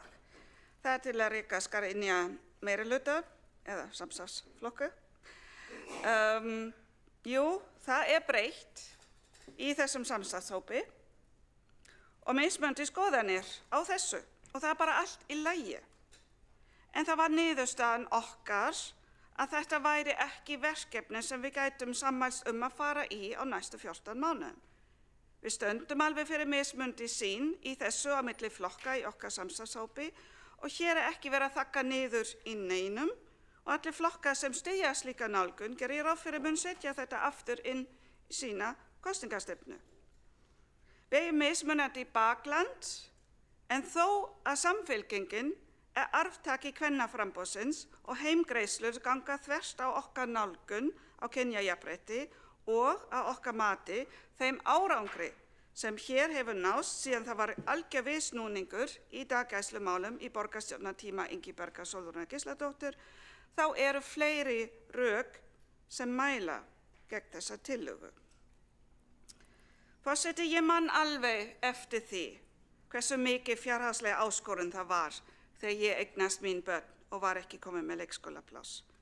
Og eins og einn þáttakandi á mínu borði á borgaraþinginu málefni barna aldrinum 0 til 6 ára sagði Að sjálfsögðu neitar maður ekki ef einhver réttur manni 115.000 krónur á mánuði fyrir heimilisbókhaldið. En væri það í fyrsta sæti á óskalistum? Nei, sagði viðkomandi. Væri viðkomandi til að bíða enn lengur eftir leikskólaplási vegna þessa? Nei, var svarið. Af því að þarna erum við komin að kjarna málsins. Það væru gífurlega upphæðir sem myndu fara í slíka bygggreiðslur, sem myndi þýða að sá peningur fer þá ekki í uppbyggingu leikskólaplassa. Við getum alveg reiknað þetta út. Við erum að tala slíka upphæði eins og 115.000 á mánuði, þá gæti þetta í versta tilfelli verið yfir milljarð á ári. Það myndi þýða 100 færri pláss.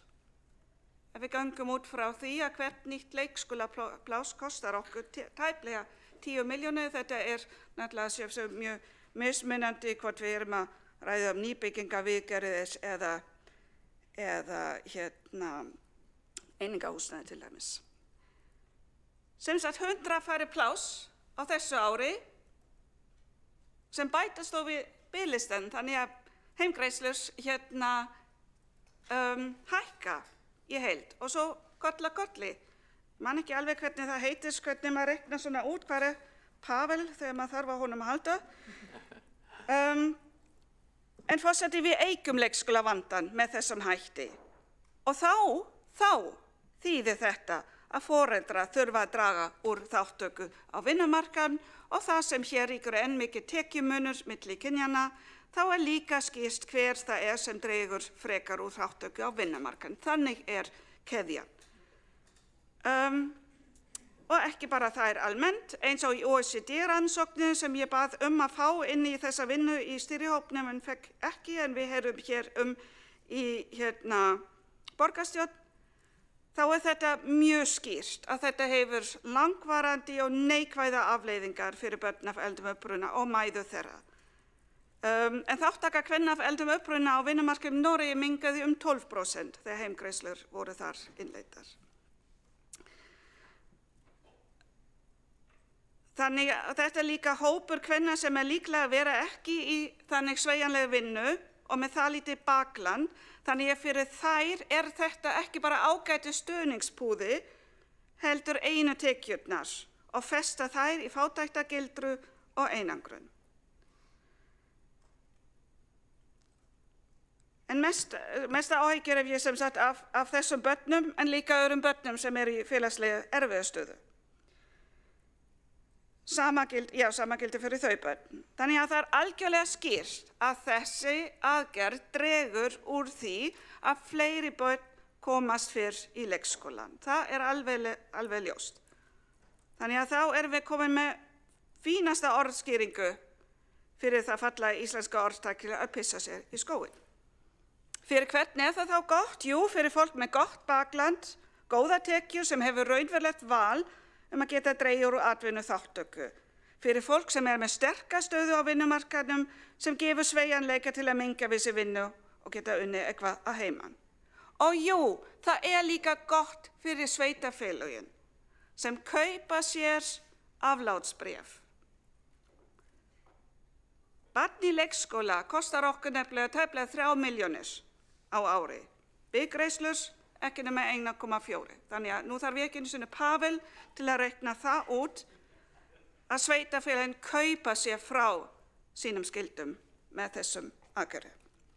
Forseti, í vinnu okkar í stýrihópnum náðist ekki heldur að skoða í rauninu eina stóra og nýlega rannsókn á þessum málefni sem hefur verið unnið hér á landinu sem doktorsritgerð Sunnu Símonardóttur. En ég ætla að enda kannski á orðum hennar með leyfi forseta. Kannski erum við að setja orkuna í einhverja svona plástra sem að þjóna ekki hagsmunum okkar til lengra tíma litið.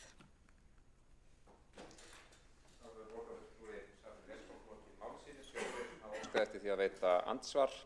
Fyrst til að veita andsvar borgarfulltrúi Magnea Gná Jóhannsdóttir. Já, forseti, ég vil byrja á því að segja að þetta er ekki lagt fram til þess að veikja samstarfsflokkana, heldur vegna þess að ég sem ung manneskja vil styðja við annað ungt fólk sem er að bíða eftir leikskólaplassi og er ekki með neitt annað sem grípur þau. Eins og ég sagði í ræðunni er áhersluatriði leikskólapláss, en við vitum það að það er ekki nóg að byggja bara leikskóla, það þarf líka að manna þá og eins og staðan er núna þá erum við ekki að fara að ná því á næstu árum og jafnvel verkalýðshreyfingarnar hafa tekið undir það. Hér er tekið fram að það sé verið að draga úr leikskólaplássum með þessu. Ég tel það vera rangt vegna þess að það er forgangsatriði okkar hvernig við verjum okkar fjármunum.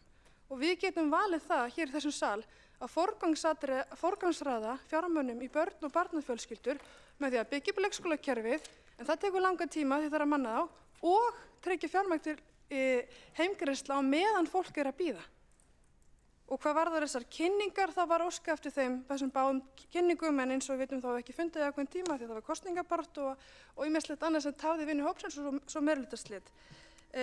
Og munurinn á heimgreiðslum hér og erlendis er valfrelsi erlendis, en það er ekki hér.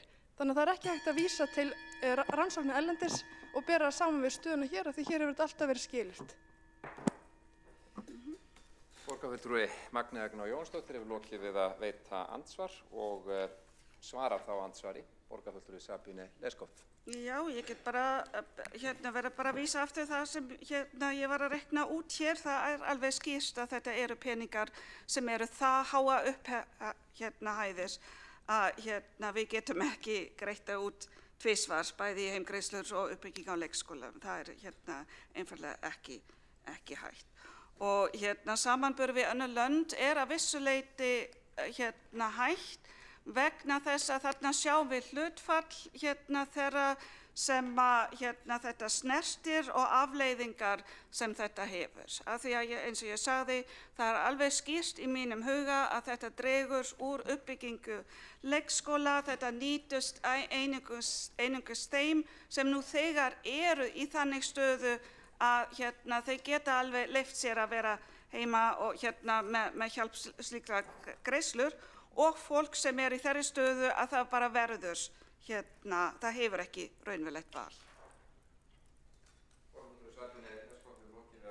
Andsvar og veitir andsvar öðru sinni borgarfulltrúi Magnea Agná Jónsdóttir. Forseti, ef við horfum á stöðuna eins og hún er í dag, þá er það þannig að hér eru mörg hundruð foreldrar sem að bíða heima án tekna vegna þess að þau fá ekki dagvistunarpláss. Það er áhyggjuefnið.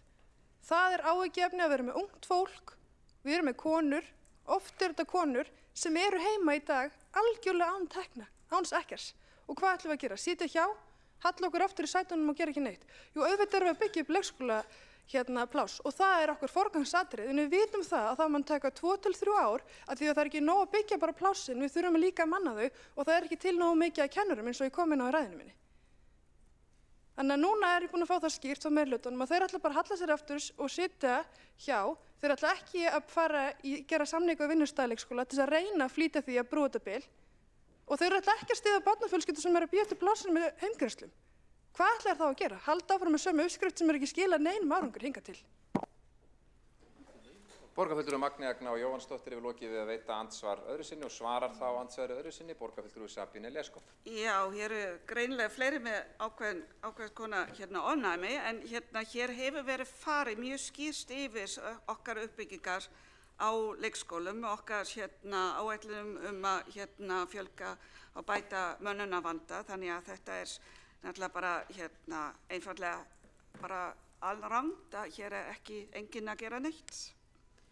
Og það er alveg skýrt að alvöru valkostur sem foreldrar vilja er þessi uppbygging á leikskólaplássum, ekki plástrar. Næst til að veita andsvar er borgarfulltrúi Hildur Björnsdóttir. Forseti, ágæta borgarstjórn, það er alveg ljóst að langsamlega stærsta jafnréttismáli sem við fáumst við að vettvangi borgarstjórnar eru leikskóla- og daggæslumál. Og undir stjórn Samfylkingar þá hefur leikskólaplássum fækkað á 10 ára tímabili verulega hér í borginni. Leikskóladagurinn hefur verið styttur og vistunartíminn skertur. Og það er alveg ljóst og það hefur verið greint í jafnréttismati að þetta kemur hvað verst niður á vinnandi mæðrum. Heimgreiðslur, eins og borgarfulltrúi Sabine Leskopf lætur að liggja í máli sínu, séu einhvers konar kvennagildra, Langsamlega stærsta kvennagildran hér í Reykjavík leikskólavandinn sem Samfylkingin hefur skapað. Borgarfulltrúi Hildur Björnsdóttir hefur lokið við að veita andsvar og svarar þá andsvari borgarfulltrúi Sabine Leskopf. Já, hér ég líka að endurtaka það sem hefur oft komið fram og borgarfulltrúi Hildur Björnsdóttir kýs að líta fram hjá. Hún kýs að nota tölur frá erfiðasta tímabili eftir hrun hér í borginni. Hún kýs að horfa fram hjá. Hér hefur verið fjölgað 1000 pláss á þessum 6 árum sem líklega met í sögu borgarinnar. Þá var borgarfulltrúi Sabine Leskopf lokið við að svara andsvari og veitir þá andsvari öðru sinni borgarfulltrúi Hildur Björnsdóttir. Forseti, ágæta borgarstjórn, hér ekkert verið að notast við einhverja valkvæðar tölur. Hér var rýndur sá tími sem að Dagur B. Eggertsson satt sem borgarstjóri og Samfylkingin þá stýrði hér borginni og hefur aftur tekið við stjórn borgarinnar. Yfir þetta tímabil þá fækkaði leikskóla- og daggæsluplásum 1000 cirka í borginni. Börnum á leikskólaaldri fækkaði líka tæplega 10% í borginni við sama tímabil og hvað segir það okkur? Fjölskyldufólk, það kýs með fótunum. Það velur að búa í nágrannasveitarfélögum fremur en í Reykjavík vegna þess að þar reynist þjónusta betri og lífsgæði. Þau mælast líka betri í nágrannasveitarfélögum og það eru á ábyrgð Samfylkingar.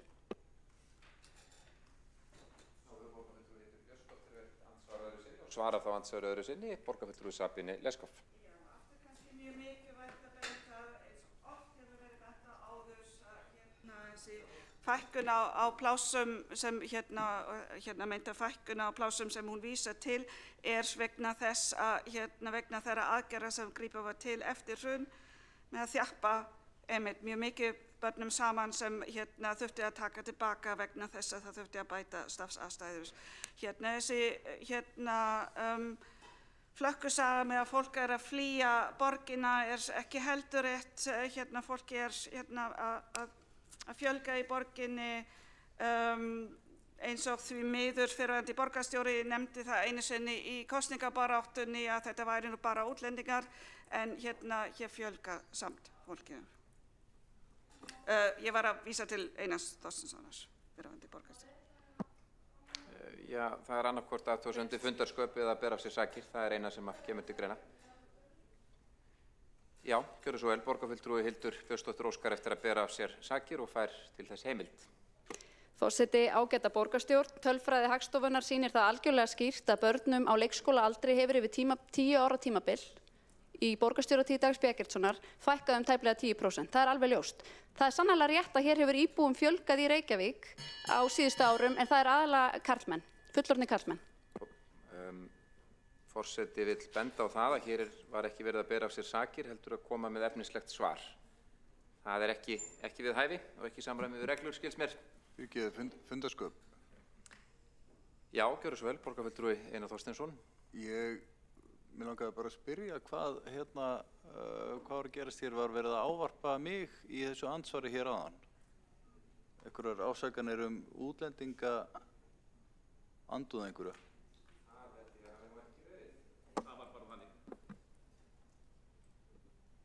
Þetta vantum að fá að borgarfulltrúin útskýri hvað hún beindi máli sínu til mín og ég var ekki með í ansvari. Bara gott og vel, ég skal stjórna hér vill borgarfulltrúi Sabine Leskopf bregðast við þessu? Var verið að bera sakir á borgarfulltrúa Einar Þorsteinsson? Ég var ekki, þetta var tilvitjun í umræðu fyrir í síðustu kosningabaráttu sem ég svaraði í grein á Vísi held ég. Mér var á mistök að biðja leyfi forsetans að vitna þarna í en ég vitna náttúrulega bara eftir minningu í þetta. Eru þessi svör Þannig ég var ekki ávarpa borgarfulltrúin heldur að vitna í hann. Eru þessi svör ásættanleg fyrir borgarfulltrúa Einar Þorsteinsson? Ég held ég bara að leggja þig í hendur forseta að meta hvort þetta sé við hæfið ekki. Það mat forseta, þarna hafi verið vísað til greinar sem vissulega var birt og að hér sé ekki ásakanir að ræða, en menn geta vissulega deilt það og haft á því ólíkar skoðanir. Að því sögðu, höldum við áfram með... Fyrirgeð, má ég spyrja eins út í fundarsköp. Það við hæfi Gjörðu svo vel, borgarfulltrúi Einar Þorsteinsson. Þakka þér, forseti.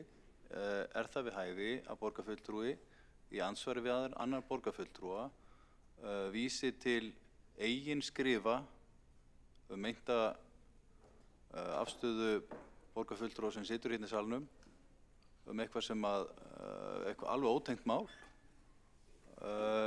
og honum gefst ekki færið að svara því. Er þetta við hæfi? Þessu myndi forseti svara með þeim hætti að vissulega sé þetta kannski á línunni.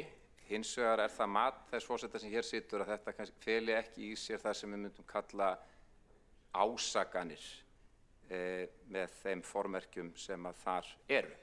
Að því sögðu skal hér dagskrá fram haldið. Næstur til að veita andsvar Kjartan Magnússon. Gjörðu svo vel. Forseti, góði borgarfulltrúar, ég tek undir að þetta athyglisvert fordæmi að mann geti andsvari við annar borgarfulltrúa komið fram með nýja ásökun og vitnað í nokkur ára gamla blaðagrein. Þetta kannski þá fordæmi.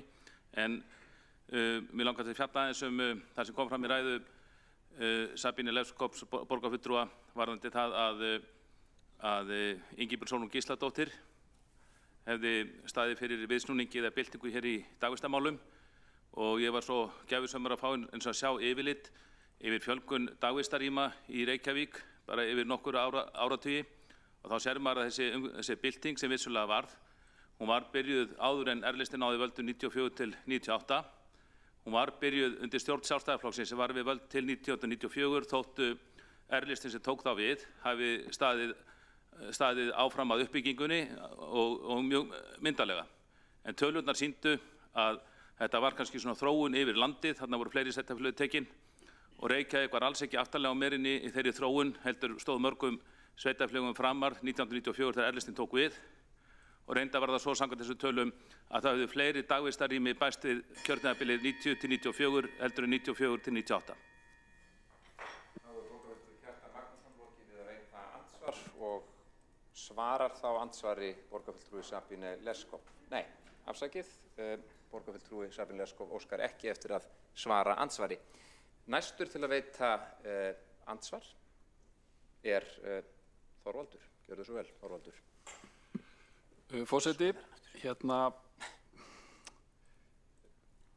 það var spurt tölur og Sabínu Leskop borgarfulltrúi nefndi áðan að þetta geti í versta falli orðið milljarður og ég heyrði einhverja tölum að vera 830 börn á biðlista núna og ef við miðum við 150 krónur þá það 95.450.000 á mánuði eða sem nemur tæplega kostnaðarmati við endurgerð séralögar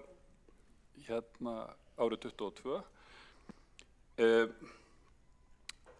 Mér finnst það svolítið snautlegt að það einn flokkur sem lofaði 12 mánaða börnum dagvistunarplássi í síðustu kosningum og það Samfylkingin. Aðrir töluðu 18 mánuði, voru kannski meira raunsægir og það engin vilji til þess að mæta fólki sem ekki fær pláss og mér finnst hreinlega ærandi þögnin til dæmis í sósíalistaflokknum núna og ég tala ekki flokki fólksins sem að talaði að fólk fengi það sem næmi kostnaði við leikskólapláss á mánuði. Við erum að tala brot af þeirri upphæð.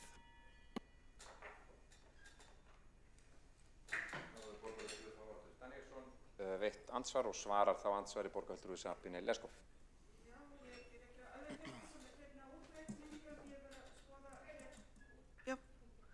Ég get ekki alveg fylgt þessum útreiknum hjá borgarfulltrúum Þorvaldi Daníelsson sinni. Við höfum verið að skoða einmitt það bil ég verði náttúrulega mismunandi aldurshópa sem gæti haft mismunandi greiðslur eftir því sem meðaltal af niðurgreiðslu til dæmis til dagforeldra.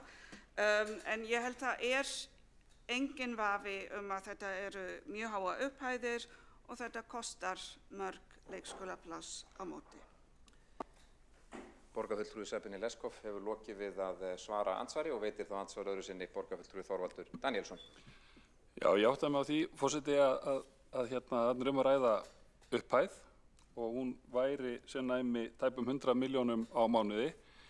En það kostar líka að byggja upp leikskóla, það kostar líka að ráða fólk í vinnu og svo framvegis og þú talar aflátsbréf, ég sé þetta ekki þannig. Við erum að tala fólk, venjulegt fólk sem er að bíða eftir plássum.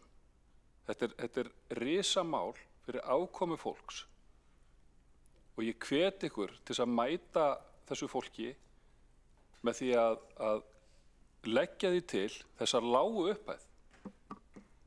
Við hefum getað komið með hærri upphæð. Við erum að tala 115.000 krónur á mánuði. Það er ekki stór upphæð, en hún getur skipt sköpum. Og þetta er ekki fátæktar eða gildra fyrir einhverja konur til að hanga heima. Þegar fólk fær pláss í dagvistun, þá tekur það plássið í dagvistun. Og ef það kýsa að gera það ekki, þá fallir þessar greiðslur niður. Þetta er ekkert flókið. Borgarfulltrúi Þorvaldur Daníelsson hefur lokið við að veita andsvar öðru sinni og svara þá andsvar öðru sinni. Borgarfulltrúi Sabine Leskov. Milljarð á ári ekki lítil upphæð og 100 leikskólapláss eru 100 leikskólapláss sem eru til og verða til næsta árið. Þessi milljarð sem fer í heimgreiðslur, það bara það skilur ekki eftir sér í leikskólauppbyggingu. Það er munurinn. Það var andsvörin lokið undir þessi ræð og næsta á mælendaskrá borgarfulltrúi Ragnhildur Alda Vilhjálmsdóttir.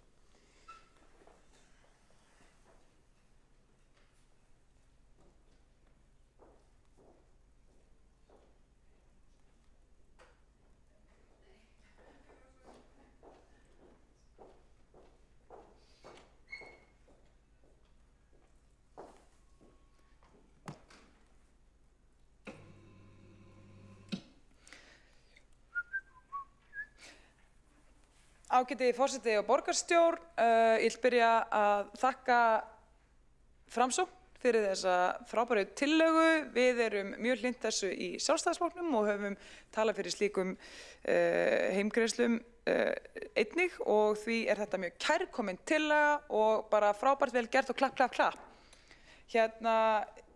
Bara klára að segja það. Að öðru leyti þá bara verð ég að segja að ég held að þessi afstaða samfylkingarinnar gegn barnafjölskyldum í borginni muni bara eldast afskaplega illa. Ef hún er eldast illa nú þegar og ég verð að segja að eftir svona 5 ár þá verður þetta örugglega mjög vandræðalegt. En þetta er nefnilega afstaða gegn því að mæta öllum þessum fjölskyldum sem hafa orðið fyrir alvarlegu tekjutapi vegna þess að vinstri meirihlutinn hefur kjörtímabil eftir kjörtímabil brugðist barnafjölskyldum og klúðrað því að skaffa fólki leikskólapláss. Staðreyndin er bara sú að það er frammistöðuleysi þessa vinstri meirihluta í leikskólamálum eins og svo mörgum öðrum sem er hinn raunverulega kvennagildra líkt og kollegi minn Hildur Björnsdóttir sagði eða orðaði svo vel. Það er náttúrulega ótrúlegt að borgarfulltrúar Samfylkingarinnar segist vera að tala með kvenréttindum þegar það eru ekki nema hvað örfá ár, 1-2 síðan að þessi sömu fulltrúar fóru fyrir því að stytta leikskóladaginn þrátt fyrir að það lægi fyrir skýrsla sem að sýndi fram á það að sú aðgerð kæmi einmitt hvað verst niður á innflytjendum eða fólki sem að vara eldurbergi brotið og einstæðum foreldrum sem er einmitt sá hópur sem er ekki sveigjanlegri vinnu eða með sterkt bakland sem að nú sem að borgarfulltrúar Samfylkingarinnar segist nú vera að reyna að verja. Þetta er náttúrulega bara fer ekki saman hljóð og mynd hérna. Þetta er náttúrulega hinn argasta hræsni svo ekki sé fastara orðið kveðið. Því það er þannig ágæta borgarstjórn að það er eins og borgarfulltrúi Samfylkingarinnar segir, þetta snýst peninga. Þessi meirihluti hefur vanrækt leikskólakerfið í áratugi, það hreinlega liggur fyrir skýrsla frá innri endurskoðun hve alvarlega Samfylkingin og félagaflokkar hennar hafa vanrækt viðhald í skólahúsnæði borgarinnar sem hefur nú ekki bara valdið því að nokkur undir leikskólapláss eru ónotæf, heldur út af því hversu illa þessum meirihluta tókst að fjármagna viðhald, heldur hefur þessi vanræksla líka leitt til alvarlegra langtímaveikinda og flótta fjölda kennara úr leikskólastiginu. Við skulum bara dæma þau á verkunum, er það ekki?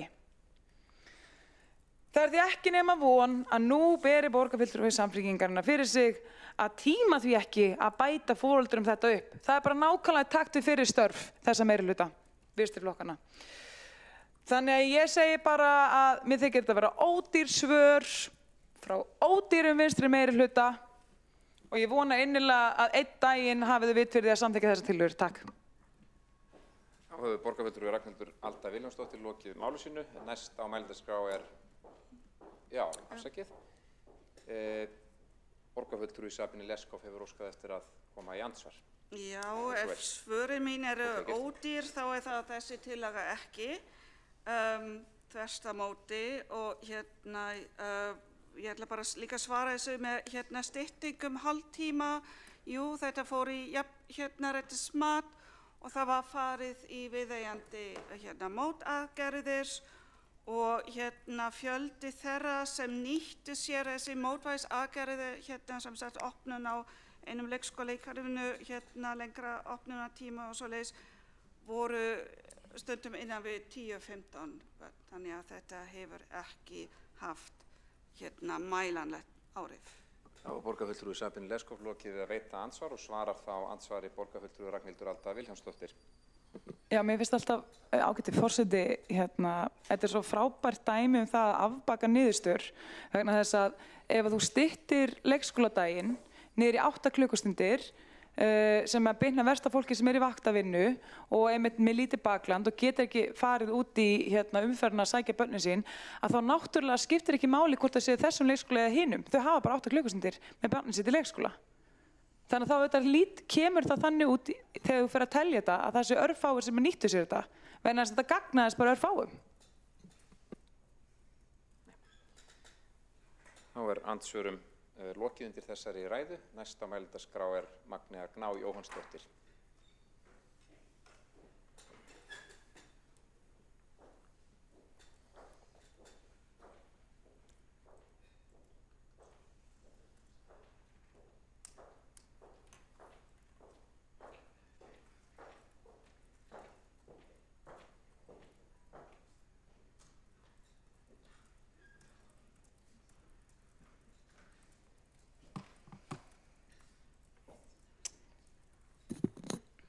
Forseti, ágæta borgarstjórn, hér hef ég verið ásökuð að vilja draga úr leikskólaplássum með því að leggja fram tillögu að mæta foreldrum sem bíða eftir dagvistunarplássi.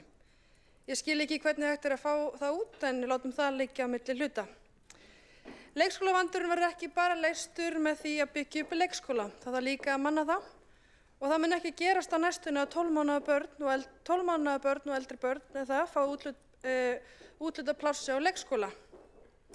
Nú eru hundruðir foreldrar sem bíða eftir dagvistunarplássi í Reykjavík og eru heima án tekna, oftast ungar konur. Það hin raunverulega kvennagildra, eins og Samfylkingin vill orða. Ég verð að segja sem ungri konu að mér blöskrar það að ekki sé hægt að mæta ungu fólki sem að bíða eftir dagvistun. Það eru mínir jafnaldrar sem að bugast í þessari stöðu sem uppi Ofan á allt há verðbólga, háir vextir og vandi á húsnæðismarkaði vegna þess að það hefur ekki verið byggt nóg í Reykjavík.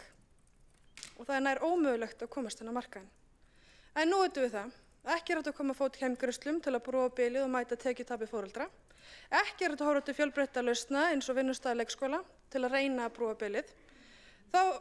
Hér enn og aftur að reyna við sömu gömlu uppskriftina sem ekki skilað neinum árangri. Eða allavega ekki nógu miklum árangri. Og þá vill Samfylkingin og þingi ekki heldur lengja fæðingarorlofið. Hvað var þess að möntru að heimgreiðslur bitna á konum og börnum af eldum uppruna, þá slíkt bundið við að greiðslurnar séu valfrjálsar og komið í staðinn fyrir leikskólapláss. Það ekki það sem lagt upp með hér. Og ég veit að í þeim rannsóknum sem eru unnar erlendis, þá það þannig að það valfrjálst að velja heimgreiðslur umfram leikskóla.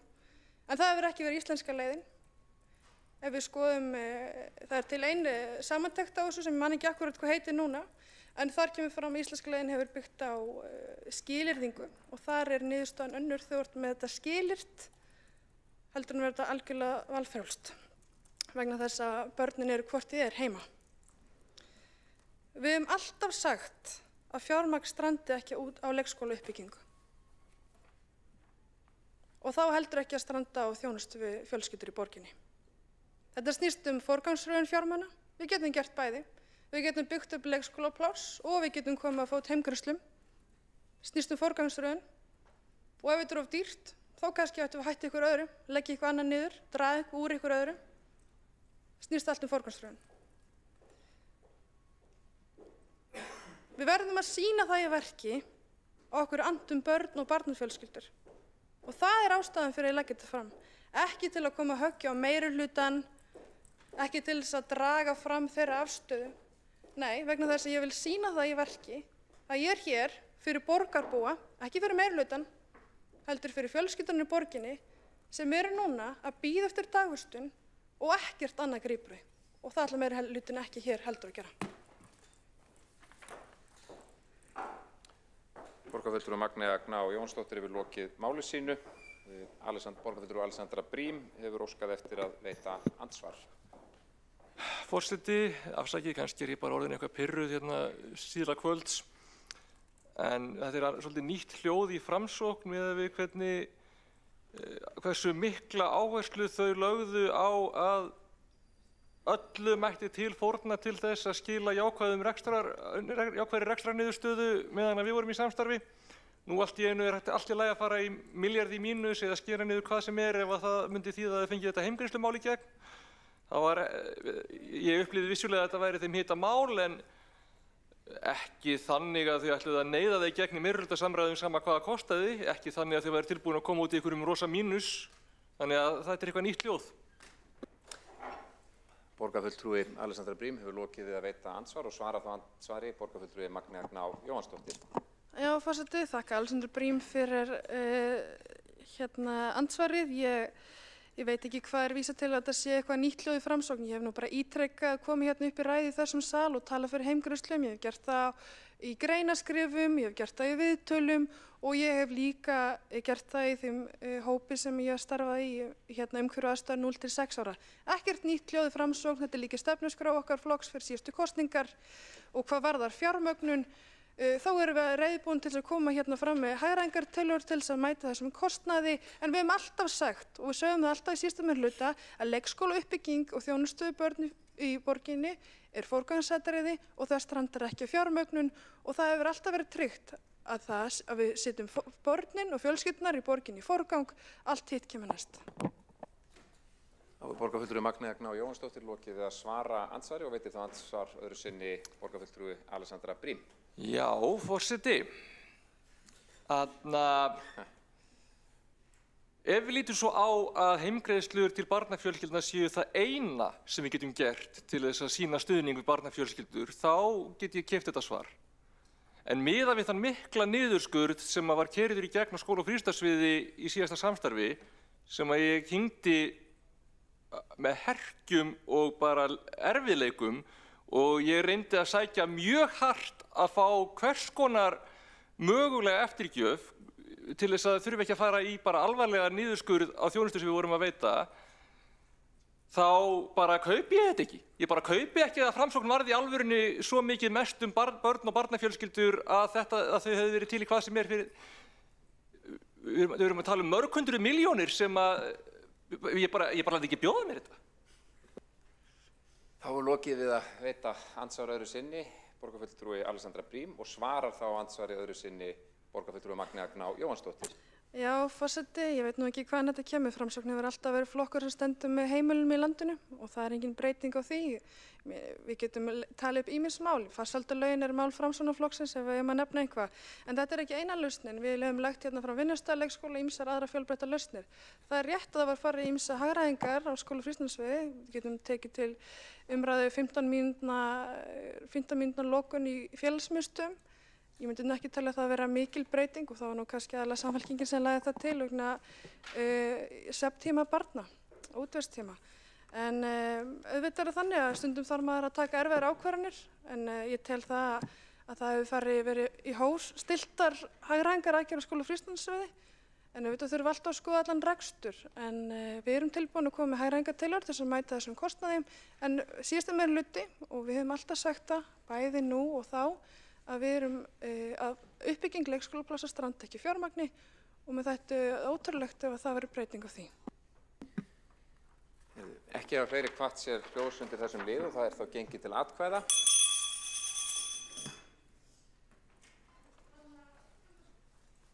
Já, borgarfulltrúi Magnea Gná Jónsdóttir hefur óskað eftir að gera athugasemd varðandi fundarsköp. Gjörðu svo vel. Já, forseti, ég óska eftir nafnakalli í þessa atkvæðagreiðslu. Já. hvaða reglur gilda það? Þarf að vera... Hvað segir þið? Já, þá slegið í bjötu? Já. Við gerum 2 mínútna fundarhlé.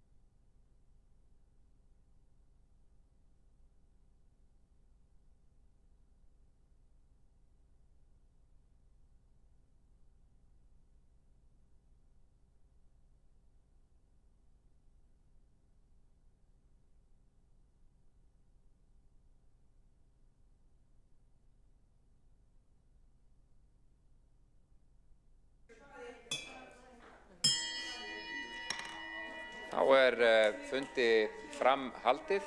Ekki hafa fleiri kvatt sér hljóð undir þessum lið. Komið hefur fram beiðni að hér fari fram nafnakall og forseti óskar eftir því að skrifarar 2 komi hingað upp.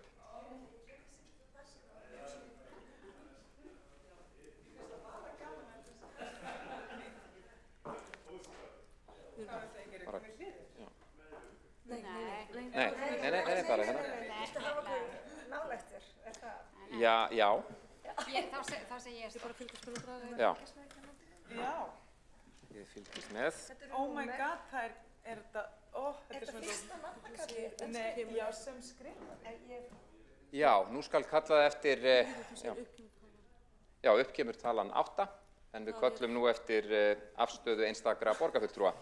Númer 8 er borgarstjóri Heiða Björg Hilmisdóttir. Hver er afstaða þín varðandi þessa tillögu? Ég er á móti þessari tillögu. Einmitt. Já. Borgarfulltrúinn. Borgarstjóri segir nei. Þakka þið fyrir, skrifari. Svo bara heldur við áfram. Já, svoleiðis. Hvað meira? Já, næst er það borgarfulltrúi Helga Þórðardóttir. Hver er afstaða þín varðandi tillöguna?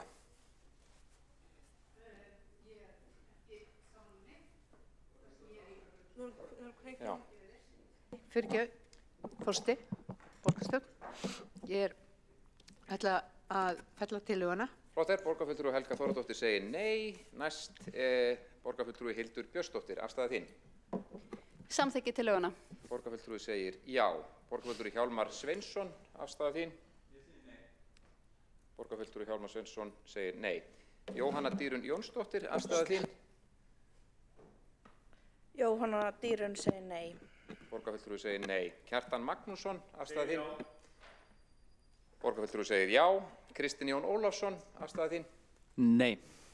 Borgarfulltrúi segir nei. Borgarfulltrúi Líf Magnúðdóttir, afstaða þín? Ég segi nei. Borgarfulltrúi segir nei.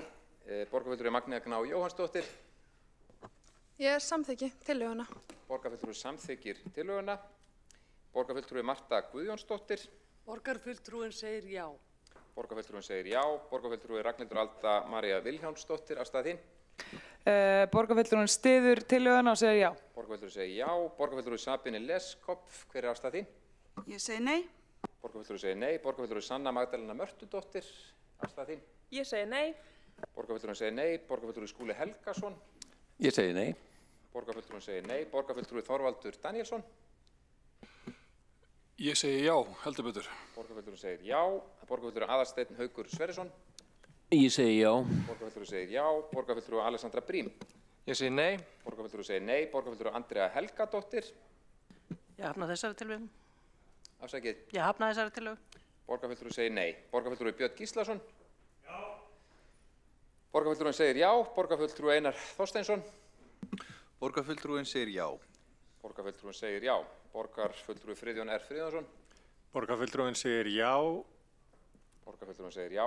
Borgarfulltrúi Guðný Maja Rýpa? Borgarfulltrúin segir nei. Borgarfulltrúin segir nei. Já, þá er það borgarfulltrúi Magnús Davíð Nordal sem einnig segir nei. Er þá atkvæðagreiðslu þetta mál lokið og förum við til næsta. Og tillagan er felld með 13 atkvæðum samstarfsflokka og Viðreisnar. Sjálfstæðisflokkur og Framsóknarflokkur greiddu atkvæði á móti. Eða vildu samþykkja tillöguna öllu heldur. En þá förum við til næsta liðar á dagskrá sem að forseta skilst að sé tillaga borgarfulltrúa Sjálfstæðis. Býtum við, hvað er næst? Þessi? 4, er það? Var ekki fallið frá? Já, það er að segja að fallið hefur verið frá lið 4 á dagskrá að beiðni Viðreisnar og skal þá næst farið í, hvaða liður er hér næst á dagskrá? Já, og er þá farið í raun þann lið sem var upprunalega númer 2 á dagskrá, tillaga borgarfulltrúa Sjálfstæðisflokks um leikskóla og daggæsluúrræði í samstarfi við atvinnulíf. Hér var ætlunin að hafa ekki umræður, heldur að fara beint í atkvæðagreiðslu, ekki satt? Forseti, það passar. Við ræddum í raun þessa tillögu undir fyrsta lið í dag og gerðum það svona nokkuð mikið í raun í mörgum ræðum, þannig að við sættum okkur við að tillagan verði afgreidd án umræðu. Einmitt. Þá staðan svo að enginn hefur hvatt sér hljóðs undir þessum lið og skal þá gengið til atkvæða.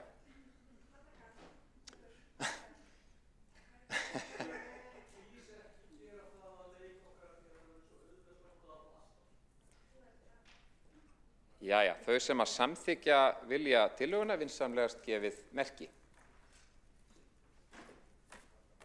Þau sem á móti kunna að vera greiði atkvæði. Tillagan er felld með atkvæðum samstarfsflokka. Þau sem vildu samþykja það var Sjálfstæðisflokkur, Framsóknarflokkur og Viðreisn. Þá er þessum lið lokið. Hvað gerum við þá? Já.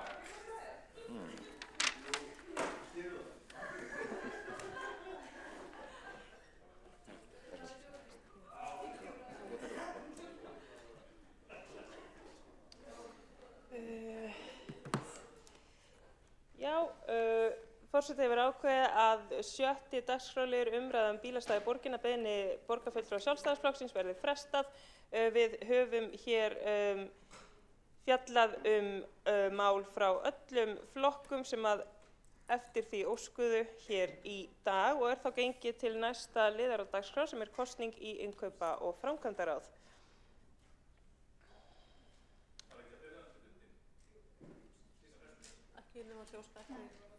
Ef það er óskað eftir því sérstaklega.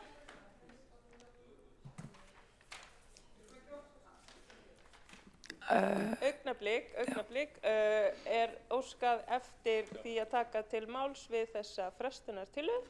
Við fundarsköp, forseta? Fundarsköp. Já, þá veitir athugasemd fundarsköp borgarfulltrúi Ragnhildur Alda María Vilhjálmsdóttir.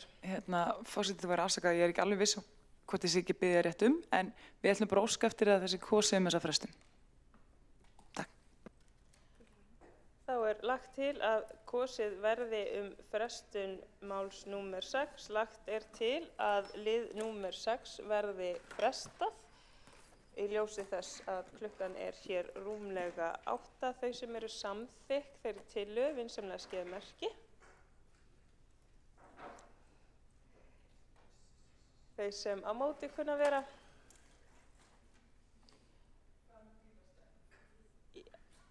Þá er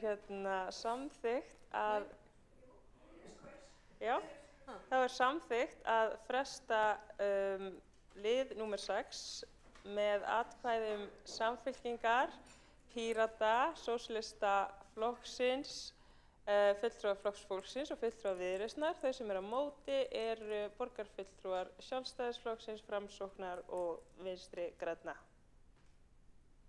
Þá er gengið til, þá er þessari tillögu frestað og gengið er til næsta liðar á dagskrá sem eru kosningar.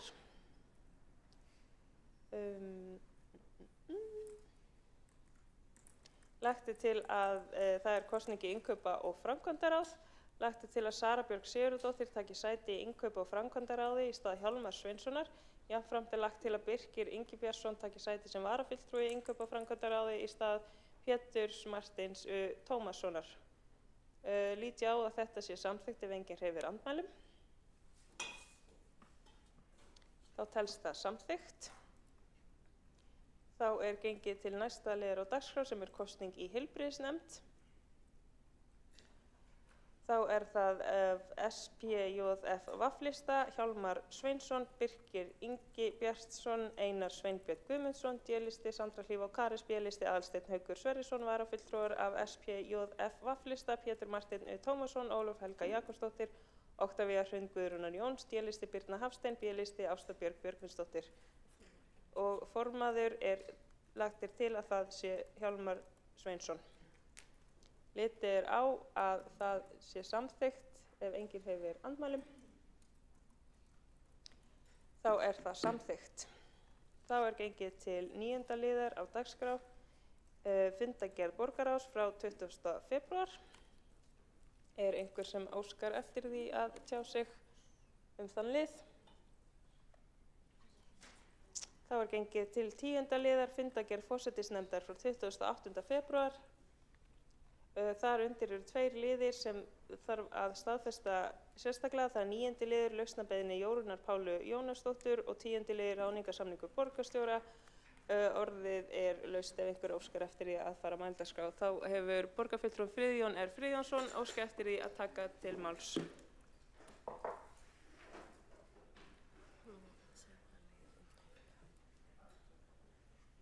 Forseti minnir á að taka fram undir hvaða lið og undir hvað fundargerð er verið að ræða.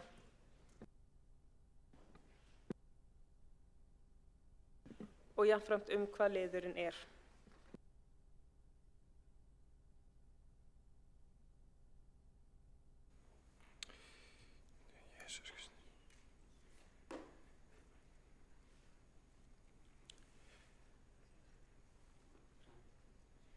Er bara 1 mínúta á klukkunni? Ok.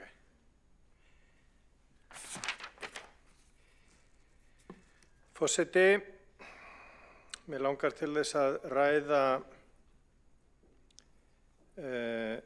liðinn ráðningarsamningur borgarstjóra, 10. lið úr fundargerð forsætisnefndar frá 28. febrúar. Mér langar til þess að fá smá skýringar vegna þess að fyrr á árinu og ennþá reyndar á vef Reykjavíkurborgar kemur fram að laun borgarstjóra séu 2.307.940 krónur og fær líka þóknun fyrir stjórnarformennsku í slökkviliði höfuðborgarsvæðisins upp á 229.151.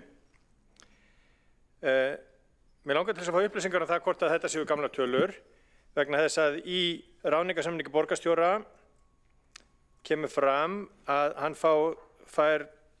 borgarstjóri fær 2.628.812 krónur samkvæmt ráðningarsamningi, 155.453 krónur í starfskostnað og ef við gerum ráð fyrir því að stjórnarformennska í slökkviliði höfuðborgarsvæðisins séu sama upphæð, þá er það 229.151 króna eða samtals 3.013.416 sem að er þó nokkuð hærra en forsætisráðherra fær greitt í mánaðarlaun. Mér langar til þess að vita hvort að borgarstjóri hafi hækkað í launum núna við þessa ráðningu. Mér langar líka til þess að fá að vita hvort að það þykir hreinlega bara eðlilegt að borgarstjóri sé með hærri laun en forsætisráðherra og þegar við teljum líka til að borgarstjóri er formaður Sambands íslenskra sveitarfélaga, að þegar að þeirri upphæð er bætt við það bil vegna þess að kemur ekki alveg skýrt fram hver laun formanns sambandsins eru en þau voru ákveðin upphæð á 2022 og þegar var tekið einhverjum breytingum síðan þá má gera ráð fyrir því að borgarstjórinn í Reykjavík með launum formanns Sambands íslenskra sveitarfélaga séu komin á hærri laun en forseti landsins. Og mér finnst þetta eiginlega furða. Ég veit að það er mikið að gera og ég veit að þetta er stórt verkefni, en getur það talist eðlilegt að borgarstjóri sé ekki bara hærri en forsætisráðherra og allir ráðherrarnir, heldur líka með hærri laun en forseti Íslands?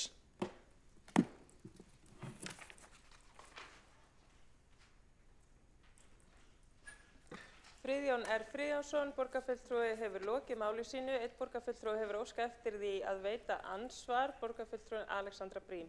Forseti, já, ég er ekki alveg með á hreinu með hvaða hætti greiðslur til borgarstjóra sem embættis er að breytast milli mánaða. Ég gerir ráð fyrir að þær fylgi bara svipuðum rytma og laun borgarfulltrúa almennt, en kannski er ykkur sem geta svarað því nánar en ég.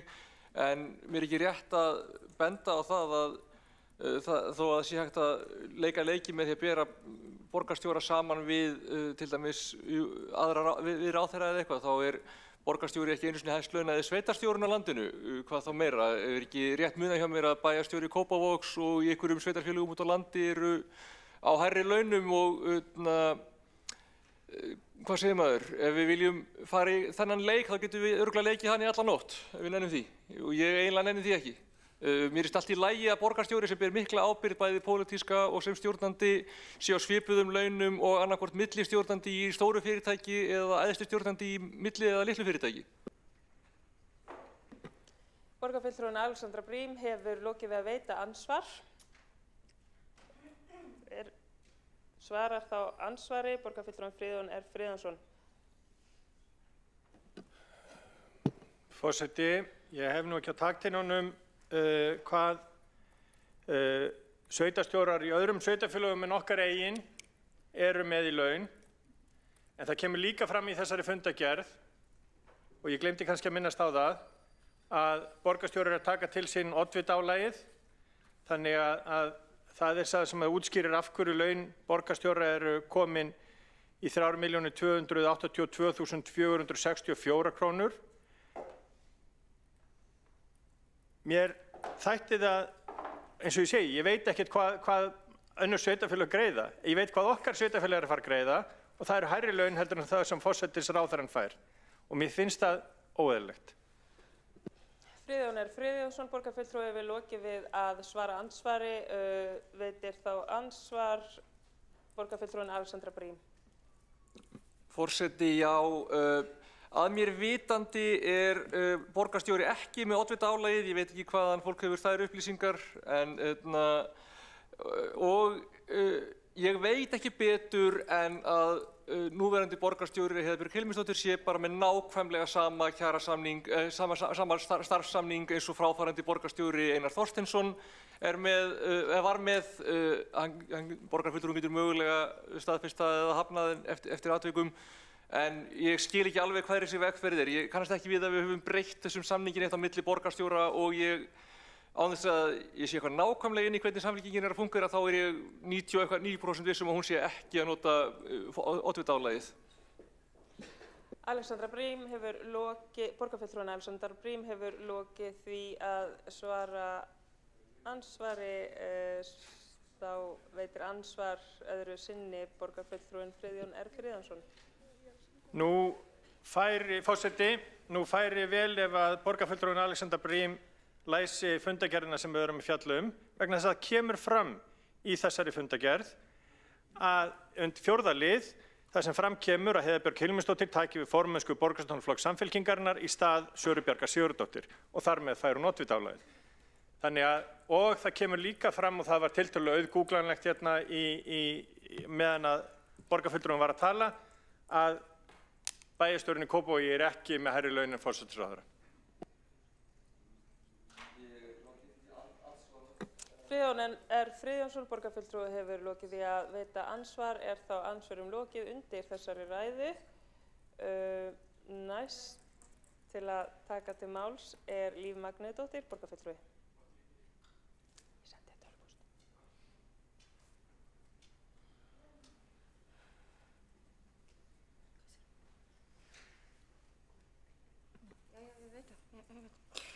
Jæja, fínir forseti og ágæta borgarstjórn. Það er gaman að sjá að Friðjón R. Friðjónsson, borgarfulltrúi og góðu vinur minn, er komin langt frá heimdallingum og ungum sjálfstæðismönnum þegar þeir sátu hér á álagsskrám fyrri tíðar hjá skattinum og meinuðu fólki að fletta öðru fólki upp af því að hnýsifýsnist var þá mikið að þetta varðaði frelsi einstaklingsins. En hér erum við komin vegna þess að okkur ber að leggja laun borgarstjóra fram hér í þessum sal og krafan hefur meðal annars komið frá Sjálfstæðisflokknum að gera þetta.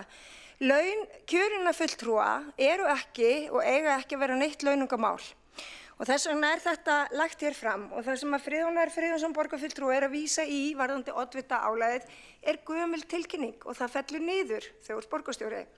Þannig að það er ekki við það eitthvað að það er ólæra að eldast.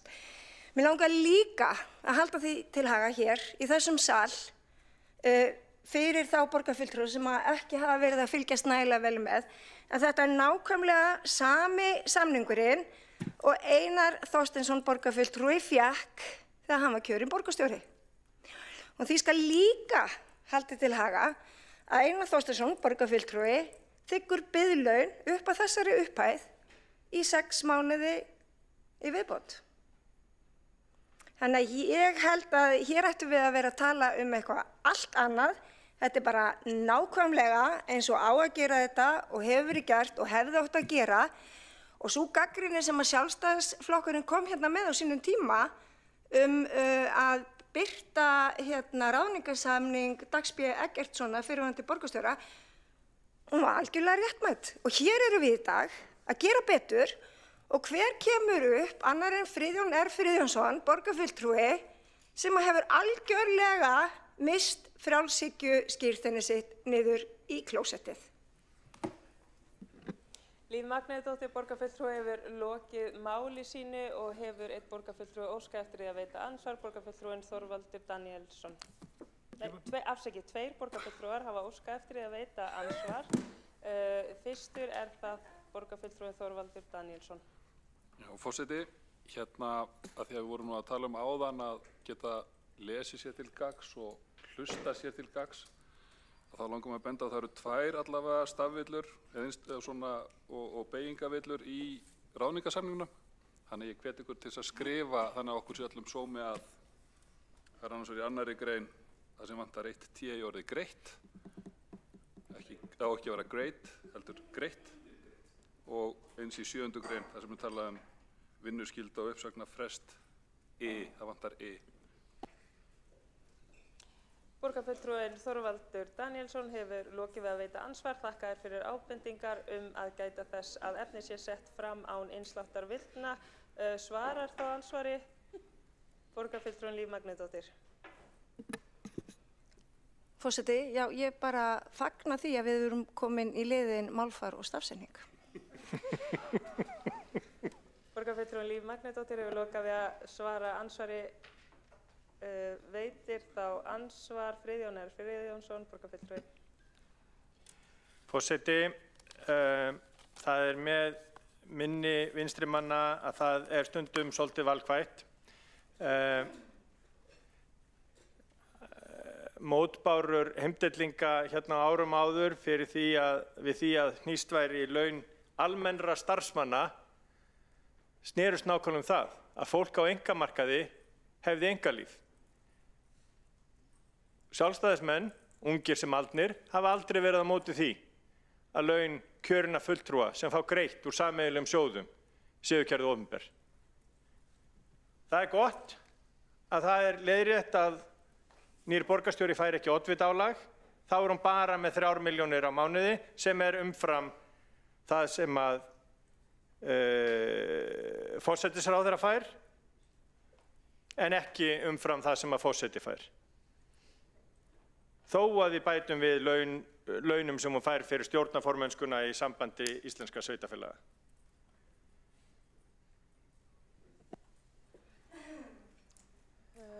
Friðjón R. Friðjónsson, borgarfulltrúi, hefur lokið við að veita ansvar. Já, ágæti. Svarar þá ansvari borgarfulltrúinn Líf Magnúsdóttir. Ágæti forseti, mér langaði bara að hvetja Friðjón R. Friðjónsson, borgarfulltrúa, til þess að því að hann er einstakur áhugamaður launaliði borgarstjóra og bæjarstjóra, að taka þetta nú saman fyrir okkur svona einu sinni og hérna, svo getum við hist á óformlegum fundi og farið yfir þetta. Hér er greitt fyrir unnin störf í Reykjavík og borg eins og ég hef farið yfir áður, samkvæmt samþykktum, og það er ekkert launungamál hver laun borgarfulltrúa og borgarstjóra eru, og það er heldur ekkert launungamál að fólk sem að sinni mörgum störfum fái fyrir það greitt laun. Þannig að ég skil ekki hvað umræðan snýst og hvað er verið að gera hér, af hverju er verið að gera laun borgarstjóra. Svona, ég er bara með danska orði sko, ég er að reyna að passa mig að því að íslenska er tungumál borgarfulltrúa, en tortryggileg. Það komdi. Líf Magnúsdóttir borgarfulltrúi hefur lokið við að svara ansvari og telst með það að ansvörum sé lokið undir þessum lið og næstur á mælendaskrá er Magnús Davíð Nordal sem fellur frá orðinu. Ekki hafa fleiri óskað eftir því að taka til máls undir þessum lið og er þá gengið til atkvæðagreiðslu 9. lið forsætisnefndar frá 28. febrúar sem er lausnabeiðni Jórunnar Pálu Jónasdóttur. Lít ég á að það sé samþykkt ef enginn hreyfir andmælum. Þá telst það samþykkt. Þá er það 10. liður ráðningarsamningur borgarstjóra. Þau sem eru samþykk, vinsamlega skefið smerki.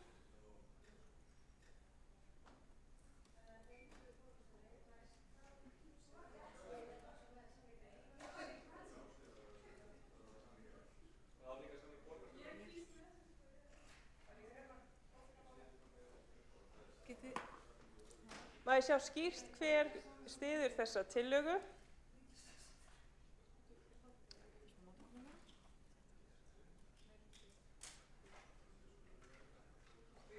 Einhver á móti? Þá tillagan samþykkt með 16 atkvæðum. Borgarfulltrúar Samfylkingar, Pírata, Sósíalistaflokks, Flokks fólksins, Vinstri grænna, Viðreisnar ásamt 3 borgarfulltrúum Framsóknar. Aðrir borgarfulltrúar sitja hjá. Getum við endurtekið atkvæðagreiðslu til að fá alveg á hreint hvernig atkvæðin skiptist. Þau sem eru samþykkt 10. lið ráðningarsamning borgarstjóra, vinsamlega skefið skýrt merki. Ok. Já, þeir sem á móti kunna vera. Þá er þetta samþykkt með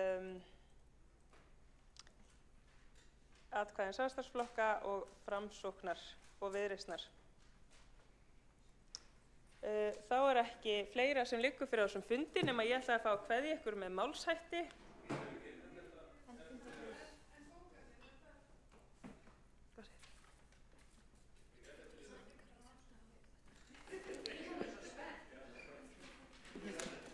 Vinsamlegast klárið að senda inn bókanir ef eftir á að senda inn bókanir.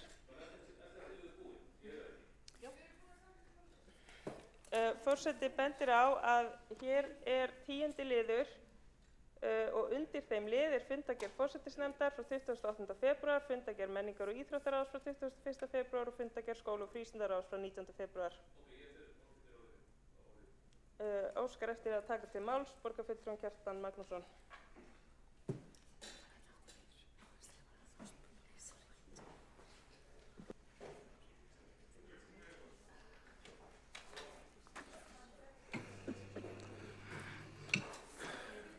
Forseti, góðir borgarfulltrúar, ég kveð með hljóðs undir 11. lið á dagskrá fundarins. Ég átta mikið á því að það verið búið að sameina hann 10. lið. Forseti verður að gera athugasemd. Já. Engin 11. liður er á dagskrá fundarins. Ég er með dagskrá sem stendur 11. liður, fundargerð menningar og íþróttaráðs frá 21. febrúar og fundargerð skóla- og frístundaráðs frá 19. febrúar. Ég veit að ég er drengur og hef þess ekki grunnfærni í lestri, en ég er bara með þetta hérna á blaði fyrir fram að mig.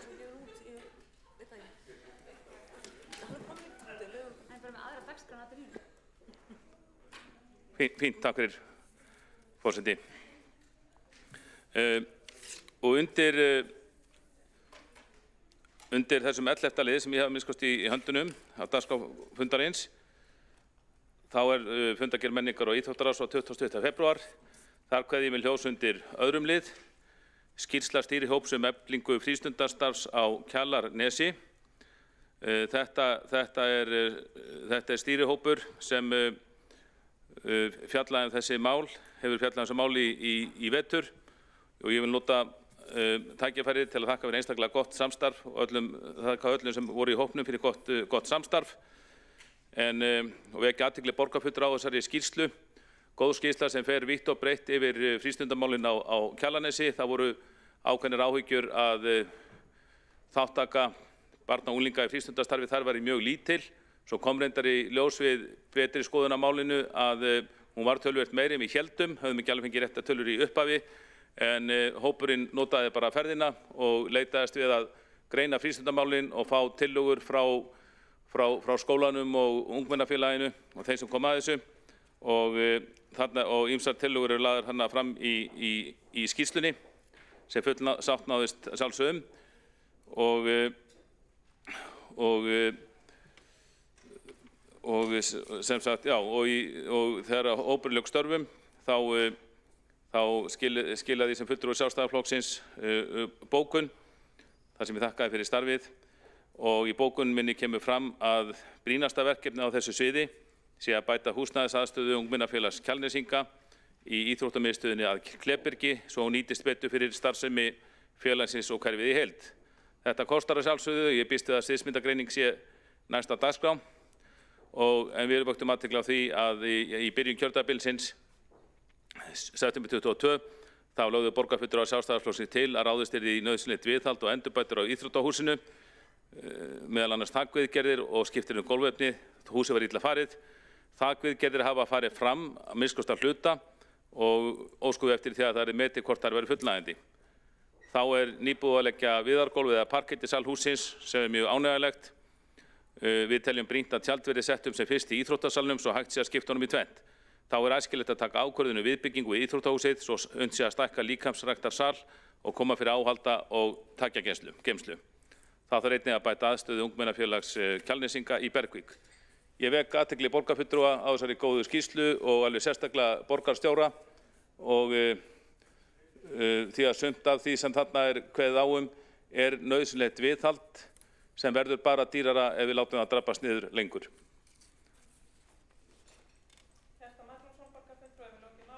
Og borgarfulltrúinn Skúli Helgason hefur óskað eftir að taka til máls.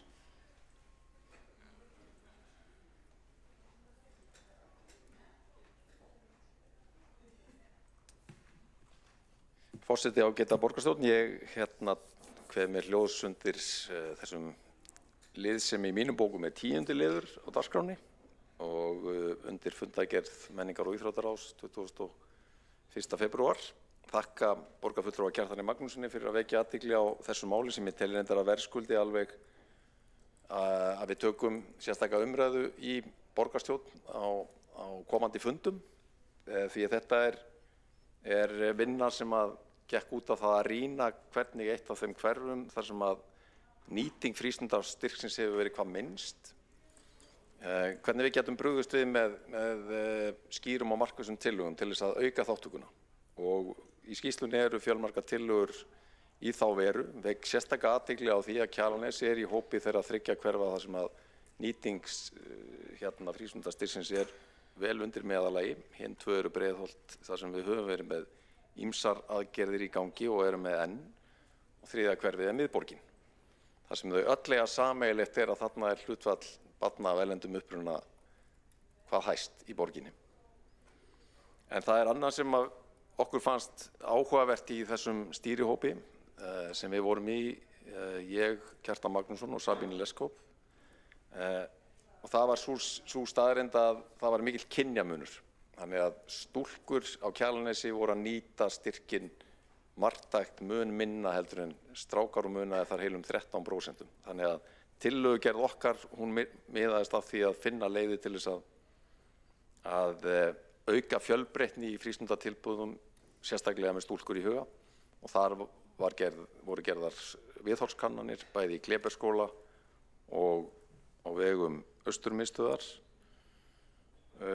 Og út úr því komu þessar tillögur sem að í örstuttu máli ganga út á að auka framboð frístundatilboða á sviði dans- og listnáms, bjóða upp á kórastarf, björgunarsveitastarf og svo framvegis.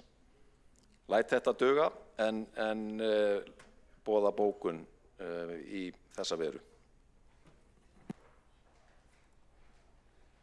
Skúli Þór Helgason, borgarfulltrúi, hefur lokið máli sínu. Ekki að fleiri borgarfulltrúar óska eftir að taka til máls og er gefinn stuttur frestur til að klára sendi bókanir ef einhverjar eru.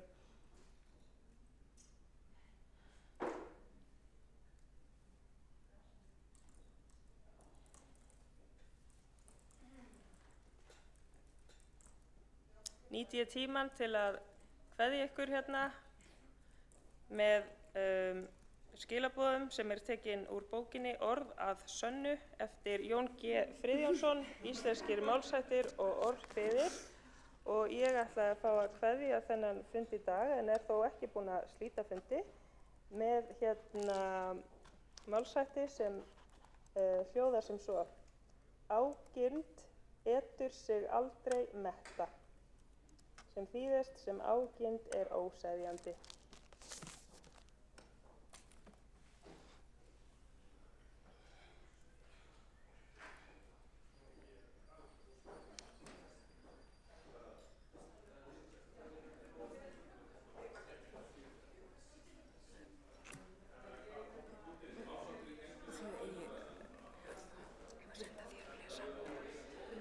Forseti er ekki búinn að slíta fundi. Já.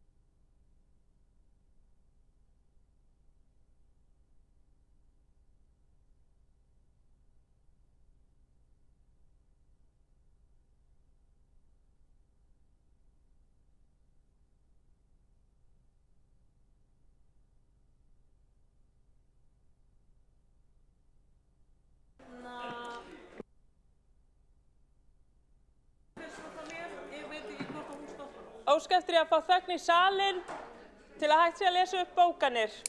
Þögn í salinn, takk. Hljóð í salinn á meðan að borgarfulltrúi Líf Magnúsdóttir les upp bókanir sem átti eftir að lesa upp. Gjörðu svo vel, Líf Magnúsdóttir. Hér er bókun samstarfsflokkanna í borgarstjórn fyrstu aðgerðaáætlunina sem hljóða svo: fyrsta aðgerðaáætlun nýs samstarfs er lögð fram á grundvelli samstarfsyfirlýsingar, nýja leiðir vera farnar í húsnæðisuppbyggingu í auknu samstarfi við verkalýðshreyfinguna, fundi betri staðsetningu fyrir hjólabúa, hafi tilraunaverkefni um kjarnasamfélög og unnu markvisst gegn lóðabraski. Farið verður í heildar endurskipulagningu mjótarinnar, unnað niðri hjólreiðaáætlun, ljósastýringar vera bættar, bílastæðareglur rýmkaðar og íbúðakortin endurskoðuð og gerð sveigjanlegri. Þá eru starfsaðstæður í leik- og grunnskólum bættar í samvinnu við starfsfólkið, skólabókasöfnin efld og styrkt og sérfræðingum í skólakerfinu, líkt og tal- og sálfræðingum. Þetta á náttúrulega að vera talmeinafræðingum. Við ykkur að leiðrétta þetta, talmeinafræðingum og sálfræðingum fjölgað. Einnig verður áhersla lögð á að fjölga enn frekar leikskólarýmum.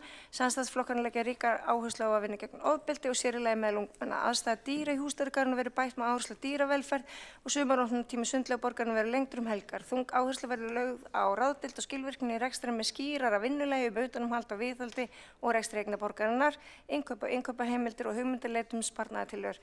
Samhliða því verður skert á keðjuábyrgð og reglulegt samtal við verkalýðshreyfinguna verður formgert. Síðast en ekki síst verður skert á verkefnaval í stafrænni þjónustu og samstarfi við ríkið og önnur sveitarfélög stafrænar lausnir verður aukið. Svo tillaga borgarfulltrúa, þetta samkvæmt dagskrá en ekki samkvæmt uppröðun í fundargerð, þetta samkvæmt dagskrá, fyrirtækja leikskóla og þar ætlar Skúli Þór Helgason borgarfulltrúi að lesa upp þá bókun. Já, hún svona. Það metnaðarmál samstarfsflokkana 9 að fjölga leikskólaplássum með opnun nýrra leikskóla og stækkun starfandi leikskóla. En fyrirtækjaleikskóla verði ekki á dagskrá þessa meirihluta enda liggur ekki fyrir hvernig þeir myndu virða jafnræðisreglu varðandi innritun barna. Engar ákvarðanir liggja fyrir skipulagsmál eða staðsetningu slíkra leikskóla og því alls óvíst hvort slíkt úrræði hefði getað nýst börnunum í borginni á þeim 14 mánuðum sem lifa af kjörtímabilinu. Og þá erum við líka með bókun heimgreiðslu sem hljóðar svo: heimgreiðslu til reykvískra fjölskylda getur numið vel yfir milljarð á ári. Á meðal samstarfsflokkanna er þetta eitt af þeim verkefnum sem ekki náðist að mynda samstöðu það sem eftir lifir á kjörtímabilinu. Á sama tíma verður allt kapp sett á verkefni framundan sem að efla leikskólastigið, fjölga leikskólaplássum, fjölga leikskólakennurum, bæta starfsaðstæður og byggja upp stöndugt og öruggt fyrsta menntastig barna í öllum hverfum. Þá erum við með bókun tillögu borgarfulltrúa Álfabakkann, umhverfis- og skipulagssvið og forsvarsfólk þar og í samtali og hefur nokkurt skeið átt í samtali við lóðarhafa uppbyggingaraðilu hugsanlega lausnir vegna málsins, þar á meðal hvaða leiðir séu færa til að lágmarka áhrif og nærliggjandi byggð. Þá þegar hafin vinna á umhverfis- og skipulagssviði og hjá embætti borgarlögmanns við að leggja mat á ýmsa þætti málsins og stendur svo vinna enn yfir. Þá erum við með bókun Kjalarnesið og þá tekur Skúli við, þetta svona eins og dúett. Ánægjulegt að nýting frístundastigsins hefur vaxið mikið frá því fjárhæð hans var hækkuð 50% í upphafi þessa kjörtímabils. Nýtingin að meðaltali 82% í borginni og hefur vaxið úr 65% á undanförnum 10 árum. Í 3 hverfum þó nýtingin undir meðalagi í Breiðholti, Miðborg og á Kjalarnesi. En í því hverfi kynjamunur áberandi mestur eða 13% stúlkum í óhag. Það var ekki síst kveikjan að þessari vinnu sem skilar hér niðurstöðum sínum með ýmsum tillögum hvernig megi auka fjölbreytni frístundastarfs á Kjalarnesi með sérstaka áherslu á að auka þátttöku stúlkna. Í viðhorfskönnun meðal barnanna í hverfinu komu fram sterkar óskir, ekki síst frá stúlkum tækifæri til að stunda dans, en líka fjölbreyttara listnám svo sem leiklist og myndlist.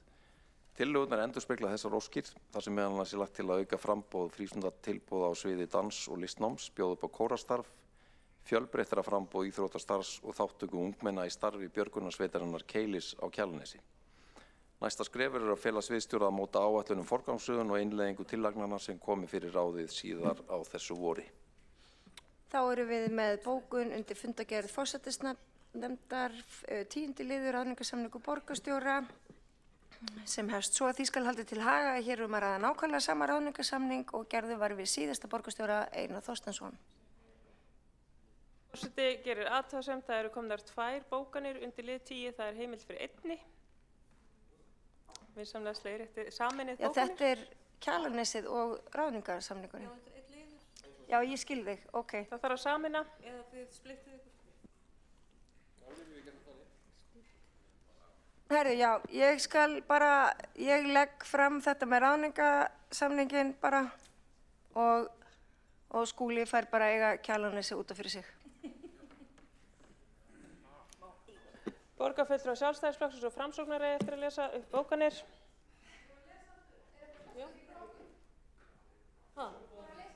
Já.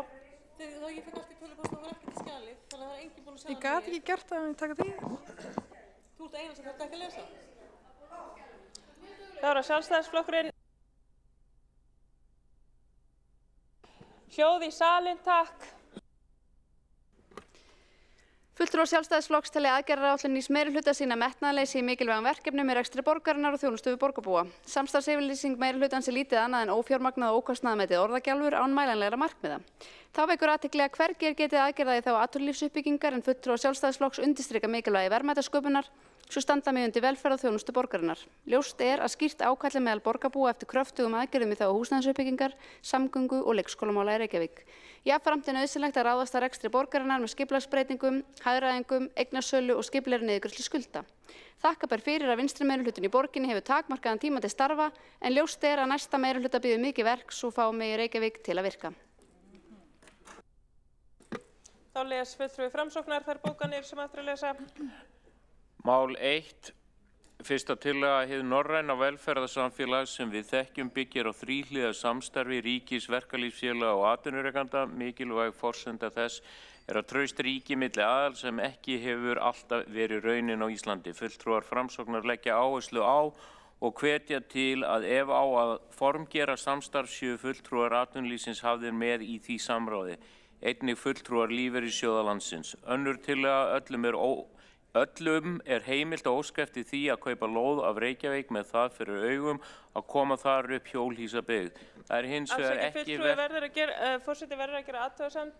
Þetta er liður 1. Samkvæmt mínum gögnum er þessi bókun alltof löng. Er þetta undir dagskrárlið nr. 1? Þetta er allt saman undir dagskrárlið nr. 1, já. Já, ég veit það, en það var bara búið að leyfa lengingum fyrir þetta er svo mikið að málum. Samkvæmt mínum bókum að þá er svo bókun sem við höfum hér yfir 900 orð, þá þarf að stytta hana.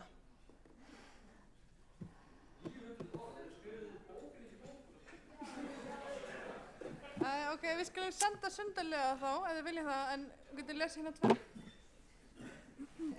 Fyrirgefðu forseti, við höfum fengið þess skilaboð að það væri í lagi í ljósi þess hversu óvenjuleg afgreiðsla mála hefur verið að þessum borgarstjórnarfundi að hafa svona margar tillögur undir einum lið og síðan var kosið hverja tillögu fyrir sig að þá höfum við óskuðum við eftir því að fá að bóka á við nokkrar tillögur og höfum fengið jákvæð svör það að það yrði í lagi og það yrði ekki gerð athugasemd við lengd bókunarinnar. En það er ekkert mál ef við náum að búta þetta niður í 4 parta og þá getum við fallist á það að senda það þannig inn. Það sem kom fram í samskiptum var að eðlilegt var að veita aukinn sveigjanleika í ljósi þess hversu umfangsmikið málið væri en aldrei í þeim samskiptum var fjallað að bókanir gæti verið rúmlega 900 orð. Nei, en þetta eru 23 tillögur og þess vegna eru bókanirnar hver fyrir sig ekki úr hófi langar og í rauninu frekar stuttar.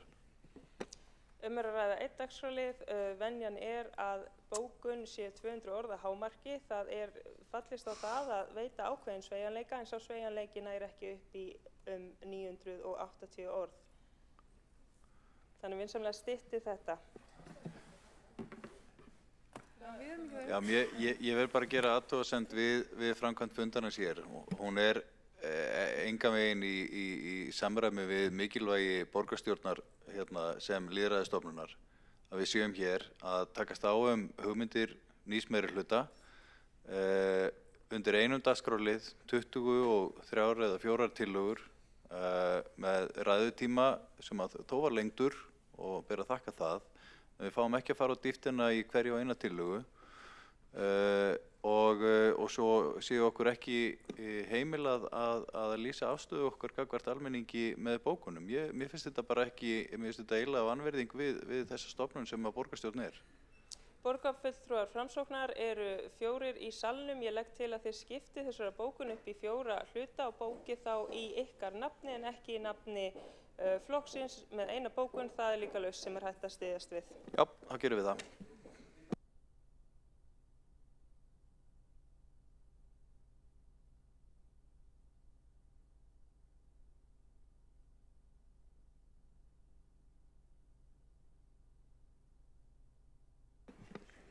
Já.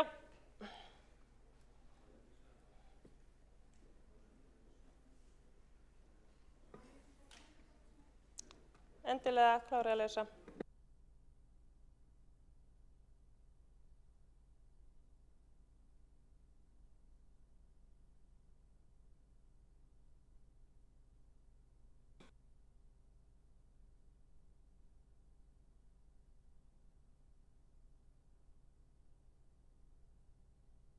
Fyrirgjöf, ég tala reyndar nógu hátt. Það er hins vegar ekki verkefni Reykjavíkurborgar að niðurgreiða búsetu einstaklinga í hjólhýsi eða koma upp sérstakri hjólhýsabyggð. Ekki er þá fyrirséð að fólk geti fært lögheimili sitt í hjólhýsi. Þriðja tillaga, kjarnasamfélög auka fjölbreytt val fólks til búsetu og geta verið skemmtileg viðbót við íbúaflóru borgarann. Ekki er þó þörf á sérstöku tilraunaverkefni kjarnasamfélag enda er heimilt að koma slíku á fót í dag sé óskað eftir úthlutun lóða til þess. Fimmta tillaga, oft hefur verið reynt að ganga í það að endurskipuleggja Mjóddina en það hefur aldrei gengið upp því ekki hefur verið haft samráð við verslunareigendur og aðra hagsmunaaðila á svæðinu. Það er því mikilvægt að bjóða öllum hlutaðeigandi að borðinu við slíka endurskipulagningu því annars er hætt við að þessi tilraun verði ekki mikið annað en nákvæmlega það tilraun. Fulltrúar Framsóknar fagna því að breytingartillögu okkar hafi verið samþykkt með öllum greiddum atkvæðum.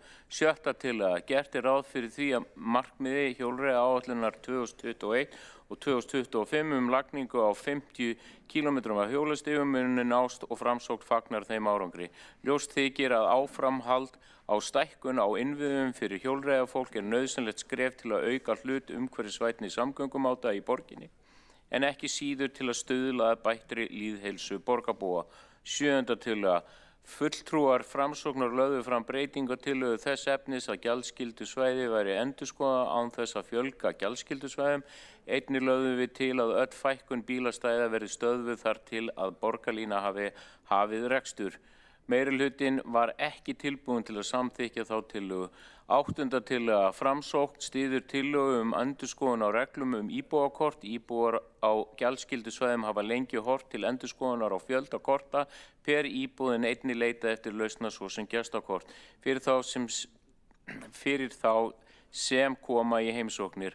Framsókn styður þau sjónarmið heilshugar og minnir á að yfirgnæfandi meirihluti íbúa notar bílinn sem sinn aðalsamgöngumáta. Níunda tillaga, vinna við bættar ljósastýringar hefur verið í gangi hjá umhverfis- og skipulagsráði. Því er réttar að borgarstjórn samþykkja félagsviðin að setja það í forgang að gera tillögur að endurbótum á ljósastýringum. Það vekur undrun að meirihlutinn kjósi á móti breytingartillögu okkar að setja bættar ljósastýringar í forgang. Tíunda tillaga, mikilvægt að tryggja starfsaðstæður en það vekur áhyggjur hvað þetta er óljóst. Það kemur ekki fram hvernig þetta verður útfært, til dæmis hvort þetta verði gert í starfshóp. 11. tillaga, þessi hópur er þegar til og því óþarfi að setja hann á fót. Hópurinn var leiddur af fyrrverandi borgarstjóra frá því í október. Hópurinn hefur fundað að jafnaði einu sinni til 2 í mánuði og hefur þegar skilað fjármögnuðum og tímasettum tillögum.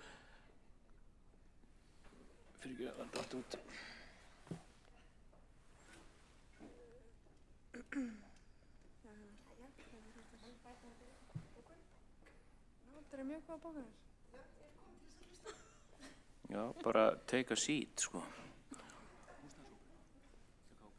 Að jafnaði í 1-2 í mánuði og hefur þegar skilað fjármögnum og tímasettum tillögum útboð á einingahúsum fyrir leikskóladeildir í þeim hverfum þar sem biðlisti eftir plássum er lengstur, auk forgangsröðun áforma viðhaldsframkvæmdir á leikskóli sem hafa verið lokaðir vegna myglu. 12. tillaga, farsældarlögin og verkefni Betri borg fyrir börn. BBB fylgir á hugmyndafræði snemmtæka íhlutun. Grundvöllur þess að við höfum ávallt að skipa færustu sérfræðinga sem þörf á. Að þessu hefur verið unnið og mikilvægt að þeirri vinnu verði haldið áfram. 13. tillaga: fögnum áhuga á eflingu skólabókasafna. Nú þegar í grunnskóla líkaninu snorra fjármagn til skólabókakaupa en svo virðist sem það sé nýtt í önnur verkefni. Mikilvægt að skólastjórnendur hlúi að bókakosti og tryggi að það fjármagn sem líkanið gerir ráð fyrir til bókakaupa rati þangað. 14. tillaga: í ljósi fjárhagsstöðu borgarinnar furðulegt að ný selalaug í húsdýragarðinum sé forgangsverkefni nýs meirihluta. Einnig vakna upp spurningar hvers vegna selir eru til sýnis í húsdýragarðinum enda verða þeir seint taldir húsdýr. 16. tillaga: á borgarstjórnarfundi í janúar var aðgerðaáætlun gegn ofbeldi 2025-28 sem unnið hefur verið að undanfarin misseri samþykkt í borgarstjórn. Það vekur því furðu að þessi tillaga sé lögð fram. Eðlilegra væri að nýta tíma og fjármagn borgarinnar til þess að ráðast í þær aðgerðir sem þar kveðið á Þar sem aðgerðaáætlun svo nýlega samþykkt ættu samstarfsflokkarnir 5 að þekkja vel til hennar og geta nýtt hana sem vinnuplagg í stað þess að leggja ómælda vinnu á starfsfólk borgarinnar upp á nýtt. Það getur varla talist góð nýting á fjármunum og vinnutíma fólksins. 19. tillaga: við fögnum því að innkaupastefna og innkaupareglur Reykjavíkurborgar verði endurskoðaðar en leggjum áherslu á að það verði gert með það fyrir augum að hagræða í innkaupum borgarinnar. Við verðum að tryggja að innkaup borgarinnar séu alltaf sem hagstæðust fyrir borgarbúa og farið sé vel með almannafé. Það vekur undrun að meirihlutinn sé á móti því að bæta við áherslu hagræði við innkaup í tillöguna. 20. og önnur tillaga: hið norræna velferðarsamfélag sem við þekkjum byggir á þríhliða. Já, ég var búin að lesa þetta ekki. Já, ok. 20. og önnur tillaga: hið norræna velferðarsamfélag sem við þekkjum byggir á þríhliða samstarfi ríkis, verkalýðsfélaga og atvinnurekenda. Mikilvæg forsenda þess að traust ríki milli aðila sem ekki hefur alltaf verið raunin á Íslandi. Fulltrúar Framsóknar leggja áherslu á og hvetja til að formgera samstarf í forsætisnefnd sem fjallar atvinnumál séu fulltrúar atvinnulífsins hafðir með í því samtali. Fulltrúar meirihlutans voru ekki tilbúnir til að formgera reglulegt samtal við bæði atvinnulífið og verkalýðshreyfinguna eins og Framsókn lagði til. 23. tillaga: tökum undir mikilvægi þess að fá hugmyndir að sparnaðartillögur frá starfsfólki en það hægt að gera það með ódýrari hætti en ráðast í rökræðu könnun og hackathon. 25. tillaga: á þessu kjörtímabili hefur samstarf á milli borgarinnar, SÍS og ríkið tekið stakkaskiptum. Rétt fyrir jól var undirrituð samkomulag stafrænu lausnina Veitu. Mikilvægt að huga að net- og gagnaöryggi í borgarkerfinu. Mál 2. Undir forystu Framsóknar hefur verið unnið að umgjörð nýs rekstrarforms vinnustaðaleikskóla og lengst voru komnir samningar við Alvotek. Uppleggið var 50% barna kæmi frá starfsmönnum fyrirtækisins, 50% úr hverfinu. Allt væru þetta börn úr Reykjavík. Það leitt að sjá að meirihlutinn hefur hætt við þessu áform. Það sést að pólitískar kreddur ráða frekar för en skilningur á aðstæðum barnafjölskyldna sem bíða eftir dagvistunarúrræðum. Mál 3. Langur biðtími eftir dagvistun kallar á borgarstjórn mæti foreldrum sem róa þungan róður á meðan þeir bíða eftir leikskólaplássi. Það okkar verkefni að leggjast á árarnar með foreldrum og brúa bilið á milli fæðingarorlofs og leikskóla með fjölbreyttum leiðum. Tímabundnar og skilyrtar heimgreiðslur eru ein leið til að takast á við þennan vanda og styðja við foreldra með því að draga úr framfærslu kvíða þeirra. Framsókn lagði því fram tillögu heimgreiðslu til foreldra sem bíða eftir dagvistun fyrir börn sín. Það miður að sjá að meirihlutinn vilji ekki samþykkja þessa tillögu og sýna það í verki að hann styðji við þær fjölskyldur sem bíða eftir dagvistun. Lestri lokið. Þá ekki fleira sem liggur fyrir á þessum fundi og fundi slitið 21:05.